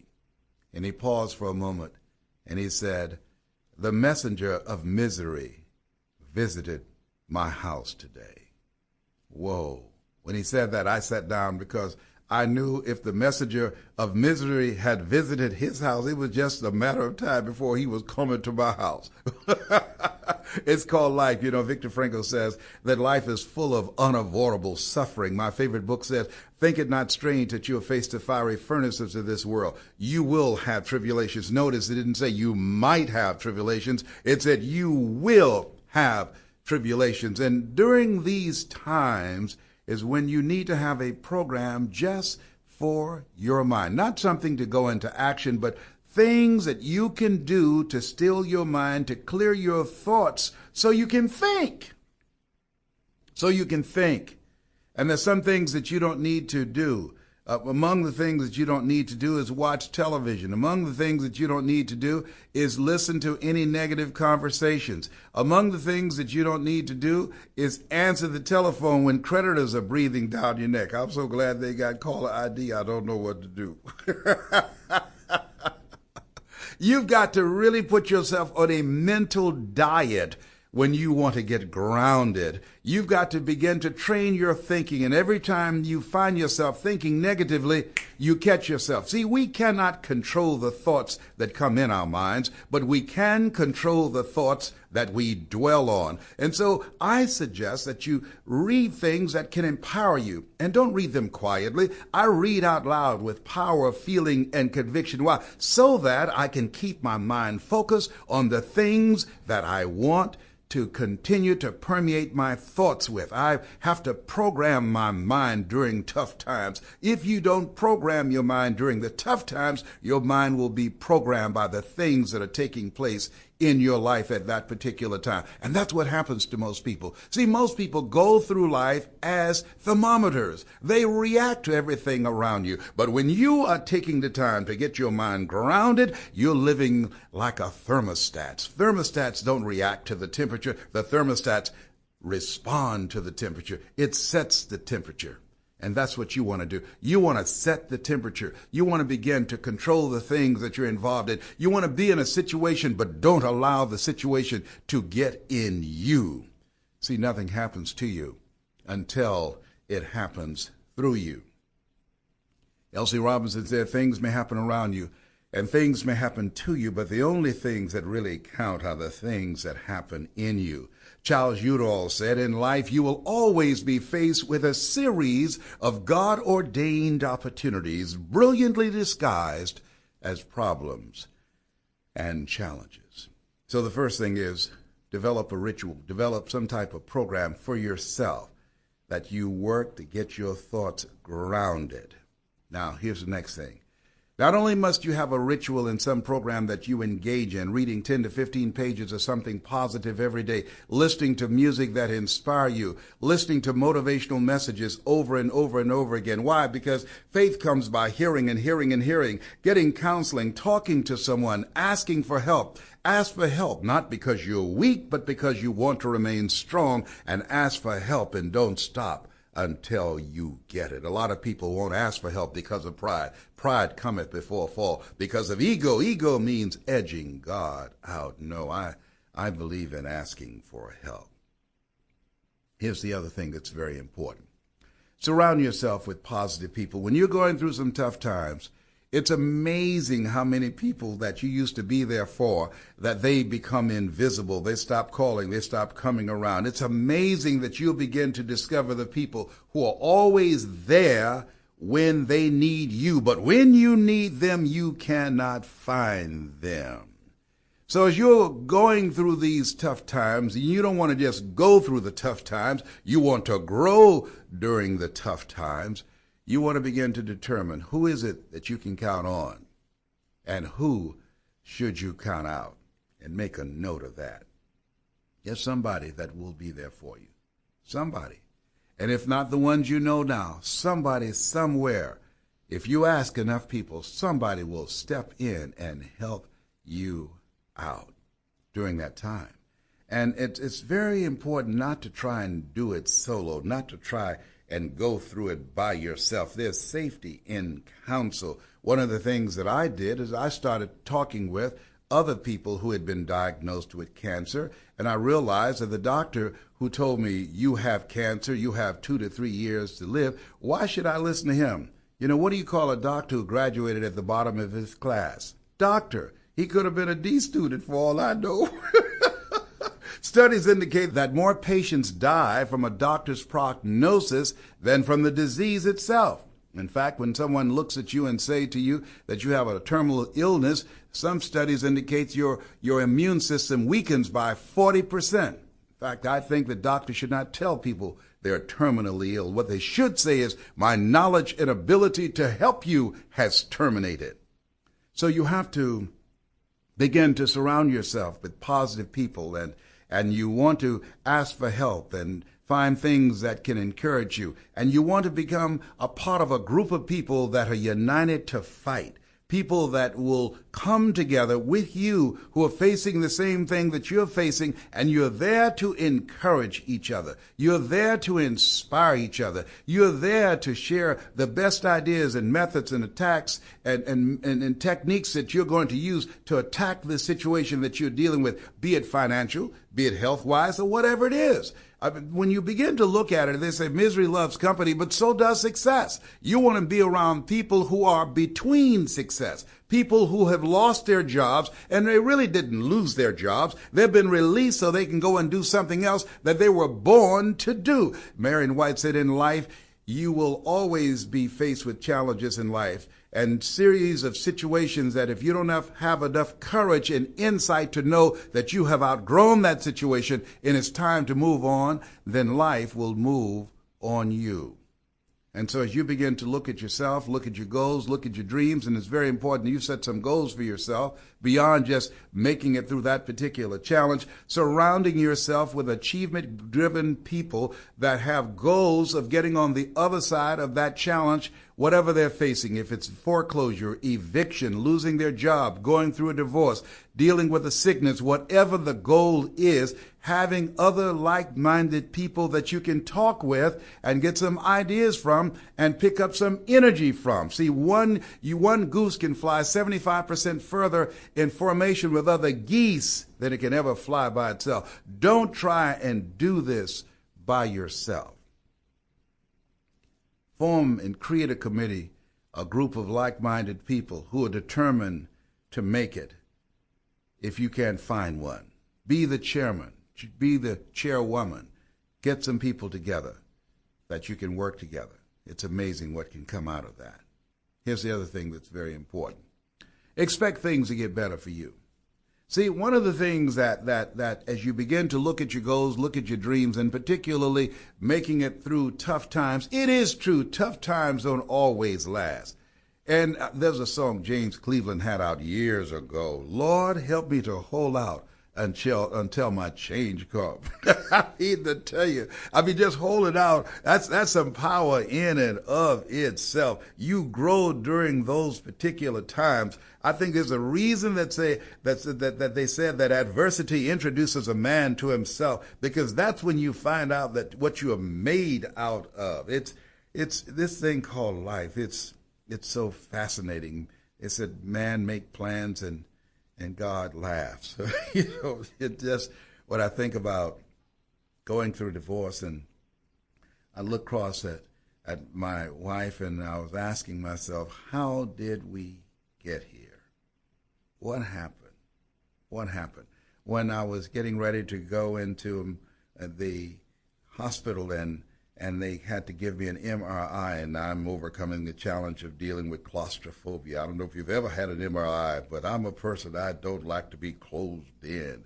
And I remember saying to myself when they said, are you afraid? I said, no, and I was lying. I was trying to build my courage up, and they pushed me in and closed the door, and I started knocking on that little door and said, look here, you got to let me out now. I was thinking about the fact that life, it throws you so many things, and one of the most important things is working on your mind and keeping your chin up and knowing and expecting that things are going to get better for you. Don't just focus on the moment. Hold a vision of being whole and healthy. Hold a vision of being financially independent and debt-free. Hold a vision of your relationships working out. Hold a vision of things getting better for you. Don't just focus on the now. He said, I'll give you all your eyes can see, and holding that vision will give you power. It will empower you. It will strengthen you. It will give you perseverance. It will give you patience. It will give you faith to hold your ground. Therefore, take unto you the whole armor of God. The armor of stickability, determination, perseverance will allow you to snatch victory from the jaws of defeat. Going through tough times. It's something about life that you can't learn good horsemanship by riding a tame horse. You can't fix lemonade with sugar alone. You've got to have some sour lemons, and the hotter the battle, the sweeter the victory. It's something about those times when you go through those times, and everybody will go through those times. It's unavoidable. You must go through them. Life is a roller coaster. Sometimes you're up, and sometimes you're down. Sometimes things go well, and sometimes they don't go so well. And you have to deal with it. You have to handle it. You have to step into it. You can't run away from it. And it doesn't matter if you complain or not. Don't go around telling everybody. 80% don't care, 20% glad as you. Don't ask, why did this have to happen to me? Why not you? Who would you suggest? It's called life, and you've got to suck it up. You've got to suck it up. You've got to deal with it. Your name has been called. Your number came up, and you have to handle it. Running and tucking your tail between your legs is not an option. No. Handle it. Face it. Just make up your mind. This is not going to control you. Say to yourself, no matter how bad it is or how bad it gets, I'm going to make it. Even if you can't see the light at the end of the tunnel. Even if you have no evidence to support that position. Even if no one else believes that you can do it. Even if the odds are stacked against you. Even if your chances of survival are slim to none. Take slim. And say, no matter how bad it is or how bad it gets, I'm going to make it. The other thing is, not only must we work on our minds and attach ourselves with some supportive relationships that can see the possibility of our working together, locking arms and pulling each other through. And you have to have a mindset of expectation that things are going to get better for you. But you got to go into action. You got to start thinking about, what is it I need to do? What adjustments do I need to make? What is it I need to change? There's an old saying, wherever you find yourself, at some point in time, you made an appointment to be there. And so as you begin to think, what is it I need to do now? Maybe I need to make a radical change in my behavior. Maybe I need to change my relationship. Maybe I need to get up and go to a new land and go to another place. Maybe life is trying to tell me something and I have not been listening, and I need to get still right now. And before I do anything, I need to be still and get quiet and say, speak, Lord, thy servant heareth thee. Sometimes we need to just get still and listen to the still small voice within to give us some direction. Maybe we might need to ask someone to give us some direction that we trust, someone that believes in us, someone that knows us better than we know ourselves in some situations. Why? Because it's hard to see the picture when you're in the frame. And those are my thoughts on how to make it during tough times. This has been Mrs. Mamie Brown's Baby Boy. I hope that this has been helpful to you. It's been a plum-pleasing pleasure as well as a privilege.